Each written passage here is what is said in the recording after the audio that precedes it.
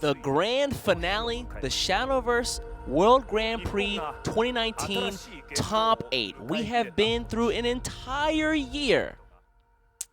And I'm going to be your host today, East. And of course, joining me today, as 2 days ago, I have as well Luis the Panda and Ignatius. Guys, it is a day. I can feel the excitement in the air. Oh, yeah. It's electrically charged. You can't see it on camera, but I'm like tapping my knee. So I just want to get into the game like, right now. I guess you kind of can, actually. I'm so hyped. If the games from 2 days ago were any indication, we are going to see some amazing Shadowverse play today. Yeah, we had the 24 best players in the world, and now we're down to 8. AstroCloud stands as the lone SBO representative. Can he go all the way? We're all standing behind one banner now, and they're all playing for that chance at the $1 million grand prize. Do not forget what's at stake here. That's a lot of money. That is a lot of money. I mean, second place isn't anything to shake a stick at either. 200,000 USD is pretty good. But, would you rather get $1 million USD? Yeah, of course.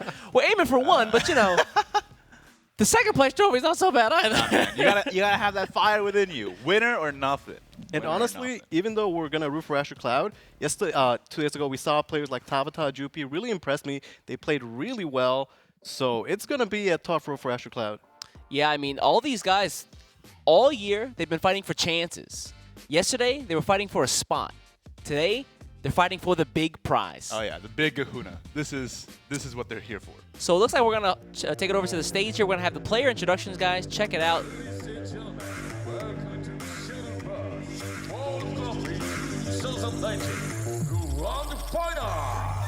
Before the show, introducing the player, part 1, Distilling Conference. So now, give it up for you, 8 Warriors! They spared no expense with the production there. Holy cow. Lord, the Shadowverse 2018 Spring Tabata!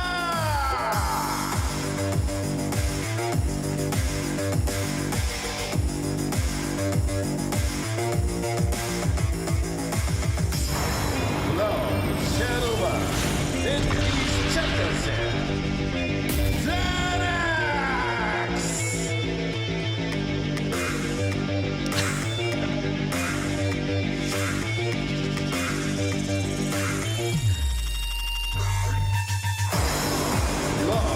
America, Canada, all that could in the cup.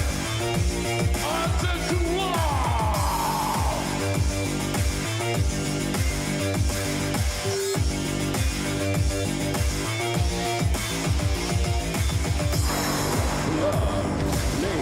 Canada, 2019, Alta, Part 2!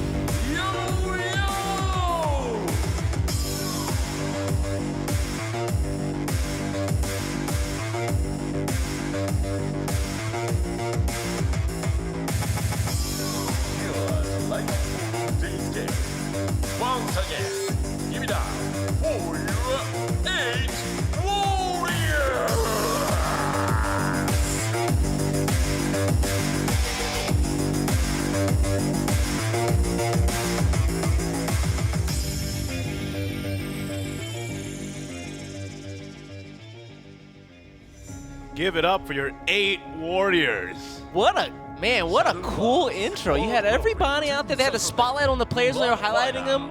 That was super cool. Yeah, that was amazing. The production is through the roof. It looks amazing. I'll be honest, like when Tabata came out, he had the face just like looking out. I kind of got chills. He's in it to win it, man. He's in it to win it. I still like Astro Cloud. There it is. We talked about it on Twitter. Check this out here. This trophy is something else to behold. Absolutely gorgeous trophy. And only one player will walk away with it, but who will it be? Of course, Azure Cloud. You're supposed to put the question to build up suspense? That was a rhetorical. So we've got the MC here, of course. With this being broadcast in multiple languages across the world, so a little bit of something for everybody out here.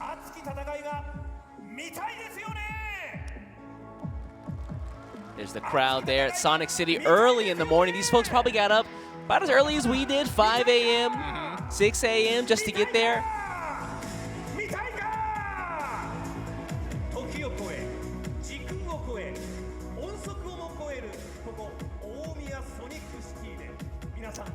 Again, they're just right above Tokyo in a place called Sonic City in Saitama.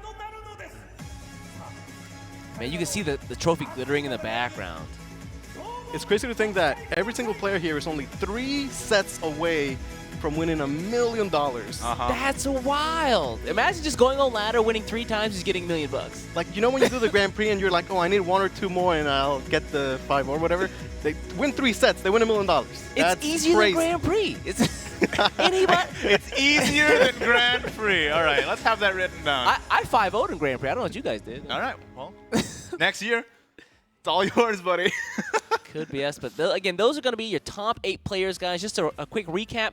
We're going to have Tabata, Yo-Yo, Pazu, Sasamumu, Zenix, Tsubaki, Azure Cloud, and finally, Jupi. Exactly. Let's get your Azure Clouds in the chat. But, while we were rooting for our SVO, this is stiff competition, especially some of these players. One of them, actually, is returning. This is their 2nd time in the World Grand Prix. That is insane. Like, imagine, what are the chances of just being able to be that consistent to the highest level over and over and over the course of 2 years? And yet, there is Zenex up on the stage. And when we saw Zenex play yesterday, he looked super clean. I believe it was in the Take-Two section, right? Again, showing the fundamentals of Shadowverse, which clearly he has. Absolutely, he does. What I also want to highlight how diverse this top 8 really is. We've got players literally from pretty much every region still represented. All over the globe, and I love that. It shows that this really is a world tournament. Who's the best across the entire world? But ultimately, we only have 1 player representing the SBO, and that's going to be our boy Astro Cloud. Although I will say, a lot of them were really, really close to getting into the top 8. We were, really close to having 3 folks in. A lot of 3-3s from the SVO regions, but Astro Cloud, all our hopes rest with you now. Do not fail. Please. Yeah, I was reading no pressure, though. No pressure. But I was reading Twitter yesterday, and a lot of the players that were really close, like Himari and Noir, they had a great mindset where they're like, hey, it was a good journey, but they could have played better. They know that they could be better players, right? And I really like seeing the mindset from them. No, it's good that, even though they're not there on the stage, they got that close. They could taste the victory, basically. And sorry, guys, let me first do a quick recap of the format for today. We're going to have a single elimination, rotation, best of 5 conquest mode. You have to win with all 3 of your decks between the players. So going to be pretty straightforward, what you've seen at the SVOs on a monthly basis. Now, on day 1, they had to kind of battle it out in a Swiss-style tournament. I think, Luis, you kind of alluded to the fact that the middle rounds were take-2 rounds, which are kind of like the wildcard rounds for a lot of folks. Yeah, I feel like a lot of players, because of the way the Shadowverse Open works or how you qualify to this tournament, a lot of them are very, very well practiced in rotation. But with the Take-Two rounds, we got to see how good they were in a different format entirely.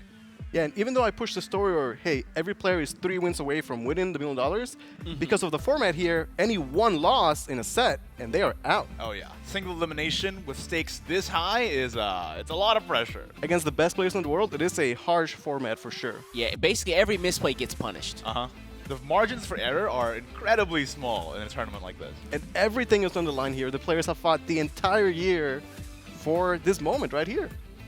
Man, It must be nerve-wracking to be up there on finals day like that. Imagine the nerves. Imagine the nerves. So we talk about Rage League every year, or excuse me, every season, and what Rage League has like 6,000 players, 8,000 players. Imagine all of the players in the world. If you take all the players playing Shadowverse, those top 8. Yep. And here's what they're going to have a chance to win, guys. Again, Igni, can you do the breakdown for the prize money here in USD for us? Yes, in USD, number 1 takes home, of course, $1 million US. Second place takes home $200,000. Third place, $36,300. Fifth place gets $4,500. And yeah. And of course, 9th to 24th gets, depending on the performance in Swiss. Yeah. So you can see the brackets here. First up, guys, we're going to have Tamata going up against Yo-Yo. Then after that, Pazu versus Sasamumu. Zenex versus Tsubaki. And to finish out that first round, our homeboy, Azure Cloud, going up against Jupi from Japan. That's got me sweating a little bit, man. Jupi's performance in the Swiss rounds was nothing to sneeze at. We saw some really galaxy brain plays out of Jupi, and as expected from the top ratings player from Japan. Yeah, I believe in the last game we saw Jupi beat Bidu to earn this spot, right? So Azure Cloud fighting for revenge, right, for SBO. Yeah, absolutely. Oh, it's going to be a rough, tough day.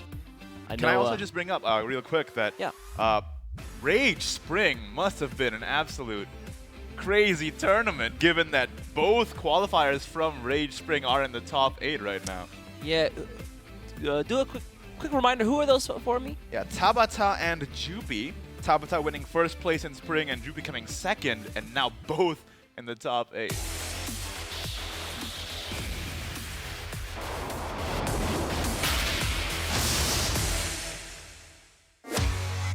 Shadowverse World Grand Prix 2019 Grand Final Quarter Final Match 1選手の入場です All right, so we're going to start with the player introductions, guys. Going to get the first round started.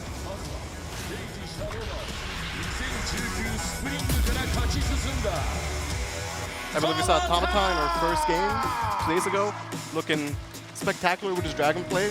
Very, very clean player. I imagine that Jupi wants to take down Tabata, given how he came second place in the qualifier. Imagine how that storyline plays out. Oh. Right, because they're on opposite sides of the bracket, so if they meet, it would have to be in the grand final.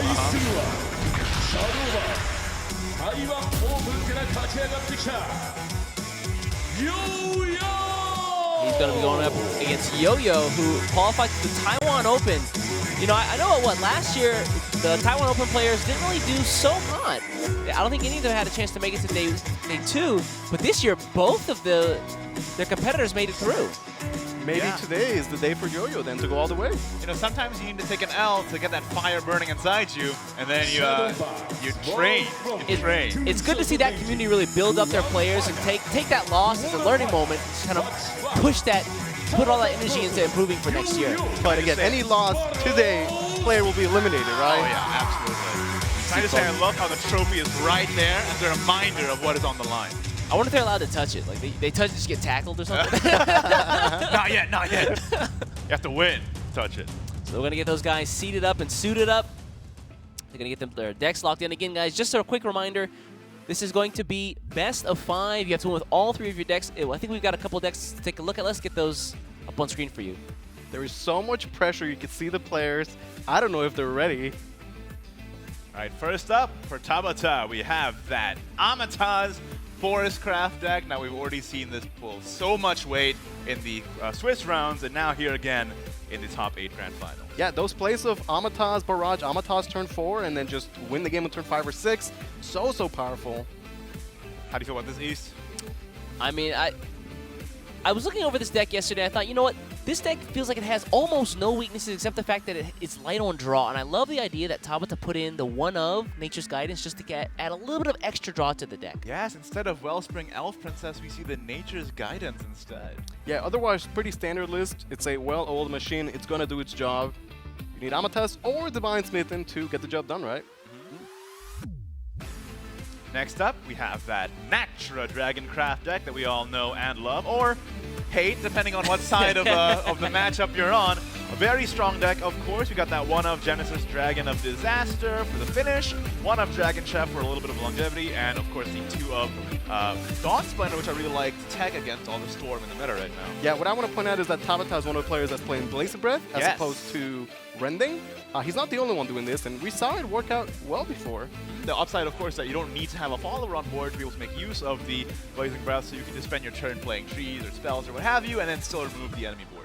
Right, most players would think that Rending is a much more powerful card, but perhaps Breath is a more consistent card, and at this level, Tabata must just value that consistency so much. One thing I think that you're not a fan of is the lack of Shiva in this deck list.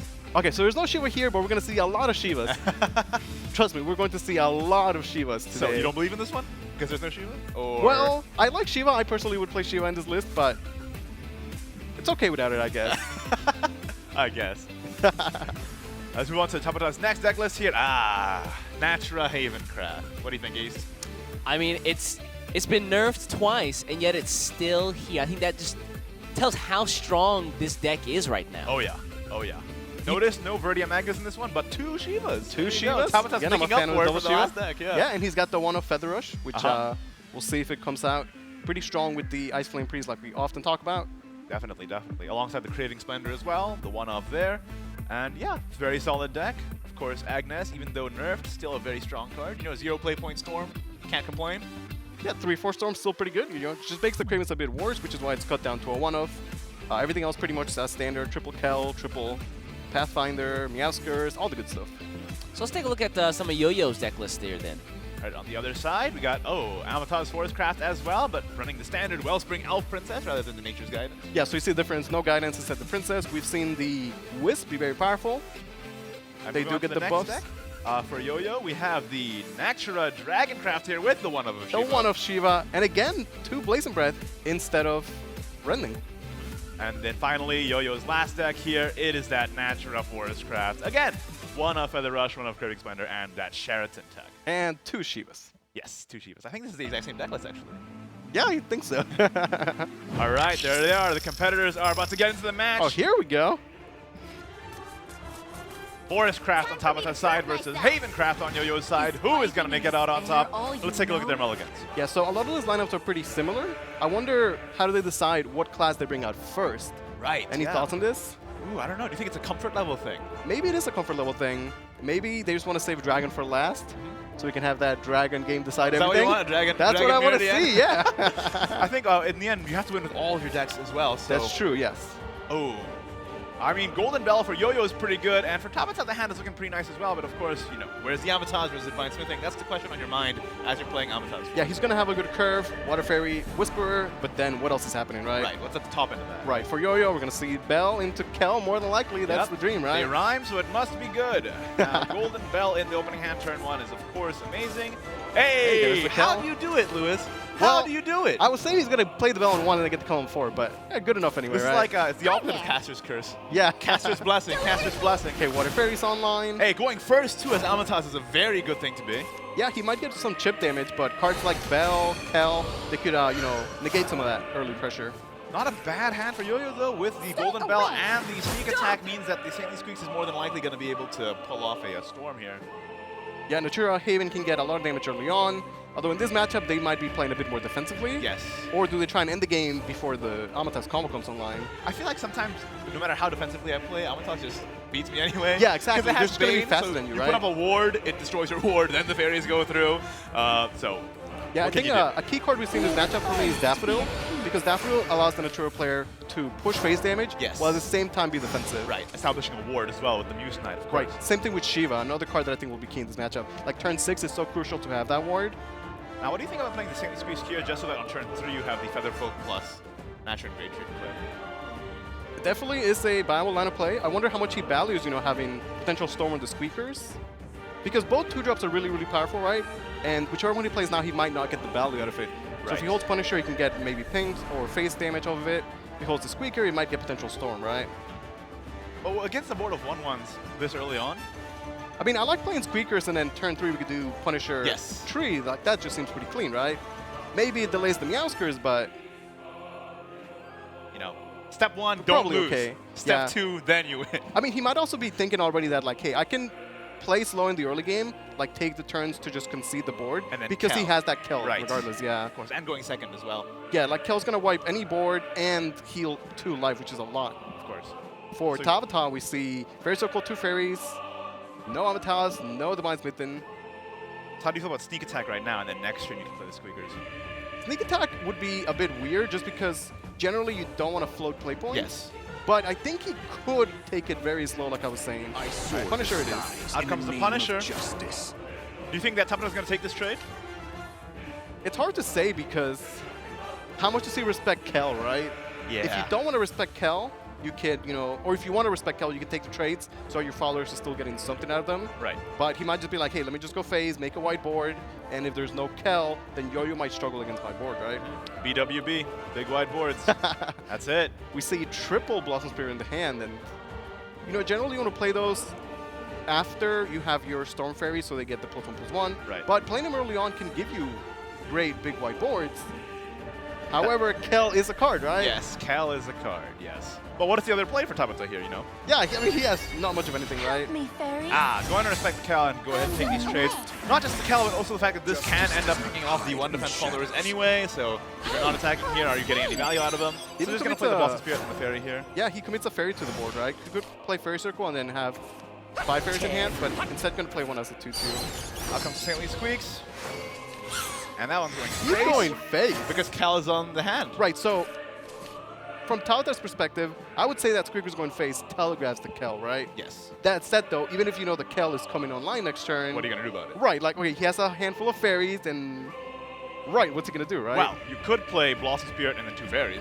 Yeah, as 3/3s, the fairies would not die to the Kel damage. And the Blossom Spirit is also at 3 defense, not being able to die to the Cal damage. However, that is a big commitment in terms of, like, his resources of fairies, because if he plays Bone Spirit and 2 fairies, then he has no fairies in hand. for Amataz or Right, Divine Smithing. and then how is he winning? But he doesn't have Amataz in hand anyway, so maybe that is the play. True. So really going to be an interesting decision from Tabata here. Is he going to commit the Blossom Spirit and 2 other fairies, or is he going to save it for the potential draw of an Amataz or Divine Smithing? Yeah, already very early in the game, we're seeing very crucial decisions have to be made. You could just commit one, play another Blossom Spirit and a fairy here, save the other 2. I kind of like that because you'd end with 3 followers at 3 health. Yes. Kel could only clear 1 of them. That seems pretty solid. Oh, not going to commit. Just going to go face. Only going to commit 1 and not play the other Blossom Spirit. And his early aggression has let him 4 damage so far, which is pretty solid. But again, Kel heals for 2 is quite a bit at this stage. But do you really want to be floating 2 play points as Tabata right now? I don't think you do, so at least use the first circle, get those fairies in the hand. Interesting. Saving the Blossom Spirits for potentially more face damage once the Amataz or the Divine Smithing come out? I think he realizes that for him to win this game, having a wide board of fairies is not going to do it. Right. He needs the Amataz, he needs the Divine Smithing, so he's playing so that when he draws those cards, he'll be able to use them effectively, right? So what do you think the reasoning is behind committing the 1 fairy there? I guess because you want to get something on the board, right? Like, it's hard because if he holds all the resources, then he has nothing, right? It's definitely, like I said, hard choices has to be made very early in the game. Right. The other alternative, I guess, was to not play that other fairy. You'd have 1 more play point to just play a second Blossom Spirit and then not get any fairies on board, but that's weird. Yeah, just be a little weird, right? That's weird, yeah. Okay, maybe we'll see Kel here. There's one of those turns where, like, Kel is fine. You'd be like, oh, you play Kel, clear the board. Seems good. Another Question thing is maybe this turn is made to draw out the Kel. Then next turn you That's go exactly big. what I'm saying. Like, if you use Kel on this board, what happens when there's a better board that Kel would answer, right? Right. If only you could run 30 Kels in your deck. If only, right? Now, Daffodil's an option as well, but I do like holding Daffodil for the enhance or a bit of, at least some of the later turns. Yes. So you have more players to work with. The double Ice Flame Priest, right now at this stage in the game, it's not doing anything. But Daffodil is going to be the play for Yo-Yo. Victory! Not a bad play. Both players really taking their time with their decisions, right? Again, so much on the line, so much money. Takes the trade, gets the play point back. Out comes the Muse Knight. That one's going face, like you were saying. Daffodil's great, gets to be defensive and proactive at the same time. There is the Amataz. However, Not 4, There's not not 6 enough fairies fairies in yeah. hand. Only 4, only 4. and the Daffodil is a follower that cannot be ignored, right? Yes. Its effect is too powerful to be left unchecked. So it puts Tabata in quite an awkward situation, honestly. Yeah, this is not a great turn for Tabata. I've only had like another Fairy Circle or a Wily Puck earlier on. This wouldn't be a problem, but Yeah, now... I really enjoy the way that Yo-Yo played this because not only did he get to save the Kel, but now he puts Tabata in such an awkward situation, right? What do you do here as Tabata? Well, he has to clear the Daffodil, one way or the other, right? But there's no... There's no way to do it without evolving the Amatas. Right, and Or you don't playing a want to Blossom Spirit and a Fairy. You don't want to play Amatas now because then its effect is wasted, essentially, right? So do you think trade the 2/2 into the 1/1 and then play a Blossom Spirit, Fairy, evolve the Fairy into Evo? the... I mean, that would clear the board, yeah. It's a And very then- defensive and non-proactive play Right. for an aggro deck going first. It also feels terrible if, like, your Amatas is not there in the fairies, and you have to commit fairies to the board anyway, right? Yeah. Looks like that is going to be the play, though. No choice. Yeah, he understands the You're done for. power of the Daffodil. He could have played another Blossom Fairy before this, but the Could've. fairy would still get destroyed anyway, so might as well hold that resource. You walked into the wrong forest, friend. Meowskers, too good. Again, Kel would be a fine play this turn, but he can still get better. And at this point, Yo-Yo, he's going to take the Kel. That's it, good The enough. real battle There you begins. go. Kind of a weak board to be Kelling on here, but you know, I mean, it is, but it's just taking the board. And right, and I'm not sure letting it go. Yo-Yo's keeping track of how many fairies Tabata has, right? True. So he knows there's only 3 fairies in hand. That means there's only 2 other cards. And I guess at this point it means that he doesn't fear things like the Amatas.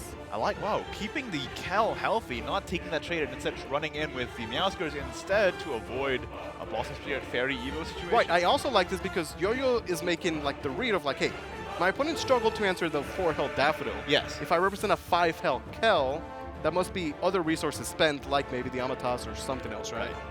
The Summon Justice is drawn into hand, but again, having to spend a Fairy to deal with a Kel.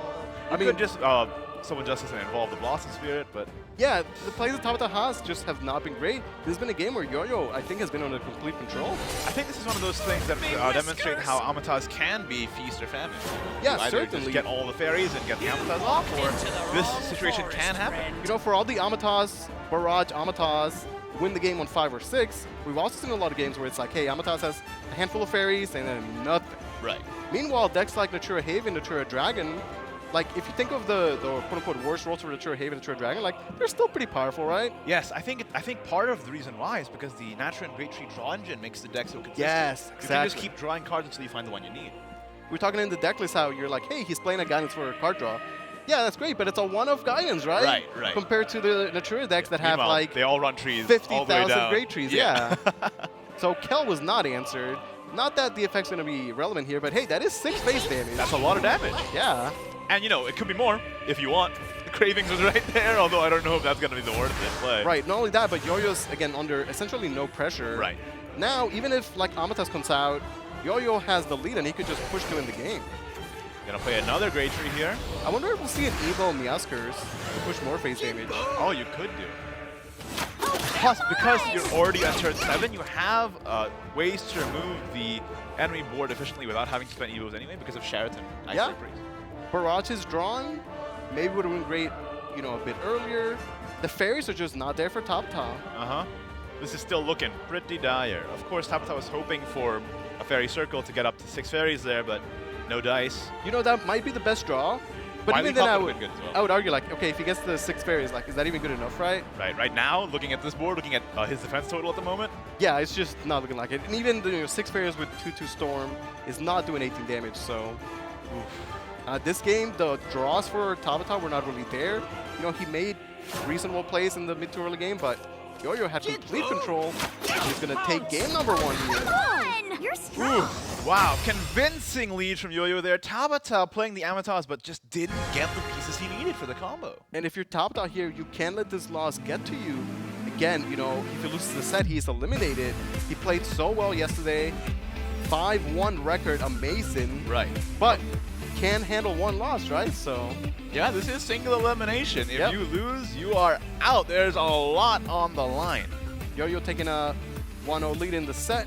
Tabata could definitely still bring it back.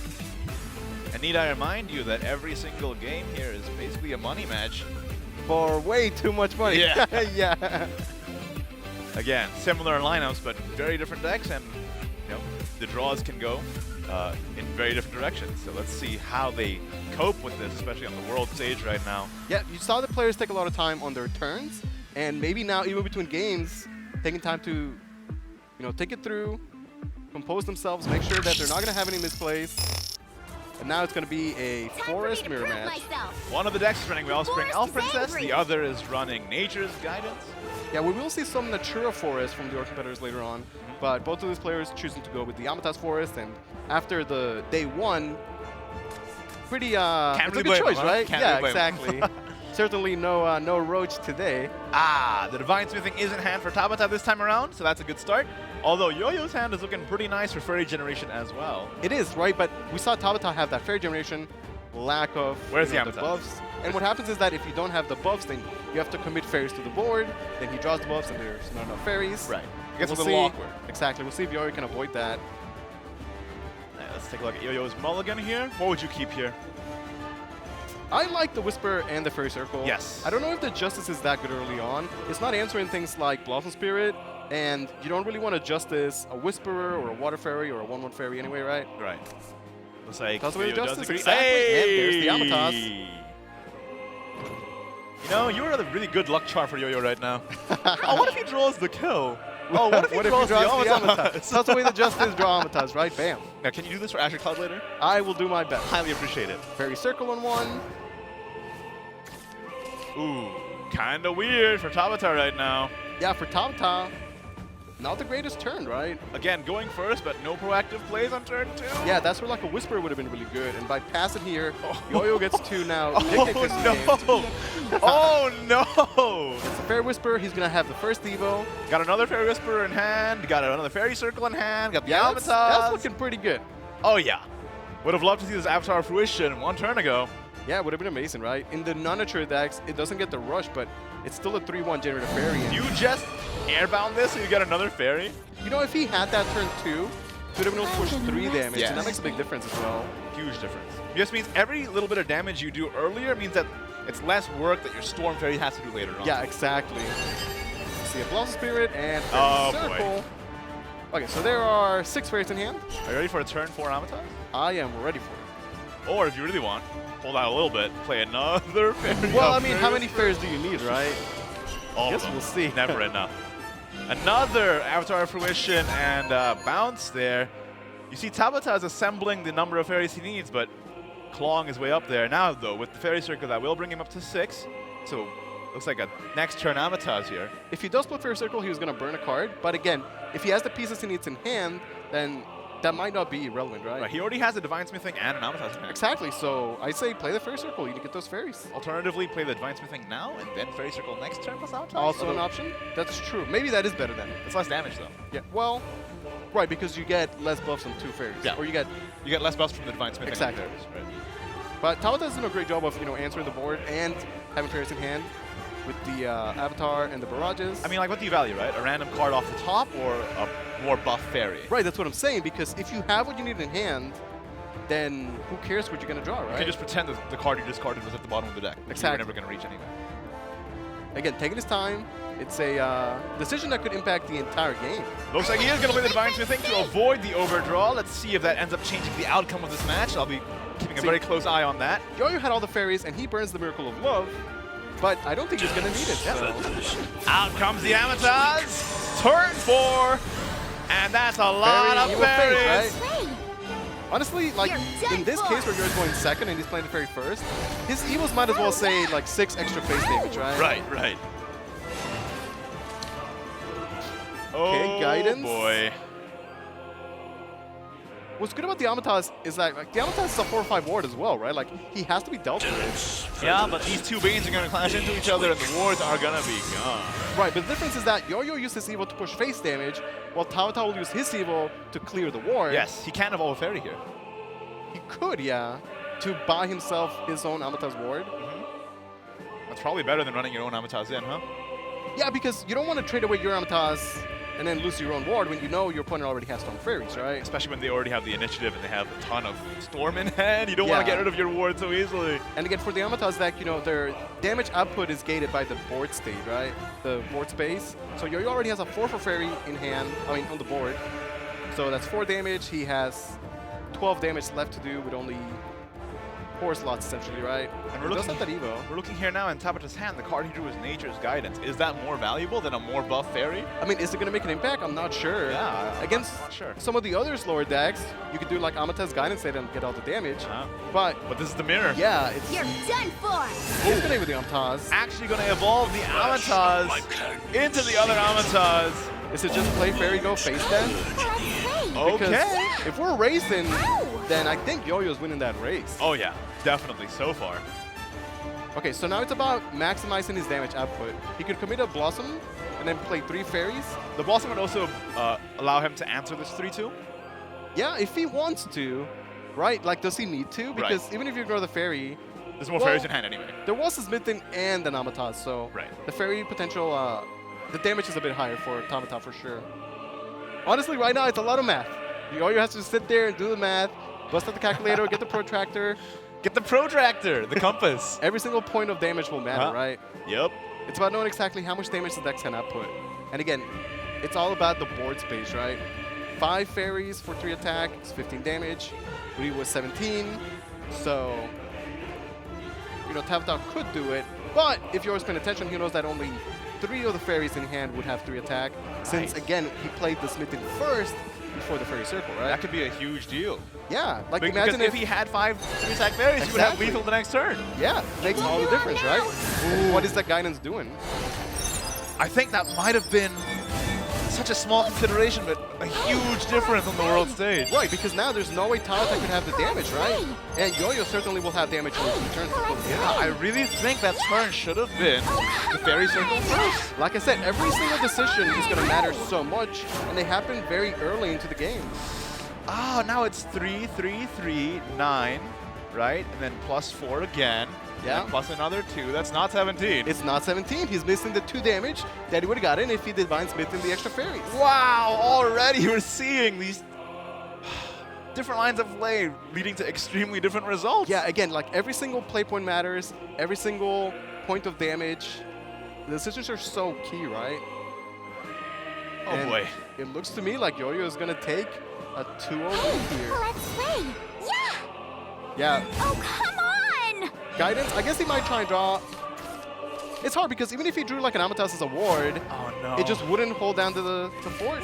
And it's over. Yo-Yo taking a 2-0 lead over Tabata right now. If Tabata just played the circle first, that would have been lethal. Again, at this level, any mistake you make will be punished. Yeah, and we were talking about that as soon as that turn happened, that maybe this is going to affect the outcome of the entire game, and lo and behold, especially in the Fortis Craft Mirror, like you said, every point of damage matters. And to be fair, like it was a really hard decision to make. Yes. It wasn't easy because who knows what card he would have gotten, but Right. I still stand, you know, if you have the cards you need to win the game in your hand, then burn that card at the Yes. top. Like I said, you could just pretend that the card you burned was going to be at the bottom of your deck anyway, and just ignore it, if you already have the pieces you need all in your hand already. Yeah, exactly. You're drawing cards to get a better hand. If your hand is already really good, Right, if It's you all have right. the pieces you need to win the game, then what else do you need, right? exactly. And just like that, you're always going to take a 2-0 lead. Puts him in a great spot Yeah. for Tabata. I don't know, man. You think looked so Tabata's kind clean of feeling yesterday. the pressure? I saw him like kind of fanning himself a little He bit. has to, you know. He was the player that, again, he plays volleyball. Maybe that helps him with the pressure. But, I mean, pressure here, so much money in the line. Right. He did win first place in the Rage Spring Grand Finals, but this is the World Grand Prix. It's a whole different ballgame. I mean, maybe it's time for you to go to the Dragon. I believe that is his main craft, and maybe find something. He needs something. 'cause He needs it's something, not looking hey, too yeah. good right now. Yeah, going down 0-2 in the first round of the day, that's not how you want to start off the day. Yeah, that first game was honestly not close at all. And the second game we could say was close because he was essentially 2 damage over lethal. Right. But Just one missed play there. I don't want to say misplay, but a missed play. yeah, it's hard to say because it's not like one plays correct or one is better. Right, It's just exactly. like, what is the value, right? And honestly, with Castivation, we can see that the correct play would have been to play the Smith and after, but Right. it's hard. It is definitely tough, especially when there's so much pressure on the line riding on you right there. Since Yo-Yo has a 2-0 lead, Yo-Yo can afford to make a mistake or two, like he can give up a game and still just close it out. For Tabata, any other loss and he's out of the tournament. Right, I mean, Yo-Yo now has 3 chances with Natura Dragoncraft, and those are odds Those are pretty good chances. if yeah. I was in issues, those are odds that I would be very happy with. I mean, 3 we Dragon chances. players will take Dragon against the world, Oh, right? yeah. I could have half a chance and win with Dragon. Exactly. That's it. And you know, we're talking about a lot of those players. They were like, and they won. They were happy to make it to Japan, happy to be at the World Championship. I hope that for players like Tabata, they're not just happy to have made top 8, but that they're hungry for the World Championship, right? Oh yeah, and that's why I like the fact that they display the trophy up there. You know, Yeah, you it's could great. have this if you just win. Just win. Just don't lose. Just to win. And even in the entrances, when you saw the players, they're doing their poses, everyone's like super serious. But you know in the back of their mind, they must be like, oh man, there's so much pressure, right? Yeah. I think when they first land in Japan, if they're from out there, they go in, they're like, I'm happy to be here. Then they get to day 2 and I'm like, I'm not happy. I gotta get first place right now. Yeah, it's crazy to think like winning would like absolutely change their entire life forever, right? But I don't know, can Tabata make a comeback? Because on day 1, we saw a lot of swift 3-0s. Will it be the same on day 2 grand finals here? Oh man.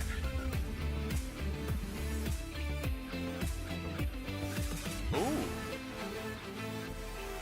I mean, that's pretty good, but you have to stay hungry, right? You have to stay. Absolutely. So we've seen the sponsor SHG over the weekend. SHG is actually quite a big sponsor in Shadowverse. So SoftBank, which is one of the larger telecom communication companies in Japan, they sponsor a baseball team called the SoftBank Hawks, SH. They're a baseball team in Fukuoka, Japan. However, the baseball team has sponsored Shadowverse players. SoftBank Hawks Gaming? Is that what this is? Is that what SHG is? Yeah, so SHG is SoftBank Hawks Gaming. So the baseball team sponsored by the company sponsored the Shadowverse team. Sponsoring the Shadowverse player who plays volleyball. Yeah. Something like that. I mean, it's pretty cool. Worlds collide. It's always nice if you have some backup, like organization to, you know, help you prepare, make things easy for you so you can just show up and play. But right now, Tabata is not showing up. Oh yeah. Oh yeah. Yeah, this is one of the situations where, and I actually took a look at some of the interviews from the players. A lot of folks actually, they say they actually look up to Tabata because he's a what they consider a professional player. He's played throughout the year. He's won competitions. And because he's part of the SoftBank Hawks gaming team, they actually play in what's called the Shadowverse Pro League in Japan, I think almost weekly or monthly. Unfortunately, his team isn't doing so well now. Yeah, I mean, he's not out of it yet. He could be a comeback king. You know, Shadowverse has a history of comeback kings in the World Grand Prix. Yeah, just give this man Dragon and a chance, and he might do it, A right? dragon and a dream. That's Yeah. how you do it. Though if he wins with Dragon, he has to go back to Amatas, because Amatas deck has failed him twice now, right? So Oh yeah, do you think he's gonna switch just because it's bad luck? I mean, honestly, I think he should. Really, to be fair, I think Amatas is a deck that can win very fast. Against Dragon, especially. Yeah, and Dragon takes a little bit of time to get Baldane, to get ramped up and going. I honestly wish he would just win with the Amatas really fast. They get that game out of the Yeah, way. just get it out of the way. He's got like the thought of those mistakes he made in the past on his brain, so you can be sure he's not going to repeat them now. Right. Imagine you switch over, you come back, you make the same mistake again, you'd kick yourself going into going out of the tournament like that. Yeah, and even though we're talking about, Tabata being down 2 games, honestly, that first game, I think he played it well for what he had. Absolutely. It just was not coming together. Right. And maybe that was less of, Tabata playing bad, but Yo-Yo had an amazing hand. He played super well, and he put Tabata in those really awkward situations. When all the players are playing this well, if your hand is not looking sharp, it's a real disadvantage for you. Right, we cut down to the top best players in the world, and I believe 4 of those have to go 0-1, right? So Yeah, I really think that in that last game, just playing the smithing early was so unfortunate. Hindsight 2020, but man. Just play the circle. Just play the circle, man. again, for the Amatas deck, their damage is gated by the board space, right? So even though he had enough damage over 2 turns, that one turn where he could have done 17 damage, if he had the extra buff, it just wasn't there. And against a fast deck like Amatas, he's not going to get that extra turn, right? Yeah. I know, of course, at that moment he couldn't have known, right? Of course. But looking back, do you think he'll consider that a mistake? Yeah, I think so. I think if he's one of those players who looks back at his games, overanalyzes every decision he makes, and that's how you get better, I hope that he looks back at that game and sees it as a learning opportunity. You know, I think he might do that when he gets home after Oh, winning yeah. or losing, but right now he needs to just stay focused. Right now, he's still in the game right now. He can't let those games face him. Just, Absolutely. Like, you know, I'm sure he's done the practice preparation. Right. Now he just has to execute his game plan, right? Yes, yes. And then just at the very beginning of that game, Yo-Yo mulliganing and getting the Amatons was just I mean, that's exactly that what I was said, right? too I'm like, powerful. toss That the was too justice. powerful. That's And he your gets the fault, Amatons. Lewis, by the way. Well, that is Yo-Yo's your doing fault. pretty good right All now. right, you so. keep that energy, all right? Asher Cloud's game is far away. Asher Cloud. Asher Cloud. Yeah, hold on to that energy until we actually get to him. Of course, he's going to be the last game of the quarterfinals, the very last game, that fourth game there. But man, already within just 2 games, you can see like it's like that Gillette triple, like excuse me, like a quadruple razor thin margin these players have for error. Oh, yeah. Right off the bat, like, we're already seeing these micro decisions affect outcomes that are huge. And it's so crazy because their journey is year long, and here, that could end in like 5 turns, right? Like, these games can go by so Yeah, quick. quite literally. With Right, like, Valentine's. you know, it's like turn 1, turn 2, turn 3, you have these very important decisions that have to be made, and the consequences are huge. Are massive. Yeah, I mean, just for that first game alone, right? When Yo-Yo saw that Tabata had trouble clearing his Daffodil, Yeah. he said, you know, let me just try and stick out Kel and see if he can do anything about that. Uh-huh. And he couldn't. And he couldn't. Right, like the first Kel, he was like, I'm going to hold it for a better situation. But once he saw Daffodil, he's like, oh, no, Kel's good to go. Like, Yeah, no problem. It's going to just win the game. And So- it's interesting to note that when they interviewed Yo-Yo, they said, you know, what's your play style, right? A lot of folks say, you know, I'm able to endure and like play even though, you know, the board space might not look good for me or the position might not be great at all. Yo-Yo said, you know what? My play style is actually built on intuition and a little bit of gambling. I mean, we're talking A about little bit take of 2. gambling. It's about the feeling, right? You have to feel the deck out. Yeah, that's it. A lot of times the experience is just, you know, you get the feel of the game, right? That's true with any game. You play it long enough, you get a feel for how the game runs. Yeah, and like I often say, it's about like you make the read, right? Yes. Like your opponent makes a play, and that will telegraph what they have in hand, right? And we saw Yo-Yo capitalize on that. Again, like we were talking about, the Daffodil and then the Kel. When once he realized that the Daffodil was so difficult to deal with, Kel came out completely unanswered. Yeah, and you can only make those reads after you have so much experience. And these players right here at the World Grand Prix, they have all the experience in the world. Oh yeah. Oh yeah. That also considering the fact that if Yo-Yo wins this game, this final game, he moves on.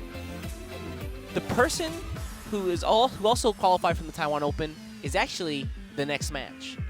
So that means that if Yo-Yo wins and Sasamumu win, that means that Yo-Yo will have a potential chance for revenge for Sasamumu. That's the player we saw on day 1 do amazing in the Day 2 section, right? Oh yeah. I- Oh, the whole tournament. Just Well, like yeah, I carved guess a so, warpath right? We made it straight here, through. so- Yeah, right. I'd like to kind of bring attention to some. I don't think a lot of people really know this, but I did a bit of research, and so the Taiwan Open is actually, I believe, 4 tournaments total.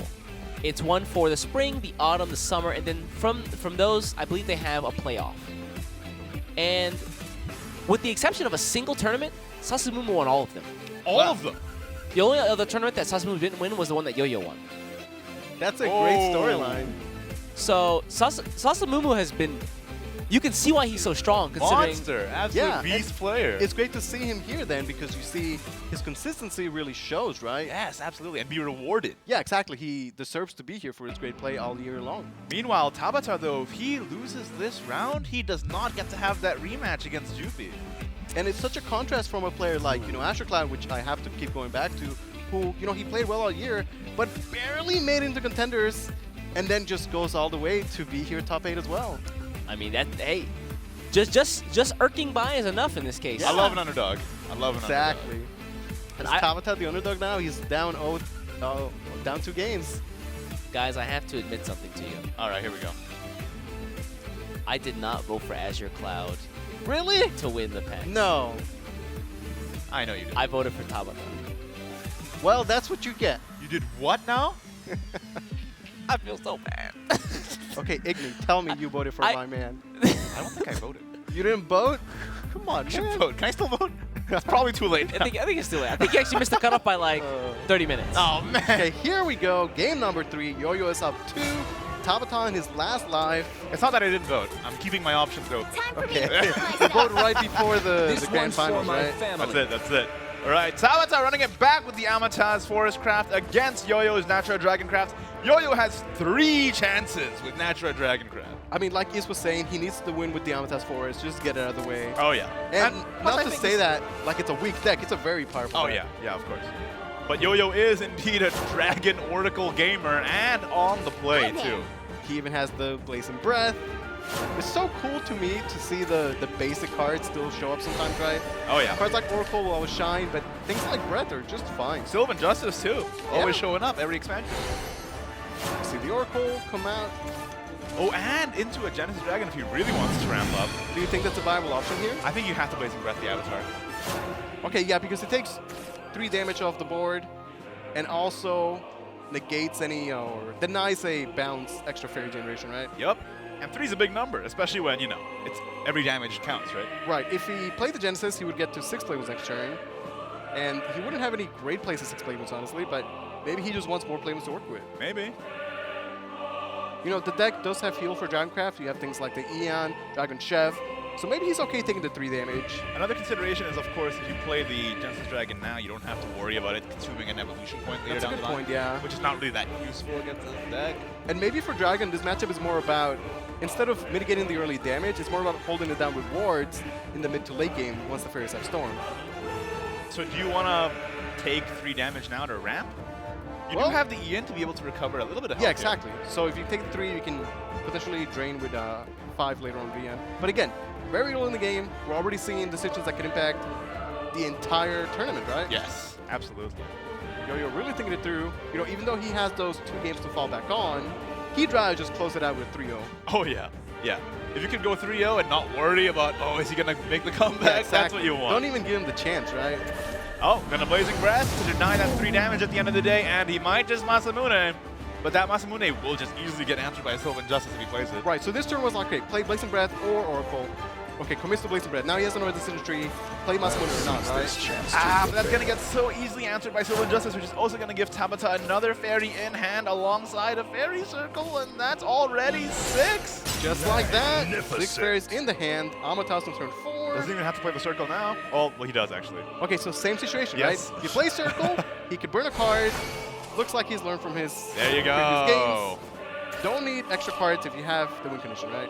Yeah, because if he drew there and then you played the circle, he would have burned a fairy, and that's not what you want. Yeah, at this point, Yo-Yo might ramp with the Genesis instead of the Oracle, just because it's more play point efficient, right? Yes, and if you're playing the Oracle, what are you doing else? Exactly. Right? So, And again, I don't think it's a matchup where the 7 damage from Genesis is relevant. and the Oracle draws. That's an excellent point. Okay, well, this is probably Amata's fairy will face, right? Again, when you get to play Amata's like this, and you're going second, those 4 evos, just 6 face damage. And Why not? we've been overlooking it, but those 2 lilies are also really, really nice for this kind of hand. Yeah, he's gonna get to a point where he could do fairy, fairy, maybe fairy, lily, right? Yes. Out comes that Amata's Fairy Blader. My blade's weak. Dance Feathers. Can I just say that I absolutely love the stage, but also love the cards being all animated. Yes. It's great. Honestly, I love the Shadowverse art style. It's so good. This is good for me because I don't have any animated cards. Oh. So it's like a whole new world for me right now. I'm sure for you, this is just like another Tuesday. Well, isn't you it? know. All right, fairy, evil phase. Let's go, right? Again, now he has... Oh! Holding it for Fairy, Fairy, Fairy Lily? Okay, for a better lead, right? It's not about maximizing your damage output. And I guess he's doing the math and says, hey, if I hold it, I'll get more damage out of the lily, right? Which will give me more damage overall. Yes. He does only have 6 fairies, which is a Right. lot, but maybe that's not enough. And given that how means much that, like, you can only evil once per turn. So even though he has 3 fairies, you know, that might slow down his evo to the phase game plan. Does that make sense? Yes. Okay, Just so... play the Viridian Magna for the rush. Well, It's kind of sad, but Rita Magna is really key later on as a ward follower. Yes. So I think you should hold it.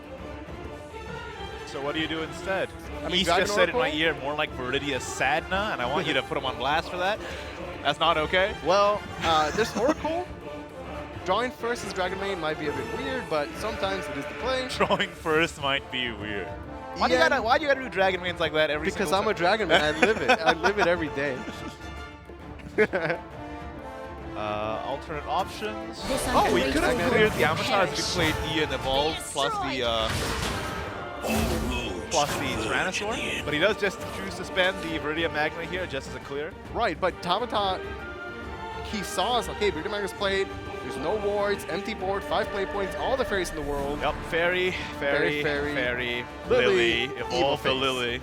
Yes, Go into evolve the Lily fairy. to get the extra stats. Yep, then go face. So he needs to do 20 damage, right? He's got a couple turns to do so because really under no pressure whatsoever.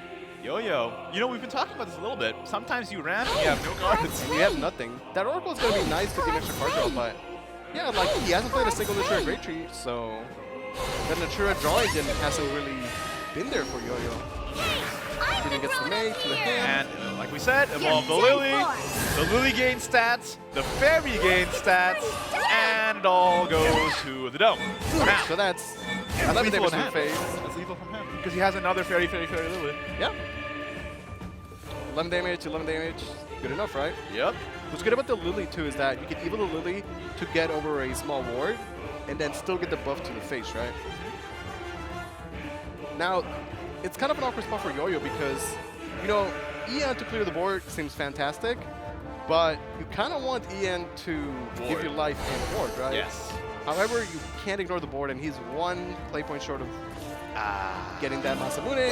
Settle down, would you? Okay, looks like it is the Ian play. Can I just say this has been a Natura Dragon Be craft gone. game where they haven't played a single tree. I mean, he's dead. Down, would you? He's just dead. It's done. Yeah. No trees played the entire game. You ever seen that? I mean, sometimes you do really ram into nothing. This is best up to clear the board, but we know Tabata has more than enough damage in the hand. And Fairy, Hey, Fairy, hey. Lily. And that's 11 damage. 11 is greater than 9. I don't know about my math, but that seems like it checks I out. think it's good enough. And just like that, Tabata finally picks up his first win, which he desperately I'm the needed. grown-up here. We'll see if he can use that momentum to climb back and make that miracle comeback. Oh, yeah. You're a Is solid this the start of the fight. comeback? Is it going to happen? Well, if there was going to be a comeback, it would start like this, right? All right. Tabata takes his first game in the series. Can he bring it on back? He's got Natura Dragon, Natura Havencraft left against Natura Dragoncraft. Maybe he'll do better now that he doesn't have to win Forest, and he can just focus on Dragon and Haven. Right. He got his first win, you know, de-stress a little bit. Okay, I'm in this now. You know? Right, for I'm not, Yo-Yo- I'm not on this. I'm not off the scoreboard anymore. Right, You know what I like mean? he's in there, right? He at Right. least got to win. He needs to ride that momentum. For Yo-Yo, he lost that game, but you know, same situation where if he wins next one, he still advances, right? Still has 2 tries, and you know, the more tries you have, the more greater your chances are to win. Right, and it's 2 tries with Dragon, which is a pretty strong deck. Pretty strong. Even though that game it looked super awkward, he had ramp and then nothing. Yes, I mean we see the 10 play points on Yo-Yo's side, and we're like, wow, this was a fast game.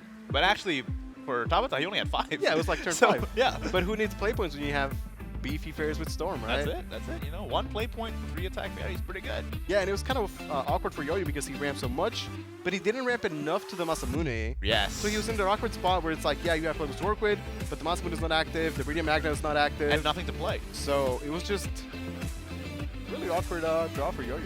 You ever miss Violet Dragon?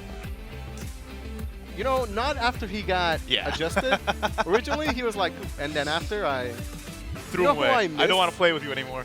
missed Galua, the 4/4. Galua? I used to like him a lot. He's a good card. Yeah, he was good. I really like the choose mechanic in general. Yeah. Yeah. But I'm excited to go back to play Ramp Dragon with the new expansion. Mammoth. Too Yes, the Mammoth good. guy. Mammoth's too good. Yep. But If only Dragon had more draw though. yeah, because if you cut the Natura engine, you'll just lose You the have draw, right? Marion, and that's it. I do like Marion though. Yeah, but that's it though. Well, right now we have Yo-Yo up 2-1 against Tabata. Everything on the line. Again, you know, every player is only 3 sets away from $1 million, which is absolutely mind-blowing to me. Oh yeah. I'd be sweating though on that stage, Oh, man. yeah. Crazy. And there we have the crowd. Got their thunder sticks. We need to get some of those thunder sticks. For the Asher Cloud chant. Yeah, for the Azure Cloud. Yeah, it's early in the morning, but crowd is Sorry, we have ready 2 and thunder excited. sticks right here. The hands we were born with. Again, the production presentation, everything is fantastic in the Grand Prix. It's always a treat to watch, right? Down there in Sonic City. Like the entire year, again, you know, players, not just from the SBO, but from all regions, they play their hearts out the entire year just for a chance to be here. And now the pressure is on, right? Kind of tapping my foot to the beat right now. Yeah, got some good songs. It's pretty good. It's pretty good. Gets you in the mood, you know? Gets you in the mood for this next Yeah. game. Do you think Tabata's going to make the comeback? Okay, I would say yes, but because East voted for him, I'm saying no. Yes! Give me a high five. That's a high five right there. Finally. Because he betrayed Asher Cloud. Brothers in arms over here. So, Asher Cloud. I can't believe you didn't vote for Azure Cloud. That's wild. That's wild. He wrote boo on a notebook and is showing it to us right now. No, I like Yo-Yo. Not it. Yo-Yo had a good start, and I believe he can close it out. And he played really well, too. Yeah, and like, you know, that game he made really hard decisions, and I think they were okay decisions, but the game just didn't work out. Right, just Combination of Tabata had an amazing hand with the early Amatas, all the fairies, and Yo-Yo had really nothing going for him. Oh, yeah. But Dragoncraft with 2 more chances is, I feel like Dragoncraft is one of those decks where the more chances you have, the higher likelihood of winning. Because you have that chance of just getting your, you know, ramp into trees into Valde, and the more chances you have at that. Yeah, I feel like, you know, the 3 decks that we have represented, Amatas, Nature Haven, Dragon, they can have those like, very explosive hands that are just like near unbeatable, right? Right. But, you know, we saw when role players have similar things. It's just a very explosive, very quick game, but those decisions, they matter so They much. definitely matter. Oh, yeah. Let's take a look at their decks while we're waiting for this next game here, just so that we can refresh ourselves on what exactly is being run on both sides by Tabata and Yeah, we Yo-Yo. saw the both players playing Blazing Breath. Actually worked out pretty okay, Yeah. but I kind of like Rending. I will miss Rending when it rotates out. Yeah. But hey, we have Flame Winged Might now at least. No, I don't really like You don't it. like it? No. Poor substitution. Like, I'll play Blazing Breath, I guess. Fair, fair. Although, you know what? If you're really spicy and find Don't that say aggro it. dragon. Oh, boy. You know, I did rebuild the Ice Dancing Dragonite, so maybe I should at least try Yeah, it. maybe you should, you know. Yeah. And I revealed Gardew. You know, our forces combined, we Well, can make that actually. can make that game work. Yeah. I like Garyu a lot. I Yeah. think, to me, he looks really, really good. Well, I like Ice Dancing Dragonite a lot. I think it's okay. He's like, I was just trying to establish this yeah, I camaraderie know. over here. I'll say, I mean, he's no Masamune. He's no... Does have Storm though. Okay. There's Tabata and Yo-Yo. They're getting ready, getting back into it. Reminder, Dragoncraft, Havencraft versus Dragoncraft. That's what they're running right now. Yeah, Tabata with a 5-1 score for day 1. Yo-Yo 4-2. Let's get into it. Dragoncraft versus Havencraft. Can He's Tabata fighting make the his comeback? own Let's take a look at their hands. Tabata is This on the one's play. for my Keep that in family. mind as we look at their mulligan. Yeah, this is potentially the final game for Tabata if he does not win it. You know, for Yo-Yo, this is a hand I like to see after that last game. I mean, okay, so for Nature Dragon, I think the dream opener is Petrodon. I mean, Pathfinder Petrodon. Yes, Pathfinder Petrodon. But if you don't have Petrodon. that, Peter. Pteranodon. Peter. Both of you don't know how to say this word. It's driving me insane. But if you don't have that, then just take Baldane. Baldane's good enough. That's Ah. like the second best thing, right? Yo-Yo is a real dragon main, as demonstrated this last game and this one. Oracle on 2, not bad. Oracle on 2, the classics. You know, you can't beat the classic. Oh, another Okay, Oracle. no Oracle. Are we going to see another ramp into nothing?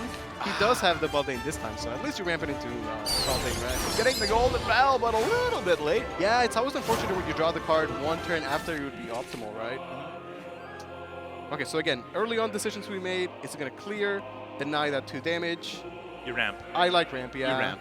It's like if you play Dragon, you're just used to like, yeah, you Oracle on 2, you give up the early board, and then you'll make the comeback later on, right? Then you see Hockey on 7. Oh, wait, no. Well, I mean, there's Ian, right?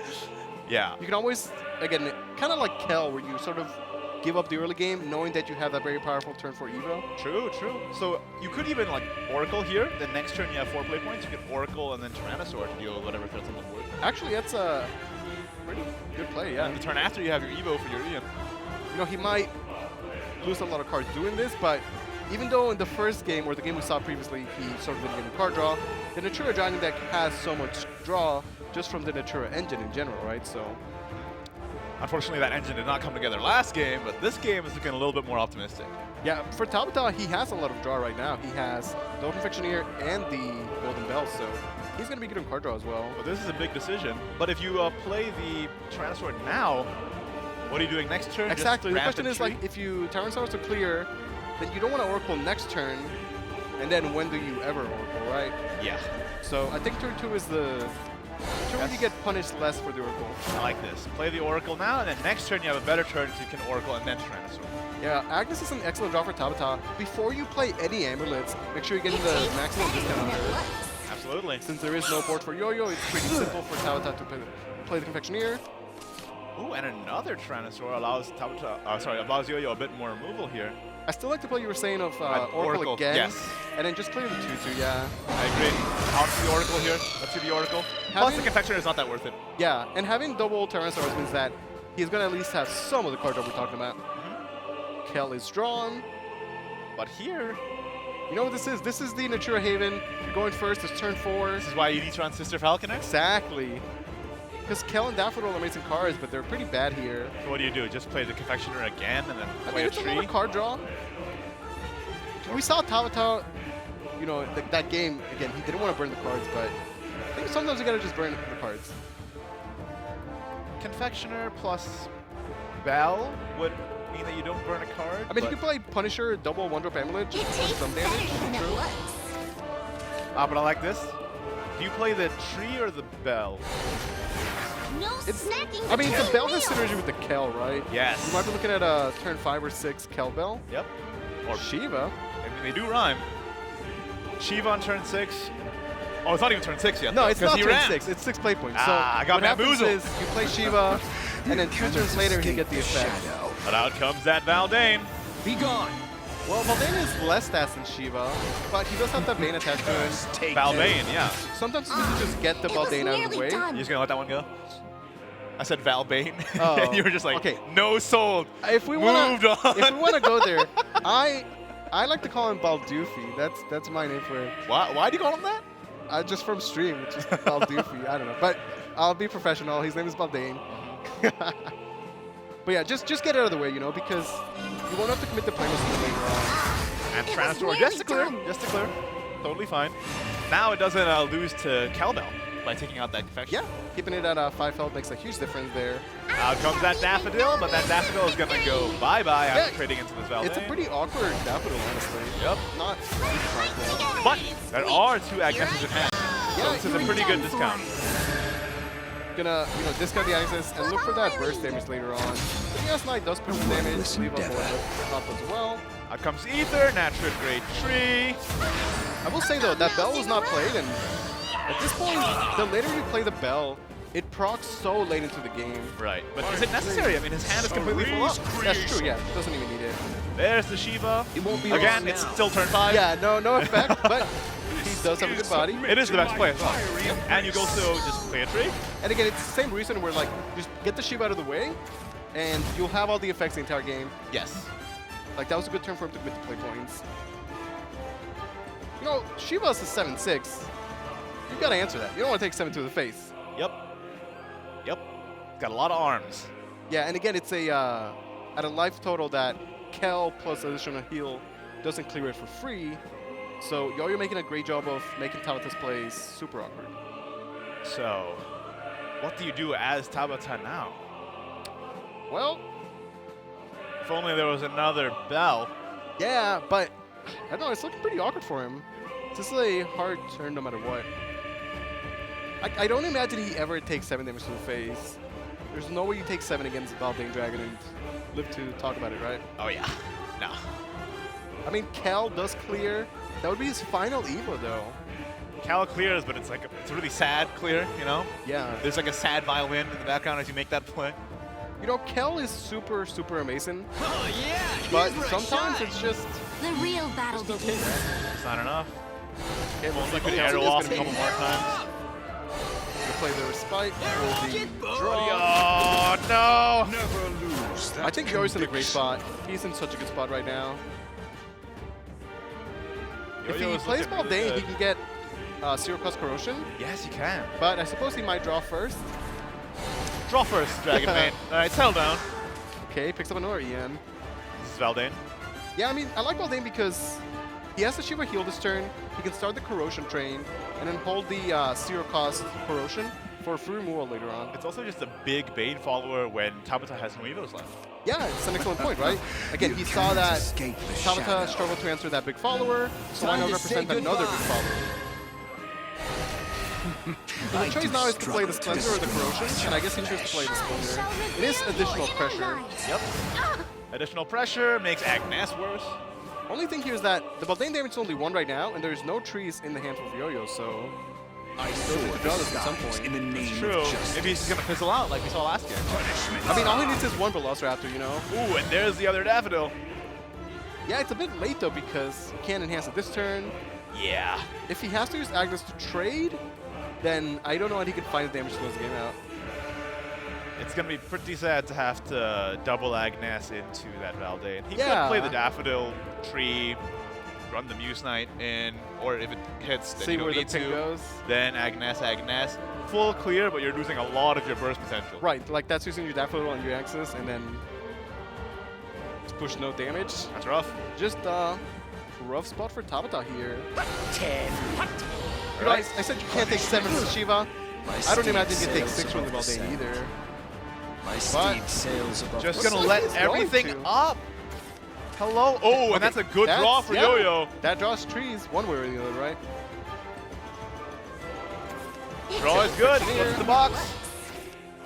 Respite is pretty good for heal and draw additional damage from the Corrosion. Tyrannosaur is great to take out that Feather Coat. He might be looking to hold Tyrannosaurus for the kill next turn.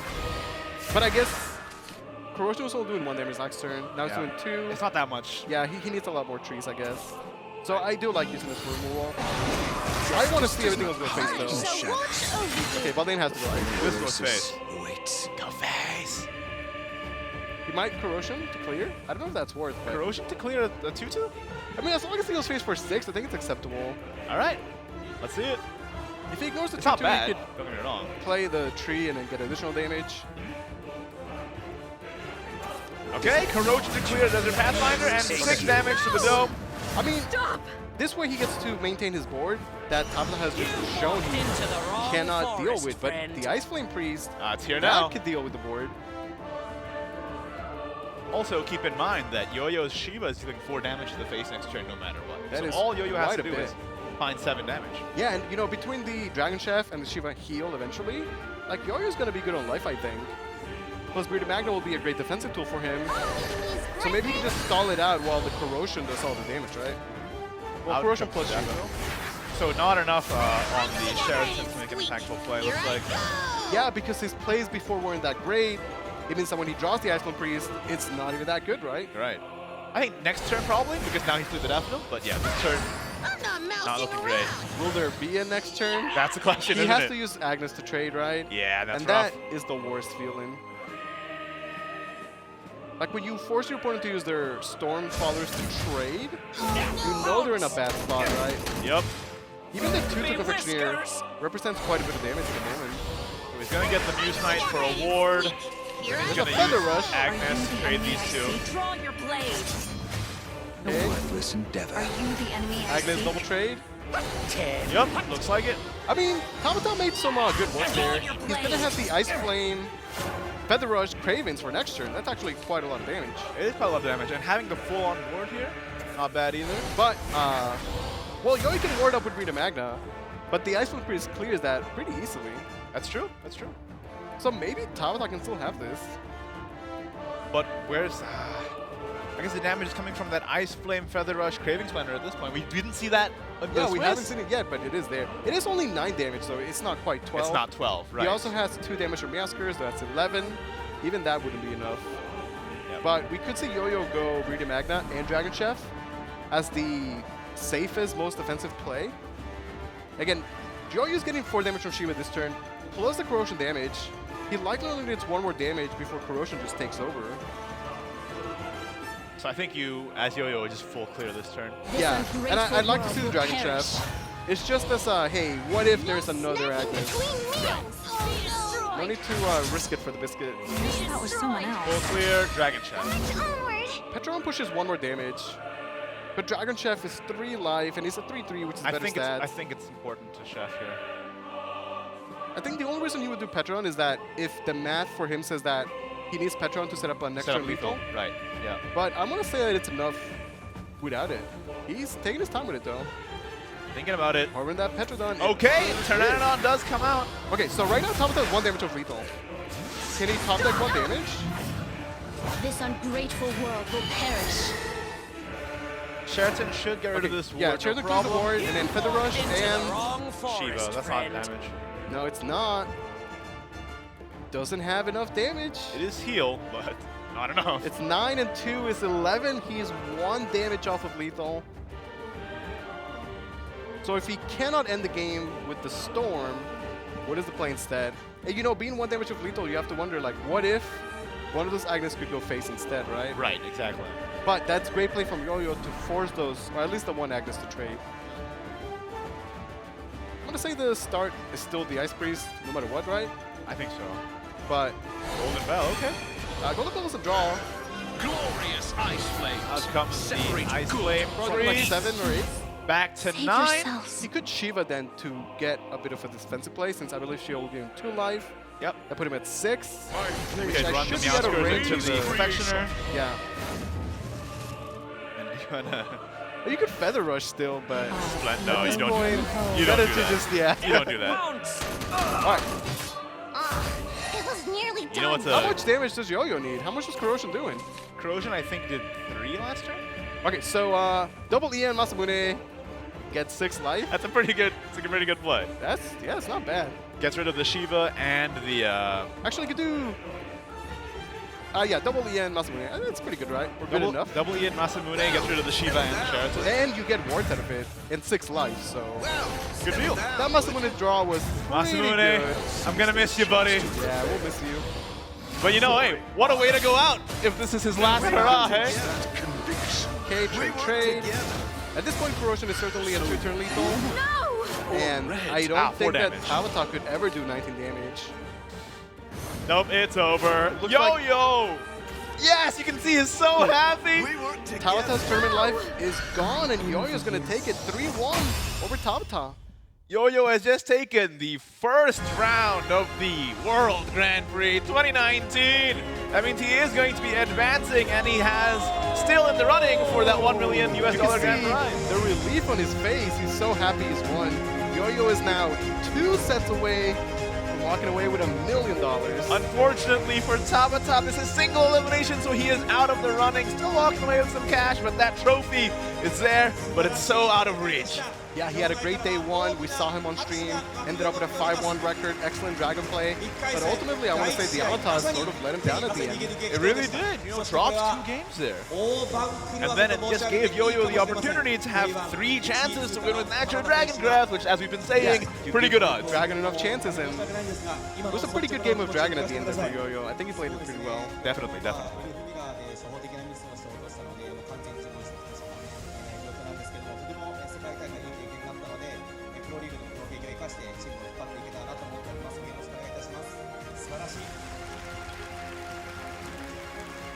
So it looks like Thomas said he missed the elf mirror there, the forest mirror, but he still had a great experience. He was happy to be here. ヨーヨー選手です。今の喜びの声を聞かせてください。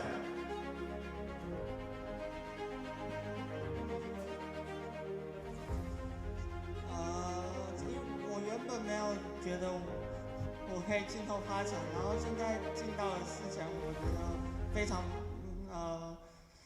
不可思议，非常开心。 Unfortunately, I don't know Chinese, so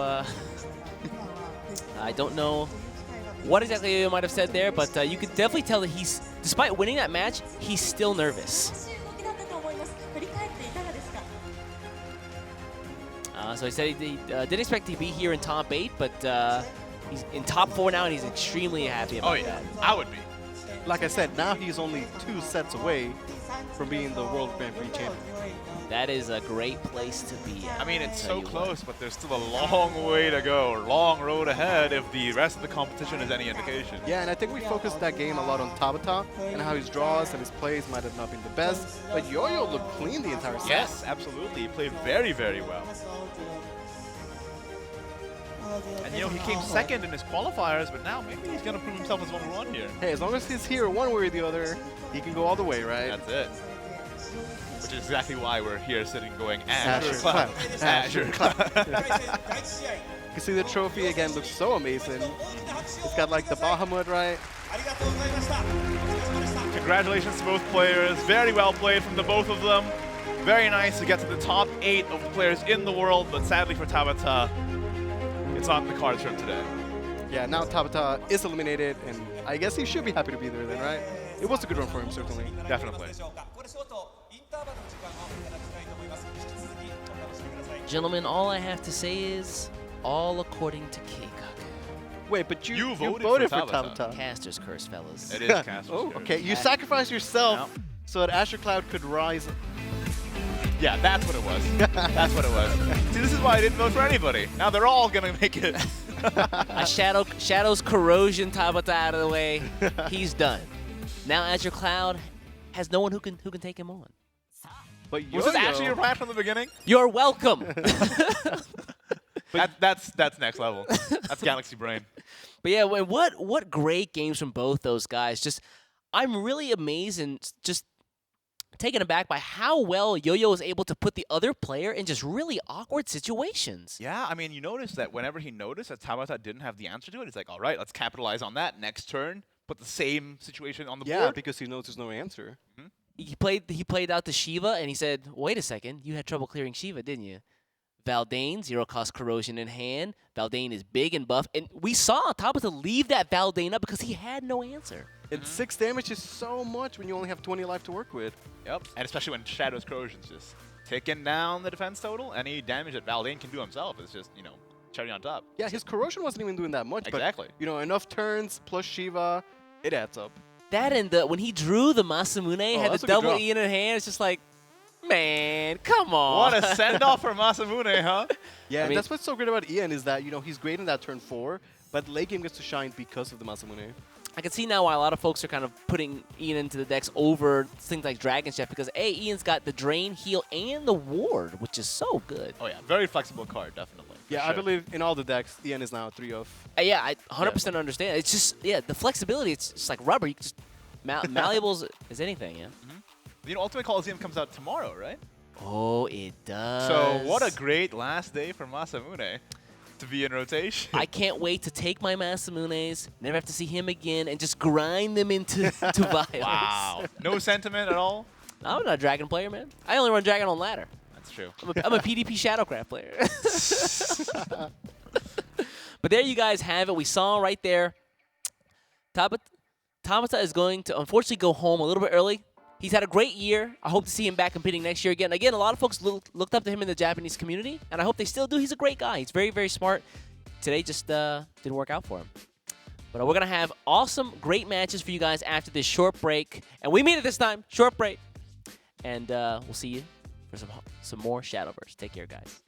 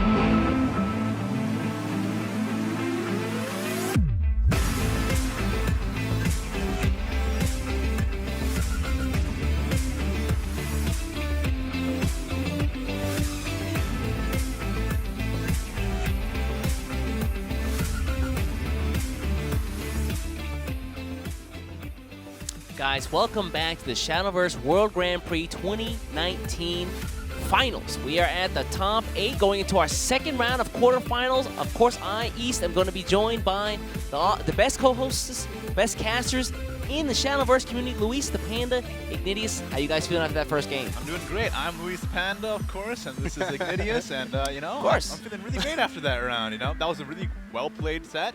Not a clean sweep, thankfully. Yeah, fine. Woo, thought we were going to get like yesterday and just get repeat, murdered with the clean sweeps all day, man. All day. But man, this next matchup though, Pazu versus Sasamumu. Yeah, so we started with 8, now we're down to 7. Who's going to be eliminated next? Will it be Sasamu? Ooh, I don't know. Sasamumu is kind of an amazing player from hearing what East talked about and how he qualified to here. Yeah, on the other hand, Pazu, I believe, is the only player with the sword, right? Yes, only one in the only whole one. field of 8 who's bringing Natura Swordcraft. Yeah, it's not Levin, sadly, but I'll settle for Natura sword. Natura's pretty good. It is, I do like it. That deck also has 2 dual blade flurries, but Yeah, because you have the Leon, Yes. and the best way to buff Leon is King's Might, right? So, let's not get ahead of ourselves. We'll take a look at the decks just in a bit. Right now, though, let's take a look at the intros.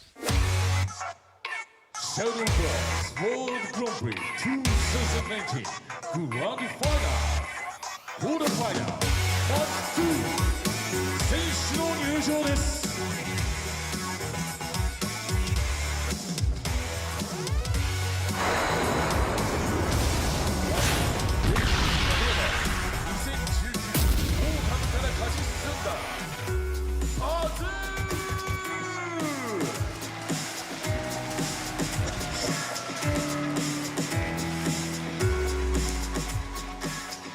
There he is, Pazu coming down for his second match. Again, we're going to have another winner of one of the Japanese leagues versus one of the winners of the Taiwan Opens. This is going to be a good one, guys.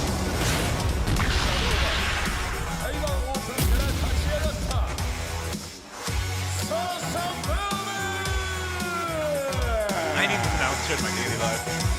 Just to say things so I walk places. Here at the convenience store. McNuggets! Ignatius! I'm just shitted by water, man. World Grand Prix 2019 Grand Final Quarterfinal Match 2 Pazu vs Sasamumu Battle Start!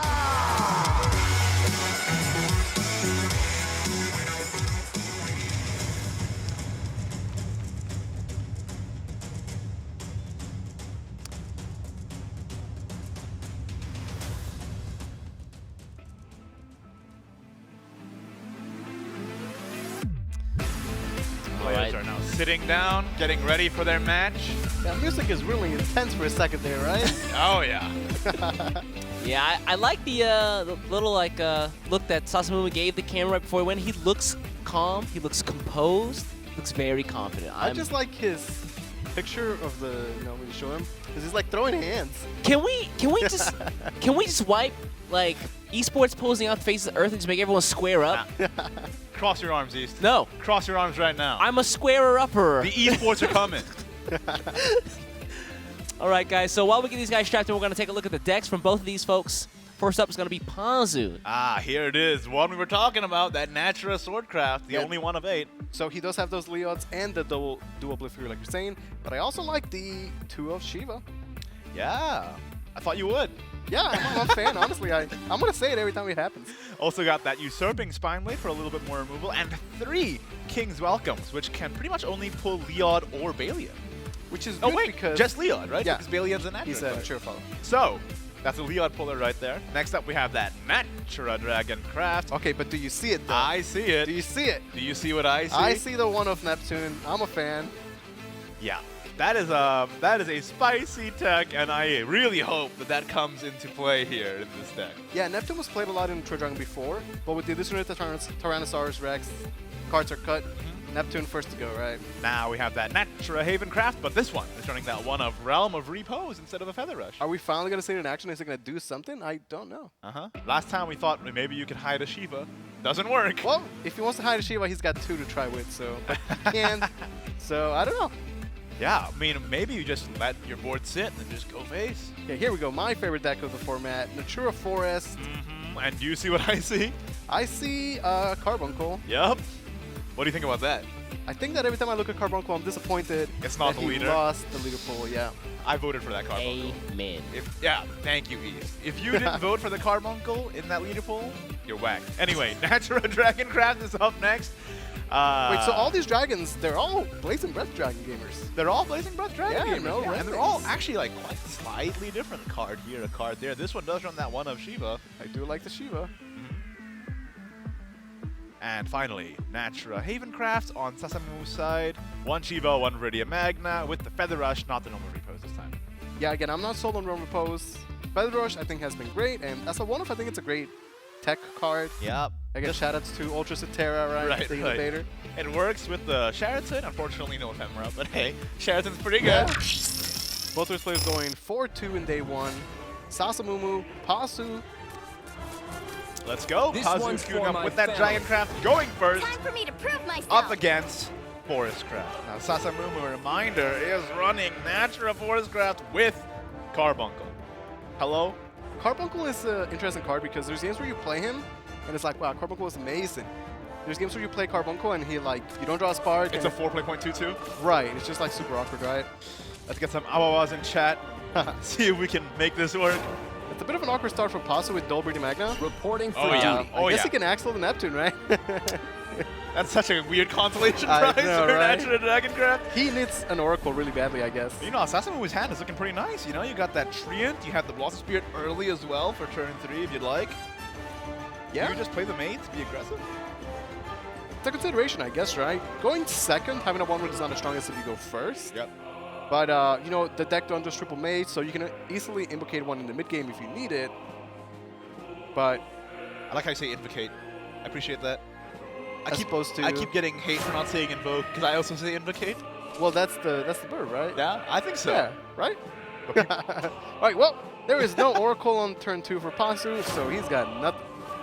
Not an Oracle gamer. This is Treant for sure. Yeah, I like the opener. You go Treant and then Blossom Yep. plus Tree on Blossom turn plus 3. Tree. Which is very, very powerful. Because he has the second Blossom, if the first one is left unchecked, he can really snowball that lead too. So do you think you have to just play Velociraptor plus Blazing Breath here? I suppose that's better than Axel and the Neptune, and, you know, with what he's working with, I think that is the play, yeah. Do you think we're going to see a full price Neptune play this game? I would like to. I think she's pretty well statted for an 8-cost follower. But Also a card I revealed, so you know, my heart Yeah. is with that card right now. I like Neptune. I truly like Neptune, yeah. Part of me is you. just, I'm biased towards Orca followers. Yes. I'm always like, please, more Orcas. Hey, that new Orca follower in Ultimate Coliseum, man. I it's do coming like out. him. But I saw him and I was like, oh, we're going to get more.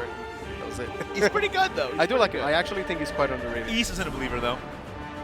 He was talking mad trash about that Orca follower yesterday. That's crazy.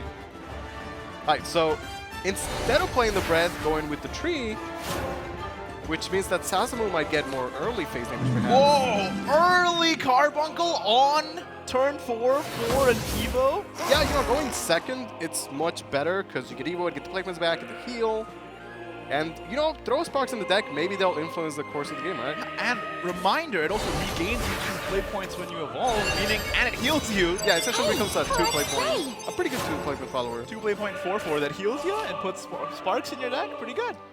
You know, the difference between Blazing Breath and Rending is here, you can't Blazing Breath the Blossom Spirit, and that makes a huge difference, Yep, right? that's a huge deal. The longer that Blossom Spirit is up, the more free values it's going to generate over and over and over again, getting those free fairies off that natural grid. Yeah, if that was the Rending, Velociraptor Rending would clear and take a lot of pressure off the board, but Pasu does have the EM to fall back on if the fairies get too wild and crazy. So because you have the E, do you even need to bother with the Blazing right now? Why Well- don't you just play Velociraptor Tree? Yeah, but also after draw seems okay. Honestly, I feel like this is a hand where Pasu really wanted some early ramp, and he got none of it. Where are the Oracles, man? Oracle, Petrodon, right? Maybe even Genesis would have been acceptable, but it is only a 1-off. So I think we got to see the draw card here. Yeah, I mean, he might have considered the Neptune, but I can't imagine that would be the play. Definitely not. Let's see what he draws. Oh! There's some ramp. How do you do it? I mean, Oh, it's a it'd be bit late, nice if you had the Pteranodon. Get to the next card. All right, so Can you like talk over my games and then just say what cards I can draw instead? Blossom Spirit, You're Evil done Face, for. no Carbuncle. I like it. It's a lot of pressure because you're gonna get 2 3/3 fairies. Also, by having 4 followers on the board plus Great Tree, you deny the EN summoning the. What is the name of it? The dragon? Adele. Adele. That is a That is big board. A lot of pressure That's from a turn 4. That's a BWB. The power of the Natura Forest, and you know Genesis would be pretty good right now, but it is not in the hand for Pasu. And I mean, Ian can't do anything. Yeah, this is where Ian is like just not too great. You could try and ramp, maybe try and find a Greedy Magna to stabilize in a couple turns, but how much damage is it going to take before he gets there? A lot. A lot of damage. Masamune. Just go face. You know, the worst part about this is that without the Masamune, he can't even clear the 3-5, right? So, That's so rough. None can but I wonder if soar in Sasamune honor. will just evil the face again. I don't hate it. I don't hate it. Yeah, you know? I mean, it'd give be Dragon okay. less time. Just give them less time. It does mean that the Carbuncle would become like worse, but I mean, And you it's- need Carbuncle if you have face damage. It is really easy for Sasamune to invoke out the Mei or to play a nice Irene because of that 0 play point Nash and Great Tree, and then he has the Ether in hand on turn 5 as well. Even gets the Avatar for potential more clear if he wants it. Yes, that is very good. Like maybe a play of Avatar to clear Mei and then just evil face. Yeah. Ooh. Okay, he's trading. Perhaps he values the Magnificent. board space a bit more right now. Perhaps. So this could be, is this Bunkel then? I guess- still value Evo Face, I think. I like evil face. That's a Confectioneer. Mei. I'm the grown-up. Mei again. He could Or evil the Irene for Irene. free. Give thanks for the And he can still harvest. evil the face. Okay, I like it. I like it. Right. No one touching the crops. Fairies going face. Yeah, he gets 8 phase damage, and his board is still amazing.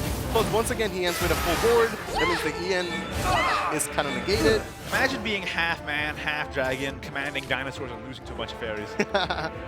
And a farmer. Yeah. Well, is there a good breeder Magna is the question. Magna can clear the 4-4 and the 5-5. And he can breath the 1-1. Or to get 9 defense. Yeah. This is natural forest crab.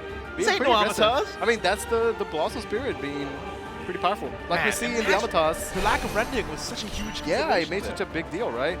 Oh, wait, hold up. Okay, Genesis Axel plus breath does not clear. The 5-5 fairy. The thing is, you have to clear the 4-4 because it attacks twice. Yep. It's actually more damage than the 5-5. It's actually an 8-4. Basically. Yeah. So he could do Genesis, Breath, and then take 5 to the face, which puts him in range of dying to an Omnis, a Shiva, things like that. Yep. But, I mean, you gotta do something. He's got to make a decision, and he's got to make one quick.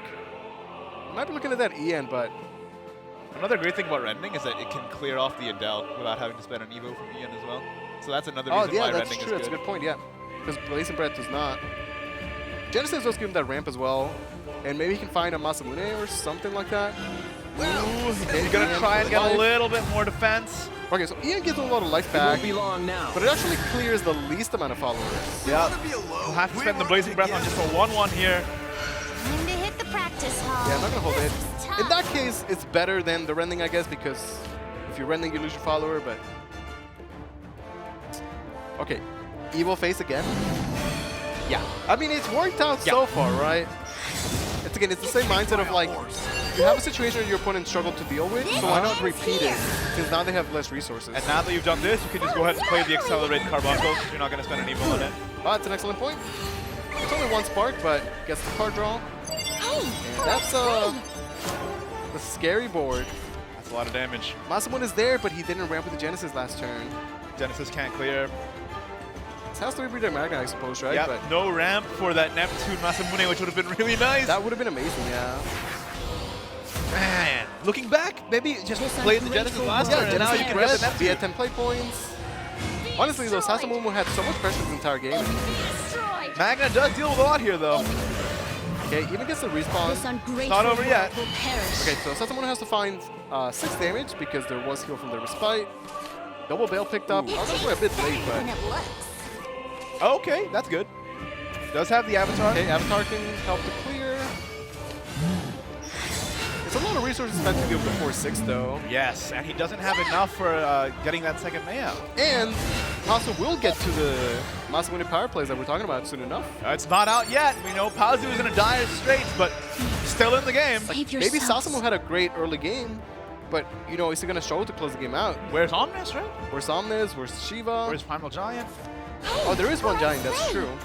He's got the fairies out. He's gonna get the Mei out, but he won't be able to play it, which would have been nice against that Viridian Magna. Yeah, at this point it's just nice to get the Mei out of the deck so you can draw other more powerful cards though. Let's see Neptune Masamune, hey? I mean, I like it. Push 4 phase damage, get a 5/5 leftover. It's pretty good. You know, he doesn't have Baldane, so if he needs to, for him to do 20 damage, he needs the Storm, right, I guess? How is Neptune double trade Traveler's Respite? Probably not as good. Okay, hold the Masamune. To be fair, a board of 1/1, maybe you don't want Masamune, but Yeah. Masamune is the strongest play he can make right now. And he's in a spot where he needs to take the lead. It's such a power play with Neptune. Exactly. Like, you need to take the lead. So. Will not do. It's reminding you of Poseidon a little bit. You know, Poseidon, We don't talk about Poseidon. no. I mean, last year he won the World Grand Prix. We'll see this year what happens. How hype would it be if Neptune won the World Grand Prix this year? Well, Asher Cloud's not playing Neptune, I don't think so. I'm gonna say no on that one. Fair. Well, maybe you should run Neptune. Making the decision to go face or trade. I like how it's both sea-based dragon cards. Yeah, as well. well, Dragon has a lot of like C cards in its always, right? I like Okay, this whole takes the trade. trade. Okay, can Sasamo find a way to deal 6 damage? Got a But whole right lot now, of weenies in hand. yeah, really behind on the board. It tastes better. Not having the Omnis here really hurts him. Ah, that helps, that helps. I mean, it's not Omnis though. It's draw. It is card draw. Like, I'd rather draw the Omnis than draw the card that might draw me Omnis, right? Yeah. We could look for a May play this turn, but There's there's Omnis. the Omnis. I mean, a bit late, but A little bit. might it still be good enough is the question. He's got 2 Meis in hand. Simple All right. face knife. Sniper, no sniping. Ah, the Mega Lurican, no. Masamune, Okay. Masamune. The grown up here. Oh! Neptune can tank that hit. Is Pazu gonna recover? Okay, what is the play now? I like Viridian Magna. Viridian Magna. Yeah, Well, because it again, doesn't it's so clear. powerful. Well, clear enough, right? This is why you want Rending, man. Rending would clear. I mean, at this point, maybe it's And time get for a ward. Pazu to start pushing face damage. Because he needs to close the game out, and the more time you give Sasamuno, the more likely he will eventually find damage somewhere, Find right? Omnis, right? Yeah. But here's the problem. He doesn't have lethal this turn, does he? No. Maximum is 14. But he could push to set up an extra lethal, right? Aether? Aether. It's not turn 10, it's just not. 10 play points. Like, without the Baldane, again, he doesn't have that Tekken clock, so I think he needs to just set up for a Genesis lethal. This Confectioner is not what you really want right now. He does have Viridian Magna plus Blazing Breath to clear a lot, though. Right, and like, he can push damage and have Genesis next turn, which seems pretty clean to me. Not too bad to push damage and full clear. Just Sasamo get had 7 in. Yeah, Sasamo had such a great start, but just couldn't find that, 4 This damage. ungrateful Then world he will needs perish. 6, now he needs 8, and now there's all the wards. Be destroyed. If Pazu wins this, it's going to be a great comeback for Dragoncraft. Yeah, the Churro 4 is looking really good at the start. Very nice. I like that trade a lot. 7 phase. Okay, so Viridian Magna doesn't get destroyed, so there is no respawn with ward. That's why I'm saying Rending Yeah, would have yeah. been so nice. Okay, Omnis is there. It is not lethal, but it is still the play. Let's see. He's got a Fairy. Can just play Fairy out. Yeah, like Fairy, Omnis. And he's got a 0 play point Veil in hand, That's too. pretty good. Send them on back. Okay. Gets the 2 Akamis, they have Rush, they get extra attack. One goes in. I mean, he has to go face, right? Like, he has to go face. Yep. There's a lot of Bane on the board, but out comes that Luxblade Veil for a little bit of ward. So, is it a trade against the Orca? I think so. Like, the ward is going to die to Bane no matter what. Right. So maybe he just needs to take value trades at this point. Yep. Trade the 6/4 Okami into the Orca. Oh no! Taking get down the both Muscle boards? Gather. No. Okay, well now if he draws another on this, That would be good enough to close the game out, right? Would be. Now, Genesis plus Orca is only 9 damage, so Paso is 2 damage off of lethal. Yep. And Ian, while being very flexible and very good, without the Masamune is honestly too slow at this point, I would say. Baldane at the bottom of the deck, can I just say? Yeah, and at this point where you don't have Evos anymore, Right. Baldane is an 8 playable commitment that does not influence the board, so Right. it's just not happening. It's a very close, very tense game. There There's he is, Baldane. a little late, as you were just saying. late. Like, it's more likely that Paso wins off of Genesis, I believe, at this point. Yep. But Sasamu could just draw another Omnis and close the game out. He didn't hold the Aether. That means that next turn he gets Aether to draw 2. And because he hasn't drawn an Omnis the entire game, the likelihood that he draws the other 2 is a lot higher now. How do you feel about Wind Blast to clear? Well, Windblast is a proactive follower, so I do like it. All right, the Viridian Magna will become a ward at the end of the turn. Yeah, he Clear does finally this. get the 4/6 ward. I think yes. I mean, Yeah. You got 4 defense. so the 4/6 ward would get cleared by Omnis. This is the thing. ungrateful world will perish. So can Sasamu draw an Omnis? No. Okay, I'd go Aether, see if he draws it, right? If not, then I guess we consider Primal Giant plays. Yep. He could Primal Giant, An Omnis. yeah, get Omnis and Okami and win the game. But that's like a... How do you feel about that? How do you feel Well- about the odds on that one? I'd like him to test the odds on drawing Omnis first. The before Ether is in does hand. it. He could Yeah. just draw 2 cards. Like Aether costs 0, draws 2. You should probably start your turn with that. Like he could risk it on the Giant after, right? Check what the draw is first. Right. All right. What's the deck? Omnis was not drawn. Alright, Giant it is, right? Instant Giant, you think? I mean, it's, it's... Is there an Irene play? I don't know, man. Like, because you do have enough low-cost followers that maybe he just whiffs and gets a terrible board. Yeah. But, How do you feel about Fairy coming from the Primal Giant? yeah, I mean, you can only get 1 fairy is the thing, so Yeah, even it if is it's a different cost, fairy, it is he wouldn't be the different cost. worst, yeah. Right. Hey, I'm the Hey! Wait. Hello! It's not a full clear, but Save yourselves. it's good because once the Giant gets destroyed, he's going to get more followers. And because the Okami died, that means he has more board space to work with. Primal Giant's such a good card. Yeah, I really like him. I love that card. I didn't think he would make the cut for the Natura Forest deck, but ultimately he's pretty good. I think Yeah. I run 2 in mine. Yeah, 2 is the standard. Right. You see most players run 2. I believe Sasamun is the one player playing 1. Hey, sometimes one's all you need, apparently. Well, if you draw it, yeah. Okay, so Masamune would be a good draw. Again, at this point, Baldane is just way, way too slow. Yup. Just too costly. Right. Masamune, and then have this Primal Giant summon another Okami. Not a fairy, Yeah. another Okami. Okay, gets a Windblast There it Dragon. is. Natural grade Card 3. draw. Yeah, Petrodon, not particularly great either. Petrodon can be good to draw cards and up the corrosion damage, but there is no corrosion. Yeah, so what corrosion damage, right? I guess he might fetch for Masamune. Ah, I wrong don't order, think Pazu wrong can order. deal with this board. He's not answering. He needs to top deck Masamune like right now. Windblast does not clear nearly enough because the Giant gives you more board when he is destroyed. yup. I think he needed Masamune. Like, it had to be strictly Masamune. Boy. You see Sasamu, he's like, yes, Fairy. go Giant, go. Oh, Irene's up! Between meals. I mean, And that's because of the gonna Blossom Spirit, the fairy combos! be more than enough damage. Sasamu was ultimately going to close it out, Not so taking a fast. 1-game You're a lead against solid Pasu. A bit of a rough mid-game, but excellent start and An excellent end. yeah. I will say though, hey, shout outs to Pazu for almost making that comeback, but at the end of the day, Sasamu just still dominated most of that game. Yeah, he did a good job stabilizing and healing out of range of 9-1 on this, but the Giant at the end was just too much pressure, right? Backbreaking, backbreaking, especially when it summons Omnis and then Okami. Yeah, usually in that matchup, if while all this is happening, you have Corrosion ticking, then the Destroyer Force doesn't have enough time to do those type of plays, right? But without the Baldane, there was no clock, and Sasamu was able to close it out. Man, what a game. What a game. Such a close game, almost a comeback. What do you think Pazu's going to queue up next against this Dragon Crash and Ape? I mean, maybe it's just cue the deck that lost, get Run it it out of the way, run it back. I mean, you have to win with all 3 decks anyway. Right, and like the way the current format is, I don't think any of these decks have like favorable matchups against each other. It's not like Natura Forest is beating Natura Haven by like 7-3 or something like that. So they're all really powerful decks, pretty strong. Just bring it back and hope to win.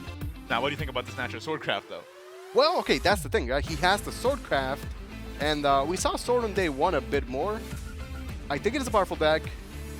It's kind of a bold choice for him to bring it in. I guess we'll see if it pays off. Ah, running it back with the Dragon Yeah, Craft. just run it back. Right.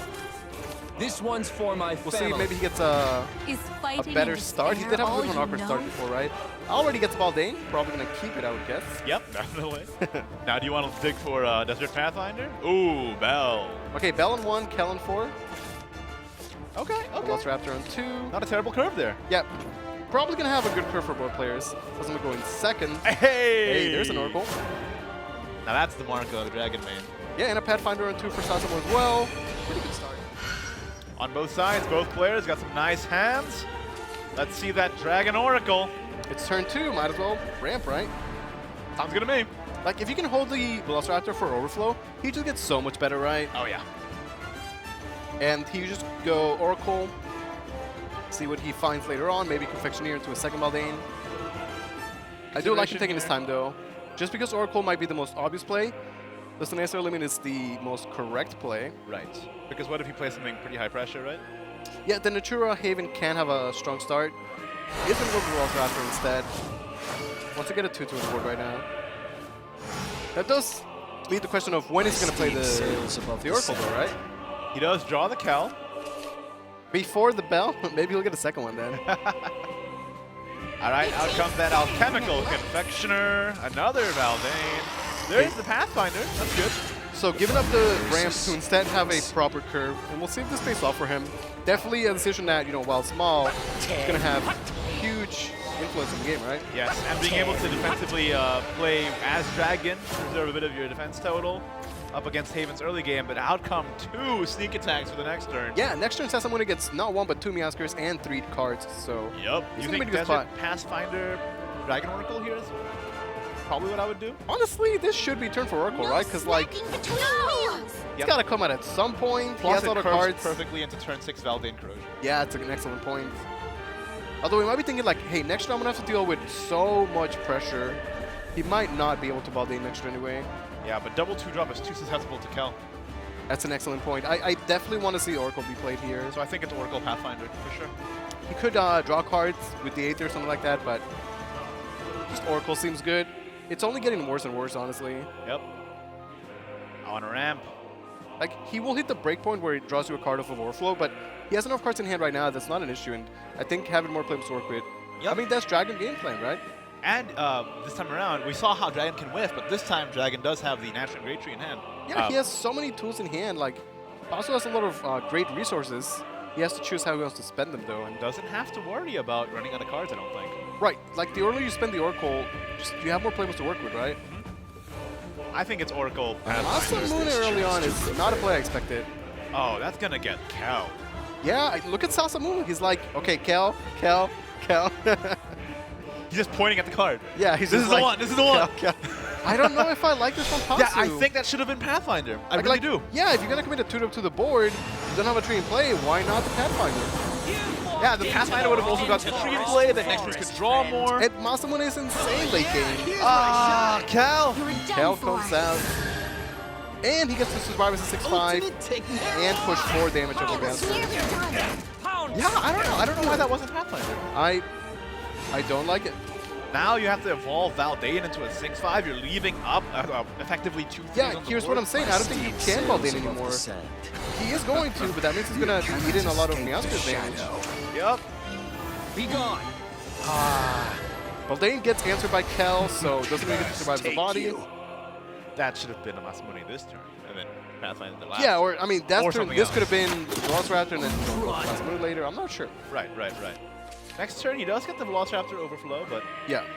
this is a lot of damage you're taking in the early game, and I don't know if you want to be in this position when you're up against the Haven Craft that's aggressing you pretty effectively right now. Yeah, Sasamune had a great early game. We'll see how he transitions into the mid game to keep up the pressure. Maybe Daffodil is the play because although you want to hold it for turn 7, it's still so much pressure right now. It is a lot of pressure right now, yeah, especially with an Ether in hand as well. It takes Out comes the seven Confectioner. red lights. Confectioneer, honestly, is slowing it down. Okay, plays his own Pathfinder. It is slowing it down, but he's also, I think, in a favorable position enough. Yeah, he's in a great spot. Pounce! Okay, Meowskers to the face. I love Meowskers. He's such a great character. It's a good card. He's a great card, yeah. His hooves are Okay, merciless. gonna use the Pathfinder for the extra Great Tree. And again, have a full board such that EN is not as effective. And we see players do this all the time, right? So EN certainly a great flexible card, but does have its drawbacks. Maybe that's why people run Blazing Breath as well. They clear up space for Ian. Yeah, because otherwise you can't play EN and then Rending, right? That's a good point. Okay, there is no EN anyway, but we do have more ramp available. A second Baldane is pretty good when you have one Corrosion, since you get to discount both of them. You also have the Velociraptor for a bit more trees. All these plays are answering like one follower. Yes. And every turn those Meowskers live, it's just so much damage. Man, Meowskers, that slingshot does a lot of work. Tell you Yeah, what. he knows the place. There is a Dragon Chef for additional heal for Pasu as well, but Sasamumu's done a great job of pressuring Pasu, honestly, in both the games. Yep. What do you do here, though, as Pazu? How do you come back from this? You just ramp? I mean, okay, so Baldane, Evo, Corrosion clears 2 followers. It's just not particularly great. Yeah, you're gonna go with Petrodon. What is he looking for, though? Okay, he's gonna get to 10 mana, or 10 play points, and then be like, no Masamune. So. the shadow. Yeah. I think I really disagree with that Masamune play to that Cal. So with this play, he gets to ramp to have maybe a better next turn. But again, he only has 1 follower, and only pushes 1 damage Corrosion. All of Lucian points are gone now, too. Greater Magna can clear both followers. Maybe we're gonna see a Meowsker Steal to the face. Okay, not gonna go with the Magna. Could have Viridian Magna cleared both followers? Maybe it wasn't doing to attack just yet. Certainly will be in the following turns. Oh yeah, definitely now. Wait, Kraken Splendor, Meowsker Steal faces how much damage? That's a lot of damage. Okay, so Meowsker is 2, That's 8, Evo right? is 8, 4, it's 10, 8. 11 damage. So he's 1 damage off of lethal? Yup. I mean, that's a lot of damage. And you have Daffodil to turn after? Would he just ignore the board and go phase with everything? Is that a correct play or is that too crazy? Well, they have Dragon Shaft. That's then true. They would like, be up to 4. Dragon does have heal available, right? I mean, he's had great control of the board so far, so maybe he wants to maintain that.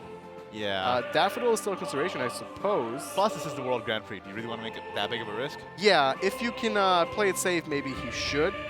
The way I look at the game, or like if you're ahead, you can play safe to maintain that lead. Yes. If you're behind, then you take risk to catch up.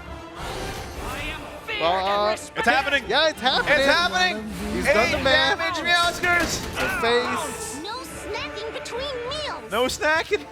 Don't snack? I mean, if that's the play, then he should go face with everything. Yeah. Yeah. I love it, Sasamumu! Gotta commit to the strategy. You know, his pose was, fists up, and you really see that here. He knows how to go face.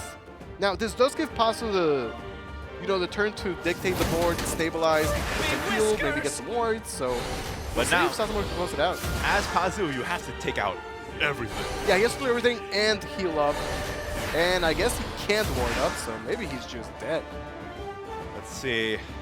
There's Blazing Breath clears the 1-2. 1-2. Baldane clears The other one. Meowskers. Dragon Chef, you're up to 4. I think he And needs to then- play Dragon Chef. No matter what happens, like, that Dragon Chef must be slammed down. Definitely. Could Blazing Breath Corrosion? Corrosion is clearing at this point, yeah. Yep. And Dragon Chef, putting him to 4 defense, which is out of range was nearly of done. Daffodil. He does not know that there is no Agnes. There's no Agnes. Like, Sasamu to make that type of play without having the Agnes to follow it up No. might ultimately be too risky. Oh no, does he not have the damage to close it after such a risky play? I mean, I'm not seeing it. Daffodil's only 3 damage, right? It's only 3 damage. So now he's in this awkward spot where he has to try and... Like now, Sasamu is facing the pressure, right? Separate good. Sheraton. No Feather Rush. Speakers does not have Storm. Like, hold on. Now Pazu can have so much damage. Wait a minute. There is a Genesis on the hand. His play was... And that's it, gonna right? be That's game it. for Pazu, yeah. He's doing the math. It should Yeah, be more than definitely. enough. That's 10 damage plus the 3 damage from Corrosion.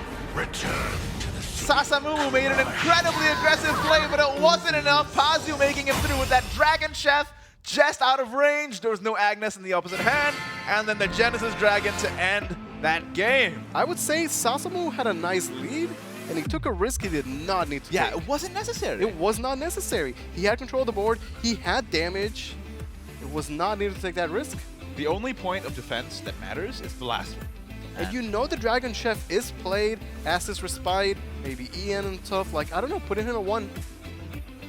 It seemed good at the time, right? You're like, oh, he's at 1 life. I'll end the game easily. But 1 is not 0. exactly. He could not close it out. So now the series is tied up. We are 1-1.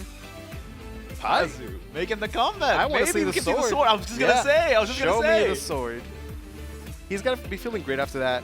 Because, again, both games, Sasamu had such a great explosive start, being very aggressive, like his posts.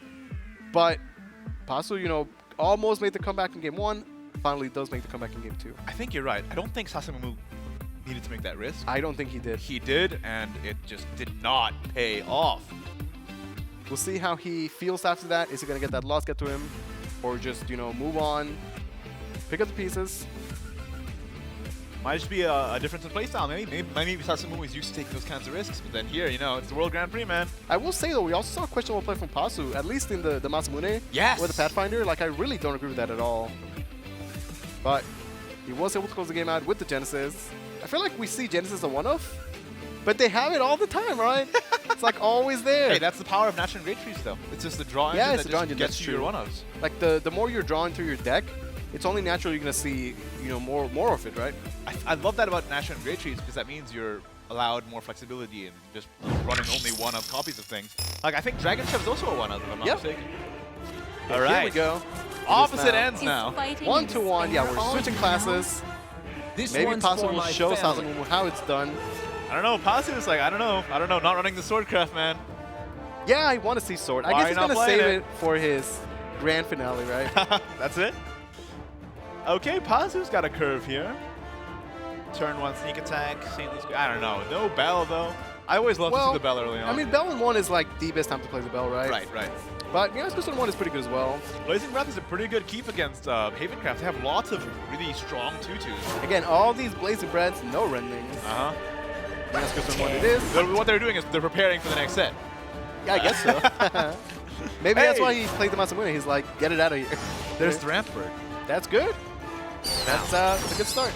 Pathfinder? He has to get Pathfinder at the top. Okay, Respite does the same job as well. I think you play the Respite. Well, he's chosen not to. Wants to fight the board.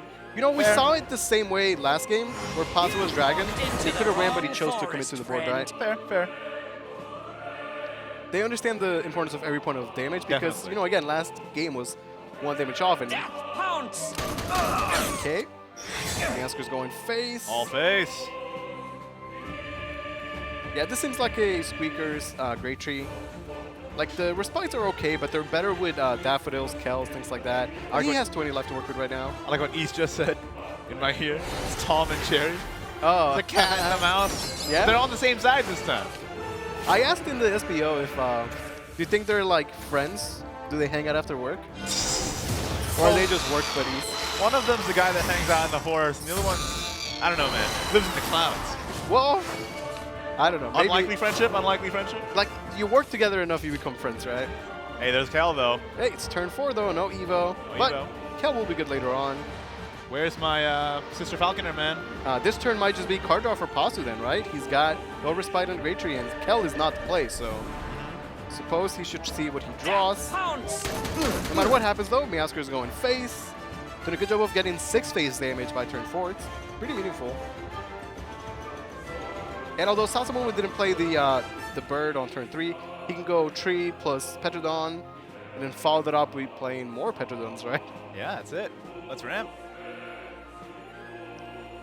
I mean, he should draw, right? If he I mean, plays what else do you do, right? Yeah, right. If he plays the Great Tree first, he might be able to play a 3-flavor card, such as the Confectioneer.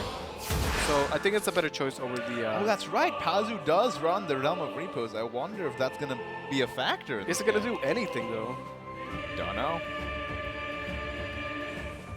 Does he play it now? No way, right? You save it for all day, So- man. Shadow's Corrosion. I'd like to just play the Respite.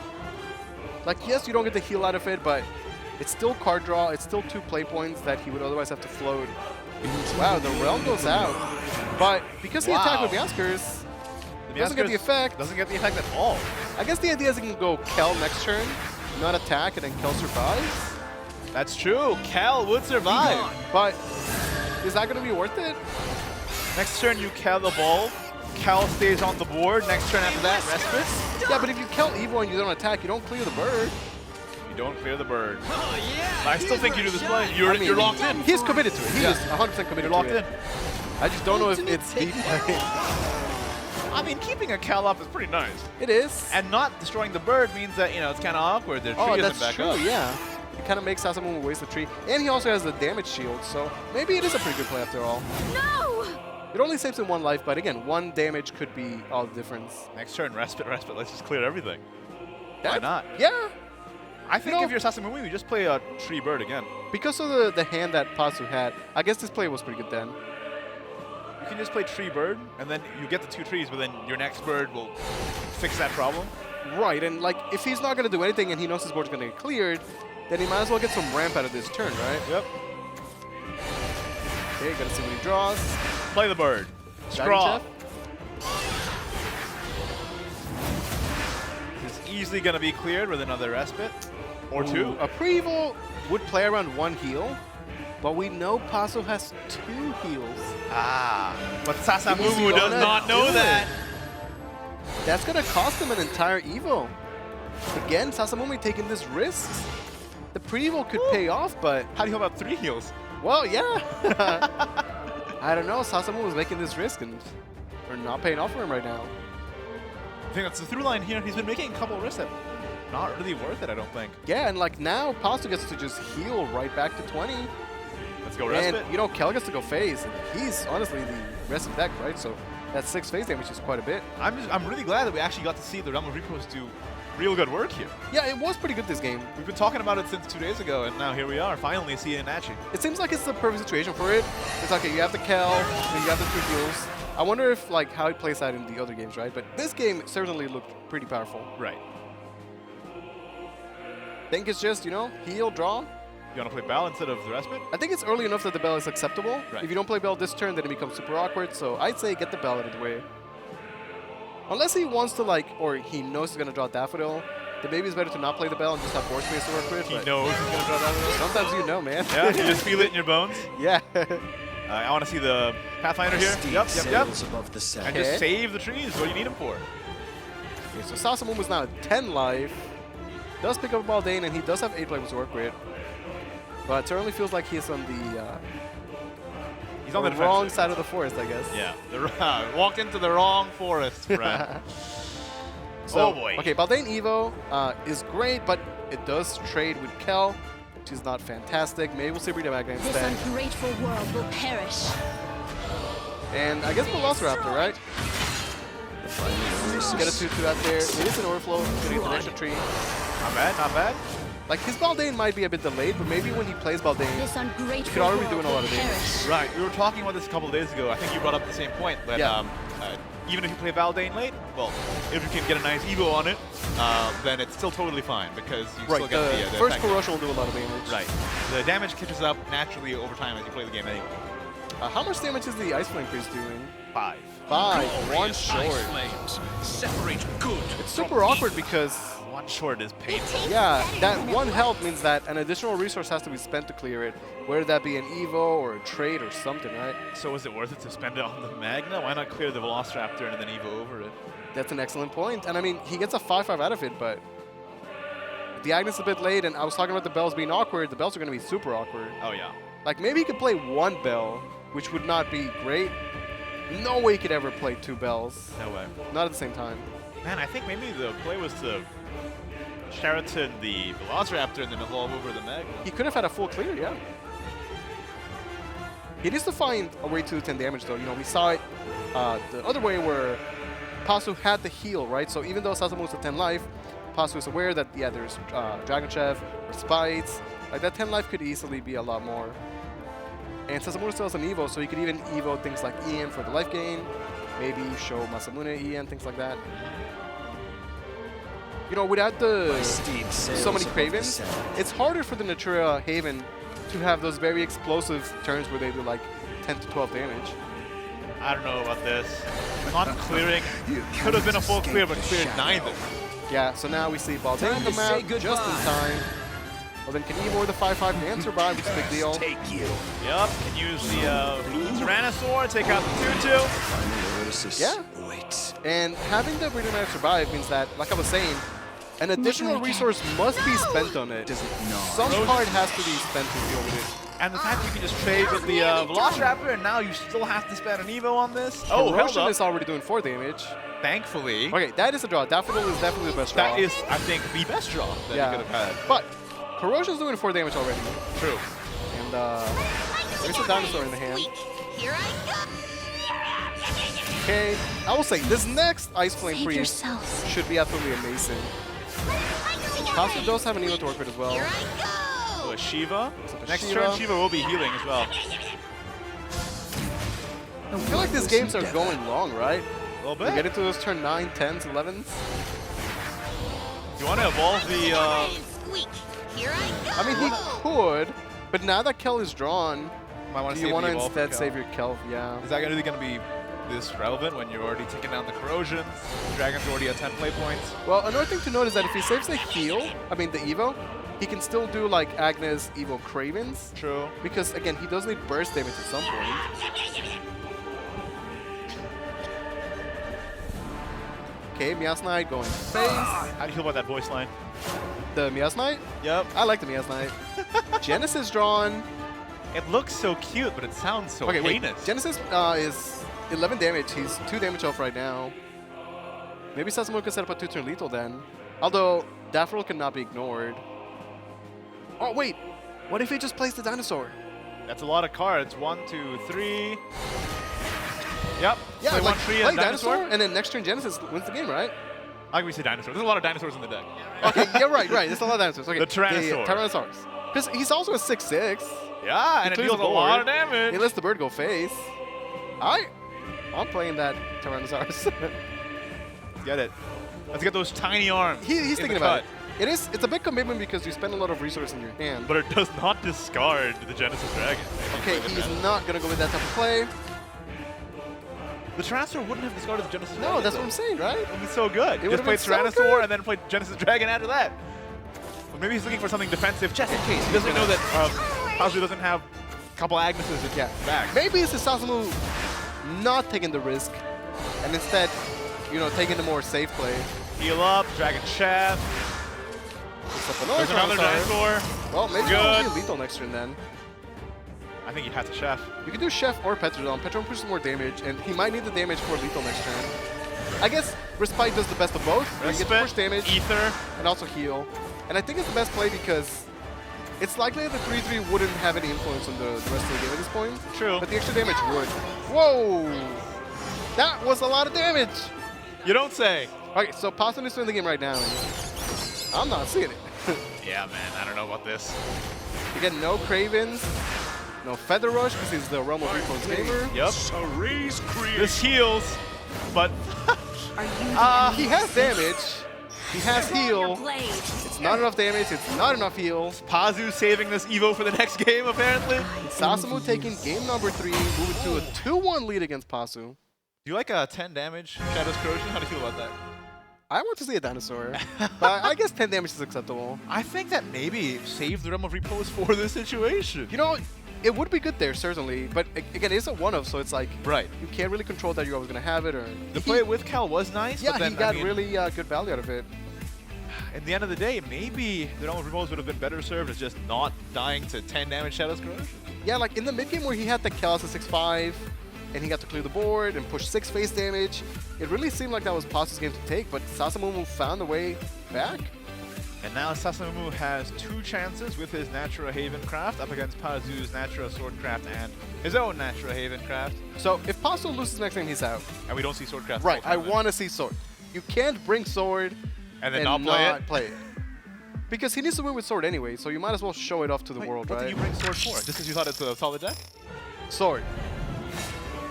All right. Sad panda. If he doesn't win this, we do not see Sword for the rest of the day, much to East's delight. I like Natura's sword. Hey, Bell in the opening hand looks pretty good for Sasami. How often have we seen this, right? How do they always get it, man? I mean, they're top 8 at the World Grand Prix. They're that good, you know? They're here. Okay, Golden Bell on 1, Miascus on 1. I feel like we've seen these before as well. I do like how Golden Bell is a reference to Beldinger Angel. Oh, it is, that. yeah. Just Bell things that draw cards. Everyone knows in Shadowverse, Bells draw cards. Okay, Pasta going second. Bell. Yeah, I think Bell is better than Miascus on 1. I think so, definitely. Yeah. The It's earlier like, you get that draw, the less you're going to be starved for just in the mid game. It's really exactly. important. And the Bell taking out the board slot is so awkward in the mid to late game. Yep. Since, you know, you're likely playing a 2-drop on turn 2 and so on, you doesn't get the chance to play for a while. Sneak attack. We see the other side of it where Pasta doesn't have it, so he plays the Miascus. In the name That will of likely net him justice. a lot of early game damage, but this is right? pretty good. Yeah. Not too shabby from either side here. Yeah, great start for both players. Ah! Infectioneer lets him curve out quite well. That's a perfect draw. It means he doesn't get as much value as the Punisher, though. But, you know, having a great curve is certainly worth a lot. You walked into the Got wrong two forest, Agnesses here with a Daffodil in hand and drawing 3 cards next turn. Yeah, Kraven's picked up for Pasu. I'd like to see him hold it for that, you know, burst eventually. I think you just play Confectioner here. And then Miascus to the face, right? Yep. That's where he's supposed to go. Like you said earlier, Always, right? he knows the place. He knows the place. What's the name of the place? Face? Yeah, there you go. It rhymes, so it I has thought to be about true. it for a second. I'm like, wait a second. Wait a It's minute. face. Is it trade? No. Can't be. Confectioneer it is. Both trading Confectioneers. Wow, really good hands for both players here, but I wonder if the Bell is going to be the one that makes the difference.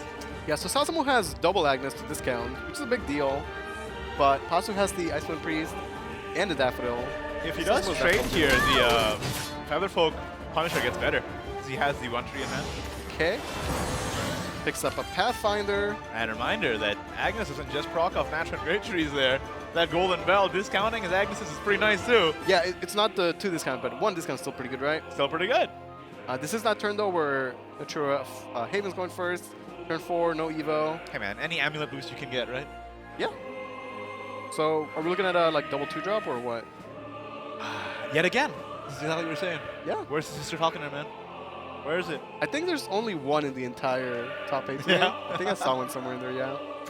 My steed sails Pathfinder above it the is, sun. and they send the Squeakers. I mean, double 2-drop is pretty good. Are you not afraid of Cal? Well, Pasu doesn't have Kel. Sasamu doesn't know that. And maybe a Kel will be drawn off the top. Not this time. Not this time. Not this time, Agnes, Luis. You not tried. not a bad draw, though. You tried to I did oracle try. it. Okay, double Agnes is pretty good. They're both expensive right now, but You want a Daffodil then? I do like Daffodil, yeah. I think Daffodil's the play. Like, I still stand by, like, yeah, Daffodil's amazing turn 7, but it's also a pretty great 4-drop. Especially when your hand is pretty full already. Yeah, like, the main thing about Daffodil in 7 is that it draws 3 cards. But if you have so many cards in hand, you know, is it really needed? I think, yeah. I think Because you're right. It's just Daffodil here, right? Yeah, and if he's not playing Daffodil, then what is he playing, right? Exactly. So You- Daffodil tree. Yeah. I think it's time to think, though. Obviously not an easy decision. Definitely, if you're going to play any game where you take your time, it's going to be the ones you play in the World Grand Prix. I mean, right? he could do Punisher, Evo over 2-2, and then go Great Tree to ping off the remaining, you know, 2-2 with the 1 then you can attack take the other trade. sneak attack. Yeah, and get the Miascus online, get another damage out of the... It's not bad. Plus, you also save Daffodil for turn 7 that way. Daffodil it is. Like, you can also save Punisher for a better Punisher anyway, right? So, Thing is, if you went with the Punisher play, then you're really playing into Kel on the opposite side. yeah, because Daffodil survives at 3 health, and that makes a huge Justice difference. waits. Miasma shows up. Death Pounce. Is going to trade, protect the ward, which in turn protects the Daffodil. And there is no Kel. And that's why preserving the ward was so important, because now it's kind of weird. Have to play the Daffodil. Right, have but to trade it to Daffodil evos into Daffodil, and that doesn't feel great. Squeak. Here I go. This is like a really close back and forth game. You were done Both players for. discounted the Agnes's. It's a weird turn. Okay, Miascus. Sneak attack. Miascus. 10. How do you pronounce sneak attack with the 3 N's? Sneak attack? Is it like sneak attack?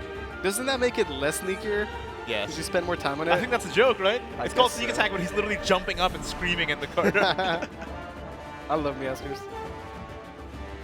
So, Okay, so I soar the free sky turn to just in do the anything, name and I of guess that's draw justice. cards and push Stoneface into the face. oh, nice. Sneak attack, Val. Yeah, it lets him curve out and push damage, and he also drew another Daffodil, so he's kind of rewarded for, you know, spending the first Daffodil. Punishment. Punishment. That damage is added up rapidly. Play the bell. I think this is a good turn to play the bell. Yeah, I agree. A few Again, turns after this is going to get real weird. 100% agree. Like, he doesn't have a Kel for him to be like, oh, let me hold the bell for Kel or anything, so Yeah. I like tossing it out. Taking his time. I love this music. It's really intense. I like the arena a lot as well. Remember, Sasamo is up 2-1, so if Sasamo wins this, he will move on, and Pasa will be eliminated from the top 8 at the World Grand Prix. Yep, it is single elimination. The stakes could not be higher. So much money on the line. And the prestige for your region, The pride of being the trophy, the comically large novelty check, Yep. which is the real prize, really. Time's running out. You know, sometimes you can take the turn or the time on this turn to think about your future turns, right? Absolutely, absolutely. You've walked into the wrong forest. Really important. friend. You don't want to be stuck in a position where you didn't think things through and then you rope out. Yeah, exactly. Okay, those Agneses are getting real cheap. But Pasu is at 20 life, so it'll be hard for Sasamo to do that much. Thinking about it, it seems like Sasamo likes to point at the screen at the cards. He's often like that card, that card. A lot of options. When you have so many cards and all playable, you get so many options. Yeah. I don't know. Do you think Ether? Late game Ether is pretty nice, but Yeah. turn 10 is so far away. I do like playing Ether now. Now both of his Agneses are at 0 God. Okay, then yeah, why not just play double Agnes? sails above the sand. Because in cases like this, Agnes pushes damage, but it's also an amazing tempo play, of the as dunes. 2, 3, 4 Swords are bodies merciless. might survive a turn, right? Hide in the shadows. Out comes that. Oh, Are you double the Agnes. I like it, yeah. Oh, it's filthy. Could even just play the Traveler's Respite to make full use of your play points. That is an excellent turn for Sasamuno. Yeah. Is there a Into the Kel? wrong There forest, is friend. no Kel. Where is he? He's at the bottom. Not here. He was tired from the first. All of a sudden, Pasu has no way to clear the board. The Agnes are too expensive. The Daffodil is a consideration, I guess. Daffodil and then draw. Yeah, you Daffodil, run But that what would he into draw the- for? I think there's no choice. You have to play the Daffodil this turn. Right, but what is the draw? Like, what card saves him here? Is there one? I don't think there is. Double traded to the Pathfinder? Here I I mean, the Confectioneer is definitely not the card to save him. Pounce. Okay. The final oasis. Has to you, yeah, real 100%. battle A begins. little bit of an awkward Evo, though. Take one Agnes off the board. Gaining a play point, but not doing anything was with it. someone Okay, else. sneak attack comes out, So Sasamo has 5 damage on the board. Not quite lethal, and he's got Sheratons in hand. There's Cal. but he's in a good spot. He's in a really good spot. This is a Sheraton, right? He's discounted the Agneses so much, the Sheratons must be doing a lot as well. Right, and again, it's back to my opponent struggled to deal with the board, so let me represent another board, see if he can, deal with it, right? And this is because- a 2 play point Sheraton right now. He doesn't have storms, so his follow steps will stick on the board anyway. I like the Ice Blade Priest. Could also just play the other tree, the 0 cost one, but hey, doesn't need it.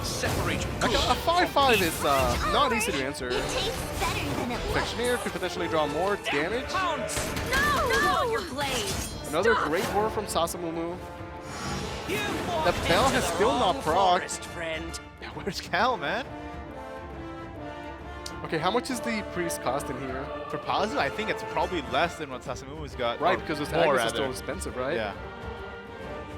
Because He the could Agnes just- is still 2 play He has to points. clear everything. He does have his own Agnes to work with, though. Oh, it's actually exactly the same. 5.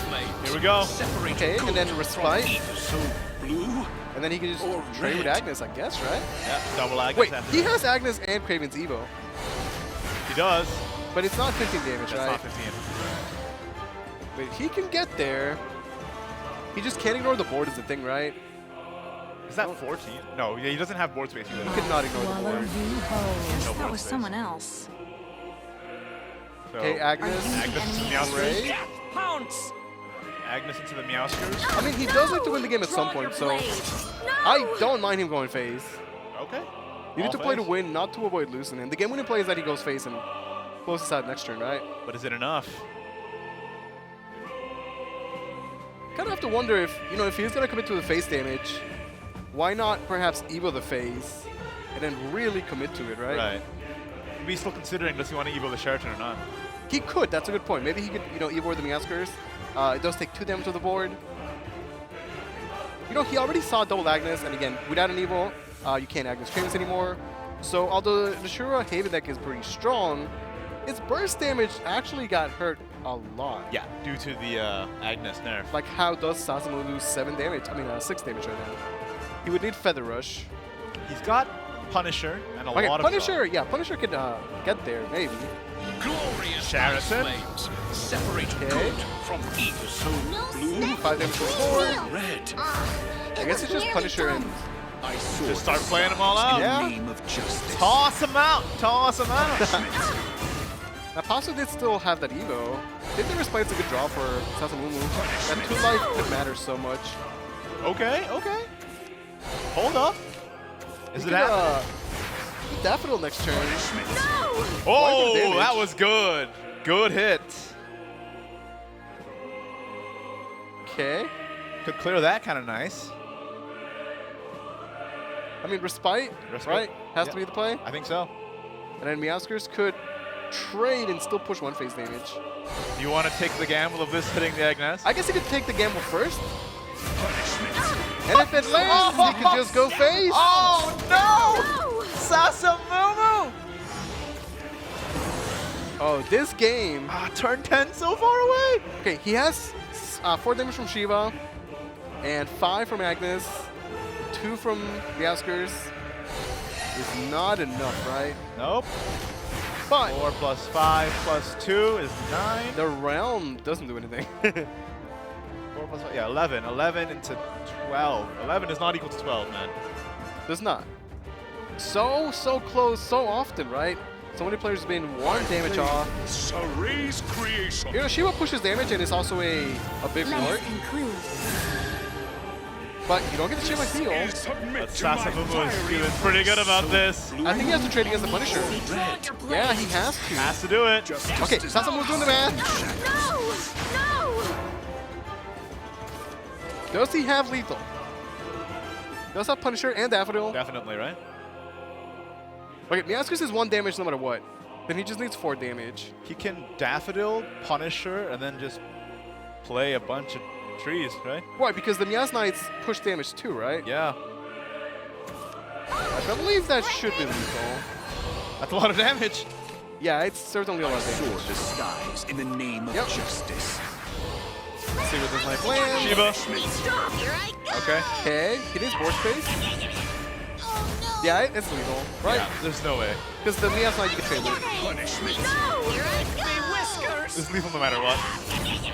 Okay, 1 more. And Meows then- Knight. Meowskers can go face, finish the job. Stop, here I Ah! That conviction. Just like that. Into the dome. Takes the series 3-1 over Pasu, and we're not going to see the sword today. Man, didn't even get to see it come out. Sasamumu just laid it out before the sword cap could even get out of the stables. It's just, He looks it's in the so bag. happy.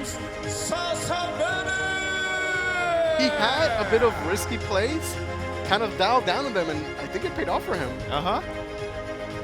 Especially that Natura, Havencraft, that Cravings. Yeah, it was such a close game, right? But at the end of the day, Sasamumu did take it 3-1 over Pazu. I like that even though, the Natura Haven deck is all about the Storm, it really felt like he really won that through the board. Yeah. He had such great boards over and over, and, those Meowskers got to live and push so much damage. 惜しくも敗れてしまいましたパズー選手であります明治出身の Let's have some words from the players here after their match. 今の率直なプレーのうちを聞かせてください自分の実力不足という一言です。でもこの舞台で戦えてすごい楽しかったです。どうもありがとうございました。どうなんでししょう、これが世界大会で、そして世界中に配信をされているという、そういった緊張感もいくらかあったんでしょうか。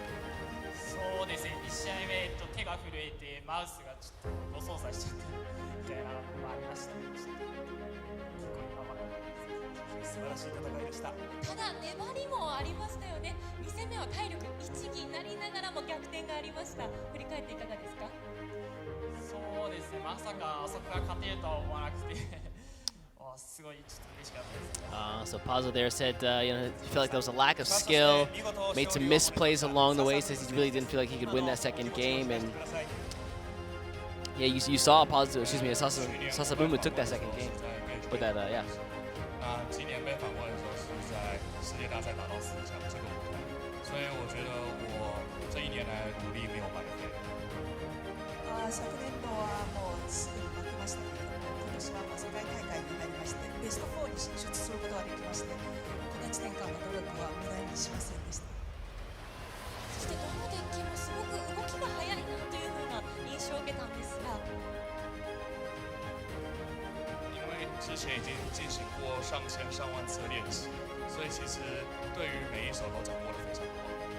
これまでに何千回も何万回も練習しましたから、それにはもう熟知しています。素晴らしい戦いを見せてくれました。両選手に今一度大きな拍手をお送りください。ありがとうございました。お疲れ様でした。お疲れ様でした。So yeah, Sasamu there said last year he kind of unfortunately he went out earlier on in the tournament, but he's really glad to be in top 4 this year, and that means we are gonna have us the winners of the Taiwan Open events squaring off against each other in the semifinals. Oh yeah, rematch, hey rematch. We were talking about how in the past few years, that region wasn't doing so hot in the World Grand Prix, but now look at them, 2 On players in the fire. top 4. Just wildfires. Valdane would be happy. But there you saw again just some of the crazy plays out of those guys. It was so good to see actually Pazu punish Sasamu in the earlier games when Sasamu got really greedy, went for that Meowscar's Evolve plus Cravings play, and then he didn't have the rest of the damage to finish the game. Yeah, even though So Sasamu won the series, he had so many very, very risky plays, and they were punished. At this level, the players are going to make, you know, those punishes. It's good to see that. I mean, you can also see that he made those adjustments during the set, which is the mark of a top player. Like being able to take an immediate loss. Okay, this is why I lost. Don't do that again, and then come out with 2 wins on top. And that's why he's moving forward. That's it. I mean, we saw him have such an amazing performance in the Swiss rounds, and looks like he didn't let any of that break yesterday get to him. Just carrying on that performance straight through into the finals now. Can Sasamumu make it all the way? I feel like if he doesn't get greedy like he did before, he's looking in real contention for that top spot. But you know, maybe that's his playstyle, and maybe to be the best, to win the World Grand Prix, maybe you need a little bit of risk. A little bit of moxie. Make those plays. Those big brain, big pants plays. Okay. All right. Well, guys, we have some more awesome Shadowverse action coming for you in just a couple minutes. We've got looks like we've got Zenex versus Tsubaki coming up. But before that, man, that last set of games, like the last game was just this back and forth. And Sasamu was just on turn 6 with the double Agnes, eventually just eked himself out ahead, and that was it. His 0.point Agnes is still pretty good, man, despite the nerf. Double. But a lot of these Agnes are being used to trade because you have to answer these boards. And you know, as a 3-4, Agnes has less stats, gets worse trades. Without the Cravens on it, the deck doesn't have as much burst damage, and it becomes a battle of the board control. It definitely does, and you saw again at the very end of that game, the Sharers was basically just trading with each other to keep each other in check. Like 5/5 stat on a follow with a clear and recover play points is pretty strong to deal with. Oh yeah, and I think that's why we see the 3-0 Sheraton in every single list now. Despite being so expensive. Yeah, it can be awkward early on, but once you get that breakpoint of his cheap, he just becomes amazing. A 0 play points is not very expensive. You just have to get there. Yeah, that's the hard part, getting there. Well, guys, we are also going to get there as soon as we go through this short break. Again, we have, for our match 3, Zenex versus Tsubaki coming up. Please don't go anywhere. Well, you grab a drink, bathroom break, but come right back here for some more high-level Shadowverse action. We'll see you soon.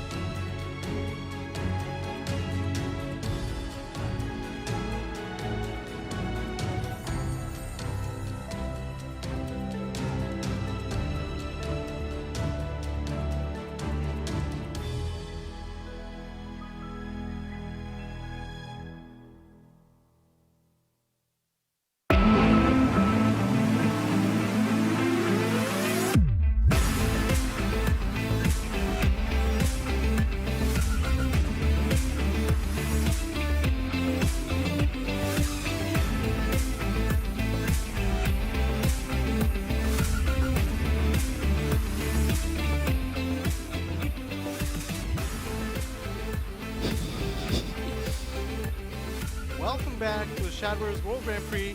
I'm your host, Louis the Panda, joined by Ignitius and East.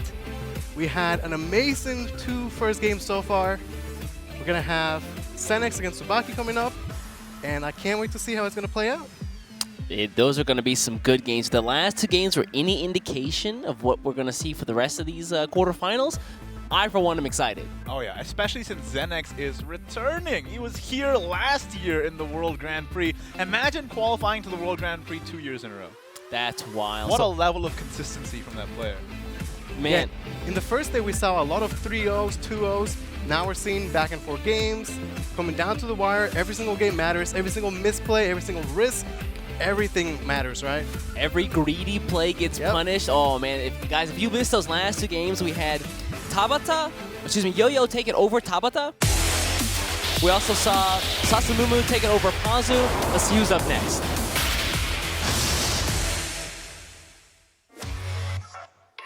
Shadowverse World Grand Prix 2019 Grand Final. Quarter final. Match 3. 選手の入場です。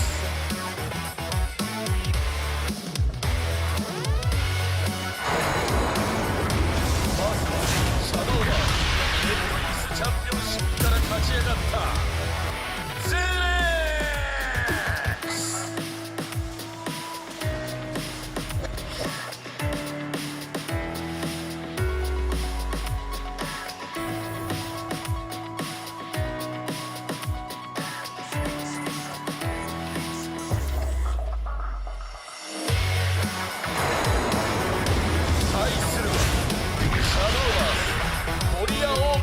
勝ち進んだツバキ。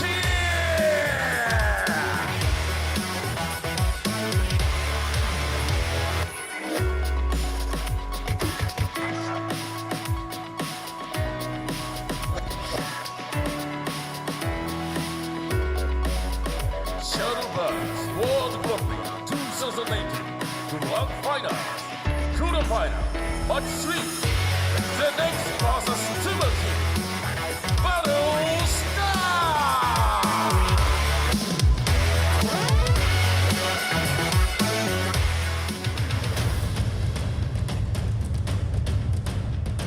Both players now heading towards their booths, getting ready for this game. Who's going to make it out on top? We've already have 2 players making it into the semifinals. Now it's Zenex versus Tsubaki.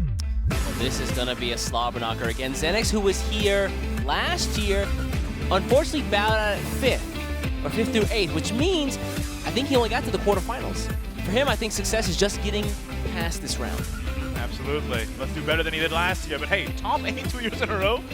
Hello? And once we saw him in day 1, he looked super clean in that take 2 section. A lot of players were asked, who are you looking out for in the top, in the 24 players? A lot of them said Senex, perhaps because he was here last year, right? Absolutely. Getting to the World Grand Prix is not easy in and of itself. Getting twice? Top 8 twice? Top 8 twice, top nonetheless. 8 twice, yeah, that's wild. That is pretty impressive. His opponent, Tsubaki, again, qualified to the Korean Open Championships there. Actually, pretty late on into the year. Taking a look at some of the deck lists from these guys. Again, Zenex up first, is of course running. Oh, He stole it! He stole the technology! He stole the technology from V2. Tista, Wings of Mercy as a 1-up. But hey, what is up with this insane Dark Elf 1-up as well? I like it. A 4-1 Bonnie that has Rush. It generates a Fairy as well. Yeah, just not kind of plays to the Amaton's Forest, archetype. But only 1 Lily? Right, for his tech choices, cards have to be cut. So he has 1 Lily, 2 Blossom Spirit, 2 Miracle. Still has 1 Wellspring Elf Princess as well. What a personalized little deck here. That's definitely the watermark. You can definitely tell. Taking a look at his Dragoncraft deck again. He's got not the Blazing Breast, but the Rendings there. The disdainful Rendings. Yeah, finally seeing Rending come back. It's such a powerful card. Oh yeah, for sure, for sure. Also, as we saw in the past few games, sometimes you're missing that Rending. Not only to take out something big, but also flexible plays like picking off your own Viridian Magna to get the board up. So yeah, definitely Rending is an interesting choice. But here. did you guys see he had no Dragon Chef? Interesting. Yeah. Doesn't value the heal so much. Taking a look at his Havencraft deck. The sister Falconer, which we were talking about a little bit earlier. Where was he? Where was she? There she is, right One there. of Kitchen instead of the Craving Splendor. Is that for Sheraton, you think? Maybe like the... Could be, yeah. And he has double scripture, so Senix definitely throwing his own flair into his standard lineup. I like that. He found something that's comfortable, and he's just going to play out to it. Tsubaki running Natura Forest Craft with the second player of the day to run, Carbuncle Immortal Jewel. Ooh, I like the Carbuncle pick. We didn't really get to see it go off in the last set of games. I kind of want to see it in this one, though. But we did get to see the Giant be so strong, and Tsubaki has 2 of it, which I believe is the standard these days. Yeah, I mean, just those really late games, just like rushes that's going to overpower your opponent is so important. Now, Natura Dragoncraft, I think the interesting thing here is that split at the beginning of the list. Yeah. One of Blazing Breath, one of Disdainful Rending. But again, I'm not seeing the Dragon Chef. Yeah, what's the deal here? Man, the Korean players don't believe in the heal, huh? Just full face. No chefs allowed, all right? But how many times have we seen... cooking area. We've seen Dragon Chef that 3 heals save players, right? Exactly. Absolutely, yeah. Maybe he just feels in the Traveler's Respite enough. And the Ian as well for the drain ability. I wonder if this is the best of both worlds, or, you know, not getting the benefits of either with this Blazing Breath one of and Disdainful Rending one of. Maybe. And again, here's the Havencraft against, of course, Natura Havencraft. This one looks actually pretty straightforward, minus the one of a Blackened Scripture. No, actually, no Feather Rush, but he does have the Craving Splendor for the Evo on the Agnes. Yeah, there's no Feather Rush or Realm of Repose, so just has the one of Scripture. And of course, that 2 of Shiva that you've been enjoying so much today, Luis. I do love Shiva. I believe we're about ready to get the game on the way. There you see the players there again. Xenix, yesterday going 5-1 with one of the top scores. Absolutely amazing record. 4-2, also not, it's commendable. 4-2, I think is a great record to have going up into the top 8. Ooh, we're gonna start off with the Dragon Mirror. Yep, who's going first, who's going second? Xenix is on the draw. Let's see what's in the mulligan. Oh, wow, Tsubaki has an amazing hand going first. Full keep, no problem, full keep. All right, Xenix's mulligan not that bad. Got the Pathfinder plus the Disdainful Rending. There's no scrawl in that hand, though. Well, they all can't be winners. You know, if you can't have the casters make a dumb sound effect at your hand, then what's the point, really? Genesis Dragon is just like Big Scraw. It's not a bird. He's got wings. Close enough. It's it has wings, so it's close enough. Look, man, birds were around during the Jurassic era. Seeing a bee flying by, it's a bird. Hey, they could have been there too. Wow, Tsubaki has an amazing hand. Yeah, this hand is just Oh, actually, did he throw away something to get the Feral Aether? Yeah, he threw out the Tyrannosaur. Now he has the Ether. He can just play the Ether on 1.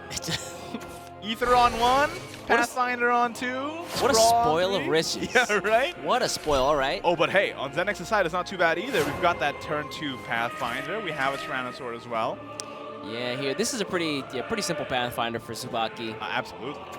My steed sails above the sand. Yeah, this curve is looking pretty for Tsubaki, man. Let me get that guy's luck. My steed sails above the sand. All right, Pathfinder versus Pathfinder. They found each other. Congratulations. Do you spin the Rending here, or do you just trade even? You trade, you play Rampart. I like it. His hooves are merciless. Trust nobody, not even yourself. Yup. Mirror Man then put up the big bird, lift that tree into the sky. How do you feel about Rampart? Then Rampart gets taken out, then Rampart again. Big Scraws. Feels good. Big Scraws. Hey, hold on. Wow. Oh, okay. Okay. Xenix has a hot hand, though. It's going to be like that, huh? Xenix has a hot hand right now. Off the top. I'll take him. Just get what you need. Oh, my. This game is going to be either silly fast or they're never going to draw Valdane. Oh, I love it. I love it. I think you just trade tree and then bird again. Yeah, why not? All right, welcome to the aviary. Apparently. Nothing here but birds. Bird Watcher's delight right now. Yeah, spared no expense. Oh, a little bit of draw for the... you got a couple play points. Why not use them, right? Yeah, I think Natural and Great Tree, Scrawl. Again. Seems good. Just, it's like, man, you advance all the games planned at the same time. Yeah, but where's that Valdane, man? Well, bottom 3. That's why you draw. He's next. Check him. Check him. That's kind of like Valdane, right? How is that kind of like Valdane? It's like Valdane's like niece or something. You're not even making any sense. It's Valdane's niece, man. Oh, it's a 3.12. That's basically Valdane. She just pulls up on the cell phone. Hey, Valdane, where you at, Yeah, buddy? it can draw Valdane. That is true. All right, if you're Xenix, though. If you're Xenix, you play the Traveler's Respite, then you play the 0 play point tree, and then you draw Rampart. Is that how it works? That's how it works. Okay, all right, big. Oh. There it is. Out comes the tree. What's up now? Oh my God, there he is. A little late. Wildfire Tyrannosaurus is clear on the Pterodon, though. It's still great. Just play the tree. Next turn, you have Valdane evolve. Oh. One late. You know what? You were technically right. Yeah, and you were right too, just for the wrong person. We're all winners here. That's right. Speaking of winners, that bird's gonna pick that tree up. He's gonna win him another play point. Scraw. Do it. Let me see the scraws in chat. Let me hear your scraw. You're the innovator, you know? I'm the innovator of scraw. Hey, oh, there she is. You're so right. I told you. She's got Valdane's niece. She's got Confirmed. Uncle Valdane up on the cell phones. Can you come over here and chop down some trees, please? Please. But do you play it, or do you just play Rampart? Yeah, right. Or do you play Velociraptor? Nope, Valdane it is.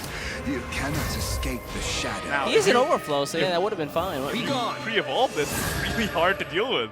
Yeah, next turn though, he's gonna have so much damage from the trees. Myself. Ah, okay. The counter Valdane with double rending, Dueling being able to take it out. Dueling Danes? Dueling Dane. Although one is going to live this. Oh no, he's just going to trade Really? straight up. Let's just get the Trojan out now. He's already played a couple trees. All right, I guess that works as well. That's a fast timer. Yeah, it is. And it's only gonna go up from here. Ah, this is the game you like to see, huh? If you're doing a mirror, where everything goes right for both people. That's like the effect of this, like the speed clock in chess. That's what when you activate Valdane. Oh, second Valdane. Not gonna need the Shadow's Corrosion right now on the clear board. Maybe you ramp bird here. I think you scraw. One of these days we'll call it the real name, but it's not today. Whirlwind Pteranodon. Nope. Nope. We tried. All right, gonna get that tree up. Play point act. And what a draw to get on your, 10 play points, hey? Masamune. What is it, like turn 5? You couldn't tell that by looking at either of these guys' play points, but yeah, I'm pretty sure it's like turn 5. Turn 6, I think, because Tsubaki's already spent one. He's got it. Yeah, but still. That's wild. That's the effect of the scraw, man. Life comes at you fast. When you get 3 of them at a time. If only scraw birds came like mallet monkeys. Right. 3s. Yeah. Oh. Stop giving them ideas. Tomorrow, man. Tomorrow. You can have that. Ooh, okay. Dawn Splinter. I don't think Dawn Splinter that useful in this matchup. Nah. Not so many storms in It's only really against Genesis Dragon, right? And even Yeah. then, Genesis Dragon's still huge. Yeah, it's still a big bird, man. Let's see here. If you're Xenix, you got 5 play points. Okay. He's already got Shadow's Corrosion active, so why not just start burning through the trees as fast as possible? You can double this game. I like that as well for some clarity. Get rid of the raptor. Do you want to get rid of the bird or the confection? You can evolve and then get rid of both. Run this to the confectioner and then play the disdain on the other bird, and you're fine. Puts him in blazing breath range, though. It does indeed. It does indeed. And again, Tsubaki only one. Oh. Interesting. Intentionally clearing off his own Pteranodon. Yeah, I guess. Okay. Oh. Discarding a Tyrannosaur. That's pretty big, especially once you have Shadow's Corrosion active. You lose out on an extra treat. That again, that's 1 more point of damage. And we've seen today how big 1 point of damage can be. Trojans are up for both players. Ah, it didn't just go Genesis Dragon there. That would have been big brain plays. I don't know. Big pants. Big plays. face plays. Is what it is. Trees come out. Ooh, okay. Another Dawn Splinter, not so useful right now. Dawn Splendor, that's the Amato's tech. No Amato's right now, though. Tsubaki trying to figure out how to use these last 7 play points. Yeah, Valdane is just the follower that you can play. He's big too, and if you leave him up, then he can evolve next turn. And then he also has Genesis Dragon. What if he just played Genesis Dragon that last turn? That would have been... Because Xenix is not at turn 10. He can't counter Genesis Dragon. I mean, again, they're 2 timers, so if you just like erase half the other person's timer. Stop! You're doing And pretty he's good. floating 7 play points. Really? I mean, considering his hand is so reactive, right? He's got the Ian, he's got the Agnes, he's got the Rendings in hand. He's not in a position to really make those, proactive plays. And being on a timer, he doesn't really need to. Right. So if you're floating 7, maybe you should have played Genesis Dragon? Yeah, actually, I agree with it now. If you're going to float him, just get the value out of him now. Yeah. Well, we'll see. We'll see. You think defensive? I mean, that corrosion's already doing quite a bit of damage. Yeah, it is. And maybe Tsubanki left nothing up because Ian gets nothing now either. To trade into. And I believe none of these guys are running Dragon Chef, so... Oh, that's so true. None of them are running Dragon Chef. They're only running the Ian for heals. That might be... Oh, another one. Tyrannosaur? Come on. What's happening? All right, let's go, Ian. Okay. Oh, hold up. It won't be long now. Interesting. Could have gone Ian Masamune to heal 6. Yeah, I'm not sure what the deal was there. Maybe a slight misplay on his end? Who knows? You're a Oh, well, it didn't matter. It didn't really, yeah. It was going 7 anyway. It was for the pride. And you know how it feels bad that Genesis Dragon was in hand for both players and it's just not playing. It's just not do it. Although you could have made an argument for actually playing Genesis Dragon that last turn. Yeah. I think it wouldn't have been a mistake man, at all. What, that game went by like super fast. Thanos snapped his fingers and the game was over. Like, yeah, Valdane's snapping all over the place, man. yeah, Valdane's in a jazz club, just like... You have to acquire a taste for freeform jazz. You know what that's referencing? You know that? Anchorman. No, man. Really? That's SpongeBob. I didn't know that one. I didn't know that one, man. Finally, I've won the day. For once. But Right. there you go. Tsubaki takes a game. That was a very fast game. One. Now, that means he only has to win with his Forest Craft and his Haven Craft. Zenix, again, still has to win with all 3 decks. If you're Zenix and you had a 5-1 record, and you start your day with a loss, you don't feel too good. Yeah.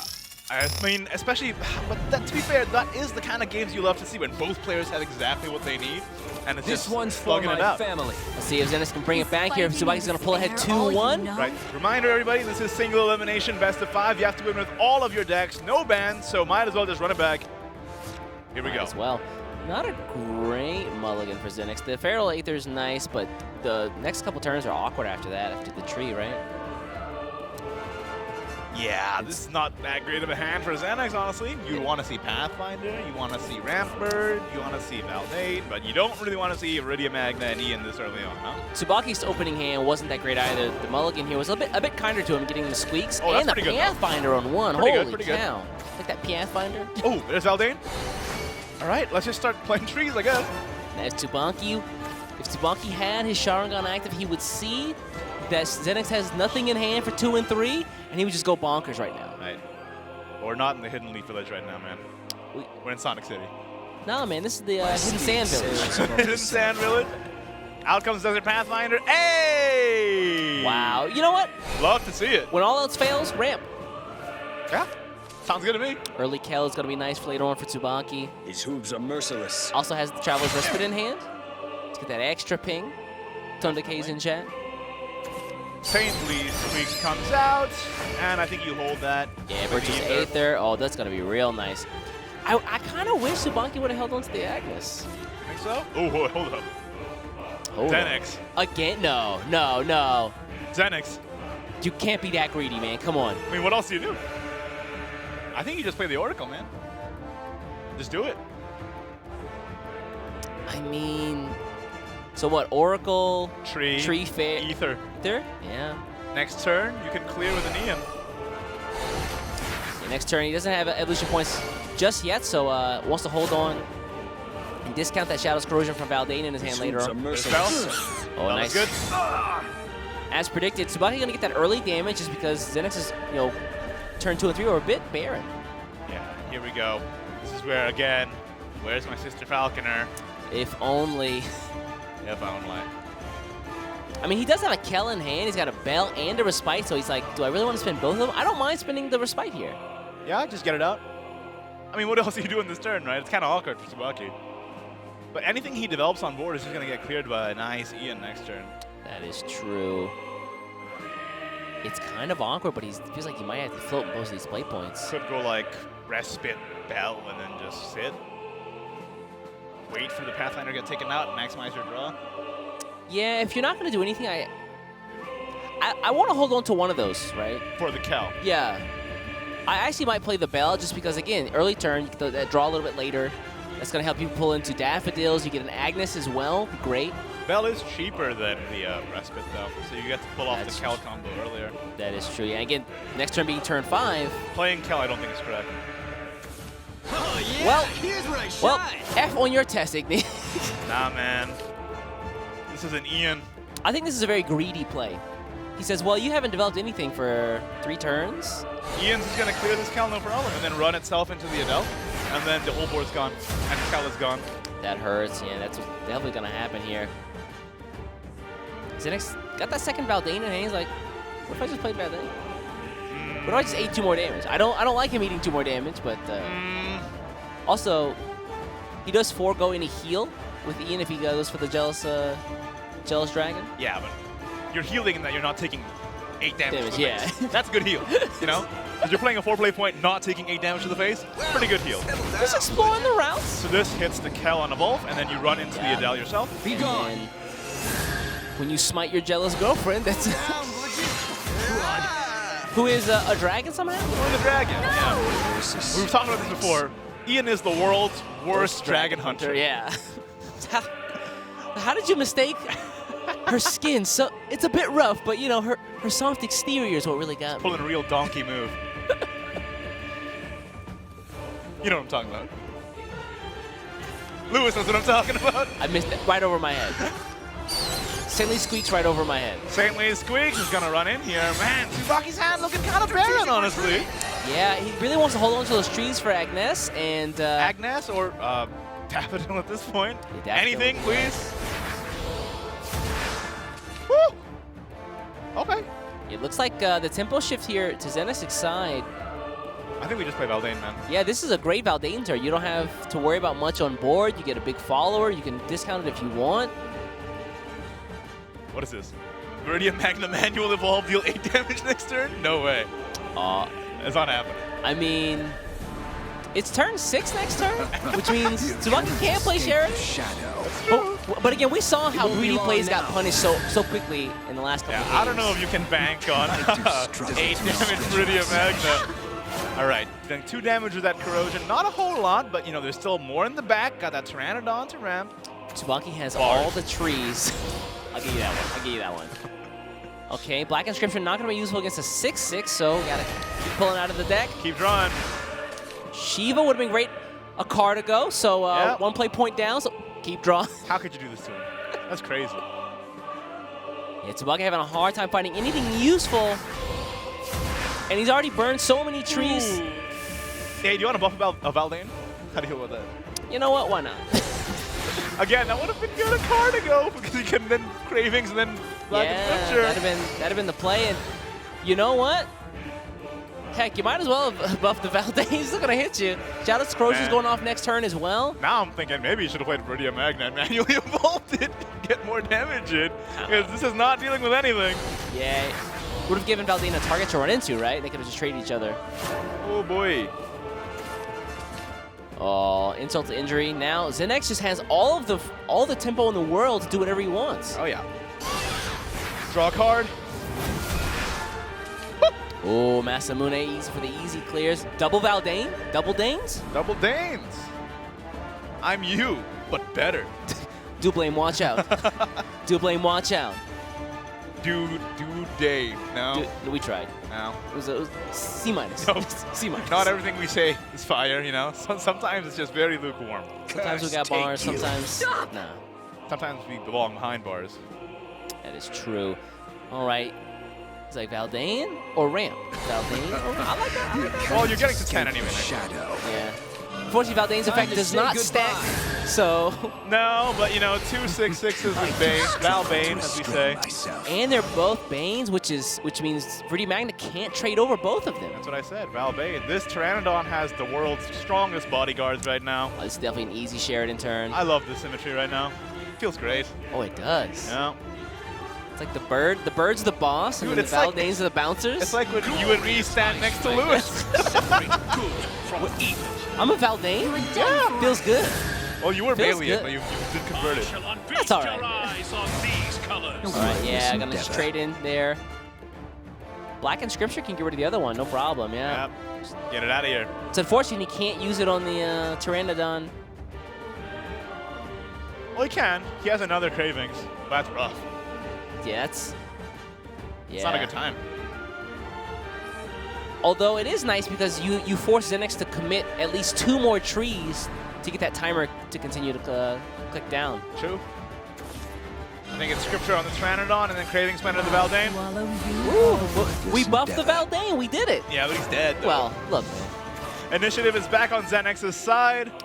Let's draw Oracle. What's in the box? That's a good one. Yeah, that's not bad. I'll take the infection. better than it looks. All right. Yeah, another Pathfinder. My steed sails above the sun. And that's immediately the 2 trees you need. Yep. Well, Xenix navigated that pretty well. If you're Tsubaki, though, there's finally an Agnes, but you have no trees in hand because you had to spin to draw. The deck has not been kind to him this game, for sure. Yeah, definitely not. And that Shiva is dealing 4 damage, but, you know, if my math is correct, 4 is not equal to 18. Whew, there's a gap between there. There's a chasm between there. Oh, yeah. Oh, yeah. Let's see what's up with Tsubaki. He's kind of seeing those, starting to see the writing on the wall. He's like, I only got 8 defense left. And you hate to see Agnes this late in the game, too. 4 from Shiva. This turn is not great, just considering. You'd rather the heal, wouldn't you? Yeah. All right, let's go Respite. Opts not to spend that evolution point to clear any of the followers there. Think it might bite him in the butt? I mean, this can just get cleared real easy. I mean, I think the reason is that that has to run in anyway to get the tree counter up. That's true. Oh, rending is nice there, though. Oh, okay, boy. not gonna matter. Still. As Ian. Let's just heal. I like it, yeah. I like Keep yourself healthy. And here comes Masamune, give everybody a rush. Yeah, stay hydrated, you know? And the Alchemic Infection won't get rushed just because it is not a Dragoncraft follower, it is a neutral follower. It's already there, though. Yeah. Hit face. Oh, boy. Things are looking good for Xenix right now. Very nice. This is the comeback. Xenix is down 0-1 right now, but it's looking pretty nice for him in the second game. Yeah, he sees he's shaking his head there in the camera. You can see the player cam. Sheraton is in hand, but at this point, Sheraton might not be enough. Yeah. Nah, man. Now, let me double check. Tsubaki is running no Dragon Chefs? Maybe this is the argument for having put it in there. In the name of justice. We can't run Dragon Chef in Havencraft, though. Oh, excuse me. Yeah, wow. Dragon Chef. Got tripped up by last game there. Sheraton? Okay. I mean, that's good. Glorious ice flames separate good from evil. Do it again. All right, yeah. Glorious Ice Flames. Separate it one more time. Yeah, this time on the Bane. I like it shaken, not stirred. Ice flame. What's an ice flame? Is that just dry ice? It's just steam. It's just... Hence the, ooh, that animated art there with the steam coming out. I just like the idea that he's just slinging around a thing of dry ice. Good from It's so good. Magnificent. Out comes the Agnes. Okay, here's the Evolve. Are we really going face right now? I mean, this is kind of his last stand, right? There's the heal. Ooh, does Xenix not have the damage? Wait a second. Yeah, I mean, 3 big bodies is pretty hard for Viridian Magnet to get over. Viridian Magnet into the Sheraton, and then into the Agnes, then you Masamune. I think you'll be fine. Oh, yeah, he's Masamune in hand, plus the Disdainful Rending is just... This ungrateful world Masamune, will man. perish. Literally one day before it rotates out. Let's see, do some work. Well, he is getting the full value, yeah. Oh, yeah. Blue. I'll seize this chance to prevail. So blue or red? Wait. That gets dark. If you think about that quote, that gets pretty dark. Yeah. All right, Masamune out. Disdainful Rending, saving the Corrosion for a bigger body, or not, or playing the Corrosion now. You know? I like Edge of your seat right here. All right. Either way completely works. Let's go. 4 damage. Viridian Magna out. Masamune really did seize this chance to prevail, you know? He said it, he delivered. Yeah, big swing right there for Xenix. If you're going to get the clear, that'd have been game. Better than it looks. Oh, okay. Hey, Daffodil is nice, but I mean, It's not enough at this point, he's right? got to win this turn. Valdane is inevitable. Yep. Snap it. Snap it. Freeform jet. Yeah, look like Tsubaki's trying to find an out here. He's going to rack his brain for as long as the timer in game will allow him. But I don't know if it's going to be enough. Muse Princess. I mean, what are you hoping to get at this point? Mimesis Purge. You want Ether. Here I go! Ah, great point. Ether? I'm not mousing around! Oh my god, Igni with the plays? But I don't think it's enough still. Still might not be enough. That's a Meridian Magna in play, so... Yeah. Yep. The fact that, yeah. Rending here. And face. And face. And face. Wow, the Alchemic Confectioner for the win. Yeah. That was crazy. He thought, wow, you called it right on time. The Ether, yeah, right? Like, bam.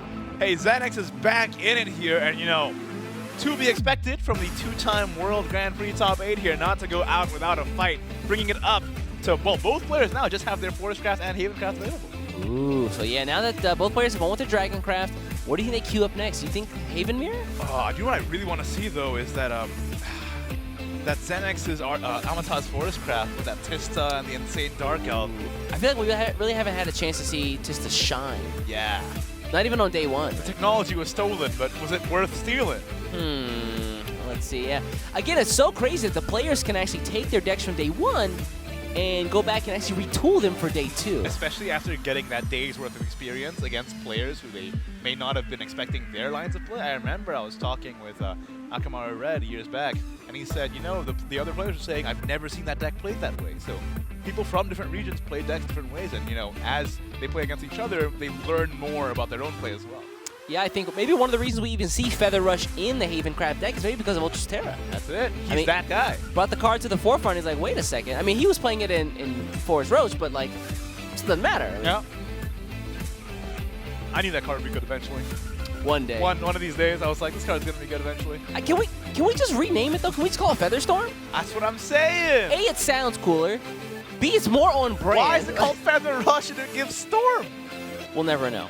We'll never know.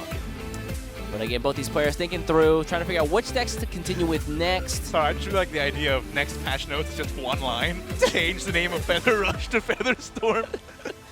Shoutouts to SVO. And that's the only line in the entire patch notes. Yeah, we're gonna have to push out this patch. Yes. Speaking of patch, man, I am super excited. I was this morning on the way to the studio. I was looking at my at all the cards I got from the producer. I'm like, one more day, buddy. Oh yeah. One more day. I'm so excited. I didn't really open any pre-release packs, so I'm just excited to tomorrow get back home and just crack them all open. Yeah, man. It's unfortunate. We're gonna have to wait to get to do another pack v pack. Oh yeah. Oh. Okay. So yeah, Havenmere coming up. Is fighting and despair all you Are we ready? Are we ready for this May natural eternal Havencraft mirror peace right now? be yours. All right. Whoa. Pretty good hand from Xenix on the draw. Yeah, not bad, not bad. Tsubaki's hand looking a little more awkward. I think you toss away the Agnes and the Splendor. Maybe even the sneak attack if you really want to be aggressive about it. But I think the sneak attack is good enough. Yeah, I think on one, you don't get a bell, then sneak attack's great. Yeah, I mean, Havencraft does develop boards pretty early as well, so just having the Meowscurus to be able to deal with that as well is quite nice. Xenix's hand, though, I'm not sure if you throw anything away here. Keeping the Agnes. Oh, okay, okay. This could be good. Okay, Just get some more. I mean, last time around, he got the Agnes way too late, and it just wasn't really that impactful. Considering Xenix's hand is pretty impactful during the early game, Tsubaki might end up having to take a bit of damage. Oh, never mind. Well, that's a very good draw off the top there with that Pathfinder and the Confectioner just rounding off his curve, no problem. Hey, man, you know what? Turn 2 is spoiled. They get an extra evolution point and an extra card turn 1? That's it, man. But, you know, that's just the balance for not getting the initial tempo. That's a huge deal. That is. That's a huge. I mean, have you played against Amataz? On turn 4, I'm already sweating. Yeah. On turn 4, you're already dead. Oh, that's true. You're like, oh man. I tried. You're already on the main menu screen. Amataz and his fairy bride to be come out. And you're just like, oh, so it's gonna be like that. Yeah. Huh? Yeah. It's gonna be like that. Thanks, buddy. Right, early bell there from Xenix, and it looks like Tsubaki just played out the Aether. Amazing hands. Oh yeah, these are gonna be good, man. Another bell. Don't hate playing this other Pathfinder stuff. Steed Pretty sails good. above Yeah, the it's- sun. That's going to get black in scripture. Oh, that's so These fools are true. merciless. Oh, really? Just trading For it off? real? Oh, the Oscars get stormed. That's why. That's capitalized. Still pushed early damage, and it's fine. Stop! Although he does end up kind of helping Tsubaki in a way. It's getting that tree down, huh? Gets the One more Kel bell. for the clear. Xenix has so much removal in hand, I'm kind of afraid that he doesn't have any big bodies. True. But, you know, this Confectioner is a really low-tempo play, and Xenix is already ahead. Yeah. Man, you know, I always feel like I speak too soon. Xenix's hand now, amazing. It's amazing. Got the followers, got the Kel, got the bell for the heal and the damage. Bars. Now Punisher is in hand as well. 2 Punishers, actually. Oh, man. Next turn could be Punisher, Punisher, Ether in the tree. That would be really nice. Yeah, you Great definitely nice. want to hold on to the Punisher. Just this turn doesn't really make much of an impact. So what do you think this turn, then? Do you think Pathfinder or Scripture? No, Scripture against the 1-2 is not really worth it. No. Yeah, I might just Pathfinder. And if I'm gonna just float the play points, I might as well just play the Aether. You might Pathfinder, Bell? trade? Although you do have Kel in hand, and so maybe hold on to that for turn 5 once Tsubaki tries to develop a big board. The reason why I'm considering a trade here is because, I mean, if you go face, you'll be leaving a 1-2 up, and then their Kel comes out, and then that's it for your board. That is So you true. want to get a bit of value off of your follower as well before that happens. Yeah, here does he... We'll kind of see what Xenix favors here. More defense or more offense if he's trying to go face or go for that Alchemic Confectioner. Looks like he is... Trade. Yeah, he's going for the safer play there with the trade and playing his own Kel out. Interesting, yeah. Kel, okay. Now this makes it a little harder for Kel to clear this. I mean, it still can, but Yeah, he's got to spend considerable resources, and that's going to be the entire turn. yeah, a bit risky, though. This would have kind of lost to Daffodil. Yeah, definitely would have been a problem here. But then the turn after, he has Punisher to take out that 1 defense Daffodil, if Daffodil does come out here. So I feel like Xenix has thought this through, making the best of a little bit of an awkward turn. Yeah. There's a tree for a bit of draw. Like a Okay. scripture. Okay, Black good and enough. Scripture. That works. Bye, Kel. My steed Oh, okay, sails we can above do the this. sand. You were done for. He's got the Agnes in hand, so double Agnes in hand, so he realizes he needs to get the trees off as soon as possible. Oh, yeah. Discounting these early is going to be really nice. It's another Sandy Squeaks there. That's also going to be another tree. He says 3 in hand, doesn't he? Is that 3? 1, 2. Oh, no, that's Kel. Sorry. That's a Kel. They're both golden.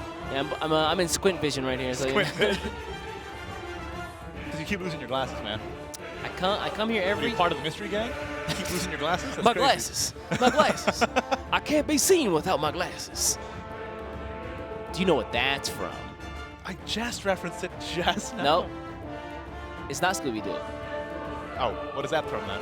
Johnny Bravo? Come on, man. I think I just showed my age with that one though. All right, this turn, what do you do? If you're Xenix here, Daffodil, I guess. yeah, he doesn't have any Agnes in hand, so he's not really saving the trees for much. Also can't Evo the Daffodil into anything to gain another play point. Ooh, that's true. Looks like he might save it though. What if you evolved in the night? What if you evolved the night, though? You're greedy. What if you do it, though? I'm sitting next to Sasamumu over here, you guys. What if you do it? Just evolve it. There's only one place. Arm? Leg? Higher. Neck? Higher. I think neck is fine. It does sound kind of vicious when you say I'm going to send these followers to the neck. Yeah. Like, actually just pre-evolving the Daffodil, making it harder to deal with here. Yeah, again, Kel has to spend all resources here. Right, if Kel evolves, it does have to just run into the Daffodil. So this is a pretty heads-up Evo. Although he's going to get the full clear, so. Yeah. Oh yeah, here's where I shine. Here's where he shines. All right, Say it with me, everybody. Tone Decay's off in chat. Oh, we're off. Arrow off! Yeah, that Evo was really heads up. The Kel had to run in, and yep. The emo from Tsubaki's like, you know what, nice play there, buddy. I like that, you know? Competitive respect. Giving prompts when prompts are due. It's much better than hearing don't let it get to you, which I think is the single most infuriating line you can hear from your opponent. I don't know, man. Was it Gilgamesh? Has some pretty Oh, yeah. pretty bang on lines. Also, Saber Alter. Yeah. Has some great lines. No, but you see, the reason why Rowan still not against Tia is more powerful is because it's kind of condescending. It is. It definitely is. It's like Tiger Woods, like, sink the shot and shake the guy's hand before it even goes in. Yeah, I saw that. Don't let it get to you.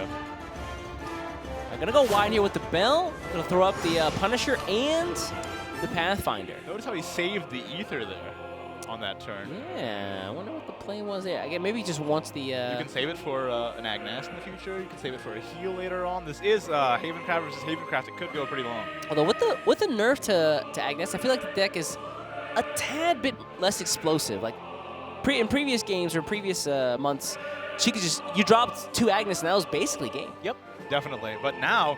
Maybe that's the reason why you save the Ether, because you're expecting this to maybe go to turn 10, and that Ether could be the difference between winning or losing. That is true. Again, in the mirror, very, very important. Tsubaki, though, trying to figure out what to do here to challenge Alchemic Confectioner? Yeah, there's no Kells left in hand, right? So you do this, you do the same thing as Tweaks, and trade. You trade to the Punisher for sure. Don't let him ping off anyone else. Definitely upsetting to have to spend all of your trading, your form into trading, but hey, there you go. Both sides conserving their evolution points now. Yeah, again, those evolution points, we talked about it yesterday in Take 2, where just like lower level players will just spend their evolution points like water. And here's the spend it like water. You know what I mean? All right. You know what I mean. Another consideration here for Tsubaki was that, of course, he knows that Zenex runs Kitchen. If he spent that Evo, it would have given Zenex a free flaming hot fare. That's true. Yep. So that's why he saved it. Like, soda? I'm just trying to ride your wave, man. That's fine. That's fine. You can have that one. I'm just trying to ride your wave. I didn't come up with this, you know. This was not my plan. It's more of a break than a wave at this point. Demon of the Dunes. All right, let's go, Tree. Ooh, Evolve on the Pathfinder. Hey, man, push race. Let's go. Tree up. It's unfortunate. Zenex still hasn't pulled any Agnes. Despite that, look at how much damage he's done to Tsubaki. Uh-huh. All right, 11 defense left. Do you play this? I don't know.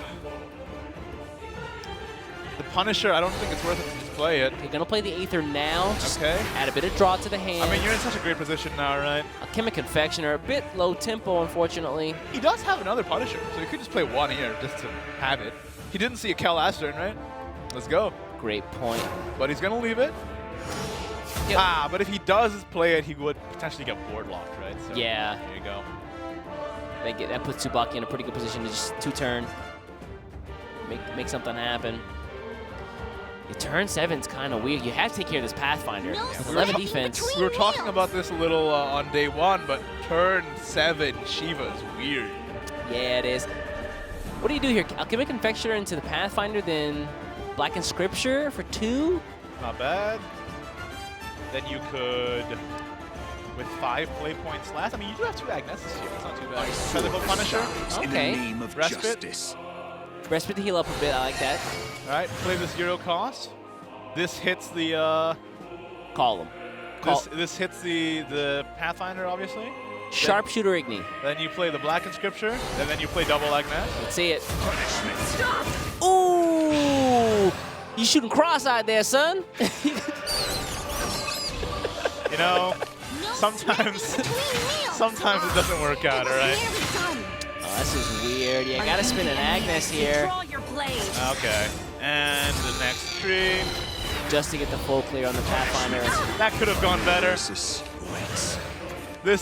Featherpoke is not a sniper, man. He's shooting from the hip. Doesn't know what's going on. He didn't account for the wind. That's the problem. That's the wind speed, man. All right, double Agnes on Tsubaki's board, though. Not terrible. The Sherchans, what are they at, man? Can they just get it out for free, or? Oh, yeah. I think Zenex has actually spin considerable trees here. Yeah, quite a few. And remember, I think Sherchan just doesn't only work off trees, just works off any animal you've destroyed, right? So, should be all right. Let's see. I like Sheraton's a free removal on the 3-4 Agnes. 6. Pretty good. Yeah, it's still enough, yeah. You could play Sheraton and Sheraton again. That's a hard board to deal with. That is very hard. That was someone else. Honestly, I feel like it's not too greedy. Because he still has the Emperor's Gourmet Emperor's Kitchen in the back. I mean, we were talking about this before, right? Look how much he had to do to get rid of Denex's last board. So let's just do it again. Separate good from evil. Guess that was someone else. Yep, now you can play Confectioner and Scripture. Oh, you can see Tsubaki there, hands together. Or you can just play the Kitchen because it's a more expensive one. But yeah, I think Scripture is the less flexible removal. Because that means if you hold on to Kitchen, because if Tsubaki has a Sheraton himself, you get an easy clear for 3 points. I think that's such a smart tech to play these Kitchen after seeing that everybody runs 3-0 Sheraton and everything. Makes sense. Double Respite on the draw, as well as the Featherfall Punisher for Tsubaki. Unfortunately, too many play points to commit to healing and not dealing with the board. What do you do? You can't get rid of both these Sheratons. Yeah, he does have an Evo left, but... Yeah, you evolve a Shiva into a Sheraton, the other one's still up, and then you have the Kitchen in your hand, you have a Agnes in your hand, you're drawing 3 cards next turn. Oh man, yeah, I forgot the Bell was out there as well. Looks like that's gonna unfortunately have to be the play. Tsubaki put himself on a very, very slim margin of error.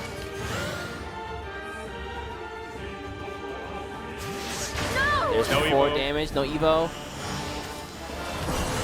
Oh, feels bad, man.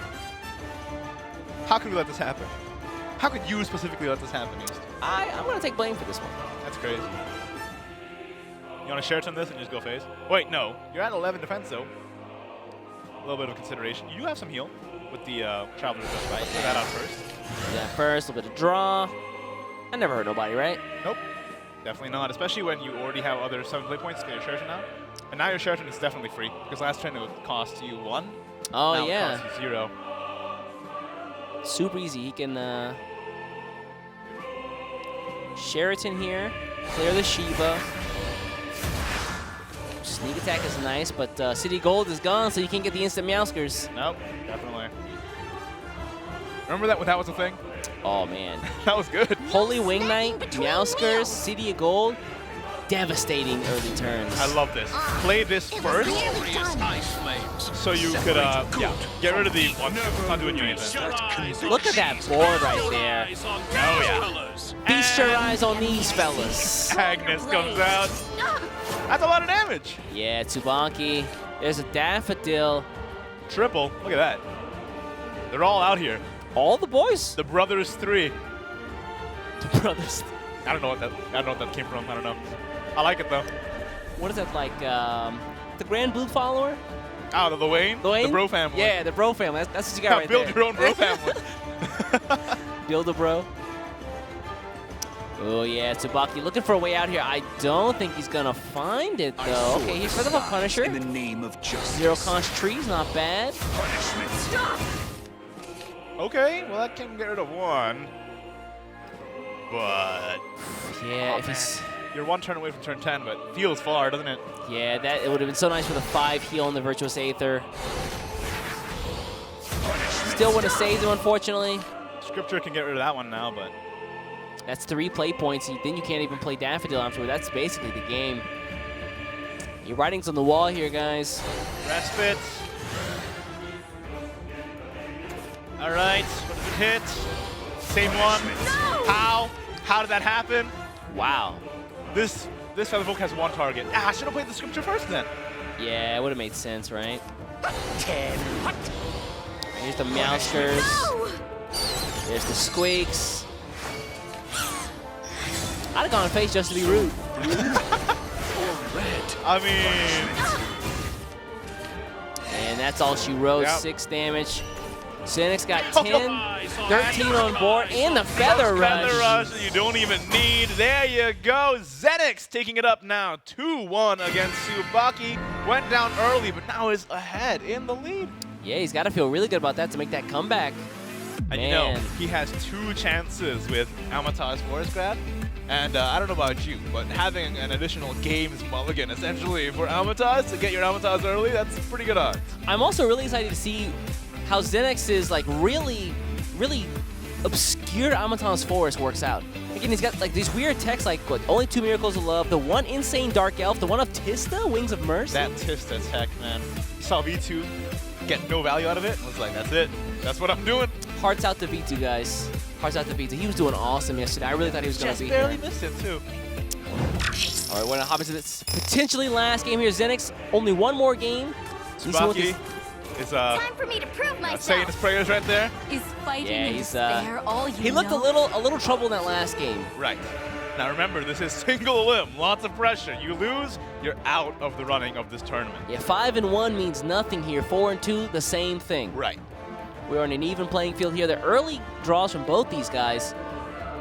I mean, Zenix has got it pretty good. hand. I was just gonna say, Circle, Whisperer, toss the Sylvan Justice, get an Amatas. How do you feel about that? Sounds good. Yeah, I'm also a little worried. Like, Zenix also has the potential to brick pretty early on. Yeah, The draws. we've seen that on day one and today as well. When you don't get the Amatas, you just feel a little weird. It's like, oh, this is not good. Yeah, what do you do? What do you do? Maybe toss the Sylvan Justice back and hope for the best. I think you toss the Sylvan Justice. Just because. Yeah, Circle on 1, Whisper on 2 is just so easy. Yeah, that's pretty nice. Consideration though, if they play a 2-drop and you're just trying to live a little bit. I mean, you could pretty much expect the Desert Pathfinder at this point. Miracle of Love? Okay, not bad. Ooh, not yeah, bad card, not a bad card. It looks like Tsubaki with the full keep. They're going to hold on to the Kel. I mean, he's got a lot of drawn hands, so Tsubaki keeping that hand is not too bad. Also not bad. The Wellspring Elf Princess for Zenix on the draw. Neither of those are Amatas though. He's got chances, man. My steed sails above the Chance? sand. Chance? Chances. Oh, there's the Insane Dark Elf. Are we going to see it played? I think this card is so good and so underutilized by a lot of people. I think you play Whisperer. Really? So many I was going to colors say of play guidance. Whisperer, and they might ignore it. They're not going to ignore it. Never mind. Nah, They're not going to ignore it. There's the Wellspring Elf.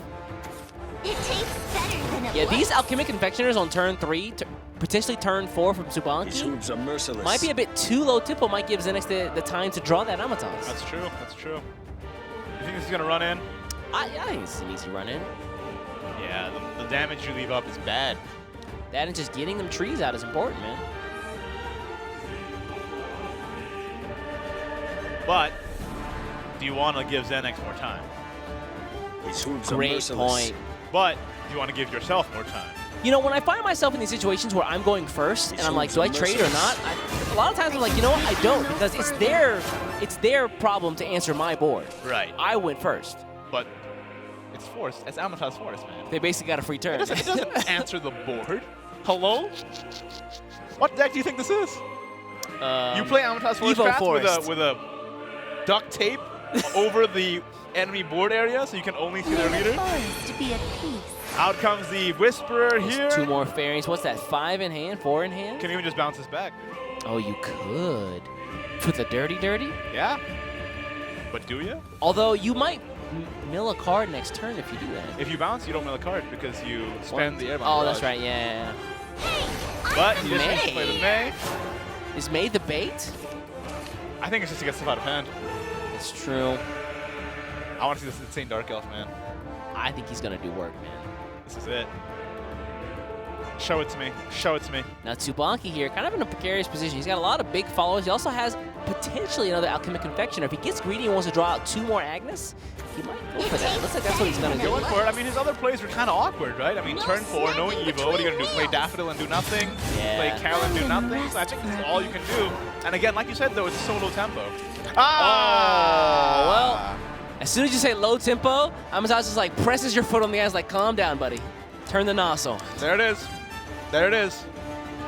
But you only have 4 fairies, man. Maybe you should have bounced that fairy Whisperer, you think? That's true.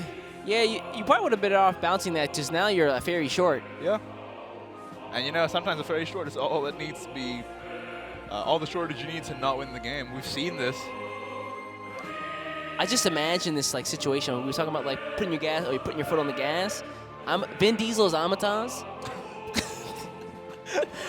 That's really good casting. Vin Diesel's Amatas. Hey, there's the Insane Dark Elf taking out a 1-2. Feels bad though. It's a fairy at least, but yeah, it does feel a little bad, doesn't it? May could trade even here. Trade? Or just face. Trade? Oh, gonna get the airbound barrage to pull her back for the removal. Not bad, not bad. Trade? Who do you think you are? Sometimes you don't want to trade for a 1, or you don't want to run an airbound barrage into a 1-2. Yeah. Especially when Ian exists. Well, you kind of want to get Who's stuff not Ian? Kel. Right, right. But I don't know. I feel like you kind of want to just play your stuff out. You already have the Amataz. You just need one more fairy. Let's go. If only you just ran another Insane Dark Elf instead of a Tista. Ooh. What if he just Shots ran, fired. What if he just ran 2 Insane Dark Elves? Shots. Airbound Barrage for Migny. Tone Decay for Migny right there. All right, relax, relax. Maybe that came out a little bit more, if only you ran this. I didn't mean it that way. What is this guy? It's like he's in the top 8 But right actually, it's like for real though. Like Insane Dark Elf would be a pretty cool like tech just to have something that rushes and gets you a fairy. Yeah, I mean, we see like folks opting for like Gourmet Kitchen for the 5 damage, but 4 plus a fairy is also, I think, an equal trade. Oh, but the Prevo on the Daffodil here kind of makes that a target you have to take out. Ah, there's the last fairy you need. Got him. But if you do this, you're leaving up a 6-attack Daffodil. Oh, that's right. That Muse Knight with the ward is so problematic right here. Uh-huh. This Amataz is trying to get to that Daffodil. This guy's just like, nah, get through me first. Hey. You still do it though, right? The literal ankle biter, yeah. You still do it. Feathers. Turn 5, Amataz. 6 Storm Fairies in hand. I mean, you still got the fairies buffed up. Ah, this is nice, this is nice. Now it puts the ball in Tsubaki's court to answer a 5-2 and a 4-5 war with Bane. That's Kel though. Well, we all tried. We all tried. You know, good effort, team. F. We gave it a shot. Hard effort. Yeah, and plus when this Daffodil attacks, it's gonna get in Oh, a play point recovery. That's right. The added effect there of the Daffodil is so valuable. Leaving her up is just spells doom. Uh-huh. Tsubaki here really thinking it out. He's got 2 Agnes in hand. They're both still at 6. Be nice if we could advance that tree game plan a little bit, but yeah, it seems like a pretty simple kill turn, doesn't it? Yeah, you could Kel, evolve it, run it into the Amataz, run the Daffodil phase, then you'd have enough play points for Saintly Squeaks plus yeah. tree. Getting another ward up.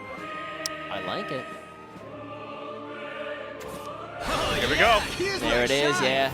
I'm glad until you actually took that turn to really think it through, because there was a lot of possibilities in that hand. Exactly. There was a lot of things you could have done, but you know, this is the World Grand Prix. Take your time. Take your time. Yeah, please do. No one's gonna begrudge you for thinking and doing the World Grand Prix. That's for sure. Well, it looks like Saintly Squeaks.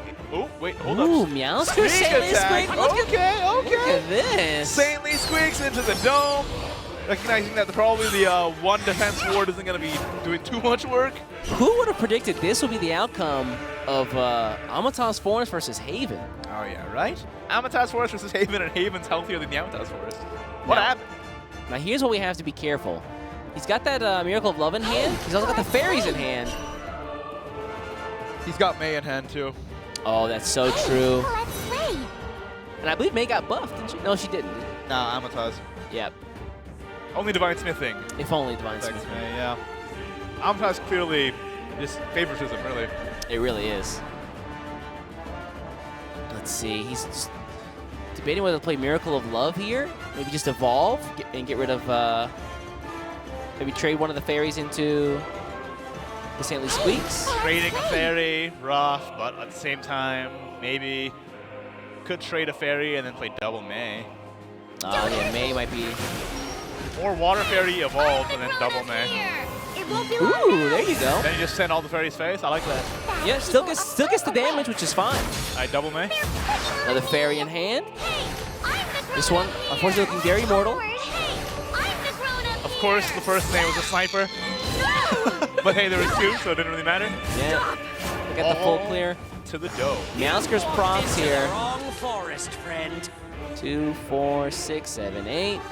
I mean, Tsubaki's got a fair amount of heal, plus Agnes in hand, can clear with the, well, the Meowskers can take out a May.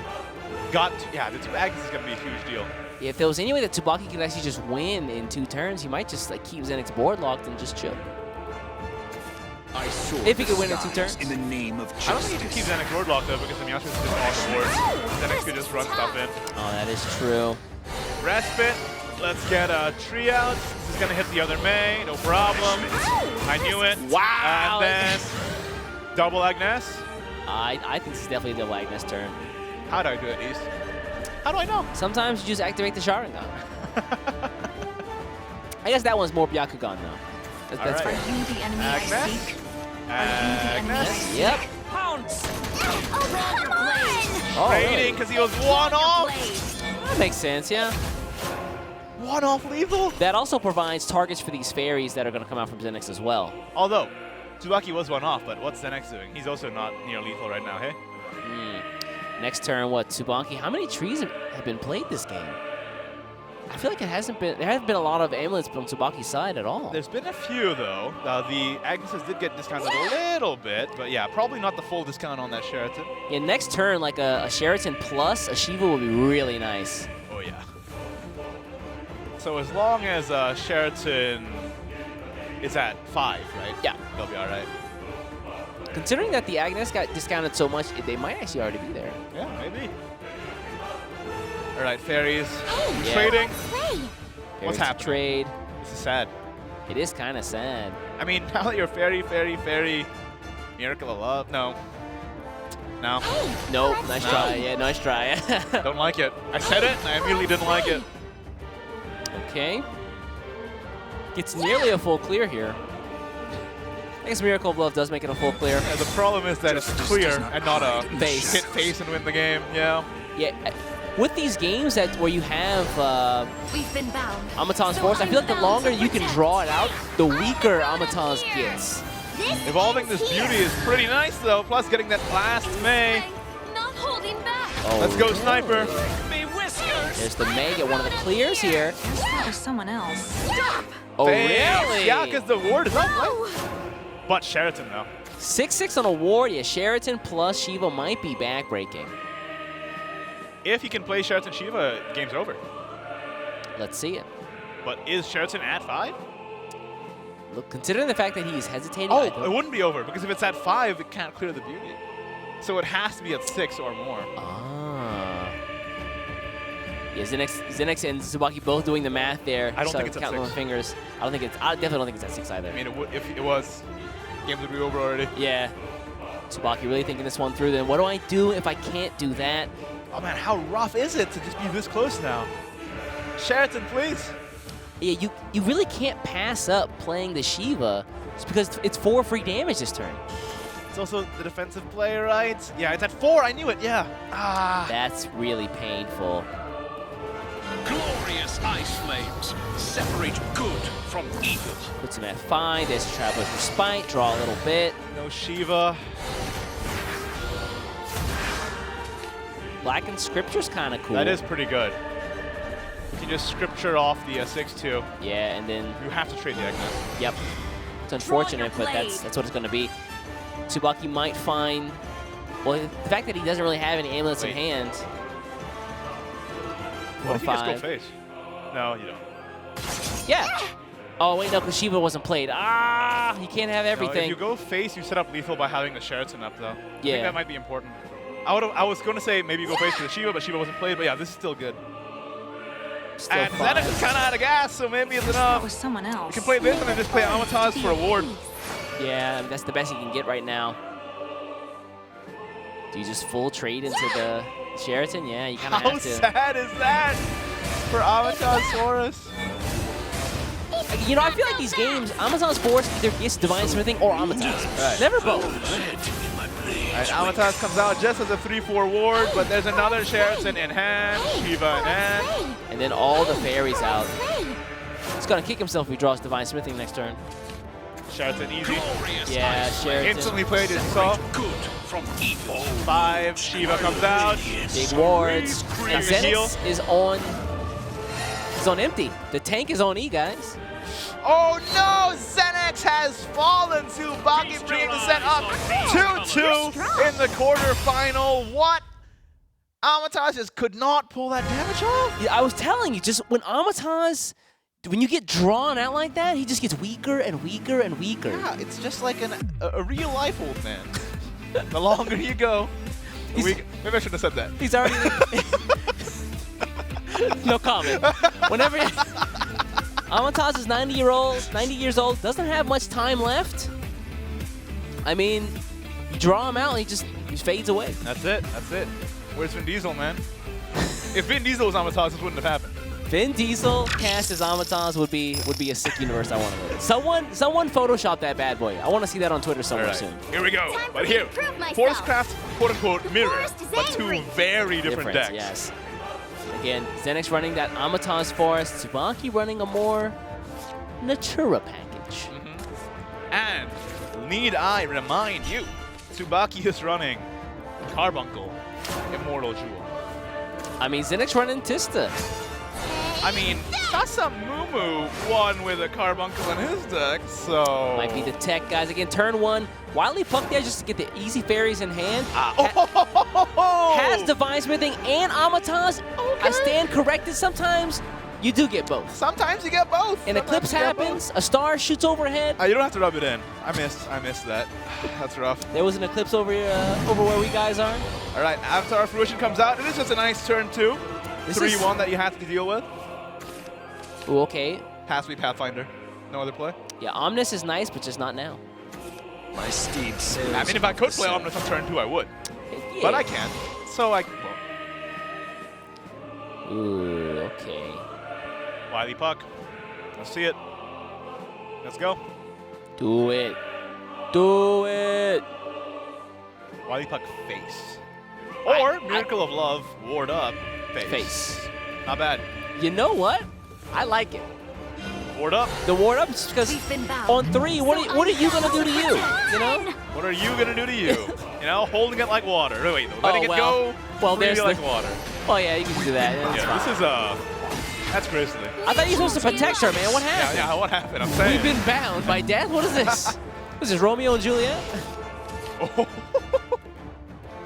This is your fault. Oh man, the Whisper on the draw there. Turn 2 gonna be a little bit less explosive, unfortunately, but just play the Whisperer and then play the Smithing. Yeah, Smithing's fine. Amaton's gonna give him Storm anyway. And then play the Wily Puck. Oh, this is about to be bad, you guys. How could we let this happen?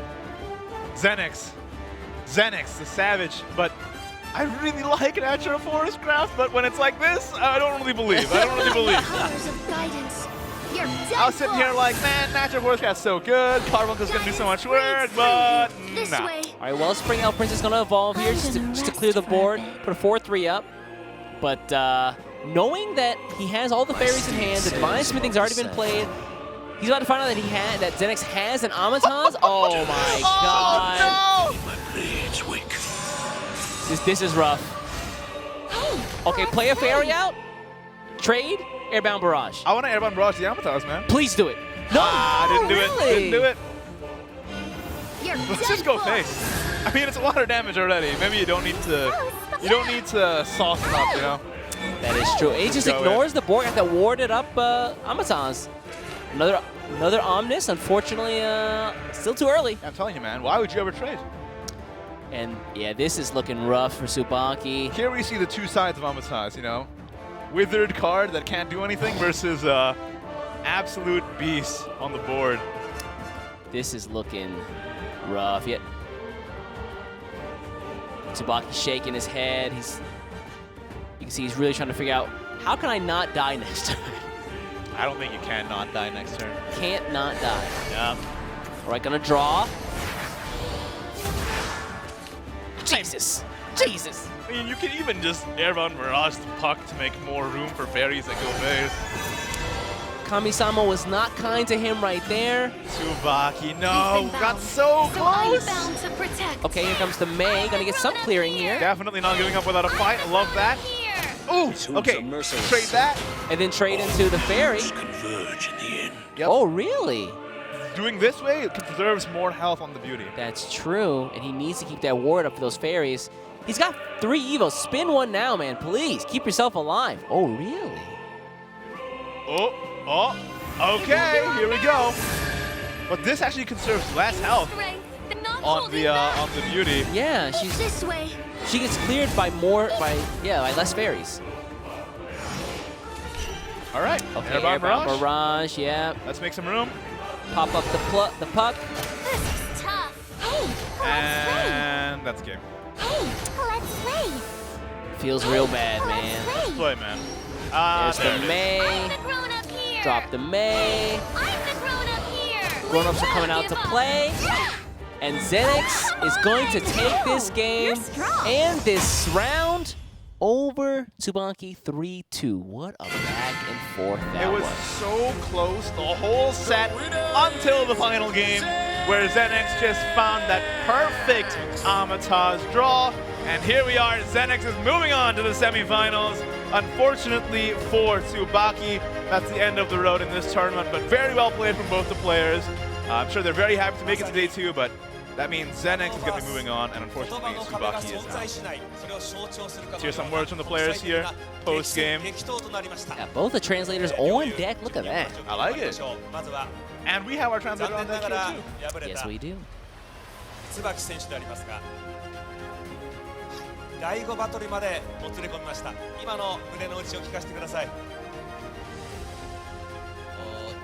제 플레이는 후회요. 제 플레이 후회는 없다고 생각하고 같이 경기한 제넥스 선수의 플레이가 너무 좋아서 감탄했습니다. 그리고 제넥스 선수를 우승까지 응원하겠습니다. まず私自身 Wow, my man he speaks the triple tongue right there. ゼネックス選手と熱戦を繰り広げることができて本当に嬉しいですし感謝しています。ぜひとも優勝はゼネックス選手にしてほしいと思います。最後まで応援します。さあそして2年連続のベスト8進出、昨年の成績を上回りました素晴らしい激闘を制したゼネックス選手でございます。今の喜びの声を聞かせてください。 Tsubaki says he doesn't regret any of his plays. He's rooting for Xenix and he really enjoyed playing against them. とても嬉しいです。今日はラッキーでした。昨年の自分を上回るこの成績いかがですか？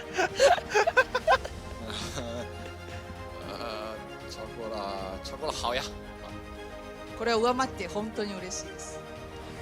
いや何度もこう数を数える手の動きも見られましたけれども、ご自身の中ではこの最終戦まで行きました。どの試合が一番印象に残ってますか？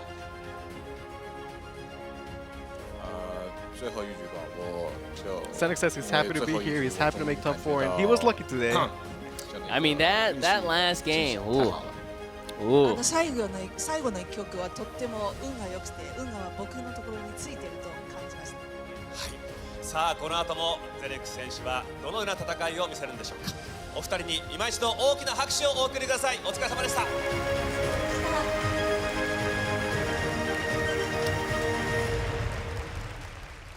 いやー、このプロをもうならせる素晴らしい戦いでしたね。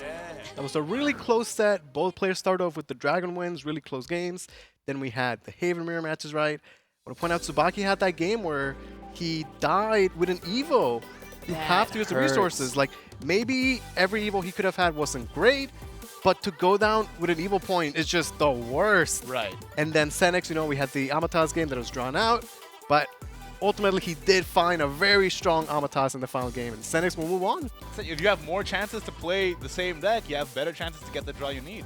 That is true. And again, getting Amatas plus the Divine Smithing just sometimes is backbreaking. We saw it right there when Xenix just whipped it out against his opponent. Yeah, and I just want to point out, in these games where we have very explosive, aggressive decks, we're seeing so many times the Storm followers have to trade. We're seeing Agnes trade, Fairies trade, and ultimately it's like the Cheriton Ice Flame Priest as a 5/5 body, the 6 rounds win the games. But yeah, seeing how they use their Storm, because sometimes you just have to trade. Yeah, it's crazy. I mean, I feel like there's so much Storm in the meta now that everyone's just afraid of everybody else, and the Storm kind of loses value in a sense. Because everyone, you know, everyone has it. Yeah, the Agnes specifically, because you can't Agnes Kraven's Evil Face for 12 damage. So now it's like Agnes has 3 and you don't have the burst, so you end up trading. The Fairies, you know, you do have that big burst, but when you run out of resources and you don't have enough to push, they trade. I think if Amatas trades, they lose. Yeah. If the Natura Haven trades with the Agnes, they can still win through board maybe. That's a good point. Yeah, just forcing the Amatas to spend all the time and effort that they had to get those fairies and pump them up, and then having them to actually just trade in, really just kind of makes the deck look piddly. Yeah, we just saw that with Xenix's first game there with the Amatas too. And we can go back to the card draw where, you know, the Natura Haven, you use the resources, but you draw with the trees. Amatas, once you've used your resources, you have nothing. Right. That is painful, man. That is very painful. But again, nice work to Tsubaki. Great work to Zenix. Zenix unfortunately moving on. Excuse me, fortunately moving on. Tsubaki, unfortunately, his run is cut short today. Top 8. But it's, I mean, looks like the top 4 is shaping up to be some pretty strong competitors. Oh yeah, definitely, definitely. ZenX must be feeling real happy, making it to the top 4 now in his second time in the World Grand Prix. Last time I think it was 5th to 8th place, right? Yeah, that means that he's actually gone farther than he did last year. Step by step, just improving little by little. Maybe he can go all the way this time around. Looks. All right, we're going to take a quick break. When we come back, we should have Azure Cloud's match. You guys don't want to miss that. We will be right back.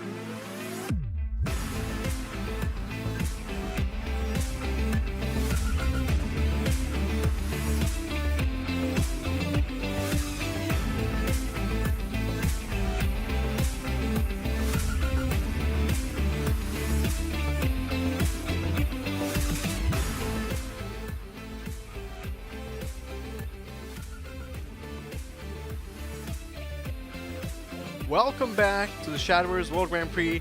I have 2 awards for you guys. Azure Cloud. Azure Cloud. Azure Cloud. Azure Cloud. Azure Cloud. Yeah, Azure all of our hopes are riding on Azure Cloud right now as the only representative from SVO in the top 8. Also to mention, we talked about this during the very short break out there, guys. We might have a potential non-Japanese top 4.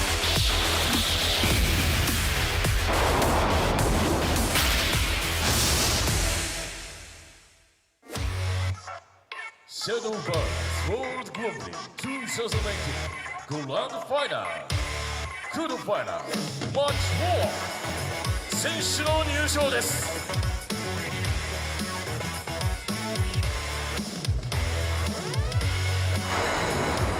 まずはアメリカシャドーバーオープンコンテンダーズカップから勝ち上がったアザクラウド。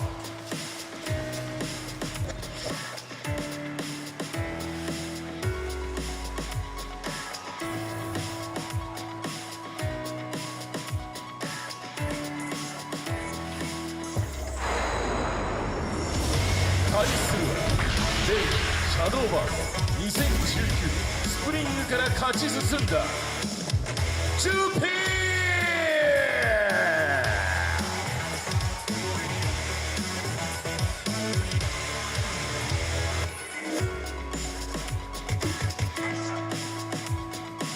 シャドーバーズワールドグランプリ2019グランドファイナルクォーターファイナルマッチ4Other Cloud vs. Jupi Battle Star!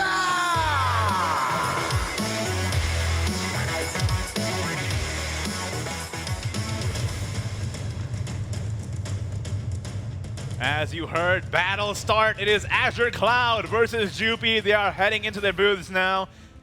Man, this is the fight that us 3 at least we're waiting for from the quarterfinals. What are you talking about? Everybody in chat is riding on Azure Cloud. If they're not, guys. They're riding on that Azure Cloud? But, you know, day 1, we saw Jupi take up Biru looking so strong. Yeah. And, you know, Jupi, again, top of the ratings system in Japan.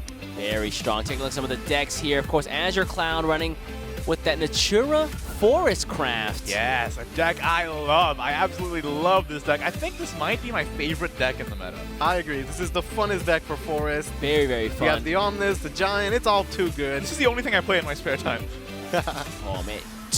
Interesting to note, only 2 of the Traveler's Respite, 1 Airbound Barrage. I like that. Yeah, not a bad mix. He's also got the double Attica, the Stoneclaw in there, as well as 1 of them Shiva. Not 2, but, you know, one's okay. 1 is acceptable. I'll let it slide. That 2 Primal Giant is so good, too. Next up was that Natura Dragon Craft. Again, 1 of Dragon Chef, 1 of Genesis Dragons. Seems like a pretty standard list, this one. Also running up that Dragon Chef, I feel is so pivotal to deck. We've seen players today leave it out. I'm glad that Azure Cloud's got it in there. Yeah, I like the Dragon Chef. I like the Rending. Great list from Azure Cloud. And next up, we got that Natura Havencraft. 3 Sheratons, 1 Feather Rush, 1 Craving Splendor. A lot of the same of what we saw in day 1, bringing it into day 2. I think this is a pretty standard list. I mean, it's got the double Shiva, the Feather Rush, the Craving Splendor. I expect this to be a strong deck piloted by a strong guy. Now, next up, we got Jupi's decks here. Amataz. We just saw it, folks. Amazon's so explosive, so powerful early game, but if you can make it, if you can wait it out, maybe force the fairies to go trade into the wards, maybe you have a chance. Maybe. We've also seen those games where the Amataz just doesn't quite pull through. That's true. Next up, Natura Dragoncraft. But hey, do you see it? I do see it. The 1 of Dawn Splendor. No, hold on. Ayla. The 1 of Ayla, man. What are you talking about? Next up, Natura Havencraft. Ooh. Again, a pretty standard list, but no Feather Rush. Instead, we have that 1 Realm of Repose. Yeah, we got to see a little bit of work it put in today by saving the Kel, which is really nice because you get that potential, like, longevity. That's the word, longevity, right. yeah. The potential longevity on actually getting, like, another Bell and maybe draw a Respite for some more removal. Although we did see it save the Cal, we could have seen it later on to save you from Shadow's Corrosion, so it might be difficult to find the right time to play it. But here we are. Going for the drag. Wow, that would have been 2 mirror. That would have been 2 mirror if he actually got the Valdez. Oh, Jupi is going off, and Azure Cloud's got a really good hand too. This might be a full keep. I like the keep from Azure Cloud here. But Jupi can ramp, but he can run out of resources real fast. But Jupi's got ramp and then the next turn ramp plus Pathfinder. It's pretty good. Oh, but you're right. He is going first, meaning he does have less resources, less draw. Exactly. Okay, nice. I'm glad that Azure Cloud went with the full keep there. It's such a great set of explosive turns from him. Those were amazing opening hands from both players. Let's see how it turns out. Okay, got the Rending and the Dawn Splendor here now. Dawn Splendor not super good against this deck. Really only a consideration against Genesis Dragon, but still could play a factor. Yeah, in the mirror, not so great. There's not so many Storm followers in Dragoncraft, so. How do you feel about ramp right now? You know what? Yeah, I like ramp. Because then, turn 3 is what? Ramp again and plus Pathfinder. Other alternative is to just play the Pathfinder, get a little bit of damage in. I don't know if that's super relevant because, you know, Dragon will end up getting like Traveler's Respite and Dragon Chef later down the track anyway, but. Looks like he is going to save those Oracles. And meanwhile, Azure Cloud is going to decide to ramp here. Yeah, Azure Cloud takes the opposite route here. Just ramping. Ramping here means that he can't trade that Pathfinder into his Pathfinder, and Azure Cloud doesn't know that he doesn't have a ramp bird, but he might as well have. Maybe Azure Cloud held on to that just because he has the Disdainful Rending in hand. That's true as well. Now it comes out. And this might just be a respite.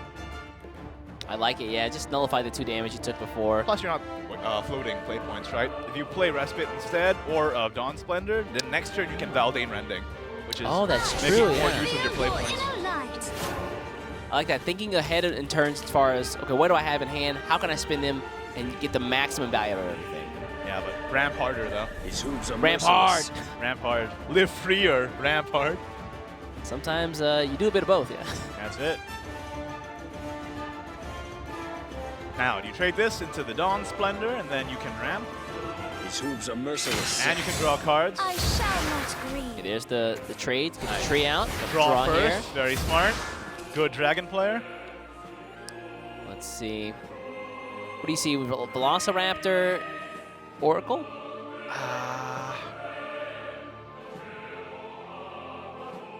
Is the Pathfinder that important to you? I like the idea of keeping the Pathfinder up just because it forces them to wait out Valdane for a bit more. If you ramp now, then your next turn, your Velociraptor is getting 2 trees, so maybe that's better.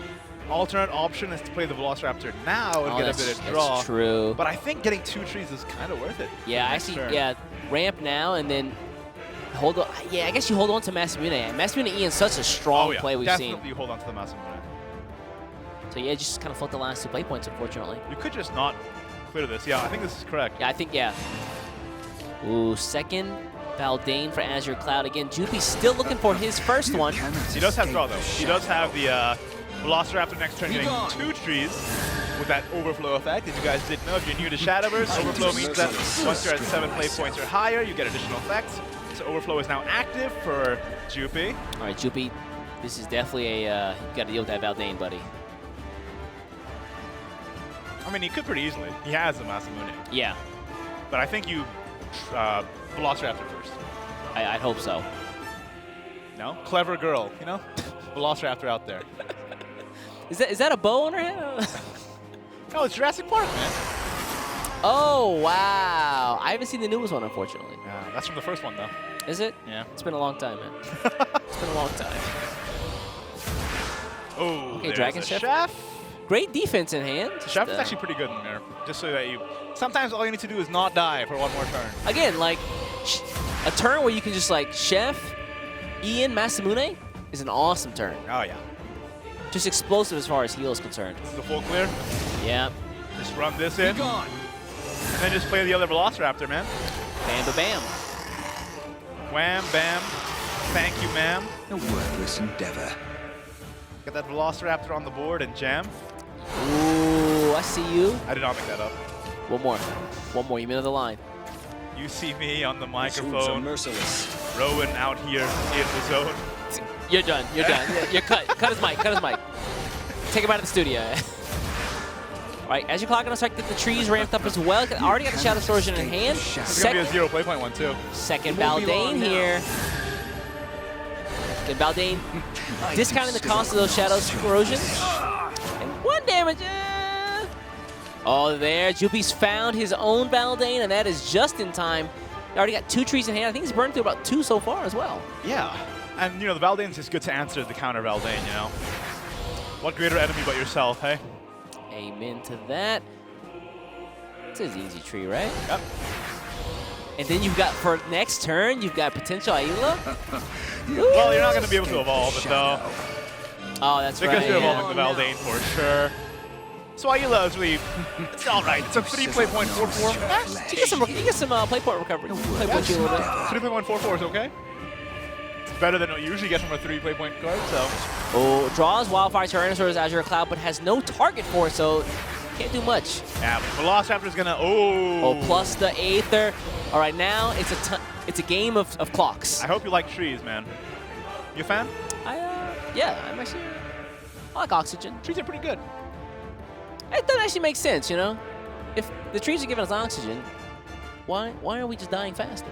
If you destroy the trees. But there's the one, it's like you cut the tree down, but you plant one in its place, right? Yeah, it's true. Is this the deep lore? Valdane's is a sustainable farmer? Is that what this is? Oh, draws the Pteranodon. Ah, which activates Masamune, but that's not really relevant right now. Yeah. I don't think you need to do that if you don't wanna. Again, he's still got that turn where he can just, Dragon Chef, Ian, Masamune, and just heal up so much. Yep. Buy himself at least another turn to live. So what do you want to do this turn, though? On 9. Could Pteranodon, Ian, Masamune now restore some defense, get a big board? Yeah, I like the idea of presenting a big board. Luckily, Azure Cloud does have Viridian Magnet in hand. We are not biased at all, by the way. Yeah, I like the wording there. Luckily, Azure Cloud has. All right, okay, buddy. All right, let's see. Where does Jupi go? Really? Man, I'm not sold on Sayala. I'm sure it can be good, but this game you had to spend the evolve on the Valdane. Well, he is also going first, so he has 1 less Evo point, but that's true. If you're going second, it's you probably get much more mileage out of it. Yeah, Mr. Dragon's a pretty good card, but okay. Ayla Ian, interesting showing. Ian Masamune. Ah, okay. Let's heal up. Ah, this is much better than Pteranodon. Yeah, I think this is better than Pteranodon as well. But, you know, is that going to be enough? Let's see. Can Azure Cloud clear this? He has the Viridian Magma. Luckily. And he has the Disdainful Rending. Luckily. So, the answer is yes. Like it seems. Yep, probably. And you know, it's pretty important to get the Viridian Magna up because Genesis Dragon is a card that exists. The unfortunate part is, right now, Jupi is dictating the pace of the match. Oh, yeah. Which means that all this time spent removing, Azure Cloud cannot play trees. Well, I mean, if he does get the Viridian Magna ward off, what is Jupi doing next turn, right? You got Dragon Chef, Pteranodon, and you don't want to have your Genesis Dragon do trades, right? Yeah. By a horse. What a good line. It's pretty good. By a horse. It wasn't a horse, though. It was a dragon. straight up Tyrannosaurus Rex. Oh, that's it. So, you know.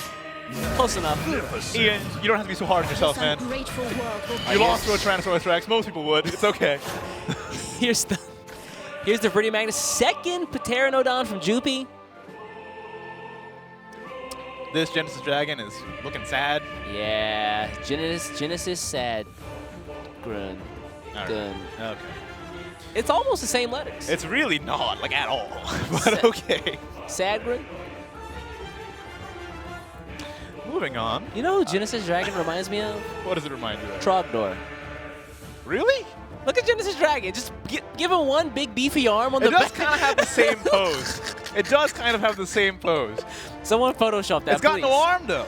Well, that's all he needs. This Photoshop, one stupidly drawn off. Photoshop Assault Priest's arm on the back of Genesis Dragon. That's the way. Oh, there's another Velociraptor. Oh, man, Jupi. But he has to clear this, because if he doesn't, Azure Cloud can... Oh, wait, he can't evolve. Never mind. Excuse me. It's already evolved. It's already evolved, man.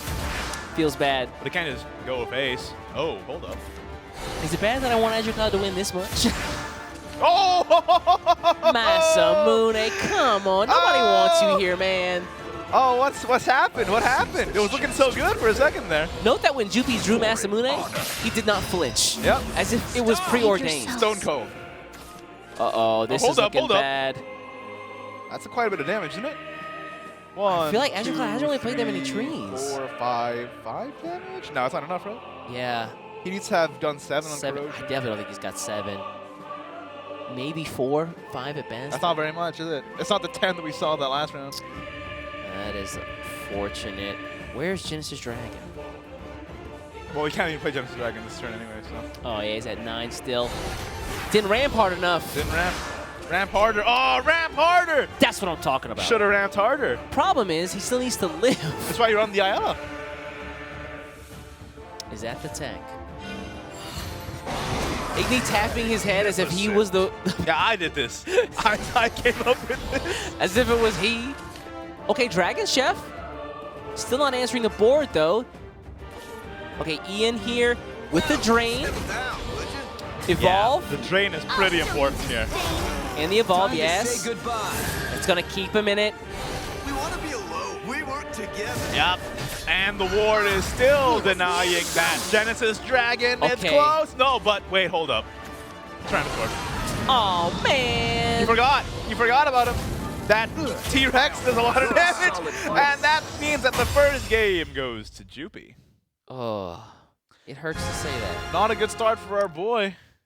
As the hero, he will make a dramatic turn when the chips are down and he looks all out. Yes. When the chips are down and he looks all out. Like he's out of it. Oh, you mean like that's when his theme song plays? The Giorno theme song plays. Dun, dun, He stands up slowly, blood down the side of his head. You know what I'm talking about. Then he says, "This is for my friends," and then he wins the game. Then he punches Jupy into a garbage can. It's a JoJo reference. You Yeah, wouldn't get that. I wouldn't get it. I wouldn't. You wouldn't All right, get relax. that. The next game is the Havencraft Mirror. All right, gonna go up with the second mirror here. All right. Can Azure Cloud bring this back? I hope so. May eternal peace Yeah, this is be rough. yours. Oh, hey, Feather Rush opening hand. Whoa. And goodbye, Feather Rush. Mirror after mirror, hey? Yeah, what is this? I guess Azure Cloud just doesn't like the matchup there. Dragon versus Haven. Gonna switch over to Mirror himself. What does Jupy keep here? Honestly, it's not an all play. Maybe toss back the Punisher? Maybe? I like the Confectioner early on. Me too. That's why I want to hold on to it. And Kel is just good for removal because, I mean, the early game you can see is going to be kind of rough. Right. Featherfolk Punisher's not going to get like the full use of his effect. So, do you really want to play him now? Meanwhile, Azure Cloud's hand looked pretty good. Yeah. Looked pretty good. Look pretty good. Pretty good. Pretty good. All right, full keep. Really? I actually kind of like it. I mean, I understand. Okay, okay. Great. Turn one. Not a bad start, yeah. So at 2, we can get a... Oh, no. Jupy got the early Agnes in hand and Sheraton, so... And we've seen from past games, early Agnes can make all the difference, man. And you pretty much know that when you queue up a Haven Mirror, regardless of what meta you're in for a long game. Oh, yeah. Outcomes the same these weeks. Same is true for Swordcraft Mirrors. That's true, yeah. Especially mid-range Swordcraft Mirrors. Oh. Turn 20, here we go. Double Lathams. Let's go. All right, gonna get this early Saintly Squeaks. That's gonna be nice. That's gonna translate into nice damage on board, potentially next turn. I love it. Jupy doesn't really have an answer for it either, which is looking good for our boy Azure Cloud here. I mean, if you play a Featherfolk, it's just gonna get bodied, so... Yeah. Yeah. Yeah. What else? Passing is not a thing you do, though. Well, you do have the Traveler's Respect in hand. Do you just want to wait? Full to 2 play points, but yeah, then again, it costs you 2 play points on turn 3, so... When you play the Featherfolk, you at least present a threat that they have to deal with, right? Yeah, because you definitely don't leave it up. Unfortunately, it's not my favorite move, but really interesting. Like, he's just gonna respite for now, getting a 0 play point tree. The Feather Rush makes its way back into Azure Cloud's hand, saying, hey, you cannot escape. You're playing me this game, all right? It's happening. It's happening. Look, we're going to get some use, buddy. Hey, that's a good 2-drop. Would have loved to see that last turn. Not bad. But I think you just play the Confectioner here, and then you can play Cal turn after. Yeah. It tastes better than it looks. Okay. Oh, wow. Yeah, Pretty good. great draw there. Your turn 4 from Azure Cloud. You liking this menacing chanting in the background? It's really good, isn't it? Like the Viking war drums. That's it. There's Shiva. I love this music. I wish we could put this music in regular rotation. I wish we could put all the tracks they've been playing during the actual like live presentation in the game as well. Yeah, They've been so good. It's fire. All right. Crash spin to another tree. Get the draw, get the ping, get the fade. Sheraton. This is looking pretty good for Azure Cloud so far. It is. But Cal is going to turn this right around. Yeah, these are the turns where Jupi starts to kind of explode. You see that instant, Cal? Didn't even think about it. Arrows off. Don't decay! I like his ultimate technique is just shooting his bow. That's the only thing you do. He's honed that one skill 1,000 times. Fear not the man who has mastered 1,000 punches. Yeah. But the man who's mastered one punch 1,000 times. Who's mastered one bow. Yeah, it's pretty tough. You're bringing your fist to a bow fight. Ooh. Ooh. Awkward little attack there. This is going to become a little bit of a bigger mouse at least. That's good, yeah. And he's also helping discount or get a better discount for Sheraton in hand. Yeah, true, true. Ooh, another Kel. Another one. Another one. As if Jupi needed more removal. Another one. It's crazy. So, I mean, Jupi's focused so much on removal that he really hasn't gotten the trees off. I mean, he could Featherfolk, tree, sneak attack, rather. That would remove the Muse Knight and push 4 damage to face, right? It's not bad. Yeah. And considering he's already at 11 defense, he needs to start making some big plays. Yeah. I really like that, actually. Yeah, the more that I look at it. That's definitely the play. Like that. I mean, it's just weak to opposing Kel, but maybe because it's weak to opposing Kel, you don't do it. But it looks so good. I mean, you're pushing 4 damage phase. Yeah. But Kel does restore defense as well, though. Yeah. And Azure Cloud has 2 of them, so. Ooh. Ooh, yeah. Here comes a sneak attack. Just your own Kel, so that you're not weak to opposing Kel. That's weird. Here's where I shine. Spins the evolve here, okay. My ultimate technique. Goodbye, mice. Of mice and men. Now it's just of men. Yeah, just of men. Of cat and men. Oh, okay. Hold on, hold on. Sheraton in hand, Shiva in hand, Feather Rush in hand. You want a Shiva? Feather Rush in hand. Yes. Feather Rush on the Sheraton. Would be quite nice the turn after. What do you do now, though? Shiva evolves over the Cal, but kind of ugly. And you don't have that evolve for the other Cals in your hand. Yeah. Kel becomes far less useful. Although I feel like once you get Sheraton out, you kind of force your opponent on the defensive. Yeah, I mean, it's a clear, it's a big body. You can offensively use it with that Feather Rush. Note, Feather Rush and Craving Splendor both in hand. Are they both there? Yeah. Open your eyes, East. That's wild. Use your elf eyes. I'm still in the squint verse. Okay, yeah. It's not a perfect play, but, you know, Shiva out is also going to present some extra damage on turn 8, which is going to be great. This is now very good, though, for Jupi to just play double Featherfolk and then Tree. We just instantly deal with the Shiva, push. Oh, that is true. Damage, and he even has the Bell for even more damage. That's right, and then Azure Cloud doesn't really have a way to answer both of them easily. Yeah, I mean, the Cals don't have the Evo anymore. And then he's got the Agnes still waiting in the back there. What is she at, 8? Man, he still hasn't played a tree this game. Nope. But he will now, I think. I hope. Yeah. I don't. Wait. Pause. I take it back. You don't hope. I don't hope. I'm in it for some good Shadowverse and an SVO person winning. Yeah. Let's go Azure Cloud. Azure Cloud. Azure Cloud. But, you know, this is looking pretty good for Jupi. This is again, he had such a big body hand in the first opening draw. I knew that he was going to have like the strong later turns. Oh, yeah. Oh, yeah.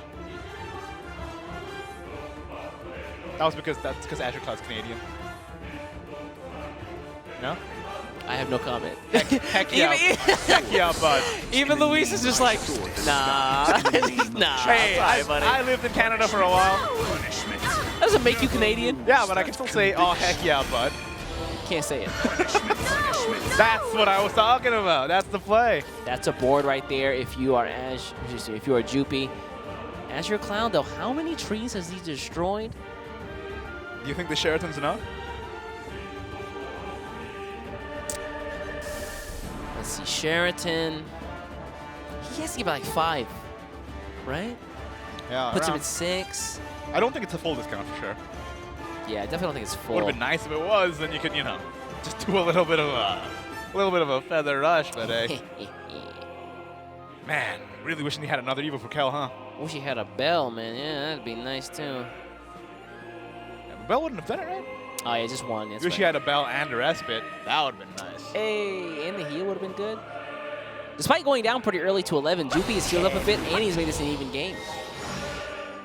Oh boy, that's not good. Yeah, I don't know about that play. Leaving up 2 Featherfolk is not where you want to be. Yeah, and Jupi has the potential to just evolve one of them. So he's pushing like 6 damage. Face. Oh, time is a factor, Azure. Now or nothing, man. He's really thinking about that Sheraton, but he doesn't. You have the pieces in hand. I say wait. Okay, just gonna float 6. Board locked. Oh, I forgot that Mouse is gonna proc. That's gonna be big damage now. But Jupi is board locked, and he can't get that much damage off. 2, 4, 6, 8. Who do we appreciate? Azure Cloud. Azure Cloud. Yeah, exactly. Repent. That means Azure Cloud has to answer the board now, though. Yeah. So he's on full defense. Come on, buddy. Repent. Repent, Beast. I didn't do anything wrong. I took top out, man. Come on, is that enough? Hey, oh, hold up. Oh, Bell? Okay. Is it enough now? I mean, you could run the Meowscars into the other one. Does not hide in the Feather rush. Or just do this. That's a lot of damage. Feast your eyes on these colors. Feasting. Feasting your eyes. Oh. And that's fall. Faithor! Azure Cloud forgot the Shiva had gone up. Yo, I'm And just that glad is that we enough. saw Sheraton, Feather Rush, Craving Splendor in this tournament actually win a game. We've been waiting for it since day 1. That is true. That is very true. I feel like we've had a day where, or these 2 days where we've got to see all the techs. Yeah. Well, minus Carbuncle. Wait a second. Well, we didn't see Tista do any work. Zenix is still in it, right? Zenix is still there. Let's not get ahead of ourselves here. Zenix is still in it. Yeah, but we haven't seen it yet. Hey, there's If still a chance. Tista wins the World Grand Prix, Whoa, timeout, pause. we're all crafting 3 of Tista. No. Here's how it works. Azure Cloud defeats Zenix, but we get to see the Tista play fail miserably. All right. You have a lot. You see the future sight right now, or is this just what you want to happen? East used Future Sight. East foresaw an attack. I get it. That's a reference I get. Thank God. You proud? Is fighting in despair. Azure all Cloud you versus know? Jupi. Azure Cloud running it back with the Dragoncraft up against the Havencraft from Jupi's side. The set is now 1-1. Ooh. Tied it up, and this is a pretty good hand from Azure Cloud. I actually like this a lot. Yeah, Desert Pathfinder getting that early tree up with the Blossom Spirit. Jupi's Mulligan, very nice as well. The Golden Bell for 1, Traveler's Right, and Featherfolk Punisher, so good. I was just gonna say, man, Bell on 1 is a game that's won. No, it's not. I can't. But it rhymes. You're putting the bad juju out into the It universe. has to be true. You know, you gotta be internally consistent with my made-up logic. Chad, let me see some pitchforks for Igor. He's on the wrong side. Bell on 1. Here we go. Azure Cloud, I really want to see the Desert Pathfinder here, please. Thank you. My steed sails above the I'll have sand. a 1 Desert Pathfinder. With the side of trees. A number. Can I get the large trees? Number 9, large. And trying to watch my weight. Give me an alchemic confectioner diet, please. It looks better than it tastes. No, wait. It tastes better than it looks. I'm definitely not eating it now. That's the wrong card. That's you spoiled it for me. That's confectioner alchemic. His hooves Wrong are one. merciless. That's her sister. Her worst chef sister. Cooks with Play-Doh and mud. It looks great, but tastes terrible. Baldain's there like, my restaurant's never gonna get off the ground at this Not rate. ever. He fired Dragon Chef. Uh-huh. Good, because Dragon Chef kept firing all his food. Oh, I see what you did there. That's right. I'm really on point today. Jupy with the turn 2 sneak attack. Hoping to get the Masters out pretty soon. Leaves Azure Cloud in a position to get kind of establish some board presence here. You're on the play. Do you just go super proactive, or do you want to play the convection if not run out of steam?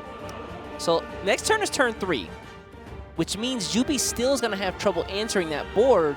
So you can still push a little bit of damage, but Kel is going to heal it back regardless. Yeah. Yeah. Yeah. Yeah. So like, but if you do push early enough, the Kel's only healing too, so you can just start getting some of that damage off, and then try and finish off with Ominous before things get too bad. That's not a bad idea. So Miracle of Love for Beast is what you're saying? Yep. Yep. Miracle of Love for Beast and hit 5 next turn. What would he grab with Confection? That would be great. Let's find out. This is safer. Oh, Elatica's nice. This is much safer. It's the second Blossom Spirit. Shiva in hand for Jupy. But for him, again, turn 3 still kind of looks awkward. He can do his own Alchemical Confection, but he's still, you know, a turn down. Behind on board, man. Really behind on board. Getting these Squeaks and Agnes are great pulls, though. Yeah, what are you going to do? The unfortunate part is both those amulets proc next turn. Yeah. His hooves are merciless. So Squeaks is going to be at basically ground 0. But it does discount Agnes a little bit. Really? The Irene here? No way. You want to use Irene as prime removal, right? Well, you have another one. You do have 2. You have another one. And Elatica in hand, so I mean, Evo's all the way down, man. That's Yeah. one thing that's really good about Natural Forest Craft is that you have so many free Evos, so many rush cards that you don't have to be too conservative with your evolve points, meaning that you can take tempo and just push your advantage early on. That is true. Again, yeah. Most of those cards, you only need Evos to be powerful. Irene comes out. Here it comes. I like it. Also, 3 gets over Kel. Not really. He can trade into it. Yeah, you can just trade with the Meowskers here. But you just lose the Meowskers this way. But I still think it's best to just Meowskers and then Kel up. It seems like a good idea. Yeah, preserve some defense on the Kel as well. Kel as well. Ooh. Kel just rhymes with everything. Yeah, it's easy. And by everything, I mean things that rhyme that end with L. It's a lot of stuff, though. Uh-huh. Bell, Fell, Tell. As well. That was bars. Shell? Shell, yeah. Yeah. Quell? Yeah. Oh, Kel is going to quell the opposition. I'm busting out the SAT words, man. That's it, man. Use your level 3 words. I want to hear it. Foretell? Oh, I see you. That's right. All right, here. On turn 4, where are we going? I think Kel is still the answer here. Yeah. Jupy's really thinking it out, though. He's like, okay, can I do anything crazy with Featherfall Punisher? Not really. Can't really choose where those targets go, and Kel hits everything. Kel does hit everything. It's his ultimate technique. I don't know if you've heard, but yeah. Just one good shot. It's his ultimate technique. Arrows off. There it is, yeah. Here's where I shine. You were done for. Ultimate technique. Oh, you were right. It is. I think I was just making that up. Yeah, man. You're going to trade the Meowskers in here, but get that 1 ping damage to face. Tying the game up. Ooh, okay.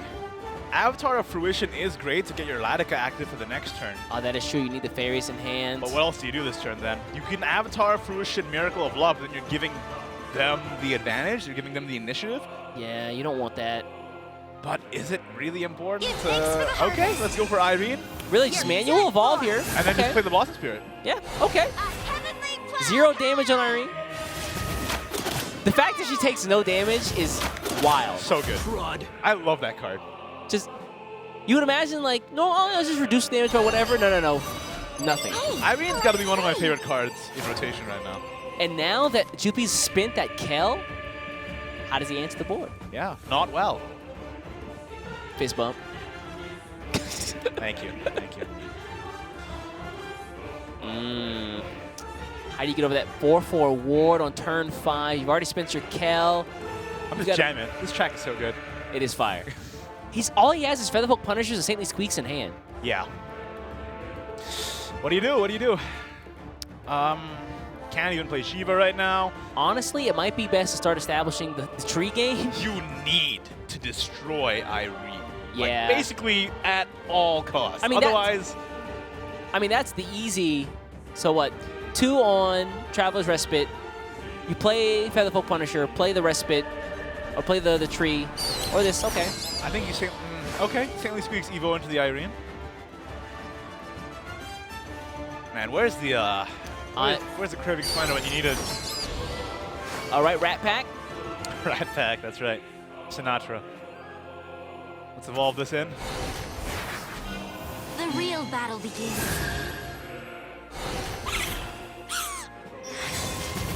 Time to hit the practice Yeah, hall. unfortunately, going to leave the Blossom Spirit up, which I feel like is such a big threat. I mean, you could just play Avatar Fruition here.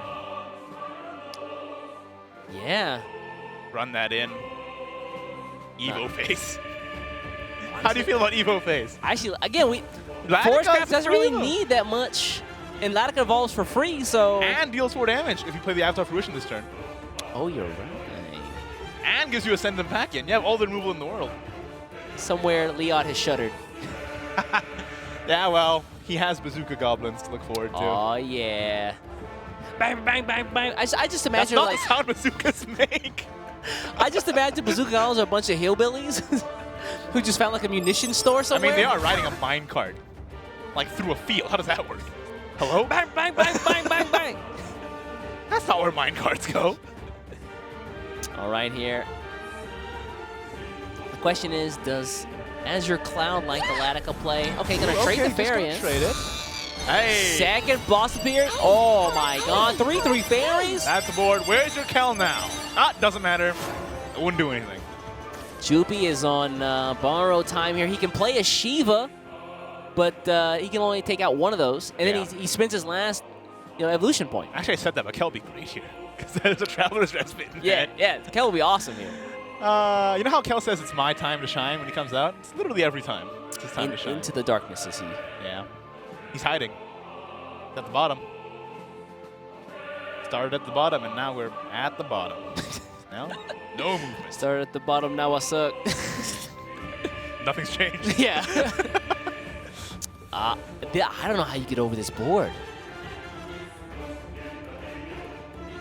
This is the strength of Natura Forest Craft. You just keep building boards, and they answer it, and it's like, that's okay. Fine, whatever. Here's another one. Here's another one. Here's another one. And now next turn, he has an amazing turn after Cloud. Even if it's dealt with, he has Avatar of Fruition, Latica. That's just which takes out anything. buff. A Ghastly Treant, insult to injury. All right. Run one fairy in. Yep. Avatar of Fruition. Or just run these in because they're low impact, I guess. That works too. Okay, yeah. Avatar of Fruition, Latica, evolve the Latica. Big slaps. There's the fairies in hand. Yeah, dude. Yeah, dude. And we're about to be treated to the Latica voice lines. What a great voice line. Or set of voice lines. Well, somebody's got to do it. Somebody. Is she British? I don't know. I think Lady she's of Scottish. class. I don't know, man. Clearly, I can't do accents. We've been over this. When's the last time you heard a Scottish person say lol? Lol. Yeah, it's Jupi. And the fact that he's barely played any trees this game, I think he's played, what, a total of like 3 amulets? Sheraton looking... Not very good. I mean, not very good. What kind of priest is he? Ice Flame? Maybe he's just one or the other. I don't know. Right now, it's definitely not both. Yeah. That or he literally is just steam. Yep. It's just steam. Definitely not flame, because the play's not hot. Ooh. That was ice cold. How do we do it? One after the other. Please don't fire us. Please don't fire us. Featherfolk, let's go. All right. Where do the pings go? Okay. Good start, good start. Do it again. Latical's all right. Yeah, now that he's got Sheraton in hand, he needs to start to discount get the discount from those and discount the Agnes in hand as well. Next turn, he'll have a potential Daffodil to continue to do that, and maybe also just get Agnes to 0. Respite is out. Punishment. Woo! Okay. Okay.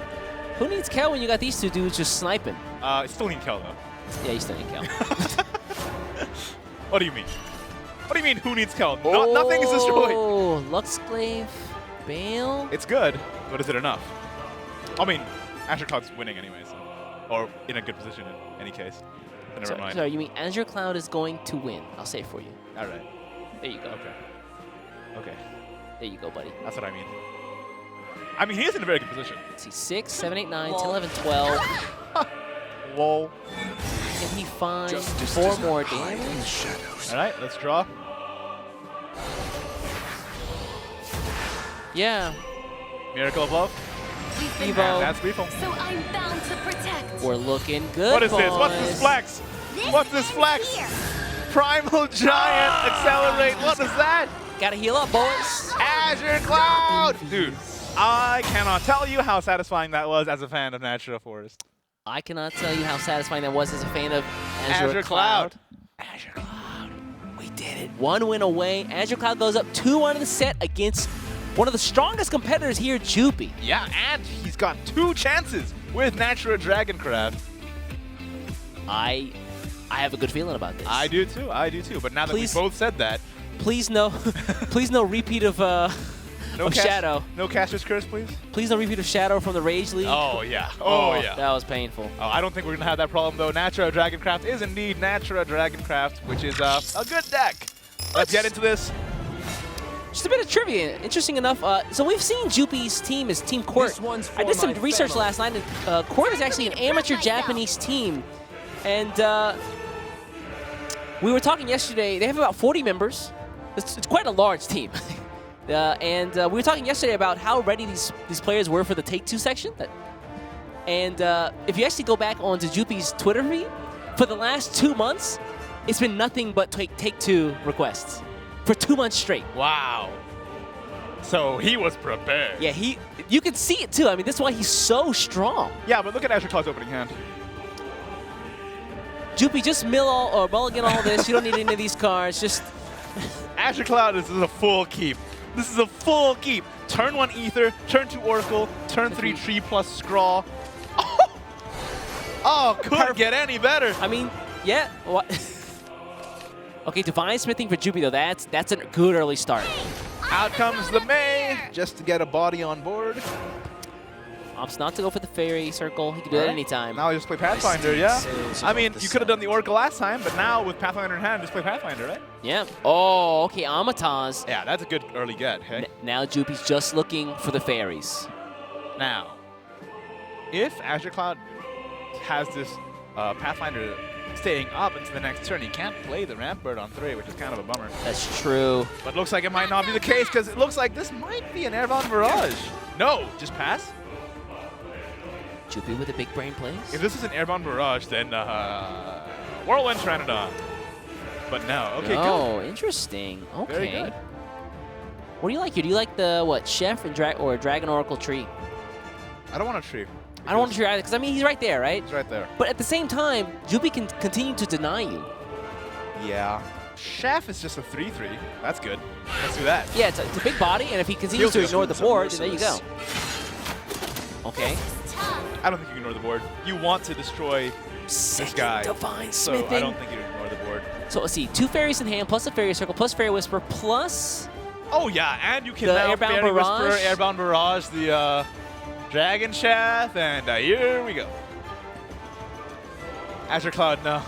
Not like this, buddy. Oh, well, he does still have another game. May the True. forest be a But Don't count him out just yet. This is definitely an Airbound Barrage on the Whisper. And that's already 4 fairies, man. Next turn is going to be Fairy Whisperer smithing into Amataz. Oh, boy. Get the tissues ready, Luis. Get the tissues ready, man. Oh, boy. Oh, boy. We like to see close games, but not this one. Wait, hold up. If he plays the Fairy Whisperer now, he's not going to get 2 fairies in hand, right? Because he's at 9 cards. Oh. Well, well, well. Look what we have here. There you go. Thank you for doing your 1850s prospector voice. That's the one I really enjoy. So do you guys play out Lily and then Fairy Whisperer? It has to be. Yeah. And then next turn is Amataz smithing. So really. Yeah, it just hurts later on. Still pretty good. Still pretty good. It's like seeing the wall coming at you. Yeah. Do you evolve here? Do you not evolve here? Do you evolve here? Do you not evolve here? What do you do? If you're Jupi? If you're Jupi. Well, considering you basically can tie the game up. I think you have to. Yeah. You don't want to suddenly get destroyed randomly, right? Let's just deal with this. Suddenly. You have more than enough evolves. You're going second. You got 6 fairies. You got Amatads. You got smithing. What was that you said earlier in the day? You never get smithing and Amatads in the same game. Cursed words. Yeah, I bet you're regretting those now. Okay, Ian here. He foresees the fairies coming out. Hold up. It's clear, though. It's clear.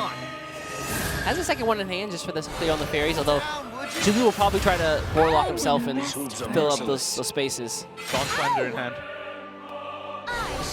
No, wait, hold up, why? Why? No, not this turn. It's not this turn. Okay. Maybe that Dawn Splendor was a turn too early. Yeah, because now I can just Avatar smithing. Now you can just set up. Oh boy. Smithing. Oh boy. Oh boy. There's 2, 3, 4. Yeah, that's gonna be so much damage. Yeah, 1. Count them. I don't want to count. Count them. I can't. Do it. 1. Wait. 1. This is not what counting is. I was counting the play points. Okay. Flash of my blade. This is the opposite of counting. This is the same number over and over again. All right, evolve on the Amatons. Yes. This has to go into the Yeah, it has to go into the Ian. You can't let Ian just stick around there. And then this is gonna go smithing number 2. Or do you play a fairy to trade? Nope. Don't do that. Yeah, I like smithing number 2. All right, for a 12, 16, 20, 24, 26 damage. Let's get a ward up, please. You could too. You run the this guy into the Amataz. Yeah. You run the Splendor face. You run. No, wait, hold up. Yeah. Then you run Ian Ward. Yeah. Evolve. You bounce back to Dawn Splendor. Then you play Dawn Splendor. Ooh, that's right. I forgot that you can. Oh, that's clever. So you don't die. I forgot the evolve on Ian is so crucial there. I think a lot of folks just forget he has that effect. I know I do sometimes. The last time I forgot was when I bounced my guys by accident. I'm like, I'm never forgetting this ever again. And now it's been in my head forever. Clever. Let's see if Azure Cloud can find the play, though. He is looking. He is searching.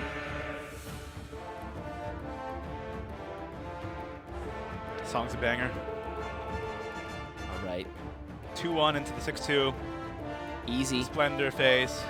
Ian evolve. Splendor. Bounce. Okay, that's the first piece of the puzzle. Step 1. Okay, time's a factor. Let's go. Step 2. Pick up the pace. Yeah, okay, 2. Step 3. Let's go. He finds it. There's the Ian evolve. Bounce Dawn Splendor back. Play Dawn Splendor again, and we are in business. That's it. Those fairies looking real mortal right now. Well, a little stronger than mortals, but you know, whatever. Yeah, they are stronger than like 4 knights somehow. Yeah.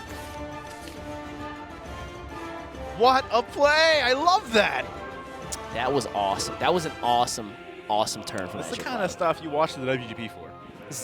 Exactly that.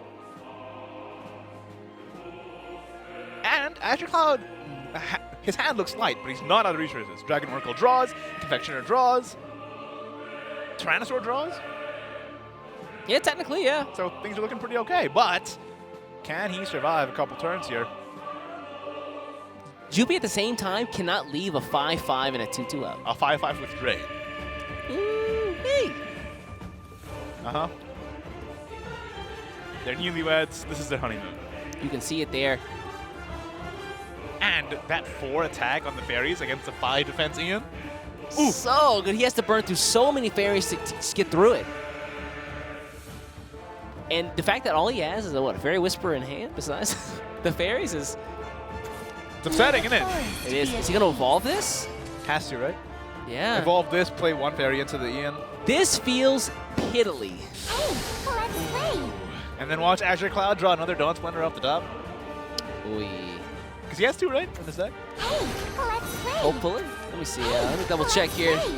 Check the spark notes. Okay, there's May. Check the spark notes. Oh, hold up, May, though. Oh, okay. That's right. May is an answer. Oh. Ian is up. Ian is up. Well, if only we were a couple play points. If we ramped harder, Igni. Ramp harder, man. Ramp harder. That's what I'm saying. Do you want to Oracle here for the draw, or do you want to go for the Alchemic Confectioner? It's tough. That's tough. I think you have to. I like Alchemic Confectioner. I think you have to Tyrannosaur the 4-2. So you might just Tyrannosaur and then Tree first.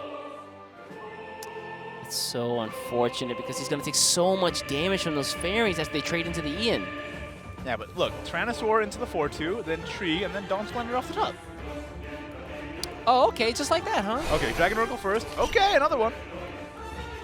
All right, let's see what's in the box. Yeah, I don't mind this, since he got another Wildfire Tyrannosaur.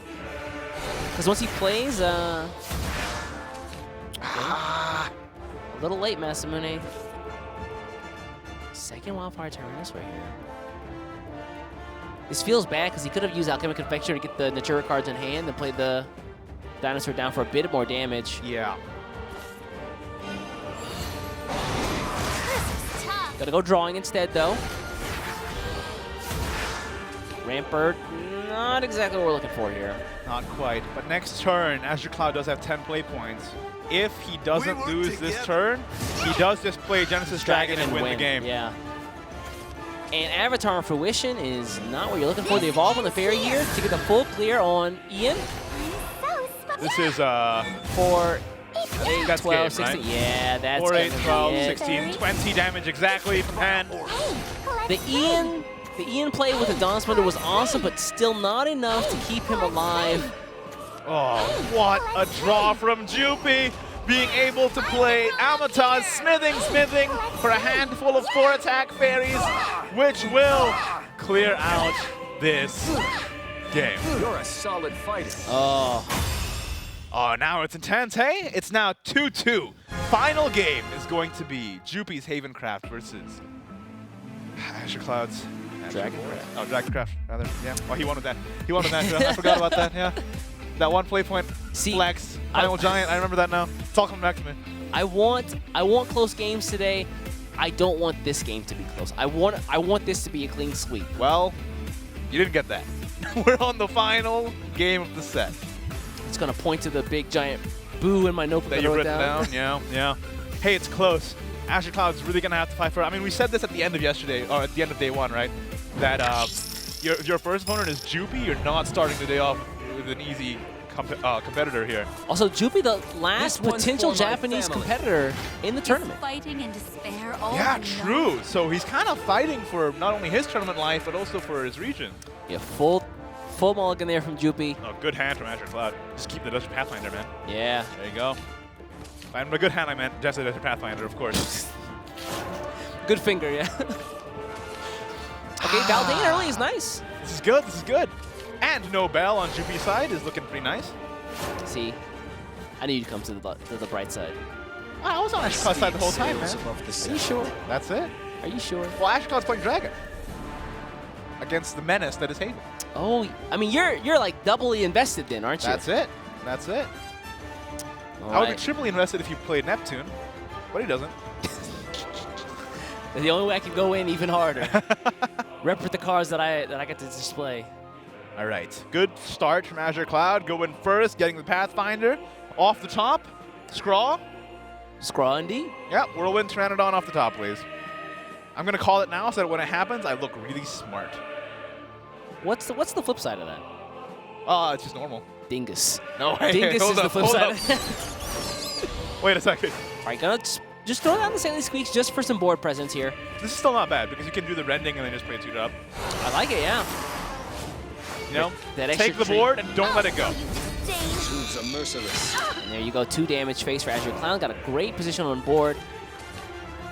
And where is? Oh, no, there's the Kel. It's behind that. It's there. Yeah, he's hiding. He's hiding. Sneaky Kel. Sneaky. This is a weird turn for Jupy though, just playing out trees.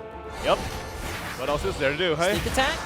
I'm sorry. How'd you do it? I'm sorry. I'm What sorry. are you I'm sorry. I'm saying? sorry. I'm sorry. I'm sorry. Dude! I'm sorry. I'm sorry. This guy. I just had a feeling I spoke it to the universe. This is your fault. And he's like, boo this man. Boo. But hey, Azure Cloud. Okay. Azure Cloud did get the Confectioner, which is a pretty good job. Great set of turns here. Great hand from Azure Cloud. Yeah, but arrow's off though. No, shh, be quiet. Arrow's off though. Maybe he doesn't see it. Maybe he doesn't see it. He's gone blind in his left eye. He can't see one side of his head. No, there's Cal Holy Marksman as expected. Here comes the tree. Ultimate technique. Ultimate technique. It's going to be pretty rough. If you're Azure Cloud, you have Valdane to run into the Kel, but then little else. It's got to be rough, tough, major. Meowskers? Get out of here. I like that. Get out of here. Stone cold silence for a second there. All right, let's evolve this Valdane. Be gone. You can't leave a Kel up, man. He's got another Valdane in hand, right? So he's going to get that potential 0-cost corrosion. Oh, yeah. I think it's definitely in the cards. Leaving Meowskers up, though, he does give him the chance to evolve. Yeah. That's pretty good damage going face. It is pretty good damage, but I don't know if it's worth that evolve. Let's see, turn 5. One other sneak attack. I think we should draw first. Just throw out the Aether. I do like drawing cards. Or you could play the, yeah. Are you sure you're a Dragon Maid? What do you mean? National Great Trees draw cards forever. Let's go Daffodil. All right. There's the Muse Knight. Oh, no. another Daffodil. That's pretty Another good. one. That's pretty good. Yeah, that's very good. Hold the phone. Hello? This is a pretty annoying spot for the second Valdane, because he's got to spend the corrosion on. He's got to spend the corrosion on either the Muse or Daffodil, and then Meowsker still sticks around. Yeah. And I don't know if the can't even get the Magna down. Won't get the respawn. Yeah, I think he's only actually gone through what, 2 trees, 1 tree? Yeah, not very many, huh? The real battle begins. Yeah, there's the evolve on Meowskers finally. Yeah, you called it. I am feared and death pounce. He is feared. Feared and respected. Death pounce. And again, just 4 damage so quickly. Or 5 damage, excuse me. This is a tight spawn for Azure Cloud. Yeah, you can see it there. He doesn't want to have to do it. Man, I'm liking these games going down to the last game of the set. Shows how intense it is. And Azure Cloud's kind of in a weird position right now, man. Because, I mean, Daffodil and Meowskers are doing the same amount of damage. Uh-huh. That ward is presenting such a problem. Okay, let's Valdane. Let's double corrosion. Okay, gonna evolve here, yeah.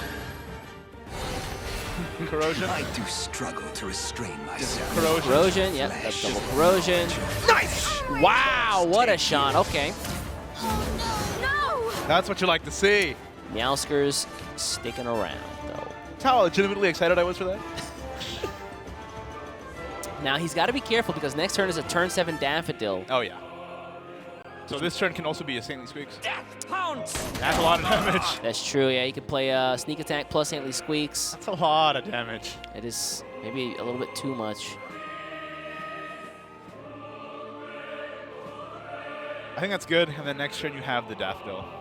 It's true. Next turn is 7, so what? Azure Cloud can play Feral Aether, play the Tree, and then play Viridian Magna.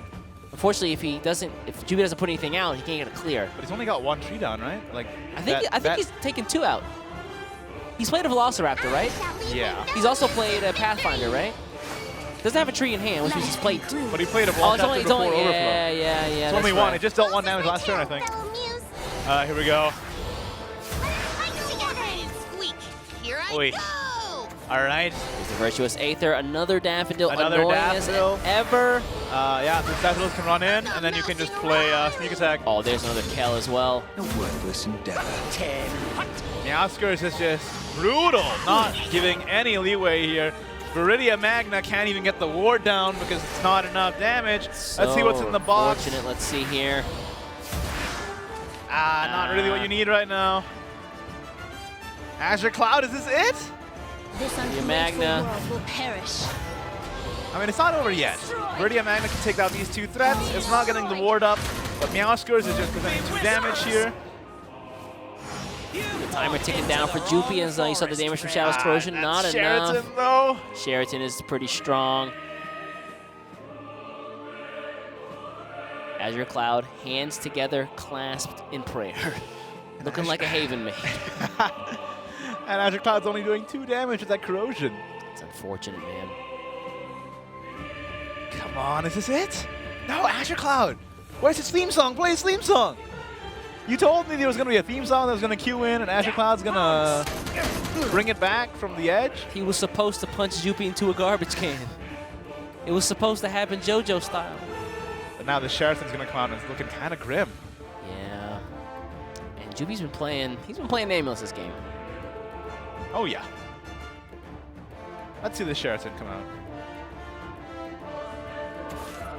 Glorious. There it is. Oh, yeah. Ice Flame Priest Sheridan coming out. Ooh.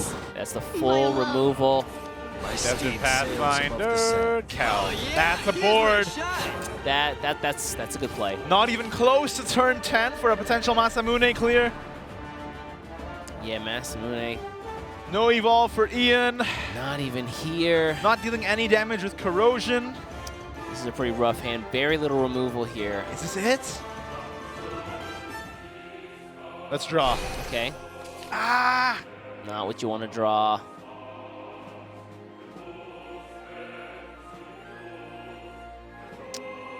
Pteranodon. You need exactly Pteranodon into Masamune to survive, right? No, even then. Yeah, even then you're still. Even then, it's not enough.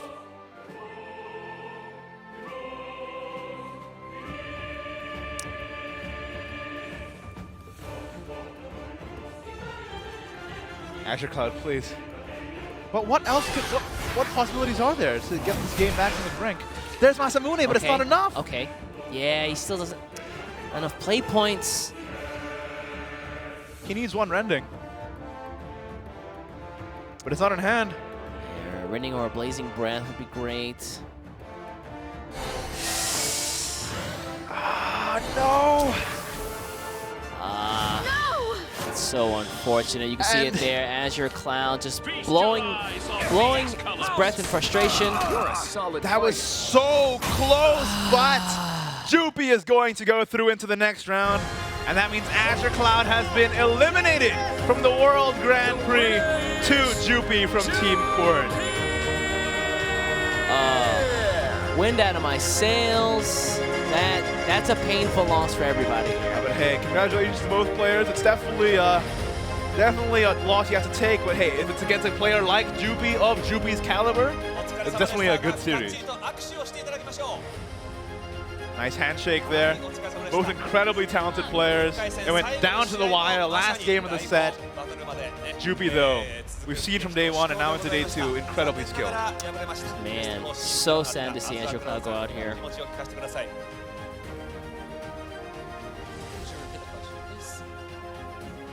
I feel that both me and my opponent played this match very well, and it's unfortunate that I lost, but it's a card game and it happens. I want to wish Jupi and the rest player best of the luck and hope that I can do better next year. Thank you. 本当にですね、両選手とも素晴らしい試合を。Louise, hit us with the translation. What do you say? No translation needed. I don't understand Pan. What is it? I don't understand Pan. Oh, that's good. 戦目にあえてフォロワーを出さずに相手に返した場面がありましたけれども、素晴らしいその後勝利につなぎました。振り返っていただけますか? So on that turn, I looked at my hand and I knew that if didn't have healing, then the next turn I can kill him with my Charaton Feather Rush Craving combo. And since he already played one Traveler's Respite earlier, I thought that it would be a good idea to Warlock him, so his only out from that position would be 2 Traveler's Respite.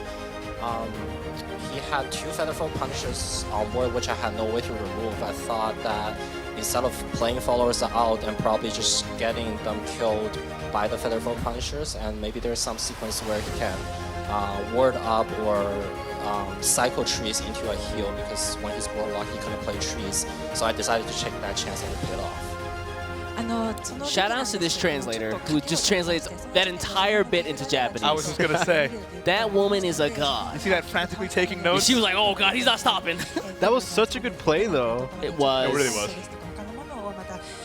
トロベラスファイトですとか、またパニッシャーなどですね、2枚やることができたらなんとか自分の方でできるのではないかというところでちょっとシーケンス倒すことができるシーケンスを待ってその Seriously, shout out to the translator. She is earning her keep for sure. Side games keep that lady. さあそして日本人最後の砦守りきりましたジュピ選手です。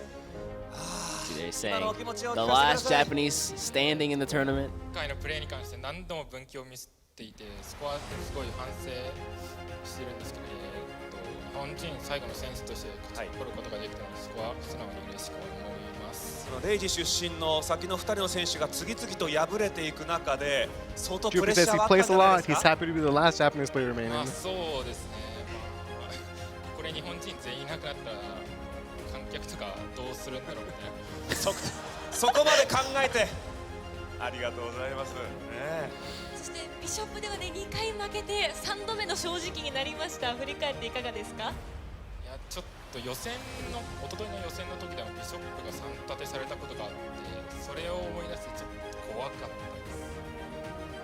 す。はい、本当にお疲れ様でした、お二人にどうぞ今日一番の大きい拍手をお送りください。どうもありがとうございました。お疲れ様でした。お疲れ様でした。Very much.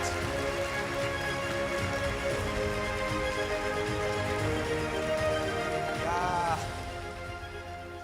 まあこんなこと言っちゃアズワクラウドさん申し訳ない。 Jupi said he was thinking about the audience being quiet and barely made it at the end. Asher Cloud had such great plays. The lethal by board lock-in. The Natura Force lethal. But Jupi had that Amatas 20 damage combo. That final game, the Natura Haven pressure was just so much. Yeah, it was so close, down to the wire. But yeah, I mean, if Azure Cloud is going to lose to anybody, Jupi is definitely a worthy competitor to lose to. Yeah, again, very strong guy. He's got a massive team behind him. Also, just a note, guys, to everybody watching out there, Azure Cloud is unsponsored. I'm just putting it out in the universe there. True. This guy got in the top 8. True. Nobody on his back. Yeah, even though Asher Cloud is eliminated, you know, again, he barely made it to contenders all the way here to top 8. It's a very impressive run, but it is Jupi who will advance to the semifinals. Unfortunately, so again, we have this nice mix. Also, I just want to note that we're guaranteed to have someone who won one of the Taiwan Opens in Grand Finals. Oh, yeah, true. Because the next round is going to be into semifinals, and it's going to be Yo-Yo versus Sasamumu. That is going to be a great game with a lot of storyline behind it, for sure. Yeah, sadly for Asher Cloud, that is the end of his run, but he could always be back next year. We're going to come back to the semifinals after a quick break. We'll see you guys then.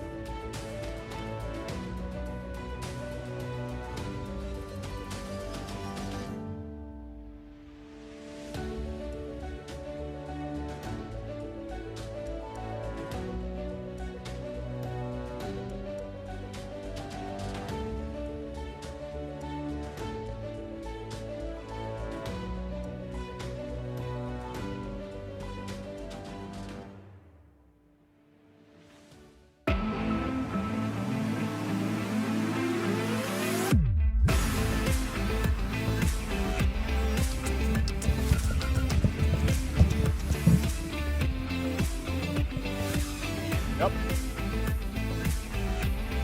Welcome back, everybody, to the Shadowverse World Grand Prix 2019. I'm your host, Ignitius, here with my wonderful co-casters, East and Luis the Panda. We've just gone through the quarterfinals, now on to the semis. How you feeling? I'm feeling good, man. We got some really hot matches coming up, some really good storylines coming up as well. Next up, we got Yo-Yo and Sasamumu. How do you feel about those two games? Okay, well, let me say I'm a sad panda that Asher Cloud is out. Everyone is a little But sad. we are seeing some great Shadowverse, and I want to see who's going to be crowned the champion tonight. Who is going to be the Shadowverse King this year? Again, next up, guys, we're going to have Yo-Yo going up against Sasamumu. These guys both won through the Taiwan Open. Sasamumu been so dominant down there. And Yo-Yo was the only person, Sasamumu was the only person to beat Yo-Yo this year. So he definitely wants revenge. So we saw Sasamumu with those very risky plays. They paid off for him. He also got punished. How will it play out against Yo-Yo? I think here he might be his own worst enemy, right? It's like, do I get greedy? Sometimes he's like, yes, and then it doesn't pay off for him. But then right after that, we're going to have Zenex going up against the person who just beat Azure Cloud. Tears in chat, please. Jupi from Team Quirt. Yeah, and Zenex, this is his second time at the World Grand Prix, 2 years in a row, and this is already better than his first-time performance. Now he's in top 4, but he has a stiff competition ahead of him, if that last series with Jupi was any indication. Man, there's so many good stories to tell today. And so much money on the line.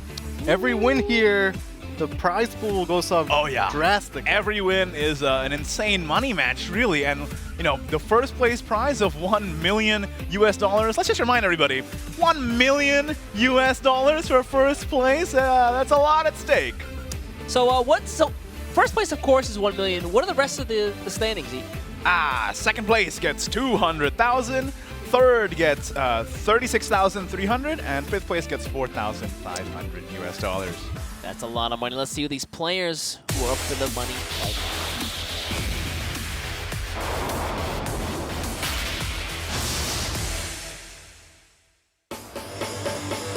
Shadowverse World Grand Prix 2019 Grand Final Semi-Final Match 1選手の入場です。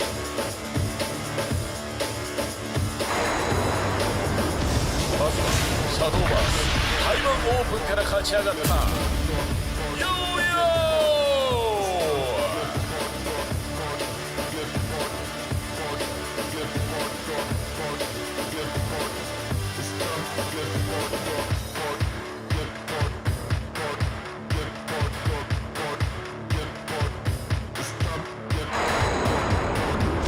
対する同じくシャドーバース台湾オープンから勝ち進んだササムム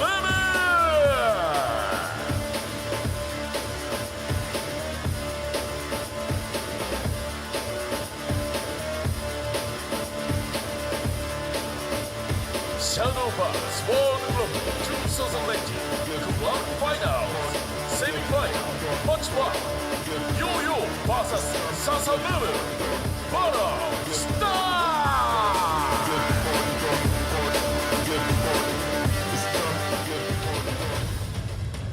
And there they are, the two competitors, Yo-Yo versus Sasamumu, heading into their booths, ready to get this game started. I like these guys. They come out. They've got Sasamumu just like throwing the fists, and then you got Yo-Yo like parrying all the hits. Oh, that's what he's doing, right? That's what it is? He's just parrying all the blows. That's the deep lore. Let's go ahead and take a look at their deck list before we get into this game.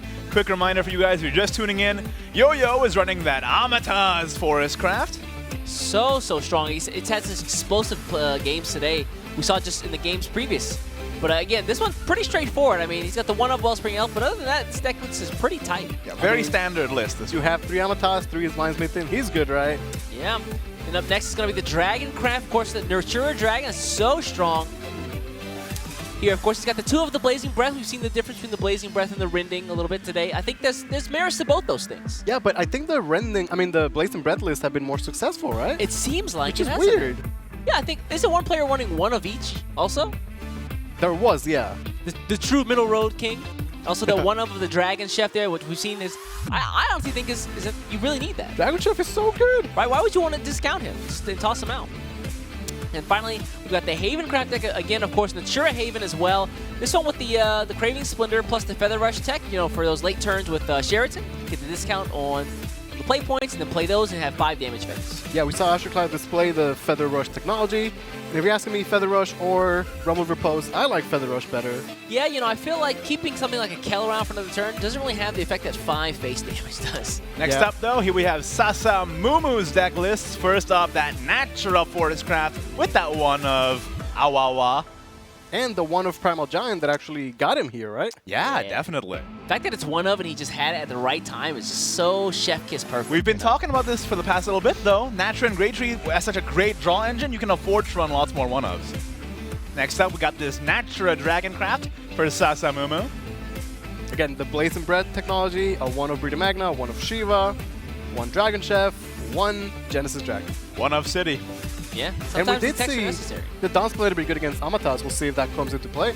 And last but definitely not least, Natura Haven Craft from Sasa Mumu. Looks like there's an extra one of them in this deck, and I guess it's just because the one of Shiva and the one of Brita Magna. But yeah, once again, sticking with the Feather Rush. It's pretty good. I think it's a proven play. Looks good. I mean, it goes face, and that's what the deck wants to do, right? That's exactly what the deck wants to do. And after that nerf to Agnes, it's been kind of hard to do that recently. Yeah, both players with a 4-2 record on day 1, but here they stand day 2 in the top 4. You know these guys have got to be on pins and needles. They probably train together. They probably play together all the time.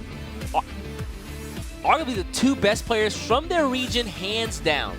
Sasa Mumu, I think, without a doubt. Yo-Yo, he needs to prove himself today so that he can fight with people of Sasa Mumu's caliber. Well, maybe Yo-Yo has a good feel for Sasa Mumu playstyle. We saw him be risky, take aggressive plays. Maybe but kind of force those out. Maybe the history is that Sasa Mumu just got his number, right? That might be the case. Sometimes you have that demon. Like, yeah, the player you just cannot beat, right? It hurts. If you're ever going to overcome your demon, what better stage to do it than the World Grand Prix? Yeah, I mean, everything at stake. This is the best place to vanquish him. And now we're in the top 4. 1 victory for the set moves the player to the grand finals. That is a lot of pressure. That was a great mulligan by Sasa Mumu. Just got the Desert Pathfinder, exactly what he was looking for early on. Now all he needs, he's got some ramp in hand as well, some draw. All he needs is a Valdane. Yeah, Pathfinder Petrodon is the dream team. We'll see what Yo-Yo does. You see already showing the style of how they play. Sasa Mumu, very quick mulligan. He knows what he wants. Yo-Yo is like, take this time. Sometimes, you know, confidence is key, right? Yeah, you can even, and calm. you can see their body language, right? Like Yo-Yo's like, hand in his forehead, thinking about it. Sasa Mumu, he looks ready. There are definitely those times where you're playing, you're really nervous, and sometimes the most obvious plays, you just miss them, or you make those small mistakes that you end up paying for later on. Yeah, and the story of today is, you know, any small mistake is going to get punished. These are the best players in the world. Yeah, we've definitely seen every little mistake just go punished hard. Gonna see the Pathfinder here. Yeah, turn 2, pretty simple Pathfinder. Once that gets destroyed, you can play on the Pteranodon. Yeah, if Yo-Yo does not come in a 2-drop, then the Pathfinder won't be destroyed, and maybe the Petrodon won't come out that quickly. So I kind of like Yo-Yo. Top deck in that Oracle becomes pretty good play. And he also has the option of the Alchemic Confectioner, 1-2 not being able to trade cleanly with... Yeah, it's a good point. Just take this whole 3 play points, don't float anything, get the Confectioner, and it doesn't trade against the Pathfinder, which is in this point a good thing for Yo-Yo. Yeah, just denying him that tree so that he has to get that Valdane started later and later and later. Yeah, so we're seeing like the 2 sides of the Natura Dragon where Sasa Mumu has the early ramp potentially with the Petron, but it is Yo-Yo that has the Valdane, right? I feel like, especially with Natura Dragon, going second is such a boon. I honestly really like going second in general. Really? Like, yes, going first has a lot merits, of power, right? You know, in the history of Shadowverse, it's definitely favored. But going second, you get the extra card, you get the Evo first, you get the extra Evo, and we see how key those Evos are, right? And then there are cards like, what was it, Gourmet Empress Kitchen, which have that additional effect if you are going second to help you kind of pull into first would need to be. Yeah, we were talking yesterday or the day before about how Take 2 is the game of value where the battles are really drawn out. And even though Constructed is more quicker and explosive, you still have resource management, knowing when to evo and how to properly use those resources, can be the difference, right? Yeah, we see the Alchemic Confectioner come out there, grabs a Viridian Magna and another Pathfinder. Excuse me, a Pathfinder for himself. Rather, now Sasamu is in a weird position where, how do I get a tree up fast? Because I want to ramp with this burst. Yeah, so maybe this turn he'll just spend it on like Dawn Splendor. His card is not great in this matchup. It is a 2-2, and he also gets to curb out with the Aether. Yeah, it's not bad. Just get the tree in hand while you can. My steed now Yo-Yo has his own Pathfinder, but he gets to go to the Oracle, so Yo-Yo ultimately does have ramp and the Baldane. So maybe off to an early lead. Are merciless. It looks good as far as the arms race, so to speak. Yeah, Sasamu can finally take the trade on the Pathfinder and commit the Petrodon. Now the tree game started. Yeah, it is. The correct order is to play the tree first, since the Petrodon eats the tree and then otherwise you couldn't. You don't get the draw. And then Dawn Splendor goes face for 2 here. Yeah, Dawn Splendor does have a pretty good Evo effect, but probably not going to happen here. Yeah. And the Evo effect only is relevant if there's other followers. Okay, gonna get the ball for the damage, yeah, though. he is good at, like I've said, how you spend the Evo is the resource, right? Sasamu was saying that, hey, my Evo being 2 more phase damage right now is worth it. And I don't know if that's the correct play. Yeah, it's only time will tell on this one. Again, every time someone makes a mistake, they get punished.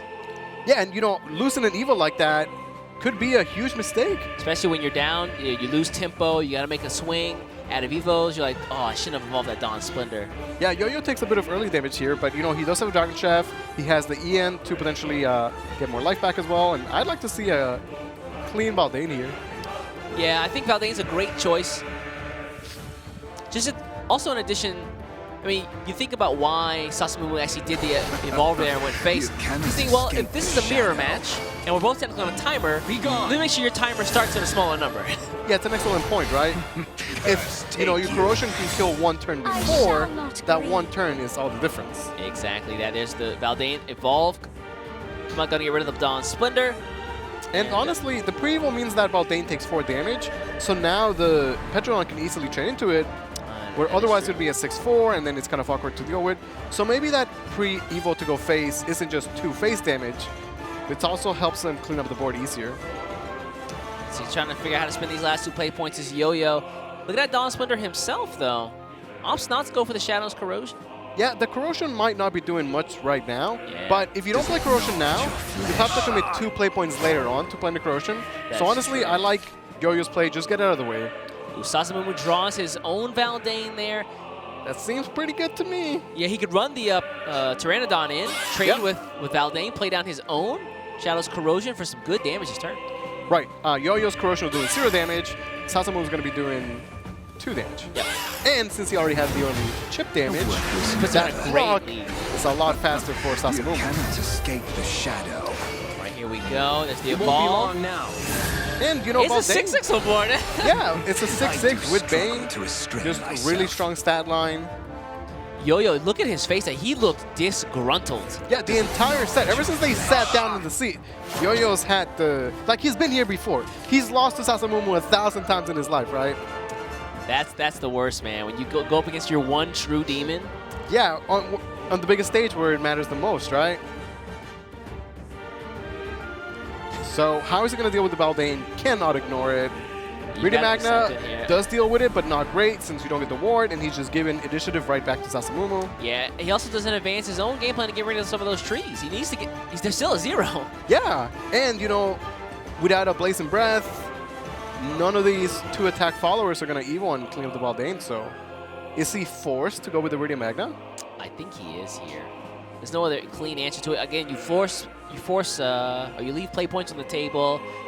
You get the worst effect. Really? Hold on a second. Okay, so this play is because the other play was so awkward, right? But if he doesn't find an answer to the Baldane, which he did in Masamune. All right. Okay. Yeah, it was about to get real awkward. That was good. Yeah, that was a pretty ugly turn potentially. Okay, he ramps a little bit and gets the Traveler's Respite in. That's actually setting up for a great next turn. Yeah, this actually worked out so well for him. He took that risk there because he got the clear and the ramp and gets to advance the 3 game plan. Taking one out of Sasamumu's book, got a little greedy and it paying off for him. Yeah, great play from Yo-Yo. Like I said, when you're behind, you have to take some risk to catch back up, right? Yeah. But Sasamu finds great plays At this point, he has corrosion online. He has a faster clock. If he just, stays the course, keeps destroying trees, he'll be doing okay. Like a Tyrannosaur just to get the clear and the tree in hand. Now he can play out his own Pteranodon again for another tree, or he can just play the Aether first. Yeah, it's interesting. Early on, ramp is valued so much, but for Natura Dragon, even in the late game, going from 7 to 9 or 8 to 10 makes a big difference, right? The Petron is so clean there, and that corrosion damage is gonna be doing so much. Nice. Like now, Yo-Yo has essentially 2 turns to win the game. Yeah, this is and pretty rough spawn. I don't see how he's doing it. Like the heal from the Traveler's Respite is nice. He also does have a Dragon Chef in hand. Yeah, he does have some heal. Could do Dragon Chef this turn, and then Ian Masamune next turn. I like it. Okay, gonna Wildfire Tyrannosaur here. I like this. Tree, Dragon Chef. Yeah, if he is going to just drag the game out, he needs to be doing a lot more damage with his own corrosion, though, because he needs to pull ahead in the corrosion damage. Right, Sasamu was doing 5 damage already, and it's only safe to assume that the number is going to only increase, right? Yeah. I mean, there are turns where we saw it like last game, where they went from like 3 damage to 10 damage in nearly a turn. I was like, whoa, holy cow. Yeah, when Dragon has those 9 or 10 play points, and they don't have to answer your board, they like, commit all those play points to just destroying trees, right? I think Dragon Chef is still the play here, but I suppose he might want to, speed up his own clock by playing the Aether instead. That is true, yeah. And that is the choice he makes. I do think that you have to play to win the game, not to avoid losing. Yeah, that's actually great. He gets the Velociraptor on board. I mean, essentially play that, and then next turn get more trees. I mean, he's sped up a lot. I mean, next turn he could do Dragon Chef, Ian, and Masamune. Oh, that's true. Just big clear. Yeah. It's actually pretty good. Is that 5 damage there? Yeah, it's doing 5. So now they're both at 5. Yo-Yo is at 11 life, though, and Sasamu is going to keep destroying. He still has an Evo as well. All right, there's the 2 from the... I'd like to see Sasamu just play Ian and Evo over to get 5 life. That's a great idea, yeah. Like, I think if he does that, he ensures that he could not lose next turn, and he's pretty much guaranteed to win the following turn from the corrosion damage. That is true. You basically put yourself in a better position just to win. Yeah, like the corrosion damage is a lot, but it takes time, right? And even if you have corrosion doing 8, that's still 3 turns, and when you have your own corrosion ticking, Sasamu's in a great spot to take this game. Yeah. So hopefully he doesn't get greedy with some crazy, wacky, big brain plays. Like the Ian play is so safe because you go back to 20 life. That's true, right? But he's not taking it. Like, maybe at 16 he's, safe enough. 7 is a pretty good number. Okay, mill the yeah, Yo-Yo has to win this turn, and even though he only has to do 16 damage, and he has to do 2 on the board, you don't supposed to tap it in. Yeah. He's already spent the Wildfire Tyrannosaur, so it's not really going to be much. No evolution points left, so he can't really do much with the Raptor, with the Velociraptor on board. Yeah, at this point, he can heal with the Dragon Chef. I think that's not, even that's not enough. Okay, Shiva on, what turn is this? Maybe it's like turn 4, I don't know. Spoken like a true dragon main. And maybe the reason why Sasamu didn't play any followers was to deny a potential Ian Masamune drain. No, I think it's a great plan. I guess he figures, yeah, at 16 life he's safe, and he has essentially guaranteed lethal next turn because even through a Dragon Chef, he has enough damage. You see him hovering over the Shiva there, maybe just for... Yeah, Shiva's a great ward follower, but against life. corrosion, does nothing. Yeah, needs more defense there. The Dragon Chef is great, but not enough in this situation. This might have sealed the deal for Yo-Yo. And again, look at the body language, right? Yo-Yo looks so stressed out, trying to figure out what he could do, and Sasamu was just chill. I think AD thinks Sasamu was asleep. He said he sees that sleep paralysis. Okay, Dragon Chef it is. It's just not going to be enough. Okay. The EM cannot gain any life back. Yeah, it's going to be unfortunate. Sasamu's going to take game number 1, going to a nice and safe lead. Simple pass. Yeah, okay. Simple pass there. He could have got fancy and, kind of like, showboat a little bit, but nah. Like at this stage, I don't think it's not the time to mess around, right? Like that brain power should probably be saved for next game. Exactly that. There we see it. I guess, early on, we saw Sasamu take that bit of a risk and did the extra damage with the Dawn Splendor when he evolved, and it turned out to be pretty good. Yeah, when he did that, I was like, wow, that seems like not a great play. But it actually was so good. He pushed more damage. He made the Baldane be easy to clean up, and it worked really well. What I think was so important there was the fact that once he pushed that damage, it kind of drove Yo-Yo into a corner. He's like, okay, well, the fact that I push this damage means that anything I put on board is more of a threat, and I used to start answering my threats and not building up your game plan. Yeah, it's an excellent point is that they're both playing the same deck there in that matchup. So, like, anybody could be the aggressor. And by him taking the initiative to be with FaZe, he defines that, hey, I'm the one that's taking the lead here, and you have to defend against my plays, right? Yeah, really tough spot is Yo-Yo in right now, and so he's trying to get some help for something here. I'm curious how many times they've played, you know, like, how many times they played, just, like, practicing casuals, but how many tournaments has Sasamumu, you know, beaten Yo-Yo at? Again, we've talked about the past Taiwan Open events. Again, there's 4 during the year, and Sasamumu was won 3 of them. That's a commanding record. I mean, he deserves to be here, and he's playing so well. Maybe today is just his year then. It might be. Again, Sasamumu, after last year, the Taiwan Open folks not looking so strong, and now complete reversal. Yeah, and honestly, even though a story like Astro Cloud being the underdog would be, you know, really cool, I also don't mind if the player has dominated the entire year, just goes on to win the whole thing.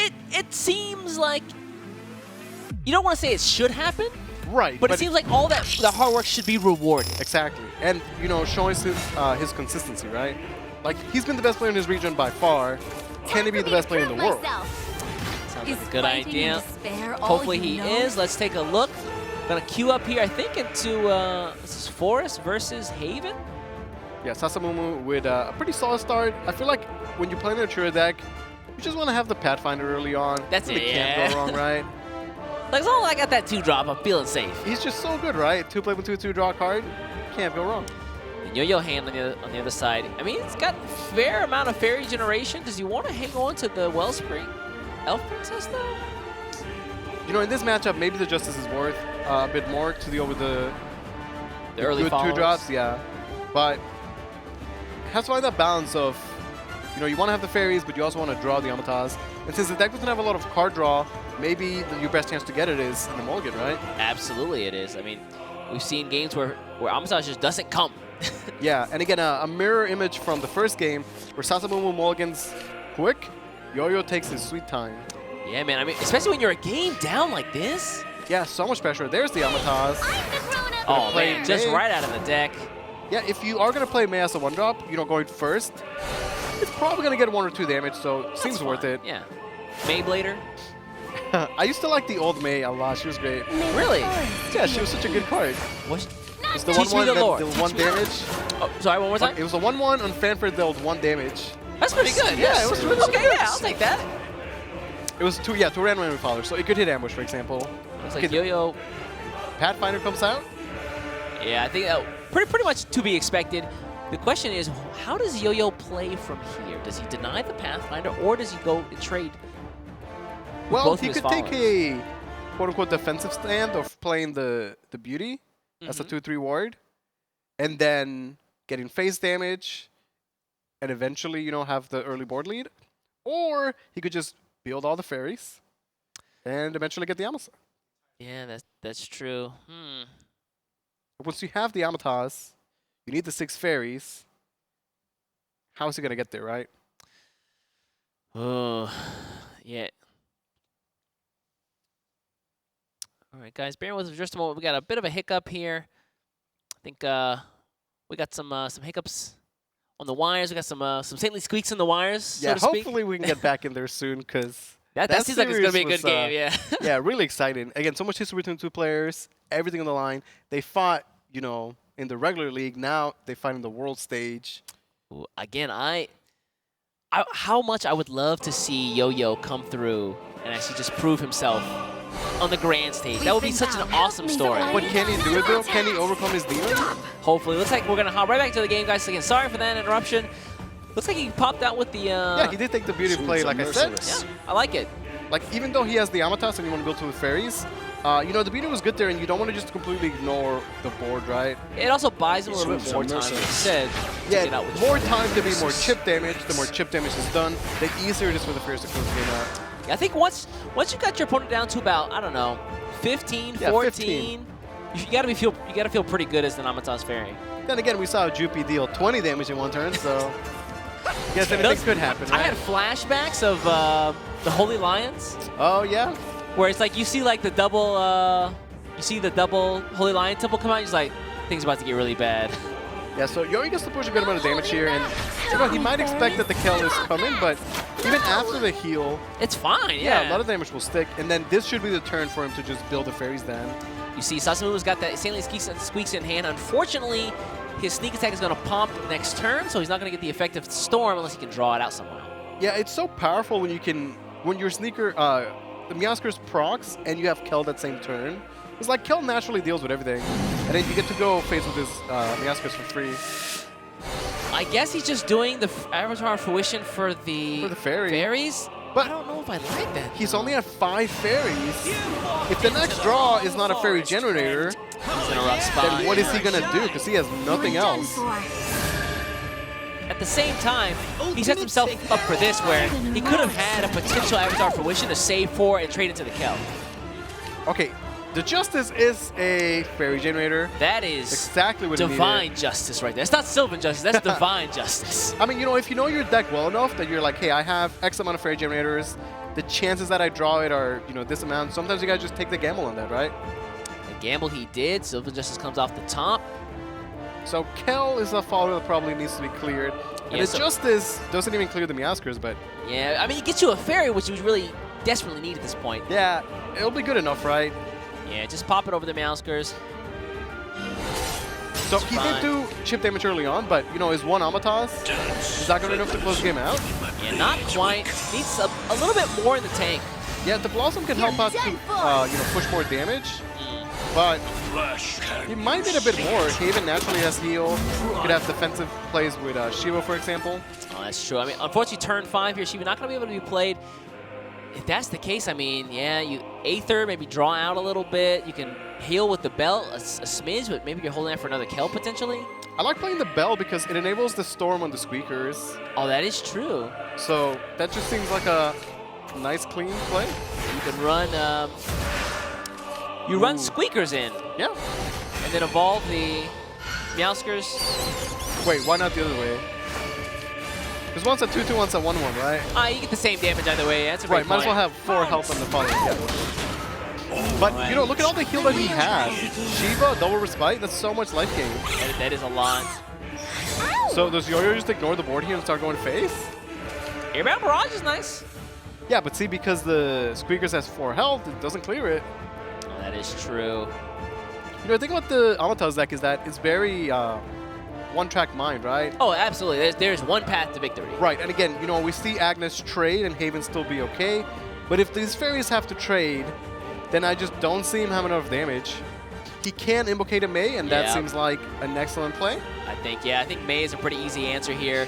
Yeah, May is honestly so strong in this deck because you're naturally playing so many one-play point cards, and, you know, once you have a handful of fairies and nothing else, May really helps out. Hey, let's play. I'm going to buff with the... Okay, fair enough. Yeah, like, this is Blossom pushing extra damage. Which is pretty There's good. the May. Pop her out. I'm the grown-up here. Rat Trap. Rat Trap. Okay, so this is 9 damage, plus Evo is 11. It's not bad. And he does have triple fairy in hand, right? Yeah, those all looking good as well. Yeah, what's so great about these fairies is that they get to go face and, you know, get their damage. But then they stick around as bodies, right? So if there is a Shiva, the fairies on the board can already deal with it. And the fairies in hand can then go face.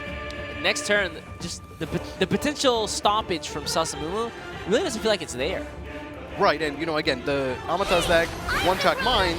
But if that one path to victory you have is so strong, then... It's literally a floodgate. Like, you just... Yeah, exactly. You open that up and they just rush through. There's the Kel right off the Wait top. a second. Look at Yo-Yo. And he's got the respites in hand. That is going to be a full, easy clear. The problem is he has no wards, but he's at 11 life. And there's no... Like, the fairies have Storm, but that's it. Okay, you can Avatar Fruition, evolve over the Kel, and then fairies... I mean, he can, but... That's an Evo that's not going face. And then is he going to have the damage? I don't think he is.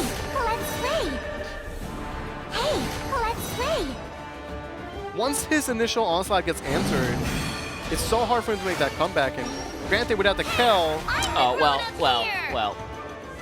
Okay, May Barrage. Yeah. He does still have an Evo. Grown up here. Hold on, Yo-Yo. Still in there. Do you... Okay, gets the mate back. Crud. Are we going to Evo the face? Honestly, I feel like...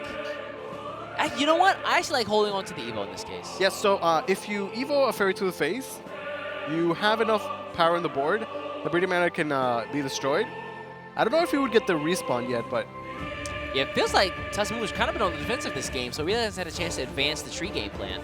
Maybe he just draws another Kelp. Don't say that. Why would you do that? I mean, he might. Well, he is running 3 Kells, and I think he's already gone through 2 of them. Okay, Evo to the face is happening. Problem is he's out of evolution points. I mean, it's 8 damage to the face, though. Yeah, it's still 8 damage, right? This is his final stand, though. He has nothing else. Okay, that is not a Kel. We'll see if he can fish for it. Like, at this point, the Shiva is a nice ward, but he's not getting the heal. It's so awkward turn 7. Yeah. Doesn't have an Evo to work with either. And it just gets cleared. Actually, if he had a Kel, there's no Evo for it anyway, right? So yeah, he'd have to, like, respite. And Dispel. Hope for another respite, maybe. Daffodil on 7. Does that change anything? This ungrateful Going with the Breeding Magna. Okay, looks like we're going to go with the Magna. Wait, does she get the respawn? She may. 1, 2, running. He does get the respawn. Yeah. Again, if he had an Evo phase, that couldn't have happened. Maybe a mistake on Yo-Yo's part. You can see his demon. Now he has... Okay, he has mate, right? Yeah, Make it clear. And then he's 1 damage off lethal. Ooh. The problem is Sasamumu does have the Daffodil in hand to be able to ward up again, and Yo-Yo, no cards in hand. I mean, he's got 1 life, though. What about a Shiva respite? Because at this point, Shiva's 6 health can take on the board, right? Yeah. And whatever Yo-Yo is top decking... Is that order? Wrong order, right? Why? Respite first, draw, and then check for well, I guess technically you draw first, but you know Dragon Mains. Yeah, like whatever Yo-Yo draws... Oh, Define Smithing, nothing in hand! Yeah, there's no draw that's gonna... He also got to push the 4 damage, which... Yo-Yo's face is the face of a man who's like, I should have just held something. This game was so back and forth. Like, it really looked like Yo-Yo had the entire thing. But now the Shiva comes out, and that might be the end of Yo-Yo's dreams. 4, 5, 6, that's it. And all he has is Divine Smithing in hand. He just I mean, I guess there. he has to clear it, right? Because can't afford to take 5 to the face. Yeah, next turn, I mean, Sasamumu, Daffodil, Muse Knight comes out, gets buffed up. He's going to start drawing. He's going to get the Shiva heal on top of that. So it's not like Yo-Yo can draw any Storm, but... Victory just gets further and further away. I mean, that's the Amataz deck like you were talking about. If you survive, you drag it out, it just gets worse and worse every time, right? It's like trying to run up a down escalator. Yes. It's just the nature of the deck that likes to all in like that. Yeah. I mean, focus game plans are great, but at the same time, they have a weakness in that they only have 1 game plan to win. Right, and they don't have the Natura Rod package to fall back on.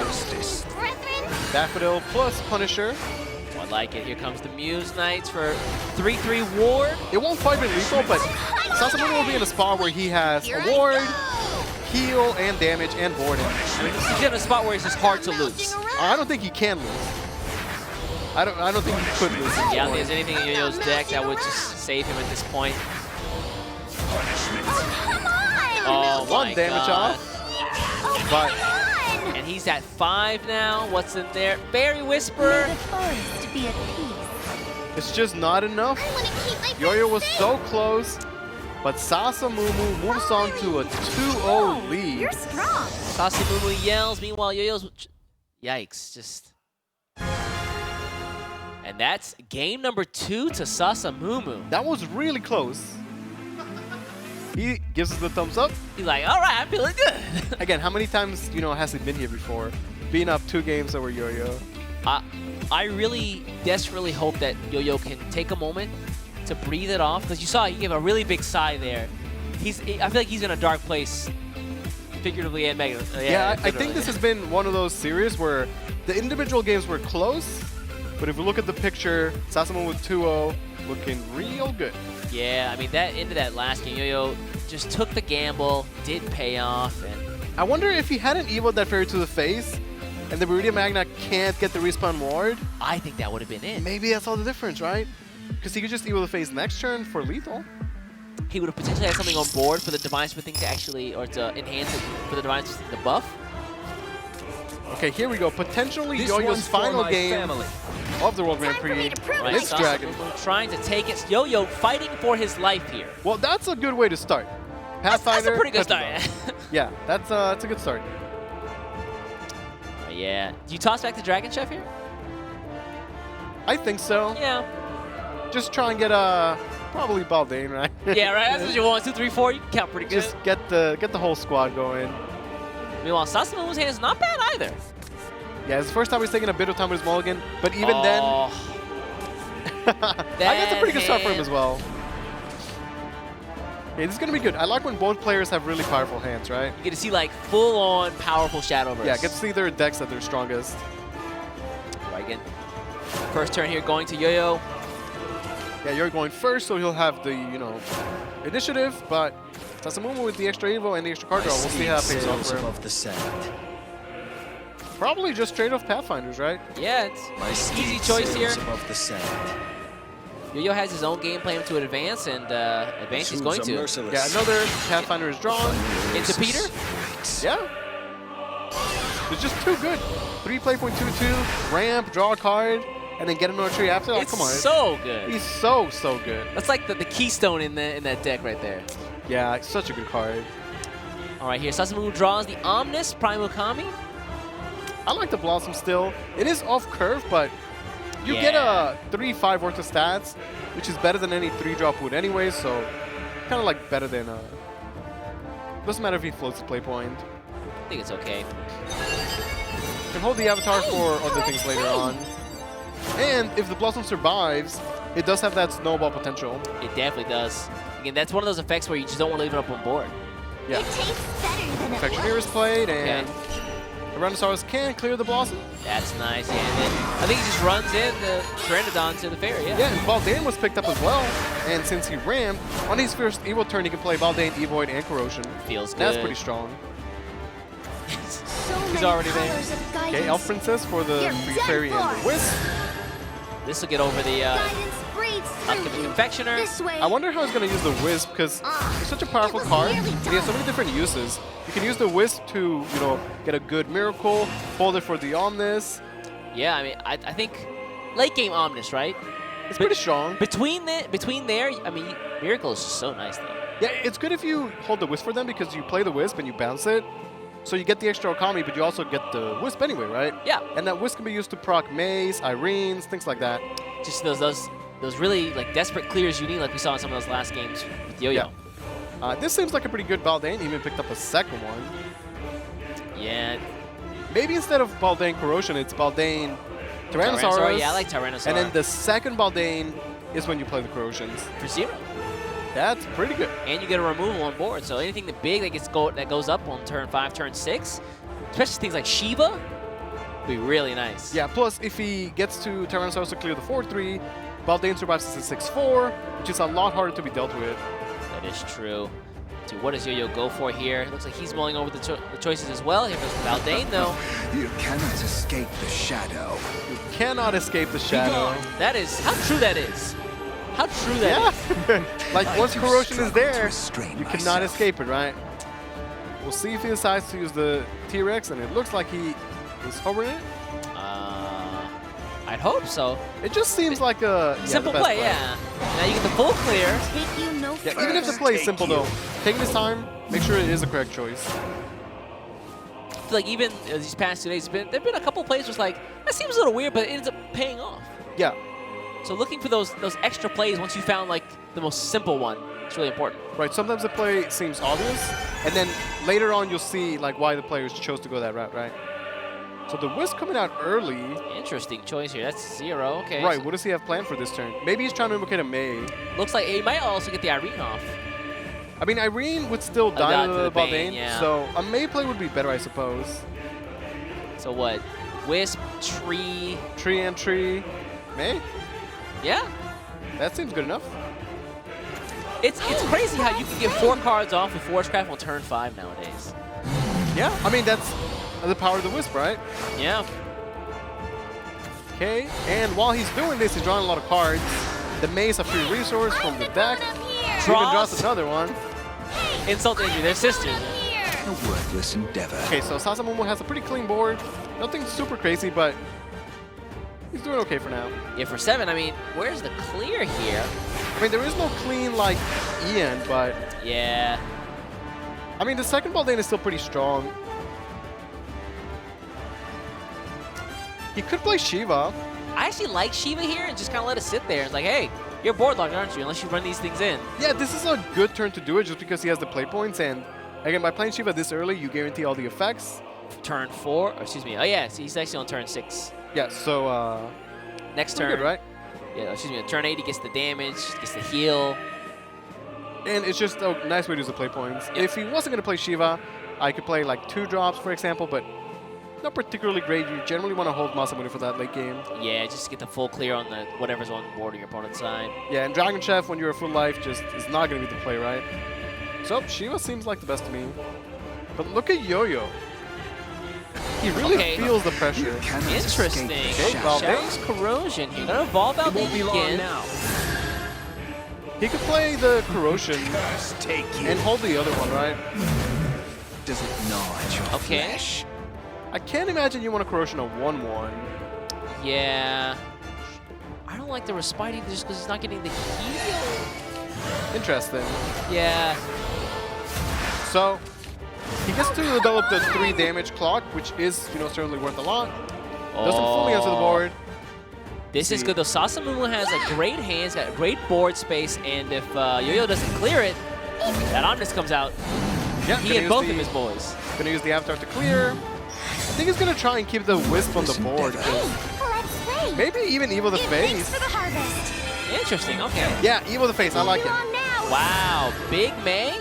Yeah, the Natura deck has free Evos anyway, and now that Yo-Yo doesn't have an Evo and Masamune is not active, how does he clear this board? Yeah, this is pretty rough. Corrosion is a start, but not gonna do everything. Yeah. And he's out of evolution points because he evolved the Valdane last turn. Yeah, again, you know, Sasamumu going second, he has extra card, that extra Evo. Which is very, very important. And his deck naturally has free Evos anyway. Yeah, things like Irene are just so powerful. Yeah, the Latika as well. Oh, Latika's the best. And if the Wisp survives here, and he gets to get it back to the hand, it's such a big deal for Sasamumu. And it's likely to survive because Yo-Yo has to clear the 3-3s before he clears the Wisp.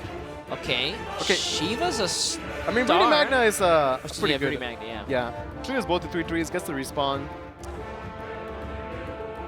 Doesn't have those 10 play points, so Masamune's effect not going to be active quite yet, so... Yeah, I think Magna is the play. Now. Yeah, it seems so simple, right?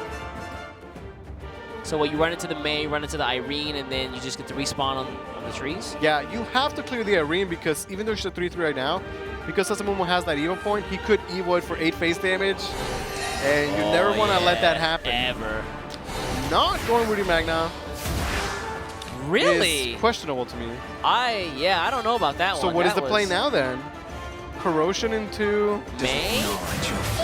Gets a 1-1. It's a random effect. Look at Yo-Yo. I don't know, man. That was a weird one. Dawn Splendor negates some of the Omnis damage, but you ignore the Irene. Don't answer the board. You end up taking 2 from Omnis. Dawn Splendor gets clear, but you also end up taking what? 8 from Irene. Yeah. Like, okay, he plays Omnis. Everything's to a face. 8, seems good. 10, 11, 12, 13, 14. I mean, that's nearly game. Now, Yo-Yo did do a lot of damage last turn from advancing the Corrosion. Yeah. But I don't think he can do 11 damage next turn. Here's the Evolve with me, like you said. Yeah, Irene, like you said. Cannot ignore that. Just free 8 damage face. There's so much damage. Face. Yeah. Face. I think so. And then Omnis is the best boy. Yeah, Dawn Splinter's doing Jack Squid Diddley Squad right now. Yeah, like the 2 damage is it's not gonna make a difference, right? Yeah, leave her alone. Pick those up. Wolf Tar. The Wolf Tar. And just get rid of the And now, if there is a Breeding Magnum, it's just not doing nearly enough, right? Blazing Breath again. You can take out one of the Okami, but Masamune is not quite there. yeah, you can see Yo-Yo's face. He slapped his forehead there.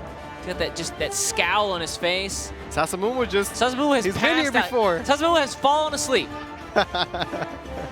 Sasamu doesn't even know where he is right now. Sasamu's already got the dream of $1 million in his head. If he wins this, he's going home with at least $200,000.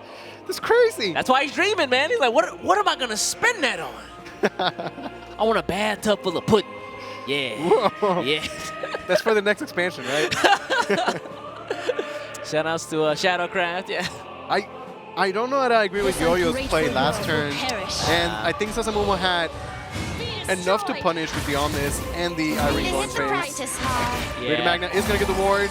Breath can clear an Okami, but that's it.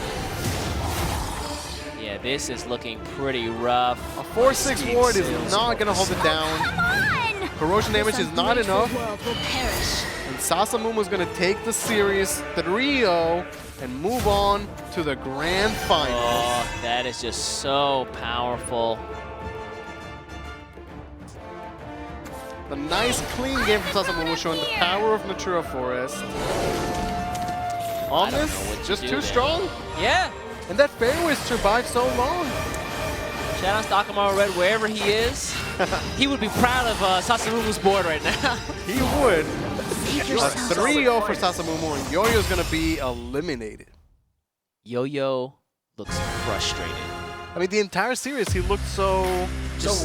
yeah, he'd already felt like he lost. Yeah. Could not conquer his demon.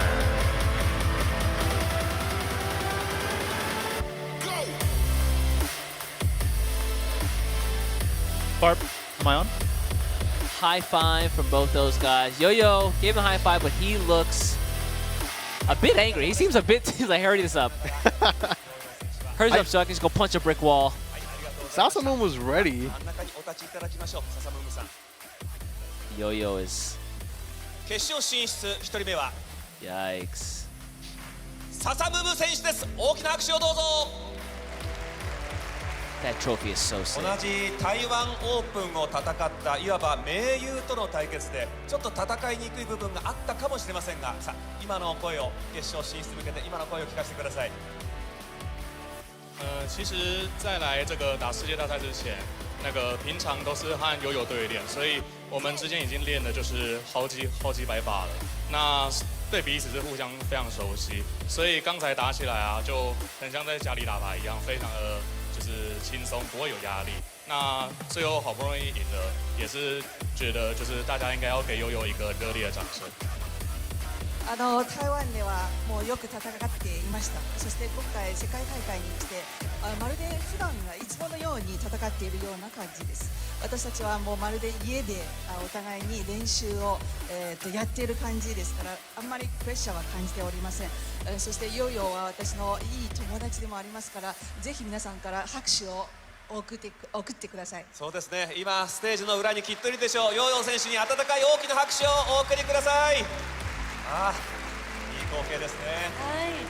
そしてさらにそのよく知る相手、手の内を知る相手でした。3戦全勝でできたポイントを教えてください。刚才第一轮8强的时候打帕族选手，那我觉得我发挥的不是很好，就是失误比较多。那刚才打友友，可能是因为就是比较没什么压力，而且又是对手又是认识的人，所以就基本上没发生什么失误，那运气也还不错。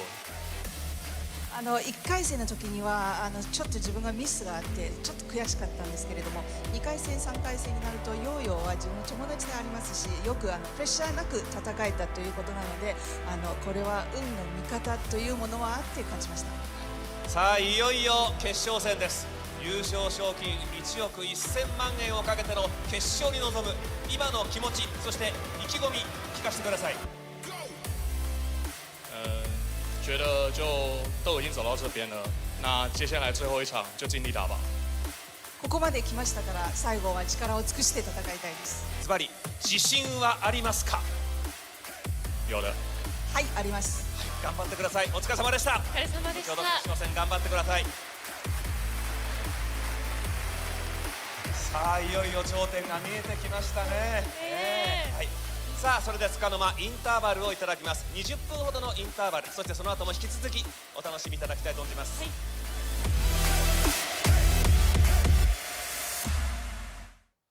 What a set that was. Was that our first clean sweep? That is our first clean sweep of the day, and it could not have looked any more commanding from Sasamumu. Oh yeah, he was like lying back in his chair, reclining. After watching some of those, after watching the speeches there, I'm not even sure he's human anymore. He was just, I don't even think he blinked. A swift 3-0. Oh yeah. He might be the Shadowverse machine. He might be the champion today. And man, Yo-Yo made it really far, but throughout that whole game, you could see he was pretty flustered. Yeah, I think it's one of those situations where he just has to fight up against his demon, and sometimes you lose in your head before you even draw your cards. I think you could really see that on their faces. In his body language. Yes. Man, I gotta say, Sasamumu made some really great plays. Aggressive evolves, took those gambles, took those aggressive plays, not the safe plays, and they ended up paying off for him. Yeah, and also just Yo-Yo, at the very end there, I feel like he made some questionable plays. Yes, very much so. Not clearing the Irene when I had threatening That's 8 damage. 8 damage? Cannot ignore that. I mean, that's a lot of damage. There's a ton of damage. It's like you said, maybe it was the mental damage, right? Sometimes you're just in such a bad spot mentally where you miss the obvious plays or you forget an effect or something, and you're like, oh, you kick yourself when you see it happen in front of you. Yeah, for sure, for sure. I feel like for me, whenever I see Irene, I'm just like, you have to instantly take that out. Exactly. Yeah. Instantly. Otherwise, you are done. She's so good. Yeah, yeah. Anyway, next up, we have the other semifinal, of course, Zen X versus Jupi. Zen X returning to the World Grand Prix up against Jupi, who took out our boy Azure Cloud. That's going to be the next round of semifinals, and we'll be right back with that after the short break. Do not go anywhere. We'll be back with more Shadowverse action.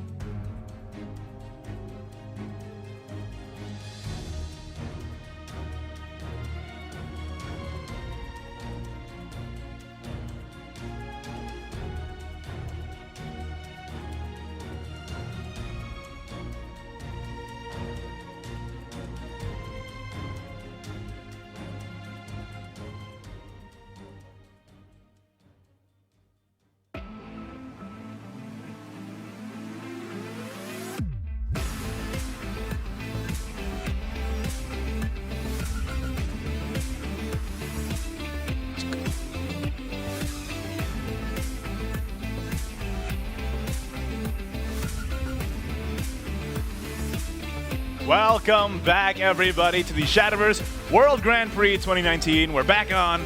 I'm Ignatius, your host, and with me is, as always, East and Luis the Panda, your casters for today.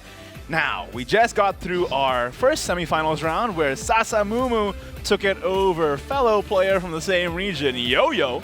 But now, this next semifinals, though, Zenex, returning World Grand Prix player, up against Jupi, the person who took out our boy Azure Cloud. How you feeling about this? Does that mean that we have to now vote for Jupi? What, because he beat Azure Cloud? Yeah. So we want him to lose. So we root for Senex. No, hold up though. If Jupi wins, then Azure Cloud said, I lost to the World Grand Prix champ. But he's out though. It doesn't matter. You just want revenge. You're out for revenge. Okay. So Zenex versus Jupi, both players who are very, very strong in this game, as we've seen both in day 1 and in day 2 here. Zenex wanting to take it all the way this time after last year not making it even past top 8. Well, he did get into top 8, but not top 4. He's already doing better than he did last year, but I'm sure that he just wants to get that trophy. Now let's take a look at their intros.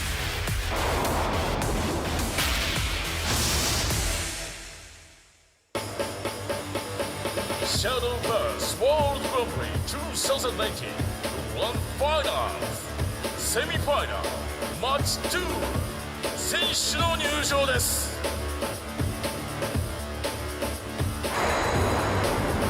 まずはシャドーバースネットリックスチャンピオンシップから勝ち進んだゼネックス。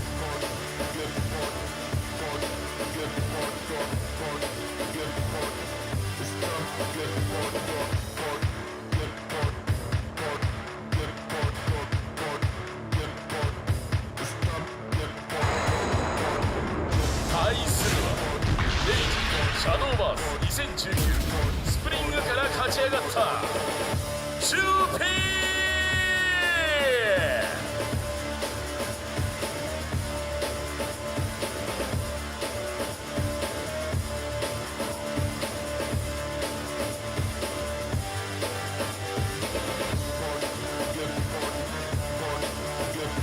Shadowverse World Grand Prix 2019 Grand Final Semi-Final Match 2 Zenex vs Jupi Battle Start!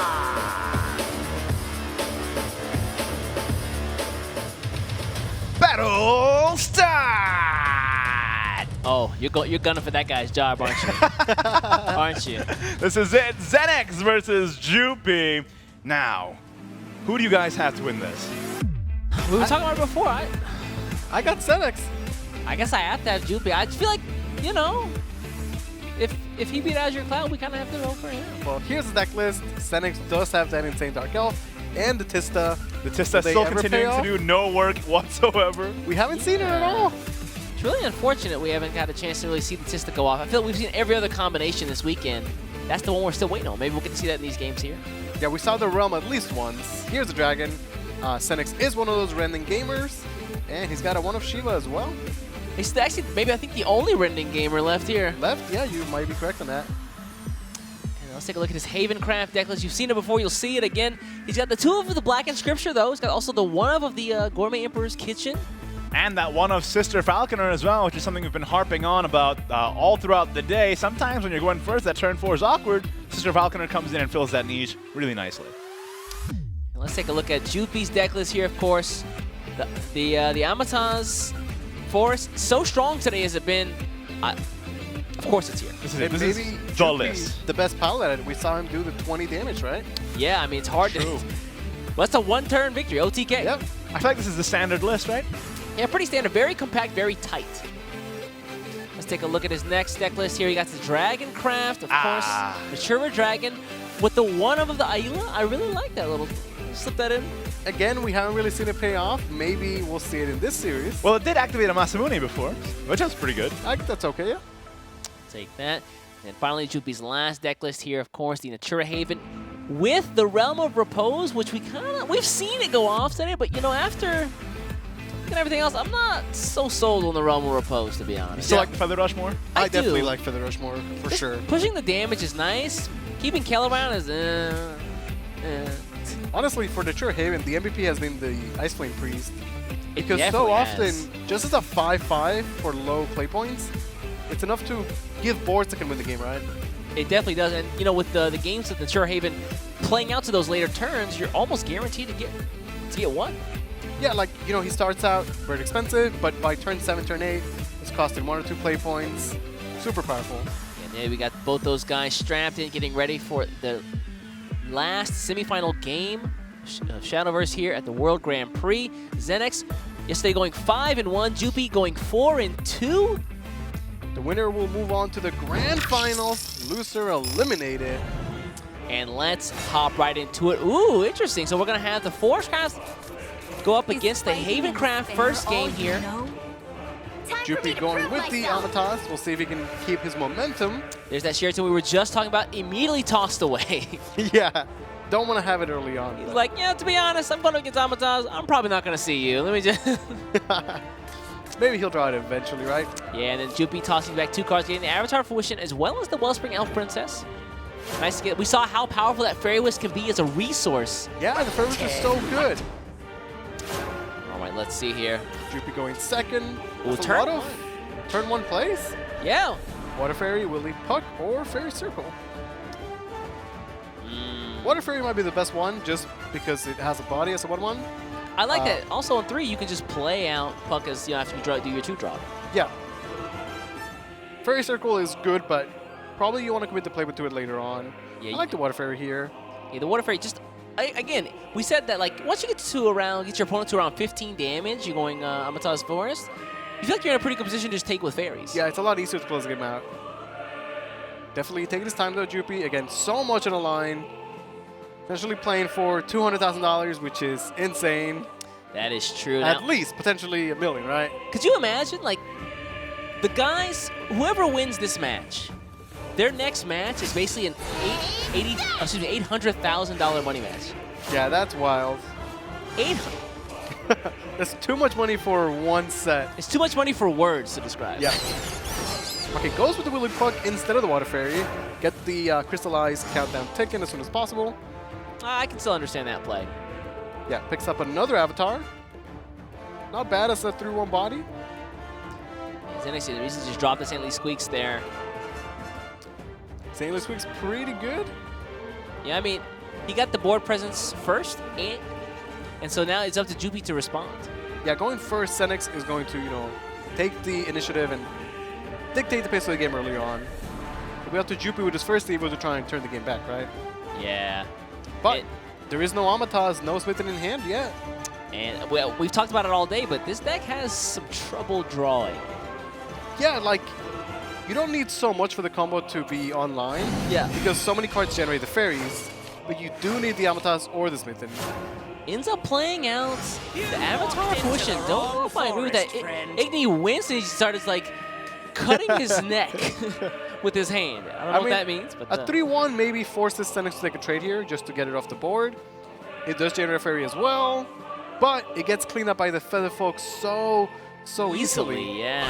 And watch, here it goes. And now look at this. He's up against this kind of board with 4 play points. May is, with 3 play points. May is nice, but there's no way you can get her out right now. Yeah, this early in the game, the May is not really that relevant. And the Justice is a good pickup to at least take some damage off the board. Yeah, but it also give him a fairy. He's pretty close to all the pieces he needs. Just looking for that Amatas, huh? How's the damage been dealt, though? Already Jupi down to 15 life. And, you know, the other decks, Natura Haven, Natura Dragon, they have heal. The Amatas has no heal whatsoever. That damage will stick. Yeah. You know, the more I see these games with Amatas Forest, the more I kind of liken them to Roach Forest because they feel kind of volatile. You like the Amatas? No. I liken them to Roach Forest. Yeah, it's a lot like Roach Forest. It feels good. Like, yeah, sometimes you just own it, and sometimes you just kind of come up short, you know? Right, like a lot of people will describe the deck as an aggressive deck. In my mind, it's just a combo deck. You have your combo, and then you kill your opponent with the combo. Like, that's it. Yeah. You don't really have anything else to do. Within like 5 turns. Yeah. I mean, you can make boards of fairies. It's just like, against the top decks, making a board of 2/2s doesn't really win games the majority of the time, right? Yeah, Kel exists. Kel exists, Ian exists. Yeah. I mean, what else do you need, right? Meanwhile, Zenex is excuse me, Jupi is staring down a big board with a potential Masters popping from that sneak attack next turn. Yeah, so he gets in the situation where he has all the fairies, no way to buff him, and at this point, he cannot burn any cards because he needs to top deck that Amatas or this Mythic. He needs to draw, which means he might actually end up playing some of those fairies out. Right, but then that means that if you draw the buff cards, then you have less fairies, and it's just awkward no matter what, right? I mean, he's still holding on to a couple fairy generators in Fairy true. Circle. He's got Water the fairies. water fairies as well. But the early game pressure from Xenix, so powerful. Jupi's out to 12 life. Yeah, you can already see there again. Wellspring Elf Princess going to evolve just to get over something. But it only enters one follower, though. And that is a problem. And maybe we'll just see Xenix just evil the face. Ignore the board, go face. Honestly, I think that's the way to go. Yeah. With Masters popping next turn, bunch of ankle biters ain't really doing much to you. There's 4 damage on the table already. Make that 6. Agnes is drawn. That's pretty good. Probably gonna go with the card draw first. See what it picks up. Yeah, let's see. I'd like to see evil face. Another Agnes. Okay. Well, you can play Agnes for 6 playable next turn. Maybe that's good enough. It is still 5 damage. He still has 2 evolution points left. Evil face. Evil face. It's just so much damage, right? Like, what is he scared of? Amatas potentially has a big ward, maybe. He's doing the math. Yeah, you can see him. Carry the 1. They really should give the players an abacus. Yeah. Just because, if you can use an abacus, you deserve to. You deserve to use it. Like. Okay, maybe he's doing the math and he's like, I can trade and still have enough damage. Keep in mind, his hand is not particularly strong. He just has 1 Agnes, right? Yeah. Okay, looks like he's going to trade over one of the fairies there. Just go full face with everything else. I like it. He pushes enough damage that if his board gets cleared, Evo Agnes will still close the game out. However, Amatas does have ward. Amatas does get drawn. But is it enough? Because Jupi has to clear the full board.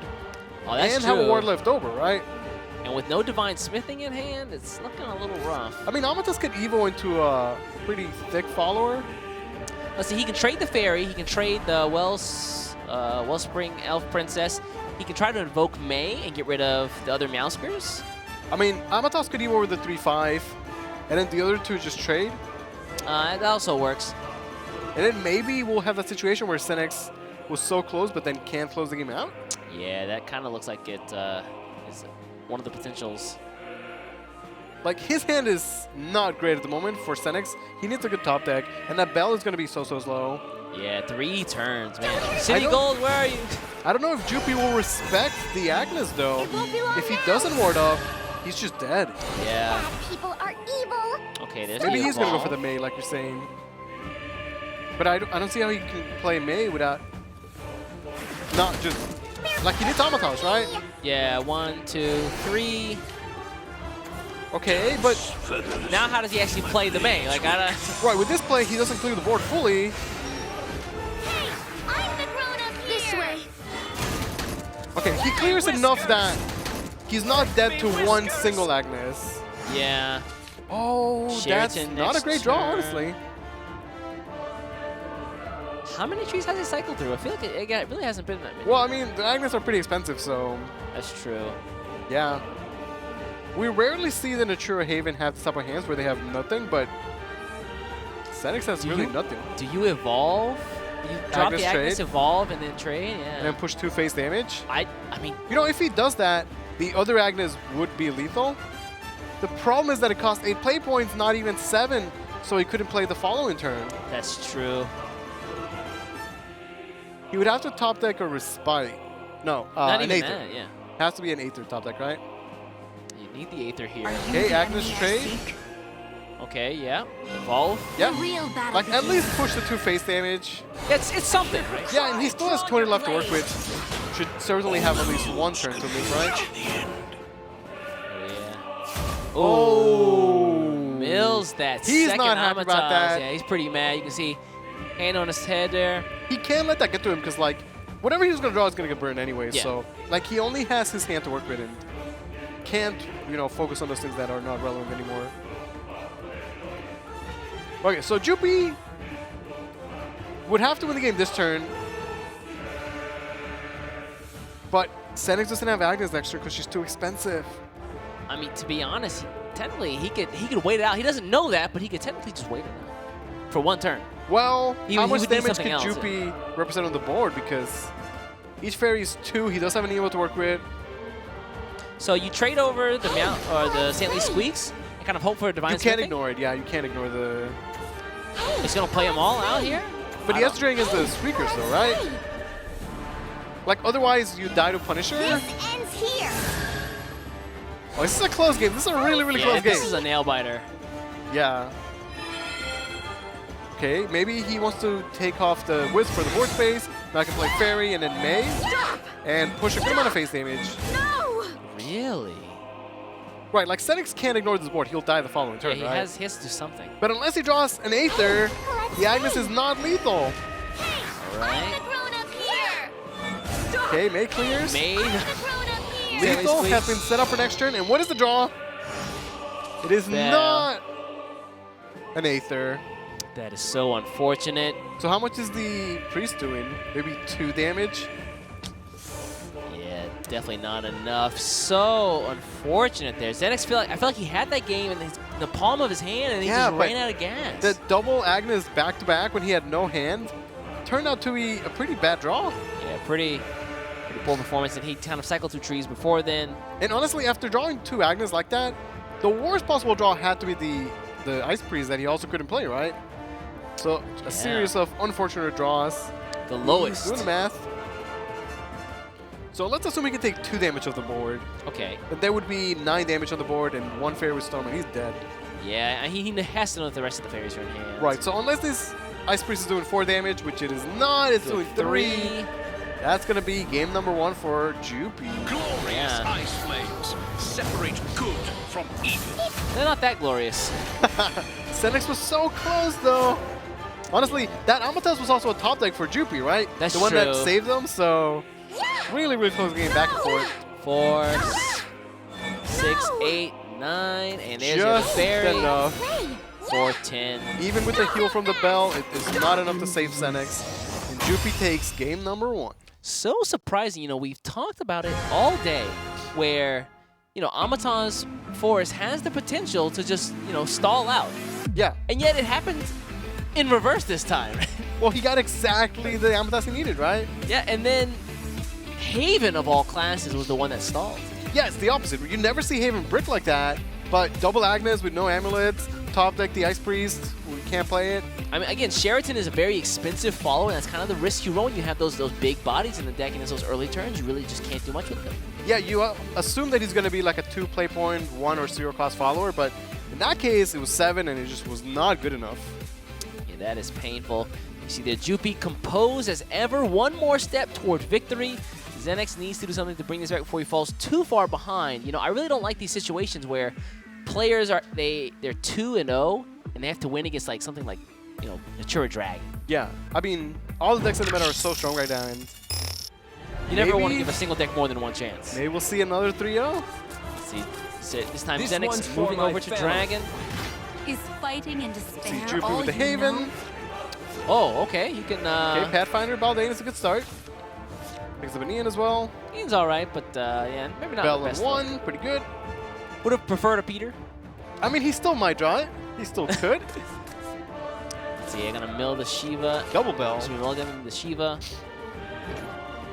Pretty good pick considering you've got a Featherfall Punisher in hand too. Yeah. Like, I'd rather have the bells early, just get them out of the way. Get that draw. Get the card draw going, yeah. Because that last game Senex, he had no card draw. Yeah, it's looking rough. Like, if he had a bell, it makes all the difference. I mean, he had the bell, but it was just way too late. Right, exactly. When you play the bell in the mid-game, it doesn't proc 3 turns later. It's just so slow. He draws Shiva, not going to be much of a use right now. Could play the Bell Meowskers or just a 2-drop. To be honest, I kind of like the Bell Meowskers here. And then that would enable for turn 3 Squeakers with Storm and the Trigger Great 2 to curve out. That seems pretty clean. Maybe he wants to wait so that the Bell has value out of the heal. Yeah, that's true. And if he has the tree, then Meowskers gets discounted. Right now it's the full 2 turns. But even if Meowskers comes out 2 turns later, like He's still a pretty good follower. Yeah, it's still 1-3, that extra 1 damage to face is pretty good. I like this play. Okay, yeah. It also gives us really explosive turns, 4 and 5. Yeah, it's also good because by not playing at 2-2, you deny the potential Peter because the Pathfinder can't trade. Oh, that's right. Yeah, so again, Dragon just gets their game plan started later and later. Yeah. And there's Kel. Aw, you spin both the bells, Not man. a bad pickup. Well, I mean, probably won't be needed, right? This should be a clean squeakers victory. Yeah. I wonder if he would go face or trade.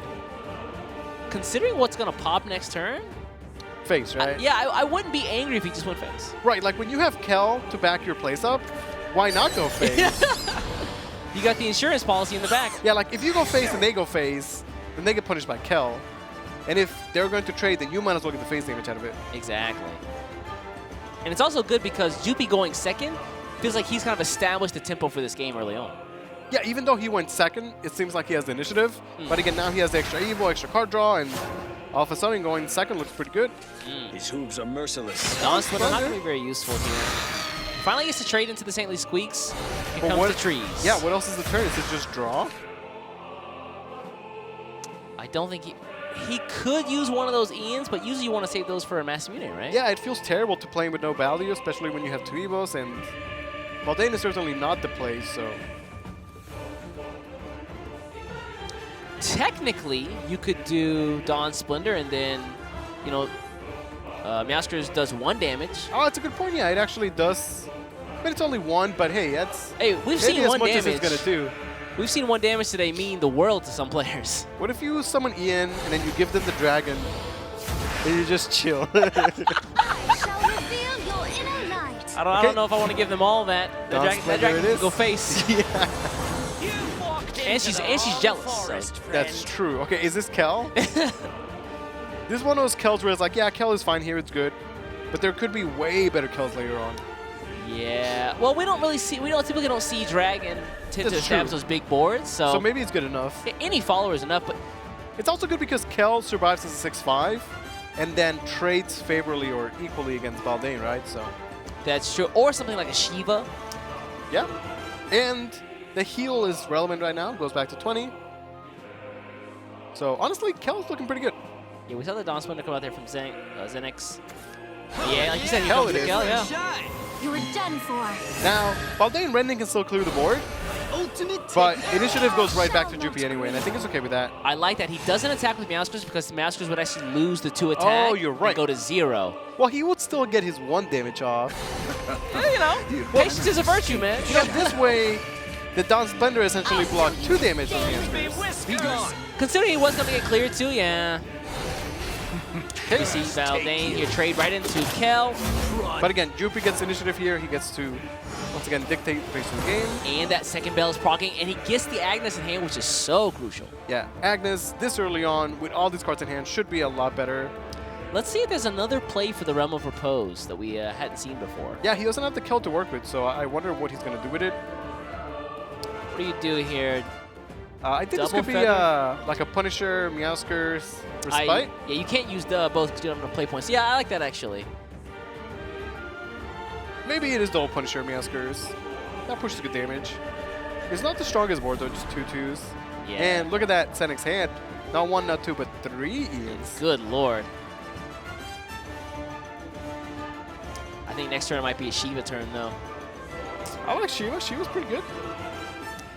You get the full value out of her too. It's surprising that I'm looking. Zenix is playing Dragon. He just ramped 0. In the name of justice. I mean, sometimes you ramp into nothing. Sometimes you just get no ramp, right? All right, there it is. The double Punisher Meowscurs play. We just talked about push 2 damage face, which is great. Establishes a small board, and the Meowscurs pops next turn.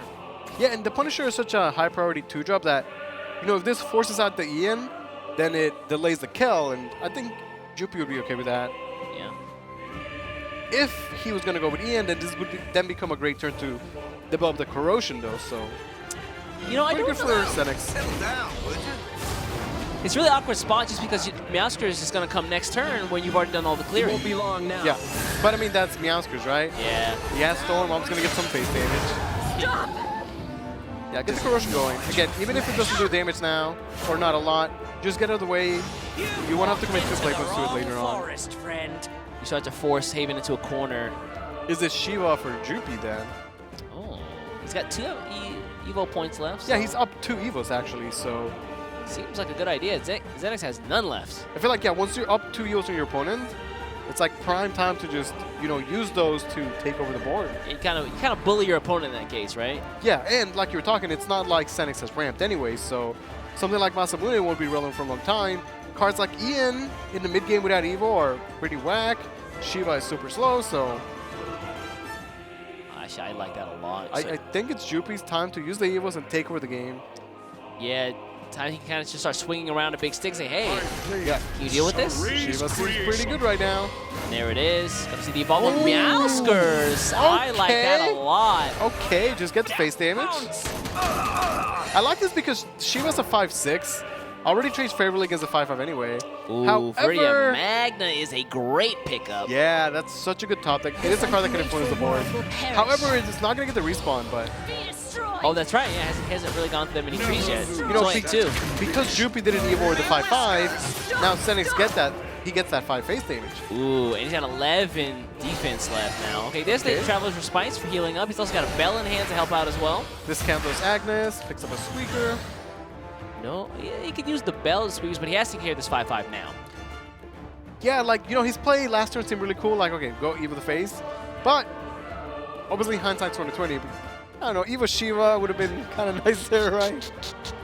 The thing about if you Evo Shiva is that he gets 7 attack, and then Agnes, Beauty Magna would die to it instantly, and he couldn't clear the extra follow. That's true. It's not how it went down. He might be thinking of Agnes Craven's Evo face. Yeah. But that requires quite a bit of play points. I mean, he doesn't really have much of a choice. I mean, he can play the Respite. Potentially buy him an extra 2 damage from the Squeakers. Sucks to draw that sneak attack now once you've already played the Squeaks. The Agnes are costing 3 and 6. It's so expensive. Without any more trees in hand, the Bell is too slow. And now that extra Evo seems kind of awkward. It's not doing enough this turn. So you're going to have to hold that extra 5 damage again? He might have to hold his L. Uh-oh. That said, though, you know, Xenix had a really good top deck. Pretty Magna. That was a great. And the rest of his hand is okay. I mean, I guess Shiva's good enough, right? Let's see. We have to remember that Xenix has also played Shadow's Corrosion, so... Yeah. So you're saying go face, play Shiva, and win, right? Yeah. Perhaps it sets up a 2-turn lethal. I think it should. Shiva's still a well-sided follower. 5, 4 is 9. Doesn't have quite that many trees. I guess he should draw first. That's 3?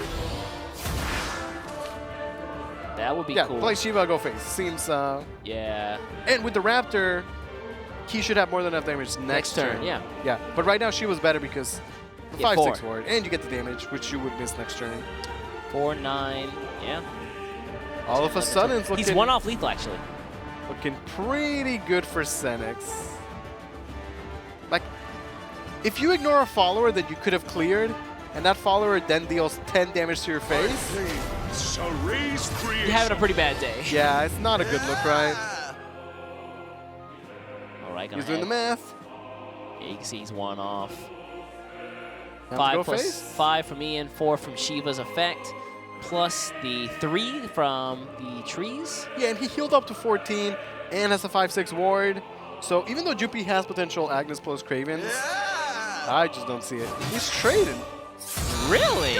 I guess the trade is better because he has lethal next turn anyway, so he might as well fight for board control, right? Just in case there was any chance that he could lose the game. Speaking of, well, Kel helps him clear here, but Kel Respite, not particularly strong at this point. Kel Repose do anything here? There's Kel Bell. I mean, yeah, Kel Bell, not good enough. He could buy himself another turn with Kel Repose, right? Kel Evolve Repose?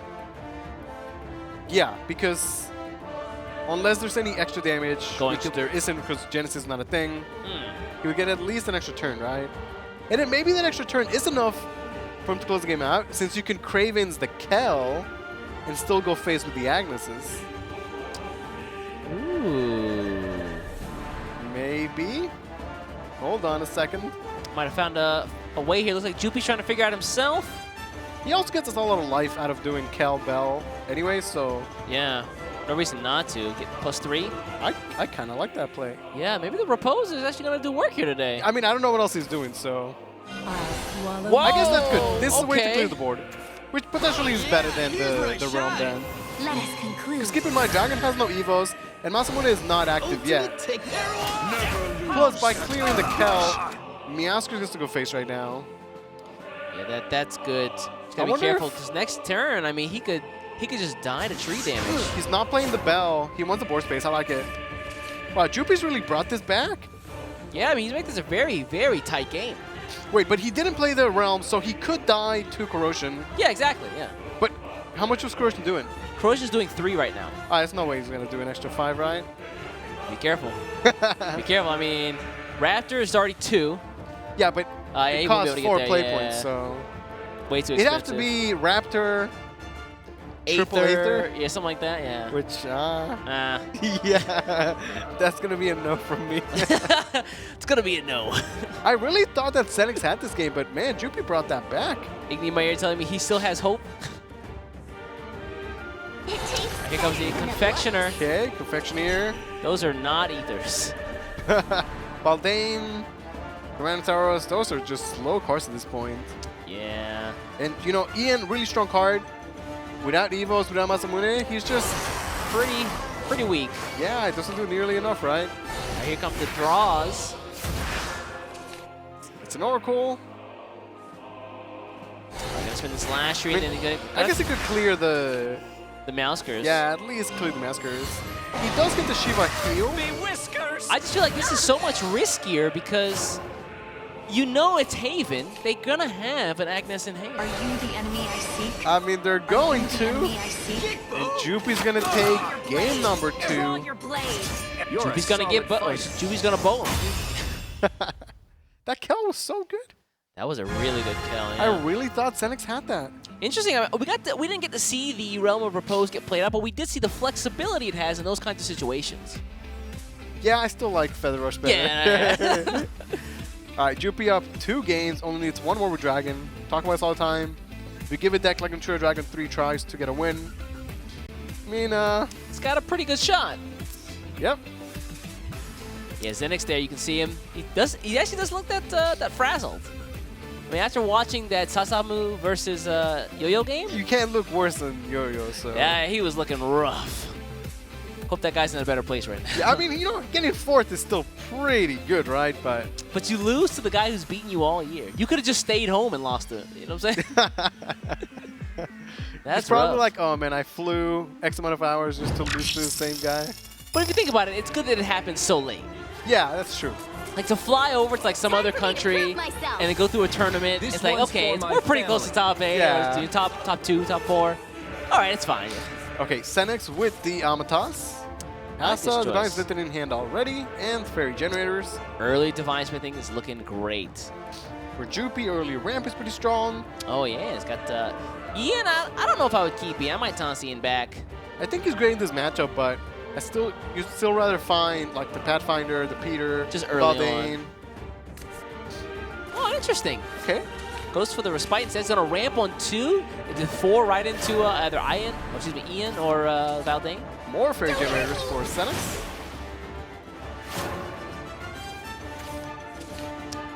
There's quite a few fairies in hand. Seems like an easy Whisper. Oh, seems like this game is going to be fast and loose, fellas. Yeah, like he has a lot of fairies, and he's also getting a lot of chip damage, right? Ooh. So, the Ayla? Yeah. I don't know, man. She's never going to live that long. Are we going to get there? May the forest be Okay, more fairies. Okay. I wonder if he'll commit a fairy to the board. I mean, he could, right?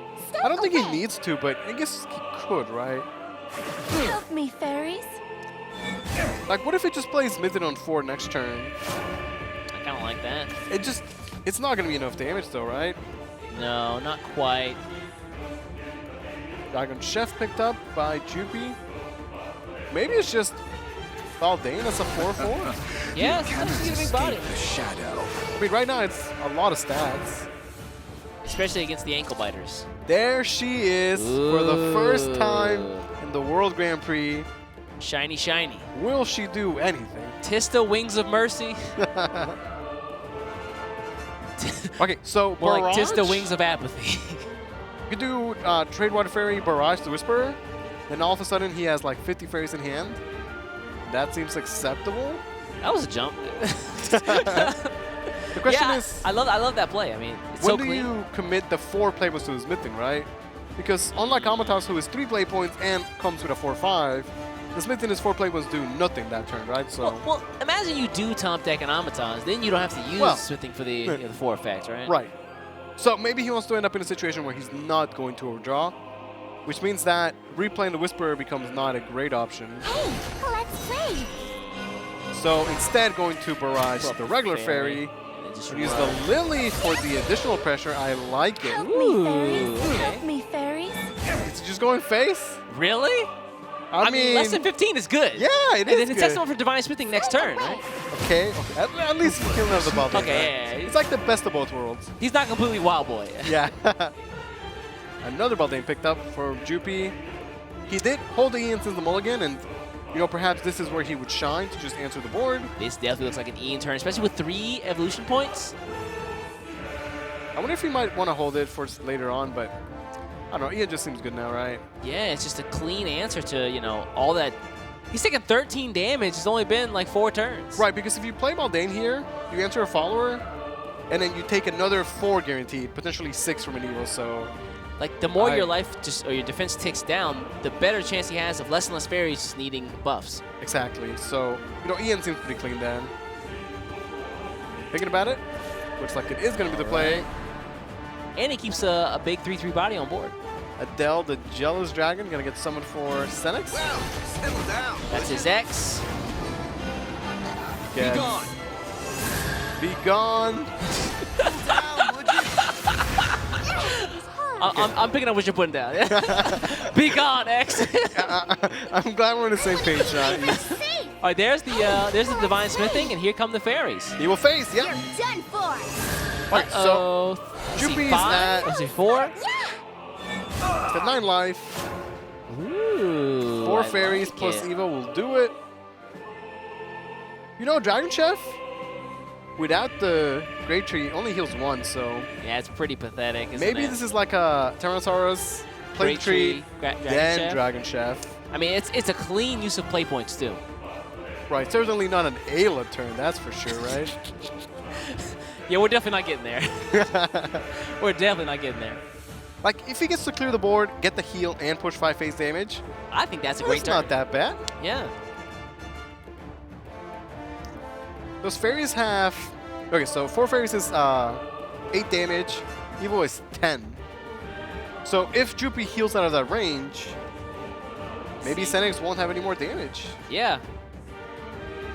Although having the dark... Yeah, I was going to say, don't say Tista. Just don't even say it. And Evo Tista would just take less damage from him, right, basically? Yeah. Jupi thinking it through. This is a crucial turn. Like, this turn for Jupi right now It's the bit probably linchpin turn. decides the game. Okay, yeah, there's the Wildfire Tyrannosaur. Gonna play the tree out. I think it's the best play. Yeah, I agree. And here comes the Dragon Chef for some heal. And you get a 3/3 and a 5/5 on board. Go face. And I like the pre-evo. Make that 2 5/5s. Let's go. He's a sous chef now. Put some respect on his name. He's got 2 Michelin stars. Avatar picked up. Insane Dark Elf. So Dark Elf becomes a... What is that? A 6? Sorry, He gets a little stats. I think it's a +3/+3. So a 7/4. Which still dies to a 5/5. Well, but he's bigger. Yeah, but that's your whole turn there. All of a sudden, Jupi once again taking the game. Looking good. Yeah, the fact they're both 5/5s, I mean, even the Dark Elf doesn't get over. He's got to commit so many fairies to getting rid of at least one of these things. Yeah, and you know, Senex had a very explosive start, but look at the life totals. It's so even, but who has the board? It's Jupi. It is indeed. Man, the evolve there was just so smart. Yeah, I really like it. Any odd number of like defense? I don't like this play. That's a full play. That's his whole turn. He just clears 1 follower. Great turn 6. Another Ian. Okay, Ayla Ian. Go face for 5. Oh, so it's an Ayla turn now, huh? Yeah, maybe. Like, Ian as an award right now is good enough, I think. And Ayla would be 4/4 with stats. And then next turn you could just go Corrosion into probably game, right? I just want to note that folks at home can't see this, but he drew the Ian, and production just like got him like, oh, we gotta go to work again, gotta go to work again. Hold up, yeah. Okay, I like Ayla Ian. I love Ayla Ian here because it's just more big bodies, and the fairies can't deal with that. Yeah, like again, you know exactly how many fairies have been buffed, so you know exactly how much damage your opponent can output. Ayla Ian means that there's no way Jupi could die next turn. We do indeed have it all. Here comes Ian. What could Senix possibly draw at this point?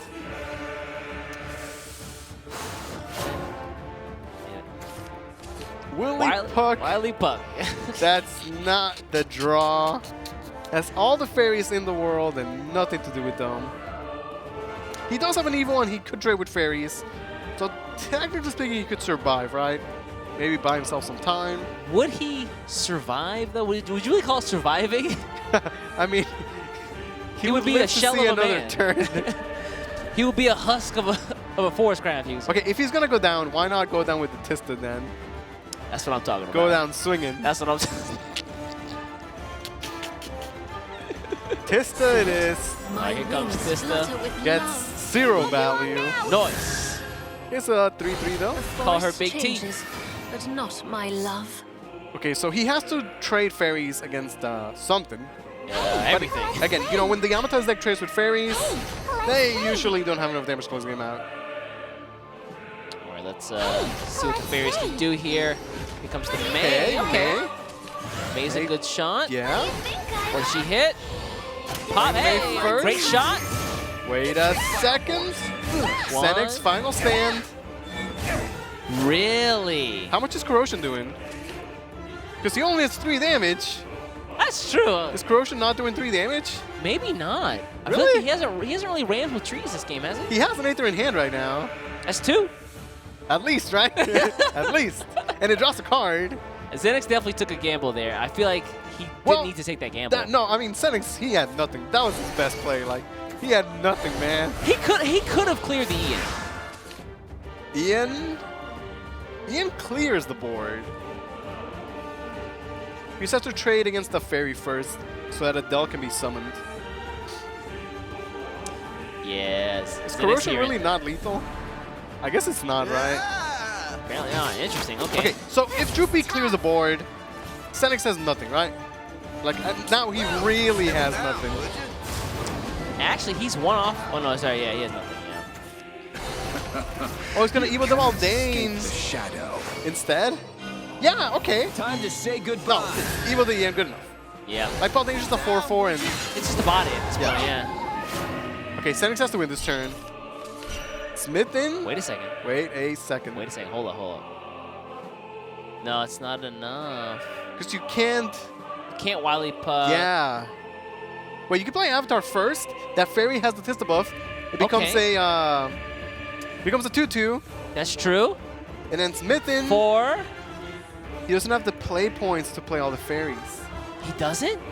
Not if you play Avatar Smith in, that's 6. Then if he could play 3 fairies, he would have lethal. That's but he doesn't have the play points. Unfortunate. This was just out of range. Such a close game. Honestly, Senix made that work. Okay. He was 1 damage or 1 play point off of lethal. Big buff fairies. He seems surprised. Wait a second. Oh no, cameraman. Maybe he miscounted, but last I checked, 5 is not 6. Avatar would have given him a fairy. Jupi. Buff with... Jupi's going to take it 3-0 over Senix. And advance to the grand final. The winner is Jupi! Xanax, I think, actually had Tista lethal and missed it. One of his fairies is already 2 attack in hand. Did Jupi not Just have play shoes the on? Avatar. The fairy gets buffed by the Tista. Play Divine Smithing. He has 2 3 attack fairies for 2 play points is 6 damage. Hold on, right? Let me. He missed lethal. Wait, yeah, he has the playment for it, right? Because he floated 2 playmates at the end? Yeah. Yeah. Wow. So he played out the fairies. He's like, I'm a dummy, no! He played the Tista! That's his tech card. And it could have won the game! he didn't believe this. That's why you don't net deck. He stole that from Beater, right? The Tista was on this! Jupi, though, moving on 3-0. 嬉しいです何かこうね I've got no feelings. I'm just happy. そうですけどもね今回もやっぱ唯一の日本人ということでお客さんのことを相当意識しましたかいやもう今はちょっと自分のことしか考えられないそうですかはい最後の試合は劣勢を逆転しました、最後の試合振り返っていただけますかそうですねゼネックスさんの、構築が、リリーとブルームがかなり削ってある構築でそれでバフを割り切ったところがあってそこがうまくはまって、あとは相手の失踪とか持ってなかった部分もあって助かりましたそうですかさあいよいよ決勝戦です決勝に向けて今の率直な胸の内を聞かせてくださいここまで来たからにはもう絶対には言い切れないですけど、優勝するよう精一杯頑張ります相手は台湾のササムム選手です、勝つ自信はございますかはい頑張っていただきましょうどうぞ大きな拍手をお送りくださいジュピ選手でしたいや素晴らしい戦いでしたね So what he said was that they asked him if he was thinking about the audience, and he said, nah, I'm thinking of myself now. I think you kind of have to when you're at this stage of the competition. It's only about yourself, yeah. 16時40分午後4時40分に再開をさせていただきたいと思います And there you have it. 再開した後はですね Jupi taking it over Zenex. You know, Zenex had the Tista. I think he had the win there. He had that 2-attack fairy already. All he had to do was play the avatar, then smithing, and then 2-3 attack fairies, right? He didn't believe, man. He played out. He looked, didn't use all the time he had available to him. Started to play cards, and then the play came to him. As soon as he played it out, you could see on his face he was like, Slapped his why? forehead. Oh no. Man, we almost had a Tista lethal there, but that means that Jupi is going to be making it to the grand finals up against Sasamumu. Congratulations to Zenex for making it this far. You know, second year in a row in WGP, but just not making it there, and now out of the competition. And both players in the grand finals advanced 3-0 in the semis, right? Yes, very convincing semis. Very, very powerful stuff from both of those guys.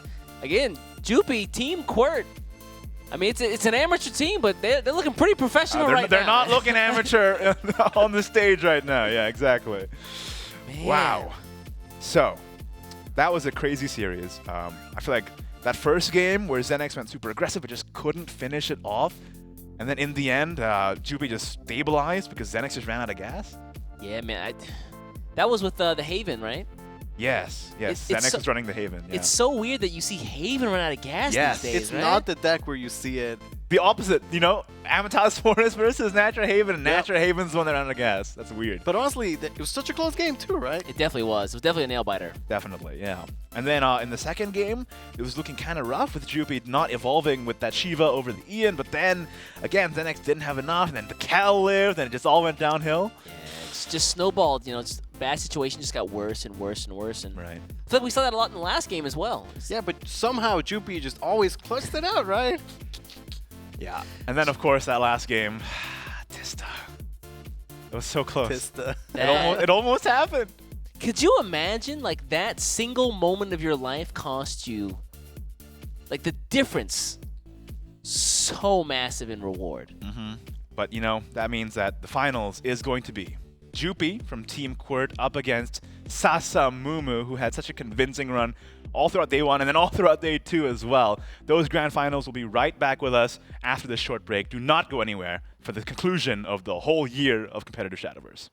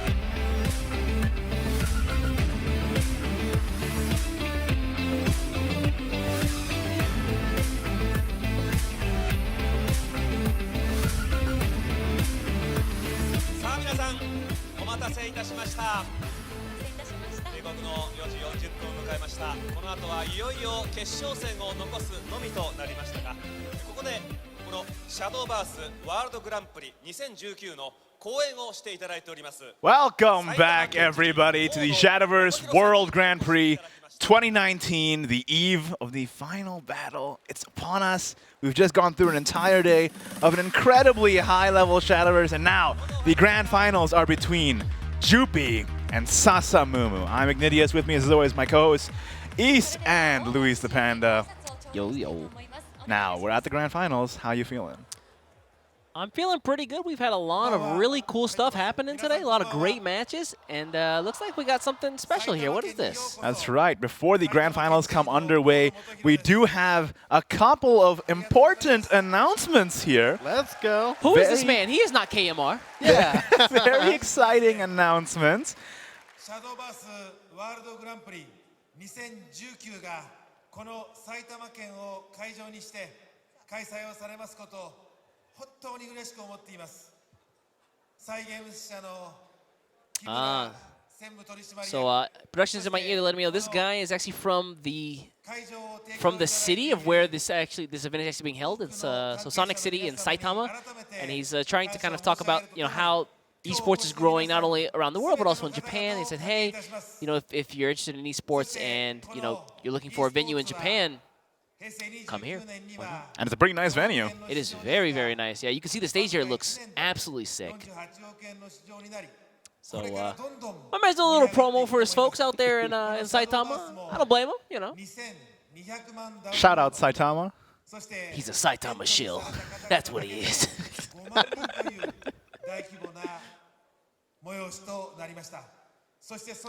No, but again, this event, like so sick, so smooth today, been really, really nice. It's amazing that the city was actually able to help Cygames set up so quickly in a single day.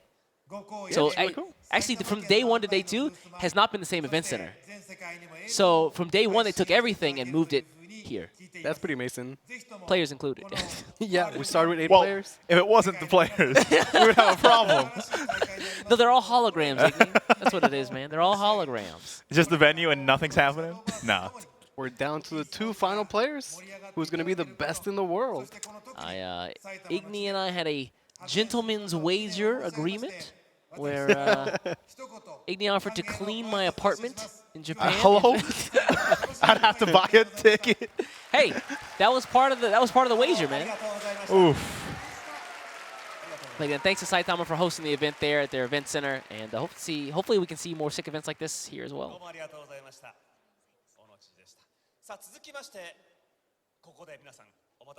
Right, now in just a little bit here, the Rage producer will be coming out to give a very important announcement.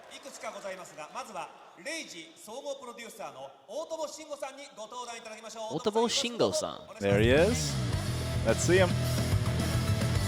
I want intro music like this whenever I go places. I'm saying, right? Imagine this playing when you go to the convenience store. Like, get in the shower, this just starts like going ham. 木村さんを待ってたのかなと思ったんですけど、まずはレイジからいろいろお知らせさせてください。もうかなり僕も最初から見て盛り上がってると思うんですが、1月25、26にレイジも新しい大きな取り組みを予定してまして、レイジシャドーバース2020スプリングバトルフェスティバルというのをやる予定で。So we got top tier translator guys. Igni here for you, letting us know what Shingo-san is saying. Igni, take it away. そうですね、今までもレイシャドーバースは6000人っていうのが最大だったんですけど、それを一つの会場で1万人っていうのにチャレンジしたいと思ってます。これは凄まじいスケール感ですね。倍近くになりますよね。はい、そこでこちらに今回、レイジとしてレイシャドーバースとしてチャレンジしたいと思ってます。チャレンジ、はい、お願いします。チャレンジとはSo we have the official graphic here. Rage is going to be holding an official Guinness challenge for number of players playing a digital card game at the same time in one venue. in the 2020 Spring Battle Festival on January 25th and 26th. So, knowing how many players are usually playing Rage, I think this is a very doable Guinness World Record to achieve for Rage. Yeah, I think that in the past he said they had upwards of 6,000 players playing at one time in a single event or a single tournament. They're trying to make that even larger number in the future. I think they're trying to get to 10,000. Right. Again, that's the Rage Shadowverse 2020 Spring Battle Festival on January 25th and 26th. The Guinness Challenge for number of players playing digital card games at the same time in one venue. They're aiming for 10,000 players. Yep. Yeah, and apparently there's going to be a chance for special prizes by just participating. 10 random players will get 1 million vials. 1 million vials? That's enough to animate your entire collection. That makes you look poor, Luis. And apparently you can also earn a chance to get special prizes depending on how you score in the tournament. Now, this is actually open to overseas players as well. So if you're heading to Japan on January, maybe stop by and enter the Rage Shadowverse 2020 Spring Battle Festival. You know, you've saved up your change all year. It sounds like a pretty good, way to start the year off. Go to Japan. While I'm cleaning your apartment, I can stop by. Exactly that. Exactly that. So you can see they're aiming to get this in the Guinness Book of World Records, which I think is really cool. That would be so cool. 10,000 players playing the same game in one venue. Wait, the chats for Rage better be buried. Everybody just better be there.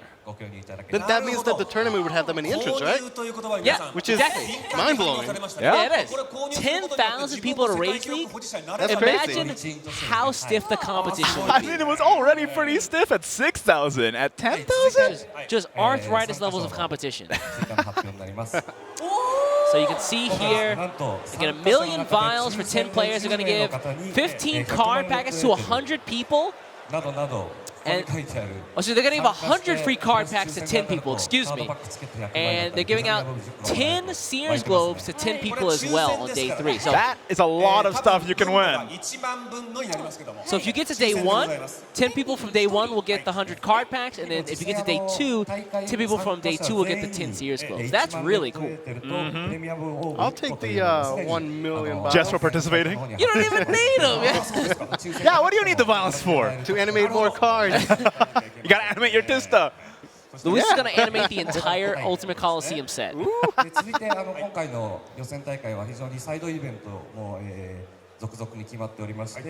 Okay, so if you win 1 or more matches, you have a chance to win the 100 card packs. If you win 2 or more matches, you have the chance to win those Sears Globes. It looks like there is going to be a Shadowverse channel as well. Interesting. I love the art on the characters, right? They're so good. Yeah, man. Shadowverse channel is really fun.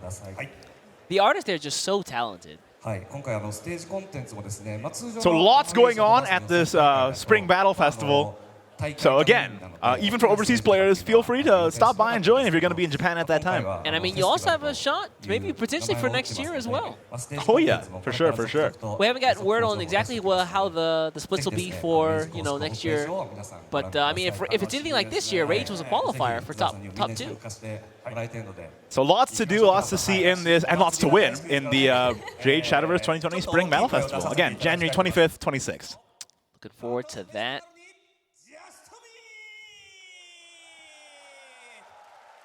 You see the crowd there, excited as ever. I mean, it is pretty hype. I don't know if you heard, but when the prizes were shown on screen, you couldn't hear the crowd going, "What? The Japanese shock right there. Yeah, and I mean, that's a lot you can win. 1 million vials just for participating. And then again, 1 or more wins, a chance to win 100 bags, and 2 or more wins, a chance to get those Sears Globes. I feel like that's kind of a low bar. It's pretty simple to do. 2 wins is, Although whatever. you have a chance out of hopefully 10,000 plus participants. So that means the more people who go, the more people who can potentially win. Yeah, and you see Rage being such a big part of Shadowverse competitive, in general. So it's great to see them, push to make it even bigger and better, right? Absolutely, absolutely. Well, we have, I believe, Jupi was he actually qualified out of. Yeah, he actually got 2nd place at the Spring Rage League. Mm-hmm. 2nd place here on the world stage is pretty bonkers. Yeah, absolutely. I mean, in the Spring Rage League, too, in this World Grand Prix Top 8, we had 2 players out of the Spring Rage League, and then Jupi, the 2nd place out of that, making it all the way to the Grand Finals. Very, very surprising. Oh, looks like we got 1 more announcement for you guys. Let's cut back to the venue here. Couple more. Some pretty exciting stuff being announced into this next There he year. is. There's the man himself. I want the KMR music. That's it. KMR music. Kimura-san himself. He's like, he's got some information for us. What can I say? You ready for this, guys? はい、まずはテレビアニメシャドーバースの続報から発表させていただきます。まずはこちらをご覧ください。スクリーンに Stay tuned. In just a moment, we're going to be announcing something pretty exciting. Some Shadowverse announcement so juicy. We got some hot stuff. Uh-oh. Uh-oh, what is this? Hold on. Oh, hold up. Guys, I have bad news. We are getting privy to some crazy information now, and we're actually just not even allowed to talk about it. But this is wild. Why would you say that? This Why is would you tease wild. them like that? To the highest bidder, I might say some words.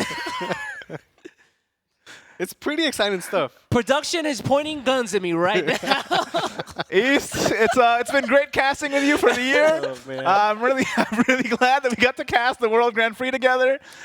You guys are not gonna believe this. That was sick. Holy cow! For real though, it's gonna.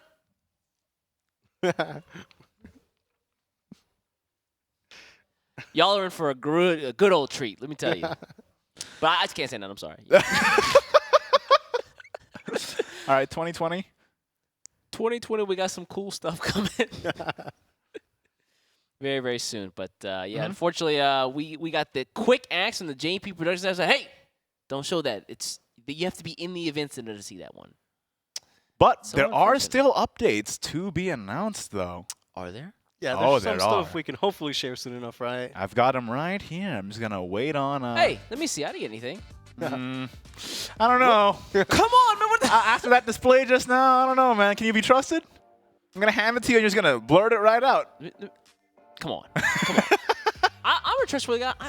tight lips. Now can I see it? No. Okay, Man. fine. Okay, fine. Okay, fine.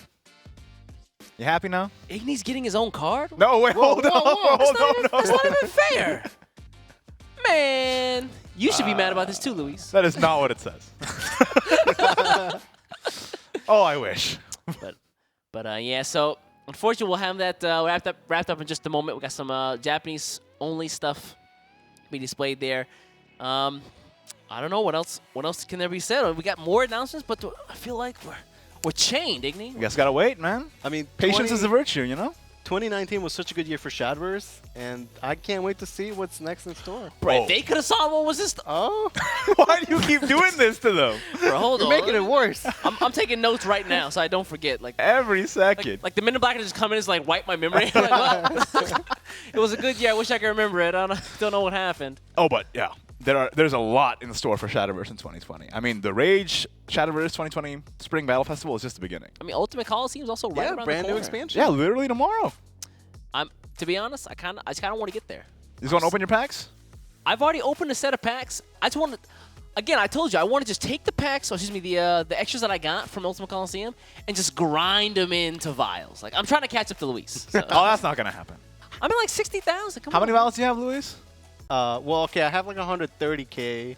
Oh, I just have 130K. You know, nothing special. Weird flex, but okay. Yeah, I'm saying, man, Okay, that's so crazy. If it makes you feel better, I won't get to open my packs tomorrow because I have to fly home. It's like 22 hours, so. That does make you feel better. But timeout. You can just go on the airplane, get the Wi-Fi on the airplane, and just do it there. I can't because I have to do it for my chat and my people, you know? We just stream on the airplane. Yeah, man. Airplane stream. What's stopping you? You would be the first A lot, actually. airplane streamer. It could be you. Maybe. It could be you. Probably not happening. Come on, man. Think of your chat. You're denying them another day? I do want to open my packs, though. What are you hoping to open? I know you want to open Mammoth God, but anything else? No, I want to open animated Mammoth God. All right, okay. See, that's how I think. That's fair. Yeah, any decks you guys want to try out first? I want to play Ramp Dragon. Ramp Dragon, I was just going to say. I'm stuck next to these glue eaters. I'm really interested in trying out like one shadow. Okay, I like that a lot. Yes. I was actually taking a look at some of the cards again. I'm like, there's actually a lot of stuff that has one attack and one defense already for shadow. Oh yeah. And with all the support it's getting, could be pretty cool. Gensetsu is a card. Yeah. Ceres the is a 3-drop card. that draws you 2 cards. Mm-hmm. The 1 play point below right. The 1 play Good point stuff out Burrow, there. I to be honest, Demonic Procession? they shouldn't have printed that one. No. They should Shadow 2 buff now. Nah, man, Lara, it's happening. What are you gonna do about it? Play PTP. I mean, you could do turn You 5. can use that with PTP. It's pretty good. It's too slow. It's out of your hand. It's too It's slow. literally out of your hand. Soul Conversion. You get a turn. You get a what? An early turn Hades, and he can't attack, so he just fizzles out into nothing.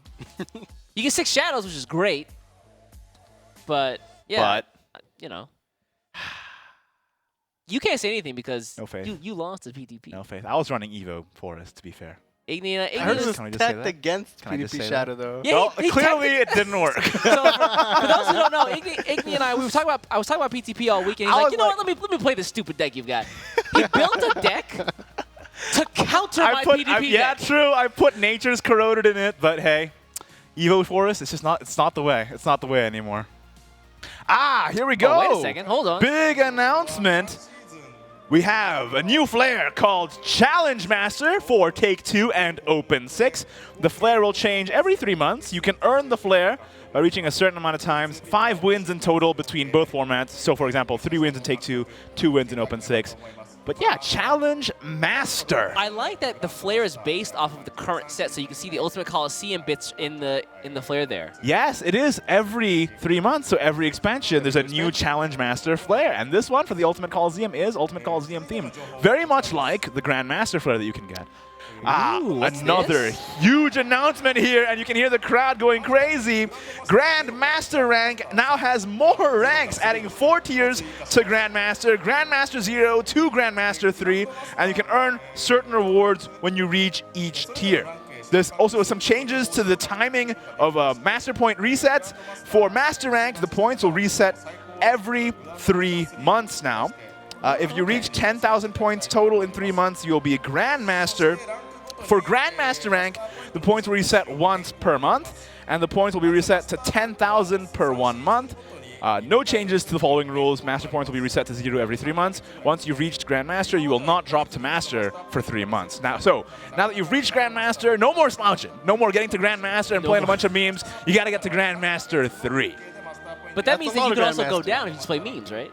Well, why not both? Play memes and climb. So you just have the ebb and the flow. Like, yeah, these are my records for the past 3 months. You can see where I played the memes decks right there. Like a graph. Don't play Evo Forest, though. Don't do it. Don't do it. Definitely do it. Don't do it. Definitely do it. Well, you want to give East 3 points, then you can do it. Here's this is where I was playing Item Shop Rune. That was a rough month. And here's where I played Evo Forest, went all the way down, literally a cliff. And then I played PTP Shadow. Still down. Still going down. Like, that's what I went from 3 to 0. Yeah. One day we will rise back to greatness. Yeah, more Grandmaster ranks is pretty cool, though. Yeah, definitely. You know, give some of these Grandmasters something to strive for. Sometimes I'm on ladder and I see a guy with literally 100,000 points. Like, this guy should be higher ranked than me, but we're the same rank, so it's a little weird. We're the same. We're the same. You'll get extra rewards for getting those extra Grandmaster ranks, right? So more stuff to earn. More stuff to earn. Again, with every time you reach one of those tiers, the next level, you'll also be given prizes. This is a feature I am so hyped about. 2020 game update, new feature that allows players to organize a tournament within the game. That's pretty cool.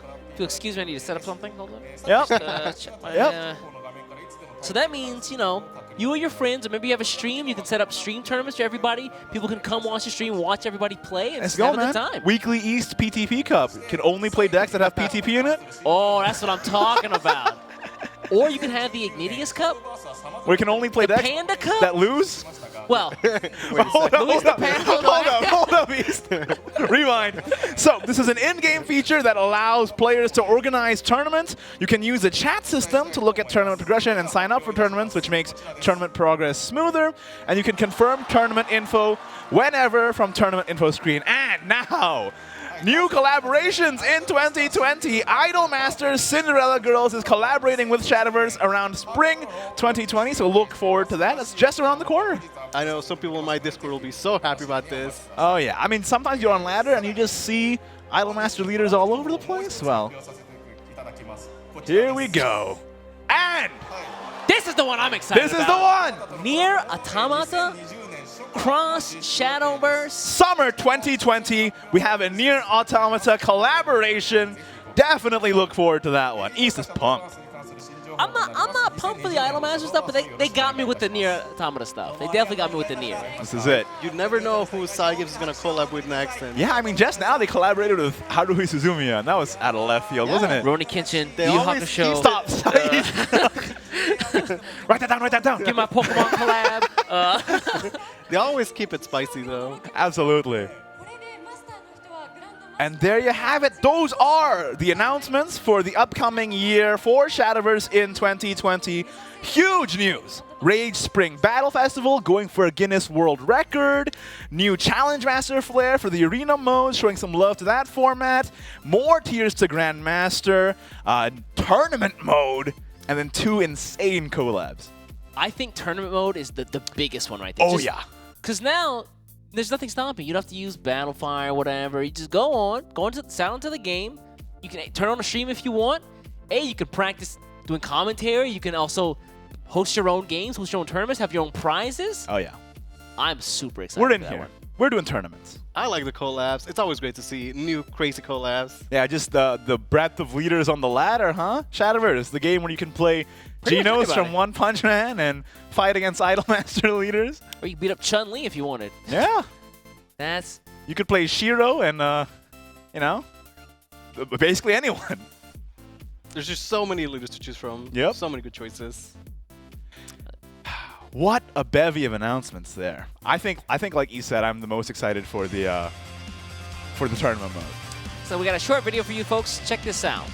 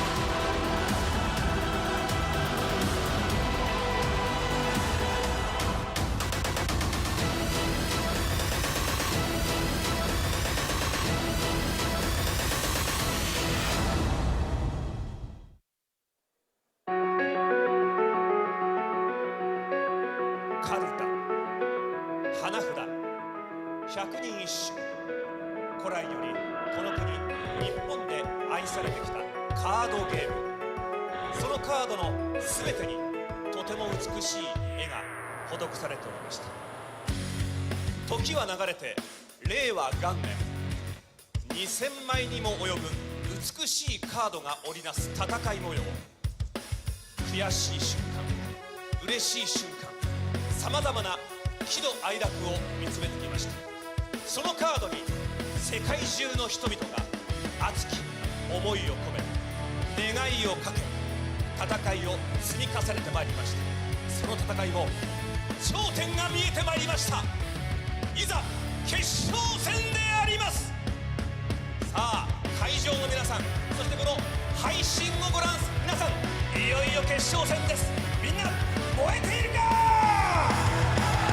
決勝戦だ。みんな燃えているか。決勝戦をしかと見届ける心の準備はできているか。決勝戦を全力で応援する気力体力はみなぎっているか。そして何よりもこのシャドーバースを愛していますか。いざゆかんシャドーバースワールドグランプリ2019グランドファイナルズ決勝戦、熱く燃えていけファイヤー。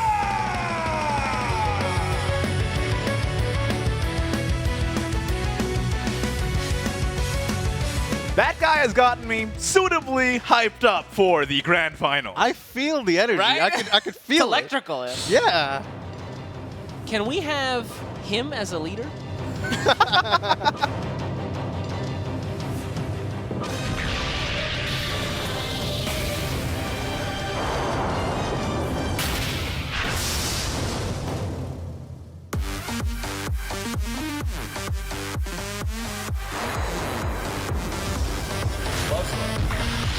バース台湾オープンから勝ち進んだ笹沼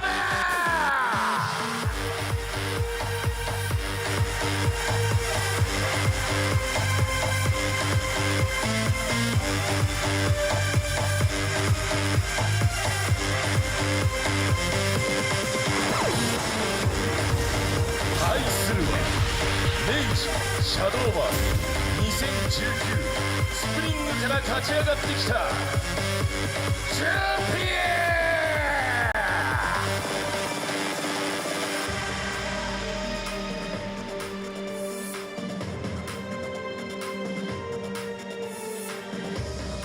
Shadowverse World Grand Prix 2019 Grand Finals ファイナルマッチ笹沼 vs ジュピー最終試合いざスタート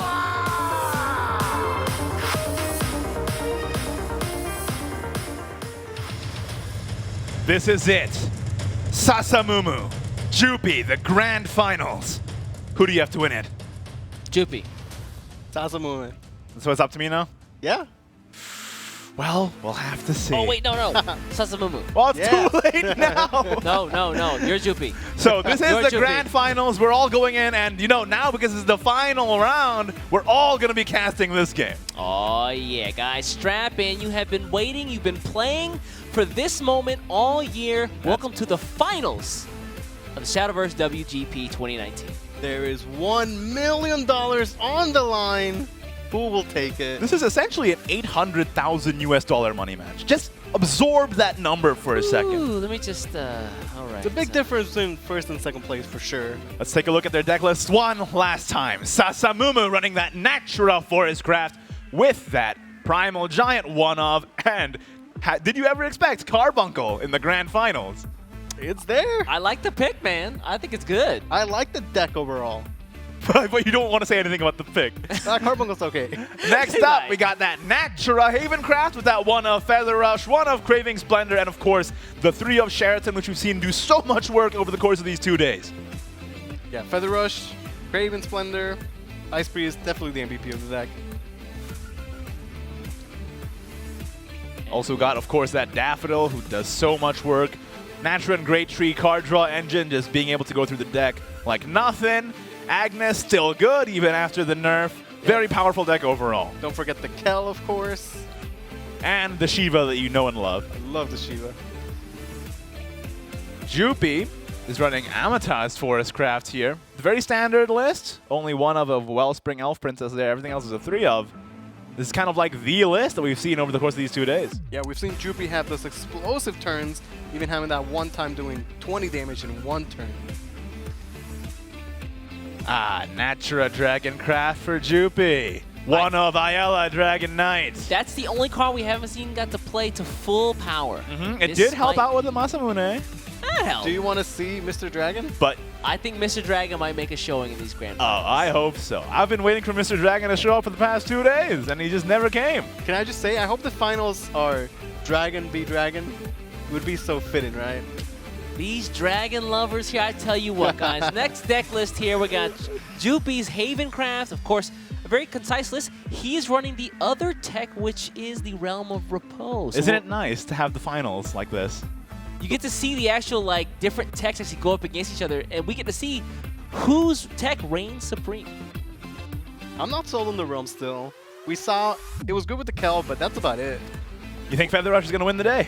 I think so, yes.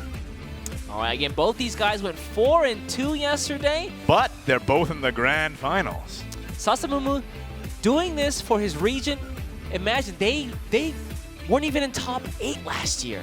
Or the year before. And they were guaranteed, they had 2 people in top 4, guaranteed someone in grand finals. That was both their slots, and they both made it to top 8. That is incredible.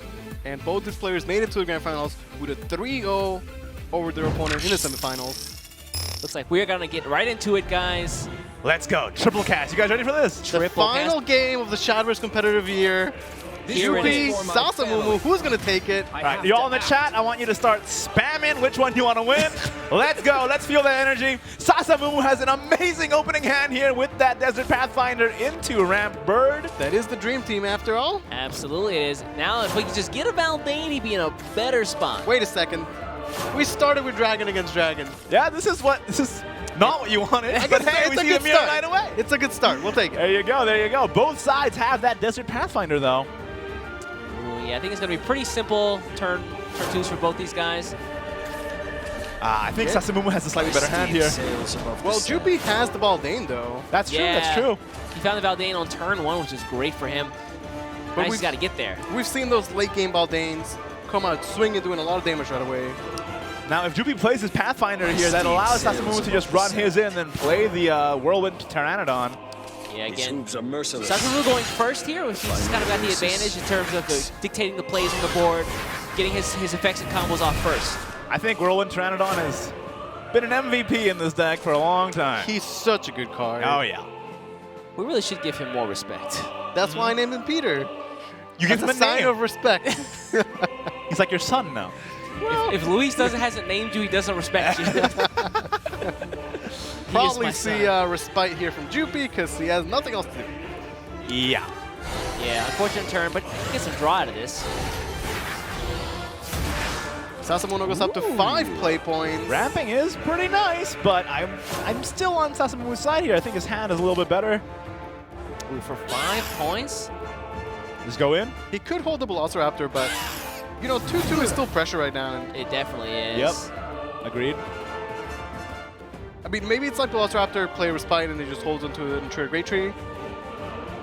Because you still get the free one from the Petrodon, right? So. Oh, that's true, yeah. Don't want to waste that resource. Once the last words proc on the Pteranodon, Tree will come back and he can just drop 2 trees immediately. Yeah, that'll be a pretty powerful turn. We run the gamut here on how to pronounce this card. Petrodon, Pteranodon, and the correct way, Pteranodon. I mean, think about it. In a democracy, the majority rules, right? It's all split, man. It's all split. So then we're all wrong. All right, out comes the Velociraptor into Traveler's Respite. And I like holding the trees for future power plays. Definitely. Sasamumu is begging for something right now. What is he looking for? You know, in the other games, he looked pretty calm and collected. Now he's like doing the Bless RNG. Oh, I mean, he's so close. I mean, he's not leaning back this time. He's not leaning back. He's leaning forward. And he's got the diagram when you're in Shadowverse WGP 2019 Finals. Lean forward. All right. Like at the start of the day, players were 3 matches away from winning $1 million. Now these players are 1 set away from the $1 million. This is it. This is what the entire year has culminated to for players from all around the world. This very moment right here. I like that, though. Semifinals, back over here. Finals, all right, lean forward. All right, boys. Jupi taking his time, looking at the Baldane. What do you think? Just Valdane here, Evolve? Yeah, turn 4, Can't big go wrong. Valdane. It is a 6-attack bait, so. Be gone. Probably going to clear the Velociraptor, leaves the Petrodon up. Hey, now that Valdane is in the finals and Balian isn't, does that mean he wins the Verdant Conflict? No spoilers. I think they should probably change the artwork to like Valdane and Amatas. The real Verdant Conflict. I think so. Okay, going for the card draw. All right, needs to get rid of this Valdane somehow. I mean, Ian gets the joke done. Is that good enough is the question. Yeah. Also kind of weird to have the Ian to take out the Valdane, but I guess it's all right. Gets a 5-5. Against Dragon, they're not really going to go much wider than that anyways. So. Right. Another Pteranodon in hand for That's pretty good. Yeah. All right, 3 play points left. I think he's looking for his Valdane. Oh, Tyrannosaur. Wildfire Tyrannosaur on the draw is not bad either. But Ram. Yeah, choose the Ram instead. Ramp Bird instead. Commit to Evo. I like it. Otherwise, you take 6 to the face. That's Plus, this gets your tree back on the board. Yeah. A worthless endeavor. How many trees has Sasamumu cycled through so far? Probably 3 or 4, I would guess. Still looking for that Valdane. Yeah, Jupi has the initiative here, but his plays aren't super strong. Yeah, I mean, what's his turn here? Dragon Oracle, Corrosion Pass? Yeah. Yeah. It's good to establish his own spells, but then pass his initiative right back to Sasamumu. True. Next turn, he does have the Ayala to ramp one more. I'm telling you guys. Mr. Dragon? This has the potential. This has the potential to go the distance. I don't know. I think Ayla is just going to be used for a ramp card. More next than turn. likely. As you can ramp, it's fine. Taking their time, so much in the line. Cannot afford to make any mistakes here. Although if Mr. Dragon gets summoned, I'm going to go crazy. I would too, yeah. I'm just going to say I told you so. Shadow's Corrosion into the ramp, like we said, and There it deals is. 1 damage. It's a piddly one, but that'll grow. Genesis picked up for Sasamumu. That's not bad considering he's already at 8 play points. Gonna be at 10 real quick. But if he plays it, he's going to spend his evolve points, so... Oh, that is true. Yeah, we're holding it till 10. Yeah, hold it till 10. Right, Excuse me. right, Yeah, right. We want the storm. We want the storm. I'm saying. But Dawn Splendor seems a little weak here, especially since you have Masamune in hand. That's a potential, something you can just run in. I mean, Dawn Splendor is just not gonna be that great ever, so... Right. What is it against, not now? Yeah, maybe just throw Genesis it out Dragon? there. Just think about Rita Magna? interesting play. I don't.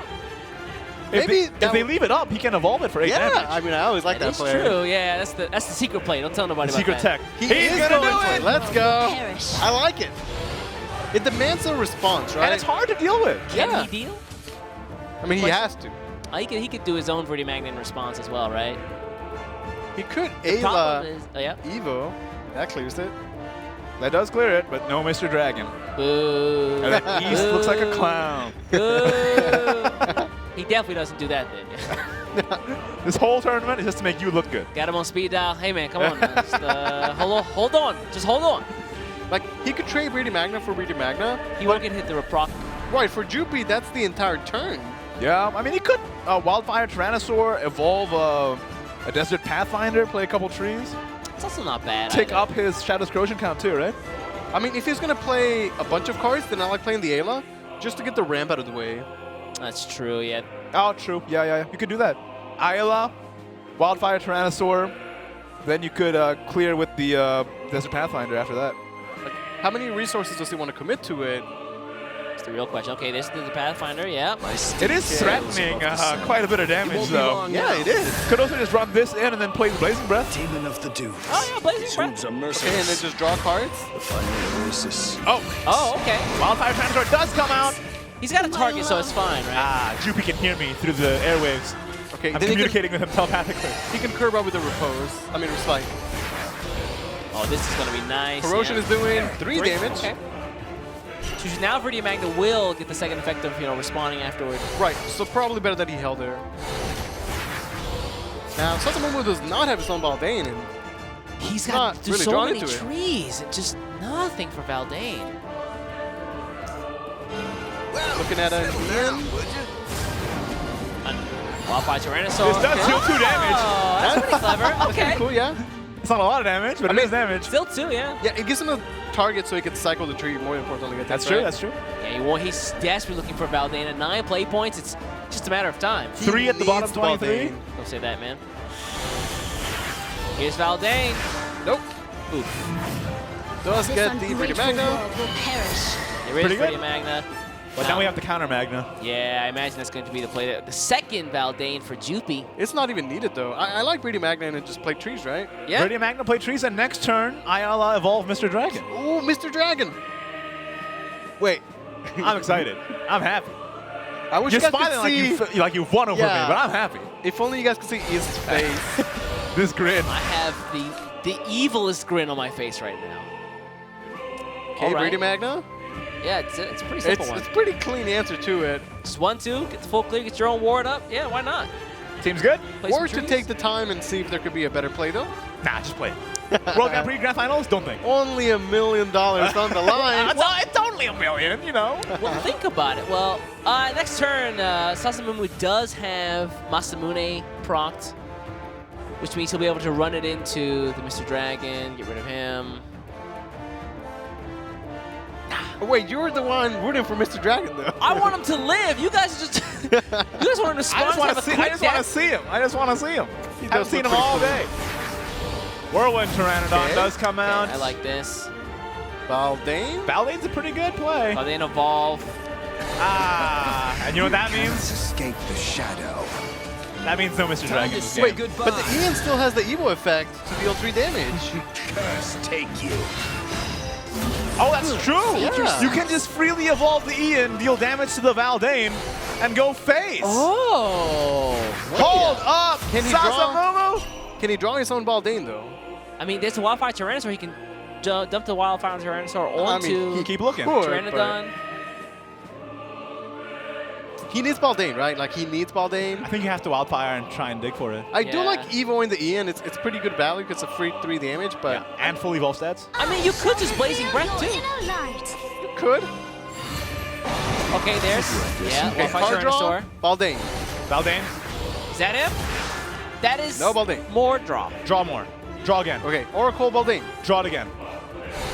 There it is. Okay, Yay, Sasamumu yay. finally digs him out of the deck. 3 in the bottom 19, but hey, 1 is drawn. Okay, should probably hold the Evo for it then, Yep, right? probably. So you can just Blazing Breath this, no problem. Yeah, and then next turn could be like Baldane, Evo, Masamune, Corrosion. Oh, good turn. And you also push 3 damage face, which is great. Although if you push now, you could just Valdane, Corrosion, Masamune next turn anyway, which is not too bad. That would be his entire turn though, right? Yeah. Oh, time is a factor here. I mean, the Ian Evo seems nice. It is sort of free, but... Free-ish. It's free, and you can develop a 2-drop this turn as well. Yeah, get the Pathfinder out there. Yep. Okay, Blazing Breath it is. You're not a fan of that? that attack Okay. voice, not okay. So, no Mr. Dragon. Ooh, 8th is going to be nice, though. Droopy can just rack up the Baldane damage, though. Yep. He definitely can this turn. I mean, 3-3 and a 2-2, not super threatening. I mean, he also has the Blazing Breath in hand. Ether in hand. Let's see what's in the box. Also, Viridian Magnus just chilling. Yeah, just chilling. She actually won't get destroyed, though, which is kind of a downside here. Yeah, just leave a 0-6 around. He doesn't have any more evolution points, so yeah, won't be able to attack twice. Yeah. 8 damage to the face. I guess he might draw first. Why would he do that? I don't know. Dragon player Why drawing would first? you? How dare he? Yeah. If he draws first, we can ban him from playing the class, right? If he draws first, Well. DQ. $1 million on the line. DQ. All right. Manfred Great Tree out. Ooh, Right. Wait a second. That's a lot of pretty damage. good, yeah. That is a lethal? lot of damage. But there's not a lot of, wait, never mind. There's not a lot of Natron cards in his hand. Yeah, just you're right. Viridian Magna, right? And Shadow's Corrosion. Okay, here comes Ian. Settle down, would ya? Okay, likes the dragon. Takes this out. Can play another tree. Has a Blazing Breath. Seems pretty nice. Just take up the damage. He Deal with must the be board. doing like 6 or 7 damage from Corrosion. Yeah, it's got to be around there now. I think he just played the Blazing Breath, right? Oh. Okay. 7 damage. 7. Wow. All right. Sasamumu on a that's right. timer now. Okay. He has to win this turn, and it's not happening. I don't think so. Yeah. I mean, Genesis Dragon is not doing it. He got Baldane a little bit too late, honestly. He could try an Ian evolve here, but still not enough damage. That's going to give him 8. And at that point, Jupiter still needs to play 1 tree, and that's it. Is there any other way that he can survive, though?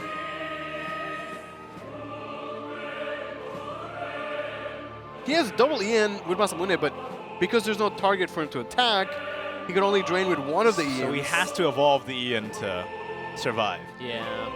That's given Jupi doesn't have an action Great Tree Generator coming up. Sasamumu still has an ego in. You have to wonder if he could have used one at some point. Be long now. Maybe you put a little bit more pressure on with that Ian earlier At on. some point in the game, right? All right, this has to happen. So he has to do Masamune, run this Ian in. I'll seize this chance to prevail. But does he even set up a next turn lethal is the question. And then out comes Zaldane finally. You cannot escape the shadow. All right, let's take a look here. Jupi needs 1 more damage. And he does have an Alchemic Convection. Okay. And he just And has he has Adele it. Yeah, plus Adele double Blazing Oh, Breath. that's Should be lethal. right, yeah. Thinking about it? Just making sure, just making sure. Of course. Double check. All right, out comes Adele into double Blazing Breath, and that 1, is 2. lethal damage. Jupi takes the first game of the Grand Finals in the Dragon Mirror. Looking pretty good for Jupi there. Sasamumu found the Baldane way too late. You think maybe he could have evolved that Ian earlier on, get that tempo, aggress a little bit? That You was have to the wonder play. how it could be different, right? The turn after, he could have just Valdaned, Corrosion, Masamune. It would have been his whole turn, but still pretty good. Hitting 2 Rush followers out there that can't take damage. It's hard because you don't want to waste your evolutions because it's so valuable. But when it's so late in the game and you've already lost and you have the Evo point, then it feels terrible. You don't want to like lose the game with it. Exactly. So now Jupi only has to win with the Forestcraft and the Havencraft against Sasamumu's entire lineup here. Jupi inching closer and closer to that $1 million prize. And after seeing Jupi play Amata's Forest, oh boy. There it is. Oh, the Forest. Are we just going to go all mirrors? For me to prove myself. I'm really rooting for Natural Forestcraft Mirror. I like Natural Forestcraft Victory, rather. Oh, there's the Carbuncle early on. Going to toss it back. It's out here. And it's gone. I will say, I've been saying this all day. Natural Forestcraft, probably my favorite deck in the meta, so I know what I'm rooting for right now. I want to see Natural Forest do well. But that means you have to root for Amataz. That's fine. Okay. You're feeling pretty good about that. I was a big believer in Amataz when he came out. Wasn't that great? Now he's getting his time to shine. Water Fairy on one. I mean, no Water Fairy on Oh, one. There it is. Called it. Well, boys. How you feeling now? Woo! Okay, and the Amataz as well. You can switch sides, Igni, for like 30 bucks. Wait, hold up. Yeah, easy turn one here for Jupi. He might be thinking of his future turns already. No, understandable. When you're already one win in? Yeah. Oh, yeah. You know, we talk about pressure the entire day. No game has more pressure in this series right here. At all. So one good thing about this deck for Sasamumu is that it does have a fair bit of heal. Primal Giant, of course, can heal. Carbuncle can heal. I believe he only plays the one of Giant. Yes, though, that's right? true. Yes, he's really going to have to dig to find that bad boy. Hopefully the Natra and Great Tree package is enough to carry him through here. I really want to see the Carbuncle Immortal Jewel actually do some work. Some heal, some free evolves. Let's see it. I think he can have some explosive... Unlikely. A non-believer over here. Non-believer. Dragon lover through and through, huh? Yeah, that's crazy. But hey, at least we can say Carbuncle was in the finals. That's true. He was now in the finals of the leader. Now make him a leader. You're preaching to the choir here, East. I try to tell everybody, we have enough waifus. Can we just have some Dude, lions? that's exactly what I said. I told everyone to vote for Carbuncle. I like how we're all on the same page here, but we're still mad. Chat, we're throwing shade at all of you. All of you. Chat let me down. Where's my Hiei, Yusuke Urameshi? Where's my Genesis Dragon Leader? Yes. How come Dragon doesn't have a Dragon Leader? It's messed up. That's actually, wow. I think about this every day. Every day. Wake up. First question you ask. Why? It's taped to your ceiling. Why doesn't Dragon have a Dragon Leader? All right, Jupi, run out of time here. Has to make a play. It's Fairy Whisperer? No. Blossom Spirit. He's gonna go wide here. Maybe for the 1-3 stat line. Yeah, he can't get rid of so Sasamu can't get rid of his Desert Pathfinder. Yeah, when you have a board like this, you deny the potential, It tastes better than it looks. you know, tree plus Blossom Spirit play. Ooh. Confectioner pulls Avatar of Fruition and a Blossom Spirit of Sasamumu's own. If only we can get this Desert Pathfinder to bite the dust so we can make use of these. I like the counterplay here from Sasamumu. You know, he saw that Jupi didn't really go hard with getting fairies out or building up fairies or, you know, buffing them up. And he also got denied his Natera Great Tree. So he said, you know what? I'll take this time. Just go ahead and just gather resources.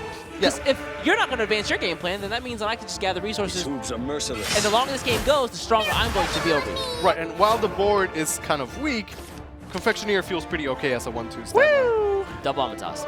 Okay, but... Still needs the fairies in hand Yeah, now. needs more Not enough fairies. This needs Whisperer Water Fairy, which is still not enough. Yeah. Whisperer gives you 2 fairies, Water Fairy 1 more. That puts him at only 4 It's all right. fairies. He'll draw Fairy Circle, right? Maybe a Willy Puck. Ah, true. That would be good too. On curve as well. And I guess go face? Yeah. I mean, what else you do, right? Yeah, can't really go wrong. I've said this before. Blossom Spirit sound effects sounds like she's an AI and That not is an actual true. real person. Okay, goes face. No Evo for Sasamumu just yet, since he went first. Yeah. We can get the rush off on this Avatar now. Just trade in the Desert Pathfinder, get the Avatar, can rush into the Blossom Spirit. It's actually pretty good. Yeah, it gets a full clear. And Good value trades. And you can play your own Blossom Spirit. So you Avatar Fruition into the Blossom Spirit, then play your own, and run the Confectioner into the Water Fairy, and you're looking pretty alright. It's a pretty powerful turn. Yeah, very big tempo swing there from Sasamumu. Can also just go face at the Confectioner. He's also going to get that. I think every point of damage might matter. Take a trade. All right, there's the fairy from the Blossom Spirit at the end of the turn, and he gets buffed up. big wide board. Hey, How'd you call it? What did I Lewis? say? You've been doing this all day. I What's do this going all on? my life. Willie Puck. You were born calling out plays. Evo, he's Gonna no evolve mere here. Goliath. What a cool Evo. Wow, I've never seen Wiley Puck actually Evo You before. rarely see it. There he is. And Get rid of now, that Blossom Spirit. how do you feel about Amata's turn 5, Amata's turn 6? Sounds good to me. Whee! That's painful. Can we get one last yeehaw? Yeehaw! Well, there's no Dragon Range. No Dragon Ranch, but this feels like a yeehaw moment. Is that what Willie Puck says? No, not at all. Not even close. All right, Okay, here. what is the play for Sasabumu? You can pull out a May pretty easily. You've got 2 ethers. That is true. What One, about two, an Irene Evo? Irene seems good too. Yeah, you could be just clear the puck. It's good tempo No problem. wise. You could get Irene Evo for free without having to manually evolve it. You've That- got 2 ethers. Yeah, I suppose that might be a better play then, right? Ether. Ether Ooh, again. Latika. Be nice next turn. I think you ether again, and then you can Irene. Okay, and then Evo the face. Yes. Yes. Hey. Oh, wait, hold up. It was This nearly is done. different. Hold on. Okay, well now a 2-attack follower could Evo and clear it. Yes. So, Ghastly Treant? And then Evo the princess. I think Evoing the Princess He is overdraws better, though. Yeah. Yeah, he does, doesn't he? Ooh. Too much. There's the fairy. Okay, gets the May. Let's just do it this way. Doesn't overdraw. Play Evo May, face. Evo face. It's a little. I like the Evo face. You have Latika. I think the Irene could have been good too, but this also works. Okay, let's go. Put in the pressure on. And Amata's. Ooh. Doesn't matter. You burn. You have the hand, right? Actually doesn't matter at all, Yeah. Okay. So Amata's. Amata's Lily. Well, I'll probably hold the Lily, Lily for the fairies. probably. Yeah. Yeah. Probably. Like Amata's fairy. Face, Evo face. face. But then the second Amata's doesn't proc after. Oh, that's a good point. That's why I'm saying. Oh. So do you just Amata's and hold? That seems fairly weak. Exactly. What if you? Ah, boy. I think you might evolve this over the 4/4. I like the evolve here. Yeah. And then, yeah, so is he going to just pass or play the Lily? Or he's thinking about it. He's got 2 evolution points left. He can spin. This deck doesn't really require a lot of evolution points at all. I mean, if he gets a second Amatas, he gets a lot more damage, so he can spin an Evo to trade. I think that's fine. That seems reasonably okay. If he evolves the Lily, he gets to take out a smaller one and buff up an Amata's. Could be okay. You generally want to play Lily and get all the effects, but maybe sometimes you have to just play her as a 1/1. When you have 2 Amata's in hand. Yeah. But Sasamu is still at 18 defense. Like, you still have to get over 18 defense. And Okay, Fairy Let's to get be the fairies played. out here. Okay, Let's see so what happens. Fairy Evo the face then. Yeah! This is good. I don't know, man. Not having the second Amatas up? Well, you just top deck Fairy Circle. Oh, come on! But now this is pretty good, right? You can just run the May into Amata's and just Latika. Get rid of the Amata's, Yes. evolve it for free, get over the other 4/4. And continue to push face damage, right? Absolutely true. All right. Latika? Lol. I mean, this sucks, but someone's got to do it. Hey. I guess he could draw first, sure. Now that's an idea. 50-50 on it. I think you Latika here. Oh, wait. What? I like Latika. Do Wait, you actually, lose? Do you lose? yeah, let's go back to okay. So there's 4 fairies in hand with 2 attackers. That's 8 damage. Plus he was 10. Oh, So plus nah, Lily. He's good. Oh, Lily, you're right. Oh. Does he respect Lily? You kind of have to. If you know she's the 3 of in the deck, probably got one in hand. Maybe the correct play is to have a defensive I think you Irene. Yeah, you kind of have to Irene here, don't you? You go fairy? Interesting. Okay. Now you can Ether and get a free Irene. Okay. Oh, not a free Evo Irene. Yeah. Not so fast! Let's run the May. Yep. Now you Fairy and Irene. Okay, gets the May as well for future turns. May go away. There it is. There's the ward. So smart of Sasamu to think about the Lily not being able to see Jupi's hand, but it's there. Yeah. And he has an Irene in hand, so maybe every turn he just plays an Irene. Meanwhile, the fairy's going face for 4. What a smart play from Sasamu. Okay, Fairy Whisperer, Amatas. Yeah. It's not bad. Not bad. It's pretty good. It's pretty good. Not bad. Fairy Whisper, Amata's evolve over the Irene, and you're kind of set. Set up for next turn lethal? Yeah. Yeah, Jupi still within his grasp. That draw of Fairy Whisper was so good this turn. I mean, it could have been Fairy Circle. Yeah, close enough. These games are so close. Jupi taking the time, considering every possible line of play. Again, $800,000 US money match here. That's wild. First place taking home $1 million US. Second place, 200,000. Big And delta there. The pride of being the best Shadowverse player in the world. Yeah. And a trophy. Oh, the trophy is And the just- check. And the check. Oh, yeah. Okay, Whisper, Amatas. Yup, there's the Amatas. Buff up all the fairies again. 4-5 stat line, gets the Bane. Big Taz is what they call him. That's what they call him? Big Taz? Big Taz. That's what you call him? Yeah, me too. The practice hall. Okay, I think it pushes, 3 damage to the face. Yep. Let's play. All right. Wait. Whoa. No, yeah, because Omnis. good. He has to respect Omnis. But still, I mean. Omnis is in hand. Okay, so Omnis is not the play. So the play has to be Irene, right? He has to have a defensive ward. Yeah. Of some point. There's no of way some he sort. can. There's no way he cannot play this defensively. Yeah. Thankfully, he drew the ether, which is really good. Yeah, it is. Maybe he could do May and Irene. One. Has Respite, that's 2 cards. Has to count up to Irene here.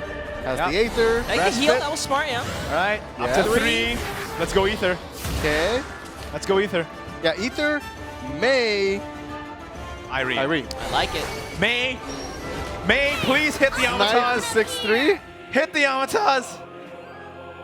If May hit the Amatas. He's going for it. May. Let's see. Oh! my He gets God. it. It's happening. Irene. For the harvest. That one fairy has pushed 12 face damage, by the way, right? Right? That's a sniper elite May right there. Forestcraft marksman. And look at that, 5 damage and the 4-4 up. Jupi is in dire straits here. That May. Yeah, with the Omnis in hand, if even a 1-1 survives, Sasamomo will have lethal next turn. Oh, that's true. And can Jupi push 14 damage this turn? I don't think Not he through can. 4 health of ward. It is not happening. There is the Lily, but That made me so happy.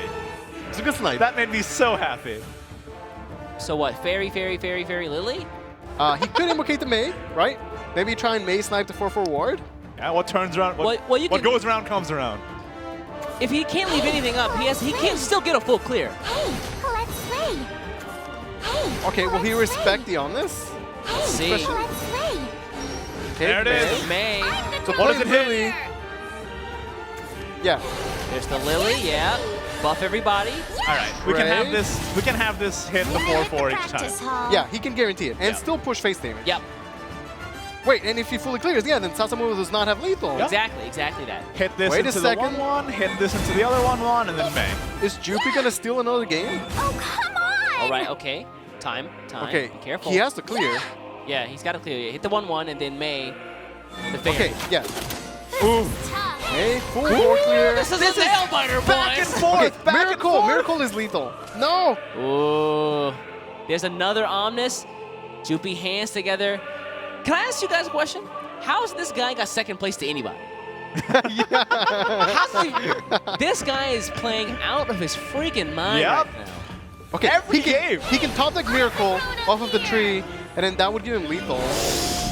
Okay, Wolftar comes in. It's not the play, though. Yeah, it's This not doesn't enough. clear. Well, he can triple trade. Okay, he triple trades, That takes saves all the him. damage to the board, and then Jupi has nothing, right? That's true. Wait, yeah. no, this is the play. This is the It play, saves 100%. him. It saves him. Yeah, this is the play. There's the 4. Okay, Jupi has nothing. Amatas. Okay, whoo, safe. Okay, Safe. he's got nothing.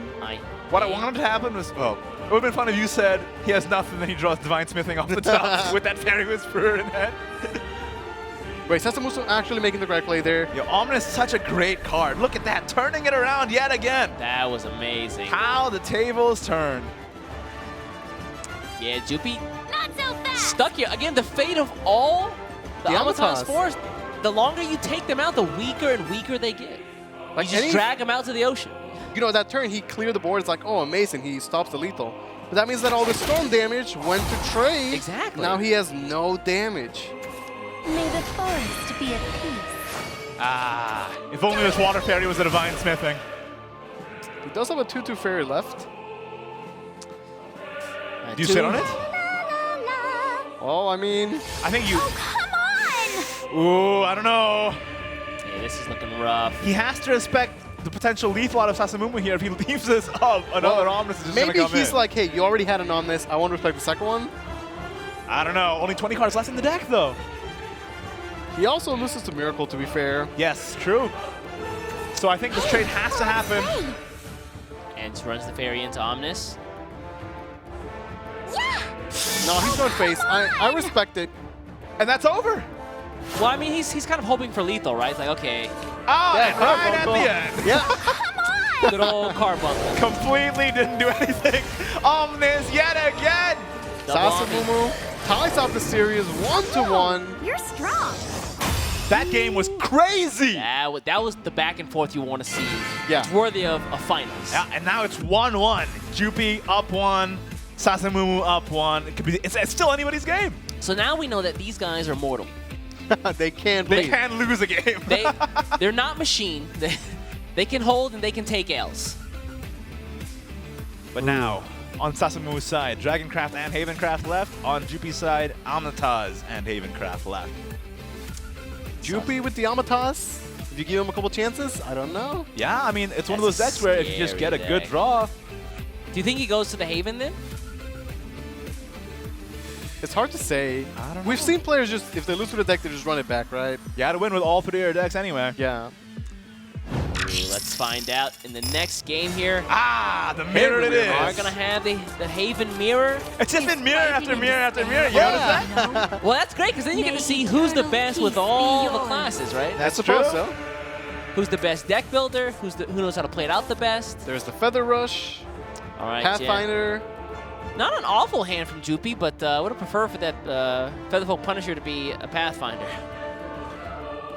Early Agnes though means he has a whole game to discount her. Yeah, you toss it the Alchemic Confectioner. Oh, gets it right back. Yeah. No worries. I like it. Pretty simple curve right there. Oh, Another double Agnes in hand, turn 1. That's the dubs. Oh, great start for Sasamumu. You can go turn 1 St. Louis Squeaks here, Desert Pathfinder. Sorry, not turn 1 St. Louis Squeaks, turn 1 Sneak Attack. Then you got the Desert Pathfinder after that. That's a curve. Then turn 3, yeah. Once he gets taken out, drop a Squeaks. Or you can drop a Confectioner as well. Jupi gets its own Squeaks, which I think he really needed because... He absolutely Yeah, did. his hand is It's in big. need of trees. It's big. Yeah. It needs trees. And somehow this tiny mouse on a ball with spikes on it will give him one. I mean, he's holding it. He drops that thing. What's the deep lore? What's the deep lore? Pathfinder. Okay, yeah. Looks like it's gonna be a confectioner after Oh, this. this is nasty. Agnes. That's a little heavy. The fact that he has Daffodil in hand already, though, turn Yeah, 7, that's if he a good gets point. there, is going to be insane. Yeah, Keep in mind, Daffodil's like a turn 5 play because he's going first. So what is his turn 4 going to be? Exactly. I feel like that's the just wait till I get till turn 7 syndrome. Right. You got to get there first. It's going to be difficult with a hand like that, though. This has to be Punisher plus 3 because he has nothing else. Yeah. That's kind of rough. You leave the Pathfinder up. He could trade. I kind of like the trade because I don't like having Pathfinder and Meowscles up. Yeah. And he's going up against a potential Kel. Into the wrong forest. I'm going to hold on to the tree. Interesting choice here. He wants to get the full value out of the Featherfolk Punisher. Because Sasamu had nothing on board, he couldn't get any damage. I mean, it would do the 1 face damage though, so. That's true. Sasamu's got a great hand coming together here with that confectioner. All right, there's the confectioner from Jupi Yeah, as well. Jupi needed that for That sure. was right? definitely needed. That was a great draw. So what do you, confectioner tree? You tree and then maybe can hit the Meowskers. Ooh. Yeah, if it snipes the Meowskers, then. So maybe holding it was correct after all. All right, let's see it. Is it going to hit? Or will he just take the trade with the confectioner and just play a sneak attack here? He could, yeah, just guarantee the proper trade, get the 1 face damage anyway. Although Sasamu next turn is going to have the evolve from Meowskers. Well, Meowscar's or Kel, right? Oh, that's true. Yeah, you do want to get the clear with Kel. You want to risk it? You want to play the tree here? I like him trading just because Kel is such a likelihood that that two-phase damage gets negated so easily, right? But do you trade the Confectioner, or do you play the tree and hopefully you trade the Meowscars? I think you might as well take the chance, because if it misses, it doesn't hurt you, but if it hits the Meowscars, then it feels pretty good, right? He's like, yeah, all right. My smart play it off. Plus, with the tree and play, it will count down the sneak attack anyway the turn after. Yeah, it just makes sense to play the Great Tree first. All right, he's really mulling it over that. I mean, these two options are actually pretty important, I feel. All right, let's see it. 1-1 in the series. Whoever wins this moves on to a 2-1 lead. Oh, so unfortunate. That's fine. It's still okay. Yeah. Not amazing, but not terrible. Is Kel good enough right now? Yeah, it seems pretty pathetic I mean, for Kel, right? It's not bad. I mean, if you evolve the Kel here, Kel expects to come out to like a grand opening. He's like, it's like a kid and like some like homeless guy. Nah, this means that the Daffodil can't free trade over it. Yeah, like, oh, that is true. you know, Kel's power in the board clear is there, but he's a 6'5". He's a big boy. Yeah. That's a big boy. It's his ultimate technique. I mean, imagine not getting full Evo stats in 2019. Imagine being an ancient lion spirit. Alright, so is this the Daffodil then? Daffodil does clear the Kel, but I mean, I feel like he at doesn't the really have a cost of choice. their life. He does have triple Agnes in hand, though. Yeah, I think counting down these Agneses are pretty important. At this stage in the game, which hand do you guys like better, Jupi or Sasamumu's hand? I think I like Sasamu's hand better. Like, he doesn't have Agneses, but I don't know. I kind of like his hand too. I mean, he has the potential to get to 7 without too much damage, and then potentially get an Agnes, which is great. Jubi's hand just has so much explosive firepower. He just needs a couple of bullets to load into the chamber. Right, and if Sasamumu is in the lead, maybe those Agnes will be forced to trade. There goes a lot of the power, right? That's a really good point. The fact that he's on defense means that they may not even go face. And we've seen that throughout this day. When Agnes has to trade, it's a sad, sad day for the Natural Haven crowd. Okay, Out comes the sneak attack. Traveler's Respite. Let's see that Saintly Squeaks. That means he's not going to answer the Kel? Yeah, the Kel is going to stay up. This is going to have to evolve into the Meowscar? Or just go face. Excuse me? Okay. I mean... Now he's at 10 defense. I mean, Traveler's Respite is pretty good. Just see what he draws. He also nullified that 2 damage, or half the damage that the Squeaks did. That seemed like a desperation plan. I hope Sasamumu picks up here. Yeah, he should make the read like, hey, that was an awkward turn for Jupi, right? Could evolve a Daffodil here. Just stay on the board and never let go. Whatever happens, I want to see Kel go face. Yes, yes. That's you ignore the Kel, that's for sure. You eat 6 damage to the face, right? Meowscar's gonna eat sand. As long as Kel goes face, I'm happy. Yeah. Card draw is an option with the Respite or the Aethers. The Evolve with the Daffodil gets him the play point back. And then he can play Traveler's Respite. Yeah. I think this is correct. So it's going to happen? Evolve the Daffodil over the 4/4, play Respite. And push 11 face damage? Yeah. That seems pretty good to me. Those Agnes are 8 play points. He hasn't played trees that much, man. I mean, he has 2 in hand, to be fair, and Meowscar's ticking, but... There it is, the Evo and the Daffodil. There it is. Yeah, this might be a little bit too much for Jupi. 1, 2. There's the 6. Respite, yes. Let's get that last mouse in right before the counter. Timer, please. Please. Yes. Just in time. How does Jupi respond? That's a big board. Into the wrong forest, friend. Sheraton's a little early. Has to spin the Daffodil. Tried to hold on for as long as he could. Got a few victories, though. Yes, nice. Okay, he can run this in. He can also trade one of the Muse Knights with the other Daffodil and then run his own Daffodil after evolving into Kel. Those Agnes are getting discounted, but not very fast. Not enough. Yeah, again, he's also on the defensive, which means they might not have the chance to even go face. And in his play that he ignored the Kel, he would not deny him life. That's painful. Grand Final Series Shadowverse World Grand Prix 2019. $1 million on the line. Okay, going one with the Meowskers. Interesting. Trade with the Muse Knights. Let's get some more Knights. The Realm. Realm of Repose. Not going to be doing much. Has to clear the kill, right? He has to, yeah. Yeah, I mean, at this point, Definitely. has to clear the kill. I'm not mousing around. All right, he can do this, and he'll get 1 play point back, allowing him to play 1 Agnes. The Okay. Agnes can now trade with the Meowskers. Or go and then- face. Gotta live. Gotta live. I don't know about this Agnes with the face thing. Trade. Yeah. Okay, that was a really powerful turn from Jupi. That was very. He That was navigated very the turn strong. very well. Punisher. Yeah? You think there's a lot of trees in hand? Yeah. I mean, Sasamomo doesn't have a single Agnes or Ice Flame Priest. Well, Jupi now, you know, he has the Agnes counted, he has the Priest. Maybe this was the table's turn and Jupi takes over. How the turns table. Something like that. Cal would have been good here, but Cal's nowhere always to be good. seen. That's true. Man, Cal would have been awful here. Things nobody has ever said. I soar the skies. Okay, in the Punisher, name of gonna start justice. pinging, see what he gets. See it. All right. There's one Okay. Agnes. Step 1. Draw the Agnes. There it is. That was my discount sound for Agnes. Can I get the East sound pack for my Shadowverse? Goes to 17. Okay. Can he snipe it? Not quite. 1 each is not where you want to be. Does he want to have to? No, you don't want to spend the evolve point here. But This you is- have to, though. Awkward. Yeah, this is ugly. Hello? You gonna leave this up? It's like homemade soup right there. What do you He mean? has an Evo That's to a work SpongeBob with. reference. You should have got that one. Oh, yeah. The clock No, I is got it. ticking and he just Nothing. passes. That's a kill. Hee hee. That's cute. There's no Evo Thanks for for that. Jupi though. Appreciate that.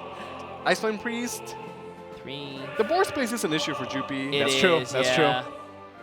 Maybe he wants to trade away some of his followers then. Maybe run the Meowskers in. It only does 1 damage though, it's so awkward.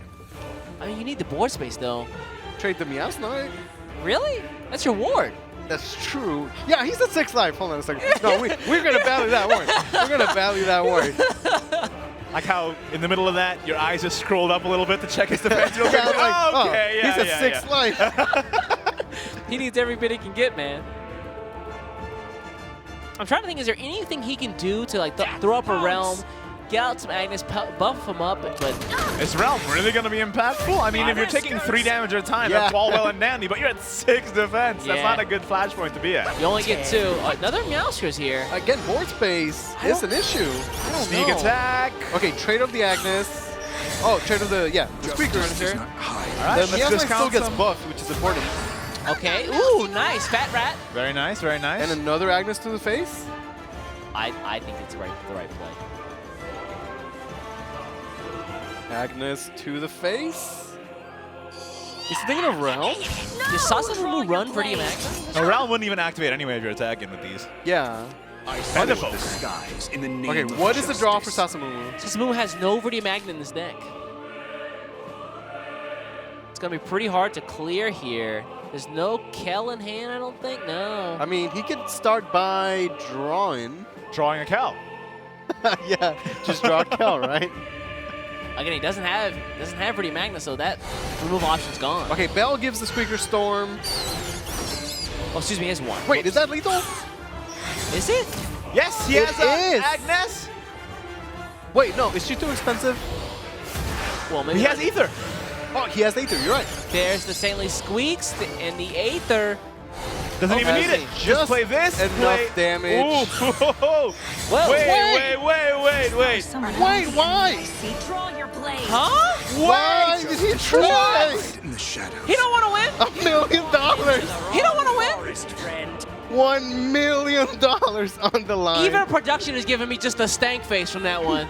But why? Well, all right, Jupi. Wait, What? okay. I mean, that was just go face, evil face. That was lethal, right? Yeah.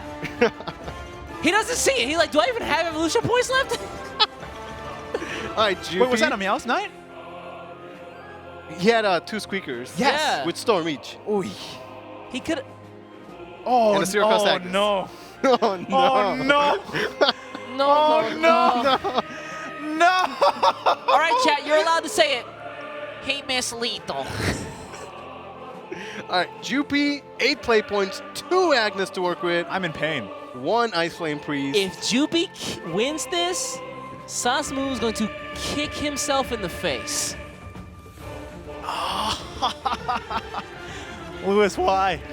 We've all been there. We've all missed lethal. I mean, to be fair, this is the final game of the day. Like Decision at fatigue. this stage? Yeah. I want somebody in chat to tell me how much that Miss Lethal was worth.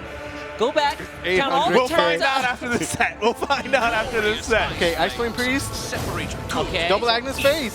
Slap, double. Here's my shine. How does Sasamumi draw lethal now? My steed sails above the sand. How did this happen? Wait, he's got another Mouse Knight. There's Kel. Kel. Wait a second. He could trade Kel into the other one, still stick around. Maybe. And he Yeah, still draw shares first. to Draw do first. it. Wait, Draw first. let's draw. Yeah, Let's draw. Let's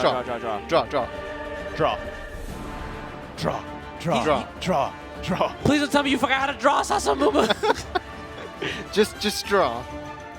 Maybe he was like ran out of timer because if he evoed there, maybe the evolve. He got No, time wasn't even a factor, bro. He hit that intern button. Trust me. He hit that thing. I'm just trying to, you know, have all the cards on the table and talk about it. Unless he was hallucinating and the timer was Listen, man, counting down. you just gotta, you know, give them the benefit of the doubt, man. Cravens does not do much for him. Yeah. He spent the Agnes, which could have won him again anyway. But he spent the Agnes before. Oh, hey. Oh, there's another one. But he has no trees. Too expensive. You have to Kel. Kel Evo? Yeah, Kel Evo. Okay, get some life back. Which is good. You know, Jupi doesn't have a lot of cards in hand. That is true.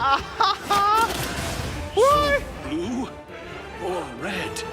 This is a game of Shadowverse. This is definitely This is a game of Shadowverse. This is a game worthy of the WGP Finals, guys. There's 2 Agneses in that hand. All right, that's 2 damage. On a board with... That's only 6 damage, though. Yeah, but it's on a board with no opposition. True. There's no Evo for the Agnes. It's still at 8 play points in Sasamu's hand. Yeah. So you can't Cravings it. Can't If Cravings it. Jupi was a big brain. Are you thinking of Realm? Don't say it. If Jupi was a big brain. Just play everything. Cal Realm. Cal Realm. Cal pass. Realm, next turn, lethal. Well, you can just play everything Realm. Oh, not quite everything, but... okay, Kel Yeah, Realm. Kel Realm, yeah, Kel Realm. Kel Realm. Nope. Okay, Kel Agnes Realm. You know what? Let's just go face. Everything going face. Jupi's I feel final like our stand. brains are broken. We just want to see Realm played for some reason. Okay, there's that. Wait, Tail. Hold up. Is that lethal? Let's That's a find lot out. of damage. That might be lethal. Okay, just start. Yeah, start Rack playing. it up, rack it up, rack it up. 1, Shiva. 2, I'm not mousing around. 3. That's enough, that's enough, that's enough, that's enough, that's enough. That's it, that's it. Sasamumu takes the game. 2-1 over Jupi. It wasn't a misplay at all. It was No, just it was extended DM. It was extended DM. Hold on. That's crazy. I'll say it for you. He knew what he was doing the whole time. Hold up. Oh man, what That a could game! have gotten ugly. No misplays. No misplays. It was extended BM. These are extended BM. That's what it was the whole time. You know what? This is why people watch the Shadowverse World Grand Finals or World Grand Prix Finals. They're like, you know what? I could be up there.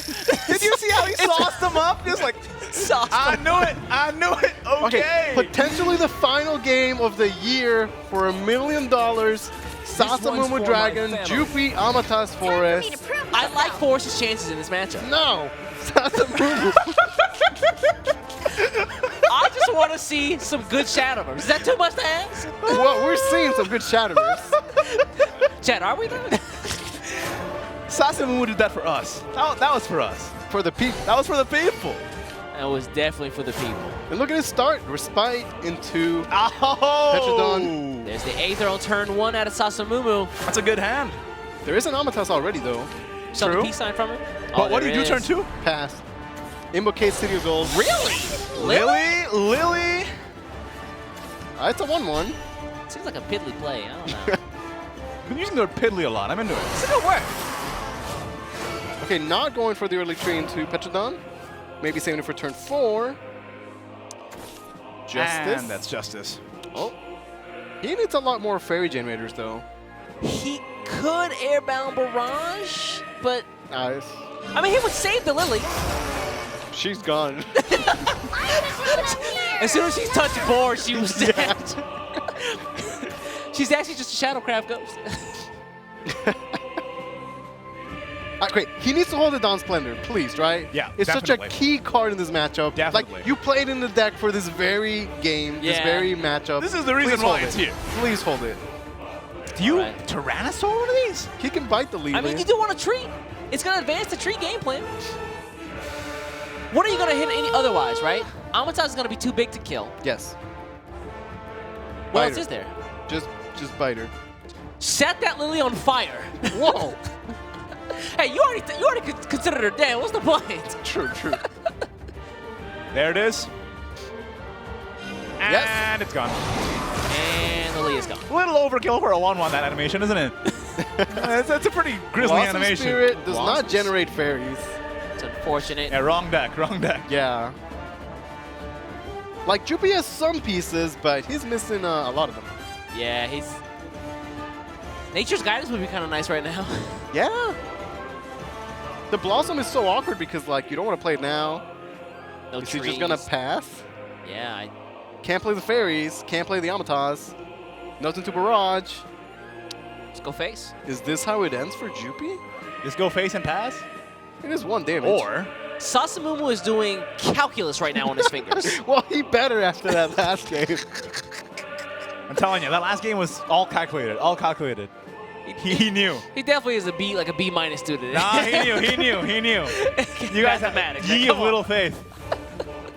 Juppie, I mean, what else do you do? time. You just Blossom Spirit, play the fairies out? That's not No, good. When no the way. Amatas is in hand, right? Like, That's the big no.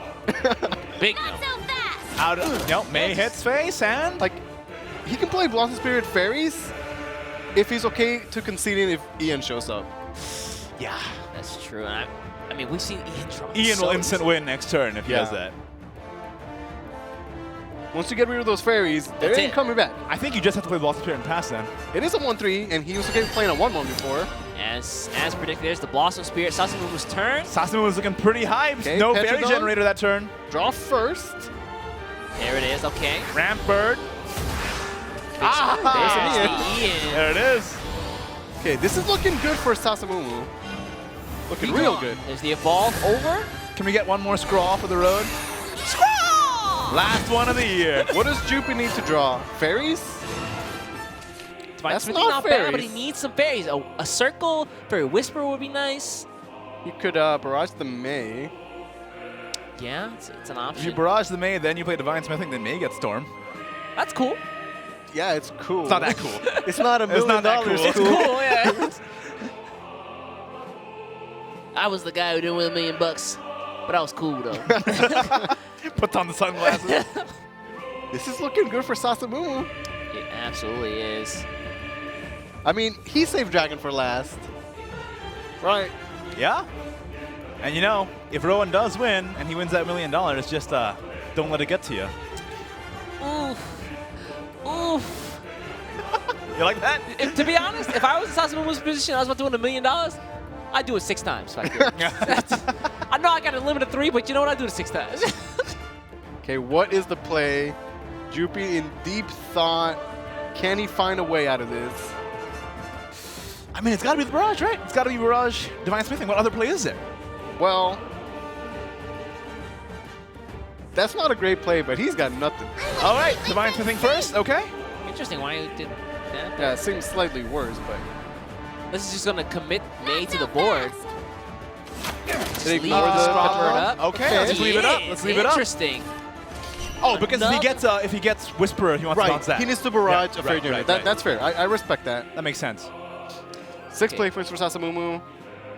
See, this is the problem that Amaton's Fairy has. You start to drag it out to deep water, turn 7, turn 8, and they don't have any draw. They have nothing to clear board with. You can put out big followers, and they're just kind of helpless. They have to take all the fairies they've built up and just run them in. And I just want to point out, Sasamumu has the Dawn Splendor in hand, ready. Yeah, whenever that Amatas comes out, Dawn Splendor is going to follow shortly after. Please don't play it now. Okay. Okay, There's good, the Pathfinder, good. smart man, smart man. You saw, he pointed his face like, of course, Luis. Another Of course. Plaza Spirit is Doesn't not what do you want to see. anything. He has 6 cards in hand. 6 of them are dead. Look at actually. Sasamumu there.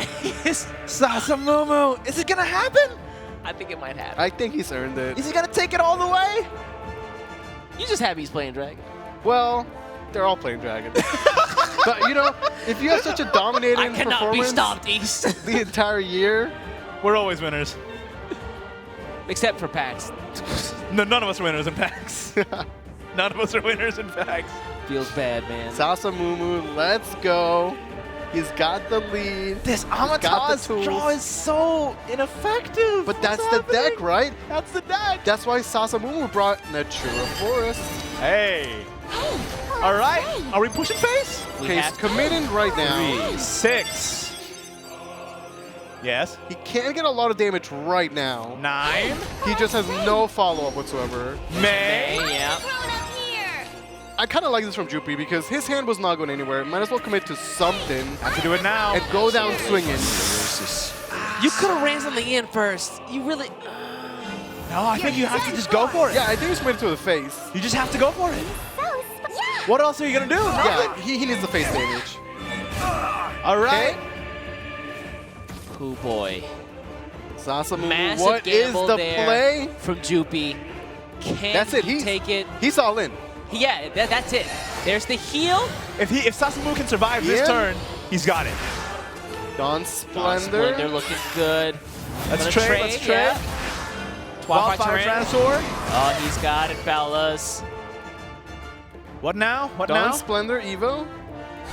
Right? Think so. Masamune picked up for late game. Dawn Splendor. I like that as a defensive play. Does have a good Evo effect. Ooh. Yep, let's just take that May and make it 0 attack. It's actually worse than 0 attack. It's -1 attack. Yeah. If it evolves, it actually gets 1 less attack. You Does just, it really? Yeah. Neutralize the threat. Wow. And he healed up to 8 life as well. Which is great. I think he should just trade. Yeah, definitely trade. Come on, man. Trade. Come on, Trade. like, 2 cards in hand. Trade. Yeah. You know that was like Custer's last stand, that last turn. Trade. Right there. Okay, he sees it. Okay. Yeah, there's a Okay. trade. Okay. Now what does is the Jupi have? play? Sasamumu, hands together, Fairy fairy circle. circle. A little too late. 3 turns too late. Maybe 4. I think you still have to play it. I think you have to play it and play an Amatas for a 3/4 ward. He could try and invocate another May. True. That gives true. him something to do. Like Barrage on the 4/1, Fairy Circle, Fairy, May the 5/4. Can you play Amatas that turn as well if you do that? Okay, Airbound Barrage. Get a ward up. Let's Airbound Barrage this into the Dawn Splendor. Yep. Get rid of it, yes. He also has an Evo to work with. Keep that in mind. That's true. That's true. Fairy All right, Circle. let's do this. 2, Amatas, get a 3. ward up. Let's go. Fairy May. Fairy May, we'll do it. Those are power And plays. you get a ward up. Hold up, is Jupi still in it? Okay, that is his final stand. This is it. Sasamumu. Ooh, boy, Dragon Chef. That's a good start. That's a draw. Okay, just draw. Just draw. He still has Dawn Splendor. He definitely does. I want to see a Dragon Chef. I think Dragon Chef is a great play here. Puts him at 11 defense, far out of the range. Yeah, of with anything 2 cards Jupi in can hand. do. Come on. Jupi is still in it. Here's Oracle, Valdane is not needed. Don't even need him, man. Dragon Chef. He doesn't really answer the board. Dawn but he Splendor. can This Dawn board is Splendor. still up. What's in the hand for Jupi? There is an Evo for Jupi. He could push 7 damage to the face, Yeah, 7. which is not 11. Not enough. Can't do anything with May either. This is surprisingly close. He could full clear, right? Oh, he could, couldn't he? Because he's gonna get a. He's gonna get fairy the from third. The, He's gonna get the third May off of playing all of his but cards. if he Yeah. fully clears, can he ever win the game? Good question. But he fully clears. He needs to take risk and just off face. Even with the 1/1s, I feel like you can run the 1/1s into the 2/2, play everything, clear the Dragon Chef, and hit the Avatar's face. Because you trade one, play the Avatar, get a fairy, then you fairy. No, wait. Just keep in mind that not enough board space, right? Yeah. he can't draw more damage, right? Oof. Like Yeah, it's. Not enough board space. He's drawing like fairy circles and water fairies from now. From here on Amatas out. to the face. Not so fast. All phase, let's To go. the face. Oh, is this how we do it? I mean, if you maybe evolve on the fairy. I mean, gotta use that resource, right? You You don't want to lose the World Grand Prix with an Evo in, like, right? That's not a good look. That's a pretty bad. Saving it for next year. Ticking. You save- The clock is ticking. No, Is not he gonna spin pass? it. Okay, maybe Alright. evolve the At least play the Avatar, yeah. Yeah, definitely do this. Get a fairy in hand. Yeah, there's a fairy there. Okay, maybe he draws Smithen, right? And then he has an Evo to go face with. Not Evoing. Interesting. Okay, he's gonna save the Evo for later. Yeah, well, Sasamune is not gonna have lethal, right? There's no way. Masamune is active, but can he even fully clear? Oh, that's a great question. He can take out 4 of them. If he draws Ian for the drain, that would be the best draw. Might be it, yeah. Let's see what's in the deck. Ian. No. No, Rampart. Right, still has a chance. Got another Ether there. I like playing Ether. Rampart, then you can clear the whole board now. Because you played Shiva. Actually, Hold yeah, up. you can just clear the full board. Now, yeah. No, now you do Paldane and then Masamune. Yeah, yeah. This is much better. You clear the whole board here. Oh, the 10 points. Thank you, in. Rampart. Everything trade. Yep. Everything trade. 1, 2. It all goes in. He still has an Evo to work This one with. goes in. Yep. This one goes in. If he draws Smithen, that would be lethal. Guys, Jupi looks destitute right now. What? Oh, hold up. What? That's lethal. Hold up. What happened? No! Louis, how could you do this? We are going to a final game, 2-2. Shadowverse World Grand Top Prix deck device. 2019. What? He had 1 out. What did I say? If he I've draws been doing this Smithing, all he my has life. lethal. Louis, you're What a did monster. I say? How did you do this? Jupi's like, he's going down. Jupi is like, He's calculated. going down. I knew it. After what Sasamune did the game before, maybe this was just in the cards. One final game to determine who walks away with $1 million. 99 out of 100 players in Jupi's position would have lost that game. Yes, I agree. I'm losing my mind.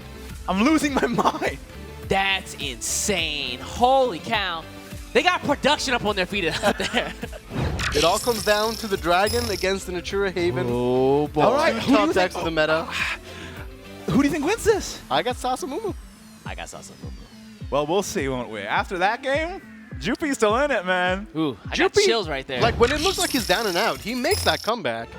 This is it. Down to the last game of the final set. Shadowverse World Grand Prix 2019 for $1 million US. For his family. They're all you know. For his region. For that big novelty check. Jupi's Natura Havencraft versus Sasamumu's Natura Dragoncraft. Let's go. Sasamumu, great opening hand. He's a bit of draw, though. He could use a bit of that. Everything on the line. This is where it counts.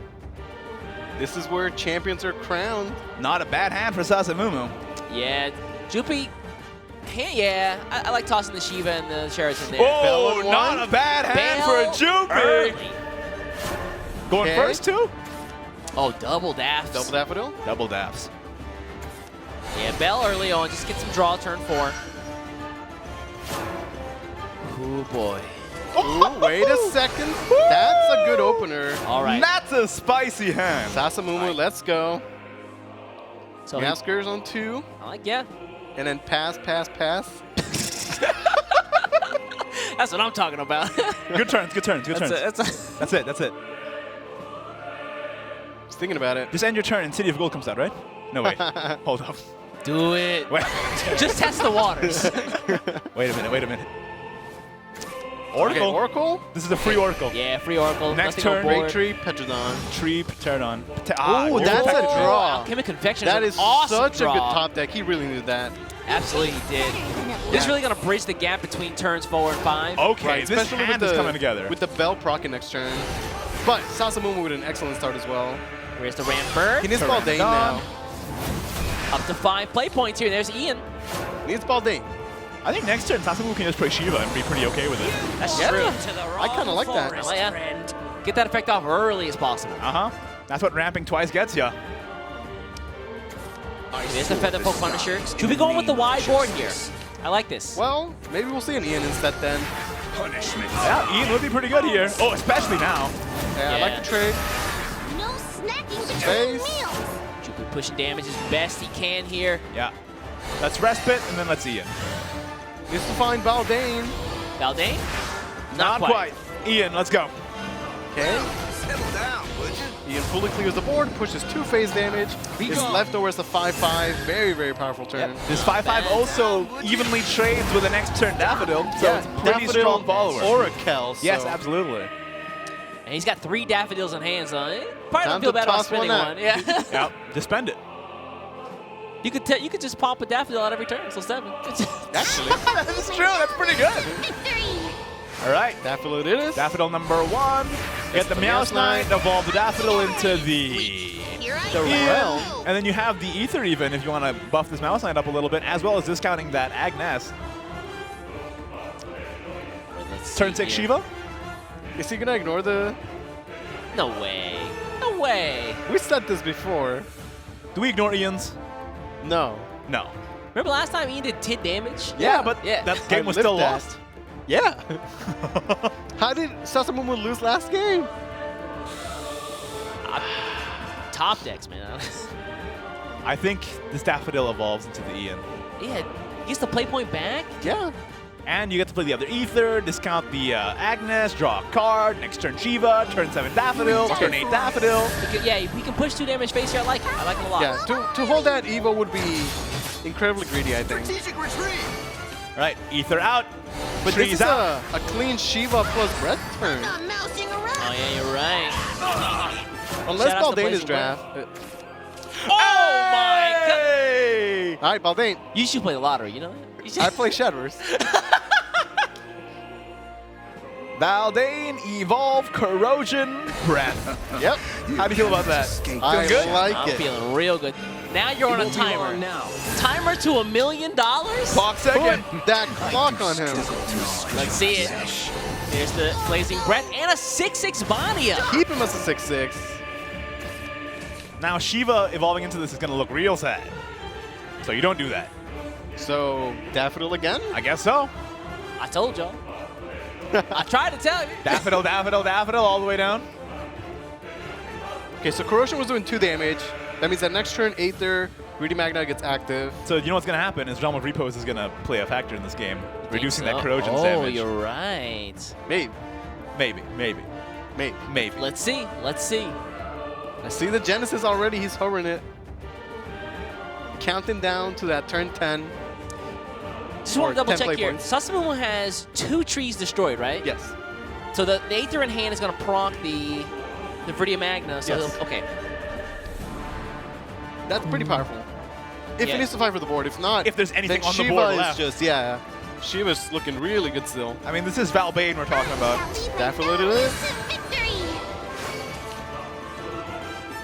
No words. In comes the Natural Great Tree. Wait, Agnes is playable already. Agnes is already playable. Holy cow. Can he push the damage now? Yep, you can develop a 2-drop and an Agnes here. Okay. Let's do it. Sounds good. Get the play point back. Yeah. Are you the enemy? There it is. Pathfinder? Phase. Pathfinder? I like Pathfinder. Pathfinder? I mean, no reason not to, right? Yeah, it's just, My go. steed sails above the sand. okay, let's see it here. Oh, Okay, Velociraptor. that's nice. That's a draw. Okay. That's a card. Okay. All right, gotta get, yeah. That happened. The problem is Shiva doesn't get the respawn here. Yeah, not right away. They do have to take her out, though. Yeah, they do have to take her out. Yeah, they gotta take her out. Eventually, yeah. And Jupi has no more Evos. Yeah. So he's either playing Storm from his hand to trade, or spending some resource on it. Yep. Viridian Magna for sure. Yep. Okay, yeah. For sure. Get rid of that Muse Knight. Getting 3 damage from Corrosion. Goodbye, Agnes. Increase 3 damage. This is close. Okay. Ooh. We have Daffodil again? Ice Flame Priest? Probably too expensive right now, right? Probably. I think you Daffodil again. Maybe after He's Daffodil. played quite a few. Remember, turn 1 and 2 with Sneak Attack. Agnes was already 0 play points. True. He's played Daffodil every turn, guys. He might just get another Daffodil. This is so close. Look at the life totals. I think he can. What's that picture? Finally a worthy opponent. $1 million for the winner. Yeah, both these guys playing their hearts out. Sasamumu with the dragon. Hovering over that Sheraton. The music is so fitting. Absolutely fitting here on the grandest stage for Shadowverse 2019, the World Grand Prix. Daffodil Daffodil, okay. Okay, Daffodil. Now next turn guaranteed. 100%. Oh, yeah. 100%. Oh, yeah. Oh, Very yeah. good. Oh, yeah. But remember, Viridian Magna will come back. That is true, yeah. It's going to run in, yeah. Run in the... Push the face damage? Run this guy in and just play a couple more trees. Yeah, I like it. So neck and neck are these guys right now. My love. The Realm? Is he doing it? Hold up. Oh. Yo, wait a minute. Wait, but Yes. Genesis clears. Yeah. Genesis does clear. And then he can push more corrosion damage. That also works? Yeah. So Could What? just play Shiva and Tyrannosaur the Daffodil, to be honest. Genesis- Oh, yeah, you can just turn on the Daffodil. Yeah, play Shiva. Yeah, and then bite the Daffodil. That seems much better, right? Yeah. Much better. I think so. Because it is turn 8, so he's going to get the 4 damage, or 3 damage. Yeah, he's getting 3 damage. Raise creation. But he There it clears is. Daffodil, that's what matters. Yeah. Tyrannosaur the Daffodil. And Play a Jupe tree. didn't attack with the Meowth Knight to proc the Pushing Realm. 3 more damage. There's another Baldane. Oh, and that also invalidates Realm of Repose a little bit. This Corrosion is only going to do 3 damage this time, but... Remember, he's going to get Viridian Magna back. Ah, true, yes! It's a 4/6. Double war. Oh, my goodness. What do you do if you're Jupe? You've got to bring out that Sheraton. Oh, yeah. Okay. But he's got 2 in hand. So he could double clear this, probably. What if Sasamu pre-evos the Shiva then? To get it out of range of the... The Sheraton. But it's still at 8, so the Mouse Knight could run in and then double Sheraton. But then Genesis Dragon. Right. Then Realm is out. No, but if Muse Knight runs in, it's Oh, yeah. all not on the board, so Yeah, yeah, Realm's you're right, still you're up. Yeah. Oh, this is a tough one, yo. This is intense. Clock is ticking. Pre-evo? Pre-Evo would just fall to the Meowth No. Knight? No, Okay. just gonna... Okay. This ungrateful Gets the world will Viridian Magna. perish. Okay, here we go. Double ward here. 4/6. He has Shiva damage next turn. He does. That's 4 damage. Or Yep. 3 if Realm of And Repose. Corrosion, and potentially Genesis. The game's going to end very, very soon. Ooh, boy. But that's still 9. Hold on to your seats, guys. Your Meowth 3 Knight goes gets up. stronger. Sheraton. It's got to be, right? I think so, yeah. I you- Or can't run in the see Mouse. anything else. Maybe you can run in the Mouse Knight first so you can Shiva. Mouse Knight run in, Sheraton, Shiva. Well, you're assuming they cost 0? I mean, surely, right? I 3 don't know. Daffodils, a couple of 3, sneak 4, attacks. 5. You're right, he's like triple Yes. Daffodil, right? Oh, yeah. Yeah. Oh, yeah. Oh, Exactly. but I think you have to run in the Mouse Knight. You got a Shiva. Glorious ice flames. Let's find out Separate here. Good from evil. Never lose that conviction. I think he just wants to have a ward. But Shiva's a way bigger Shiva's one. That's bigger true, than yeah. this Mouse guy, man. Yeah. I don't know. Way bigger, right? I don't know how big the rat is. It's a 2/2. Oh, size, yeah. What do you think we're talking about? Their actual size in the card art? Yeah, man. He could be a big rat. Oh, yeah. He's 2/2. I mean, think about a human. How big are you? I'm like a 1/1 stat, man. I mean, Exactly. a knight is a He's 1/1 a stat, 2/2. man. He's a 2/2 rat. We're all 1/1s here, man. Wait, so he I'm a can 1/2. get the Realm proc, right? You're so full of yourself, man. That's And crazy. with a pretty powerful board. That is true. Yeah, it's got to be run the mouse in. Oh no! Glorious ice flames. Does he just hold this? Good from evil. Okay, doesn't attack. Yeah, he holds this. Sasamumu looks excited. It's so close to lethal. Shiva plus corrosion plus Genesis is 9 damage, It's right? 1 damage off It's of 1 lethal. damage off. Oh, Sasamumu sees it. It's 1 damage off. Okay, what is the play then? This Realm of Repose is a huge threat. Is it Baldane, Breath the 2/2, and then Corrosion at 5/5? It has to be. Because remember, he's still going to get the damage, and then next turn he wins for sure, right? Yeah. Gonna Wait. draw first? Hold on, hold on. You can Genesis. Let's see. Dawn Splendor. Splendor. Not the look. Blazing Breath the Rat. No. You can Blazing Breath of Sheraton and then Genesis. Ah, okay. But then there's another one on board, though. But he can play Dawn Splendor and be safe from Storm. He can still play the Dawn Splendor. Yeah, and then next turn he has damage Let's through see just it. Corrosion. He didn't have to sacrifice his Velociraptor. Okay, though. He Dawn could've Splendor, technology. He could have had a Velociraptor on board, right? He just had to play the Blazing Breath first. He would have gotten into Excel range for the Genesis Dragon, then play the Velociraptor, and he would have another 2/2, right? I'm going to say you're right. Yes. Yeah. Okay, Respite for the heal. Okay. That's still within tree range, though. Kel. Not what you're looking for here. Maybe just Shiva as a defensive tool. He would get the extra life gain. This is such a close game. This is incredibly tight. You Shiva for 2 defense? I mean, how much is Corrosion doing? Because I we think saw that- it do 3 damage the past couple turns. doing a lot. But it could yeah. be doing 15. 15! Array's creation. Shiva. It is That's Shiva, yeah. it for Jupi. Does Sasamumu have it enough it? damage? Hold on, is that it? Oh, that's definitely enough Certainly now. that's enough damage. Masamune taking Certainly it that's enough again. damage. That's definitely enough now. Masamune, and we have another Tyrannosaur, increasing the damage yet again. Sasamumu is going to take Oh, it the with the thanks. 6, And and he that is it. The champion walks away with $1 million. Sasamumu is your Shadowverse World Champion. Incredibly well played. That's $1 million US for Sasamumu. Such a back and forth series, down to the wire. Sasamumu takes it. His region wasn't even in top 8 last year. For the past 2 years. They had both their players represented in top 8, and he took first place. You have to feel good about that if you are one of Sasamumu's friends and family. He dominated his region the entire year, and now he proves he is the best Shadowverse player in the world in 2019. The first player from outside of Japan to become world champion of Shadowverse. Let's watch this guy lift this trophy. Shadowverse World Grand Prix 2019 Grand Finals. Now, ladies and gentlemen, Mr. Champion, Sasamumu! He is on top of the world right now. The emotion on this man. I'm so happy for him. Right? That was some great Shadowverse. Those are games worthy of a grand finals. He played out of his mind the whole year. Then day 1, just carved a warpath straight through. Day 2, all the way to the end.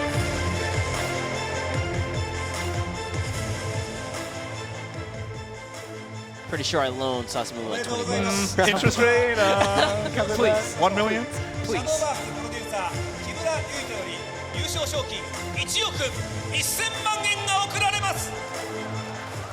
There it is. That's the check. That's for you, Igni. Thank you. That's what I wanted to see all event long. Presented by KMR himself. 1億1000万が今木村優斗プロデューサーより手渡されました。 What a story. Life changing for this kid.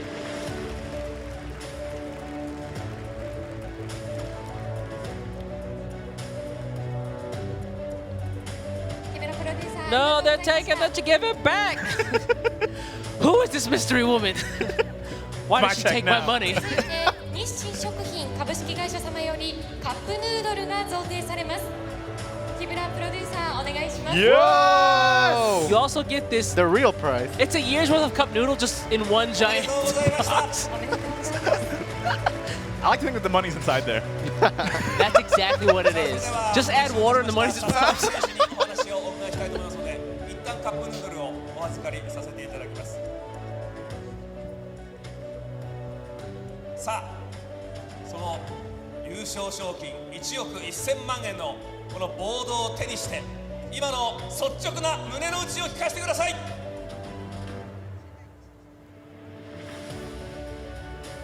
我觉得能够拿到这1000万、1亿1000万日元这个世界冠军的最高荣耀，很多人在这一路上帮助我非常多，包括我的家人、我的朋友，甚至有些朋友虽然看不懂比赛，还是来到日本的现场帮我加油，我真的很感谢他们。这个冠军不是属于我自己一个人的，是属于台湾的。 So he said that a lot of people helped him get here. A lot of his friends came to support him at this event, and man, how ecstatic they must be for their friend Sasa Mumu becoming world champion. His name will go down in the history books. The 2019 Shadowverse World Grand Prix champion. With some 私の友達の amazing, 中では amazing この games. シャドーバースというものは全くわからない友友人が今日はこの現場に駆けつけて私に応援をしてくださいました。ですからこの、チャンピオンというのは私個人のものではなくて台湾のものに属します。大変下世話な質問をさせていただきますが、この1億1000万円どのように使うご予定でしょうか。目前还没有想法，但是 Hold back the 应该 tears. 先存起来吧。まだ考えてないんですが、多分貯金に回します。 He says he's going to save the money up first. They're responsible. Buy the pool full of pudding, man. You can do anything, This is man. what maybe the $1 million is going to the right person. 何ですか。是我的生命。シャドーバースは私の命そのものです。 That's a good line. He just said Shadowverse is his life. おめでとうございます。 Without flinching. それではここで木村プロデューサーからも最後のお知らせがあるということです。では木村プロデューサーお願いいたします。はい、笹虫選手の優勝で幕を閉じたシャドーバースワールドグランプリですが、来年も優勝賞金 Oh, big announcement! World Grand Prix 2020, $1 million grand prize, same as this year, a lot to win. Can't wait to see how it's going to turn out. If this year was any indication, It was such a good year. And a little bit of an update here, Road to World Grand Prix 2020 from the Rage League. You have 8 players from the Shadowverse NetEast Championship, 4 players from the Shadowverse Korea Tournaments, 2 players, the Shadowverse Taiwan Open, 2 players, Shadowverse Open, Pan America and Europe combining for 4 players, Shadowverse Open, Southeast Asia and Oceania for 2 players, and the JCG Online Preliminary Tournament for 2 players. It'll be again a 24-player pool. Well, I'm assuming we'll see a really similar format like we did this year. Maybe a day 1 Swiss. Not confirmed, but maybe then the top 8 finals again. If you guys want to be here next year, just play Shadowverse Open. That's it, shadowverseopen.com. And join us on our community, Side Games Esports everywhere. And we are now officially everywhere. Yeah. Instagram included. Oh yeah, follow Coco and Mimi, guys. 皆さんの応援があるからこそ、皆さんの声援があるからこそ、選手たちは輝くことができるんです。引き続きこのシャドーバースを何卒よろしくお願いいたします。では最後に I'm pretty sure for him, the feeling really hasn't sunk in yet. Yeah, I'm not sure if he realizes he won $1 million, right? 紹介いたしましょう。ではサチャムム選手、今一度トロフィーの This has got to be so surreal. Yeah. いただきましょう。 So one more time, we're going to have him lift up the trophy here. ワールドグランプリ2019グランドファイナルズチャンピオンササムム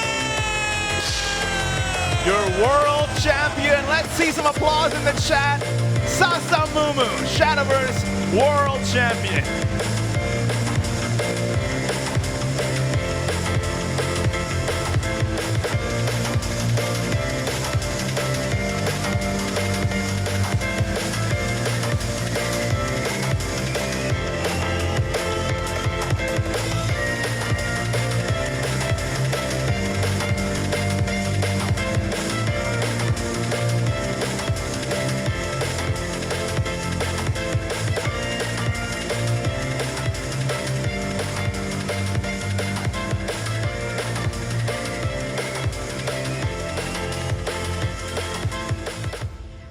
and what an amazing event it has been. I don't know about you guys, but I'm ready for some Ultimate Coliseum. Oh yeah. If that didn't get you hyped for the next year of competitive Shadowverse, I don't think anything will. That was some great Shadowverse. What more needs to be said? I don't think there is. I'm kind of speechless, honestly. Over the course of 2 days, we just saw some of the highest level play that I think I've ever seen in Shadowverse. Every year, the players just keep getting better and better. And that final set was just insane. Ups and downs all over the place, going down to the final game of the entire round. Man. So good. Now that we're at the end of it all, I want to ask, just real quick, what are your favorite moments from the event? I don't know. The fact that Sasamumu in that last game, he missed lethal, still found the win. And then gave everybody the thumbs up, the okay, and... It was either that or the fact that Jupi got the divine smithing right off the top and got a win off to secure that second win for the... That was bonkers. Oh, yeah. Yeah, the Grand Finals was absolutely amazing, but my favorite moments, honestly, has just been sitting here with you guys casting the World Grand Prix. Aww. It's been amazing, and I'm glad you guys brought me out here. You've warmed my cold, icy, dead heart. That's it. Maybe next year you'll become a changed man, you know? Good influence over here. I won't. Nah. Still terrible. Still terrible. It's a momentary warm. Yeah. What I really loved about this tournament was, of course, the final round was insane. It was worthy of good Shadowverse. But I also really, really, really loved those Take-Two rounds where we got to see the those were so much fun. Thought process behind the players as well. I love that. Sasamumu really shined there too. Yes, exactly. I feel like he really has all the fundamentals down. And, you know, if anybody's worthy of being crowned Shadowverse World Champion for this year, I think Sasamumu is definitely that person. I am looking forward to next year. Let me tell you what, guys. We have had an awesome year together. Thank you to the folks who've been out there. Thanks to production. They give them the biggest thanks because they are the silent heroes of the stream. Without them, they wouldn't be here. And thank you guys for help making this journey one of the best. Thanks for a great year, guys. It's been a wild ride. Yeah. I've enjoyed all of it. Also, guys, give it up to Lewis, who is, you guys don't know it, he's sick as a dog right now. Oh, yeah. Oh, yeah. His voice is shot. And barely conscious, but you wouldn't even notice it. Putting his body on the line for you guys out there. It's because I love Shadowverse. That's it. He is a sick but happy panda. That has been it for the Shadowverse World Grand Prix 2019. I'd like to thank all of you again for watching and tuning in and watching this great tournament with us, seeing some amazing players, amazing plays. Again, if you guys want to join in on the competitive action, and you can, 2020 is up for grabs, man. Another $1 million grand prize awaits us in December 2020. I hope to see you all there. ShadowverseOpen.com, and of course, join us at Cygames Esports everywhere: Facebook, Twitter, Instagram, Discord, YouTube, Twitch, everything for all things competitive Shadowverse. And again, I want to see you in a tournament. If you think that you could do better, then come show us. That's been it for this stream. We'll see you next year.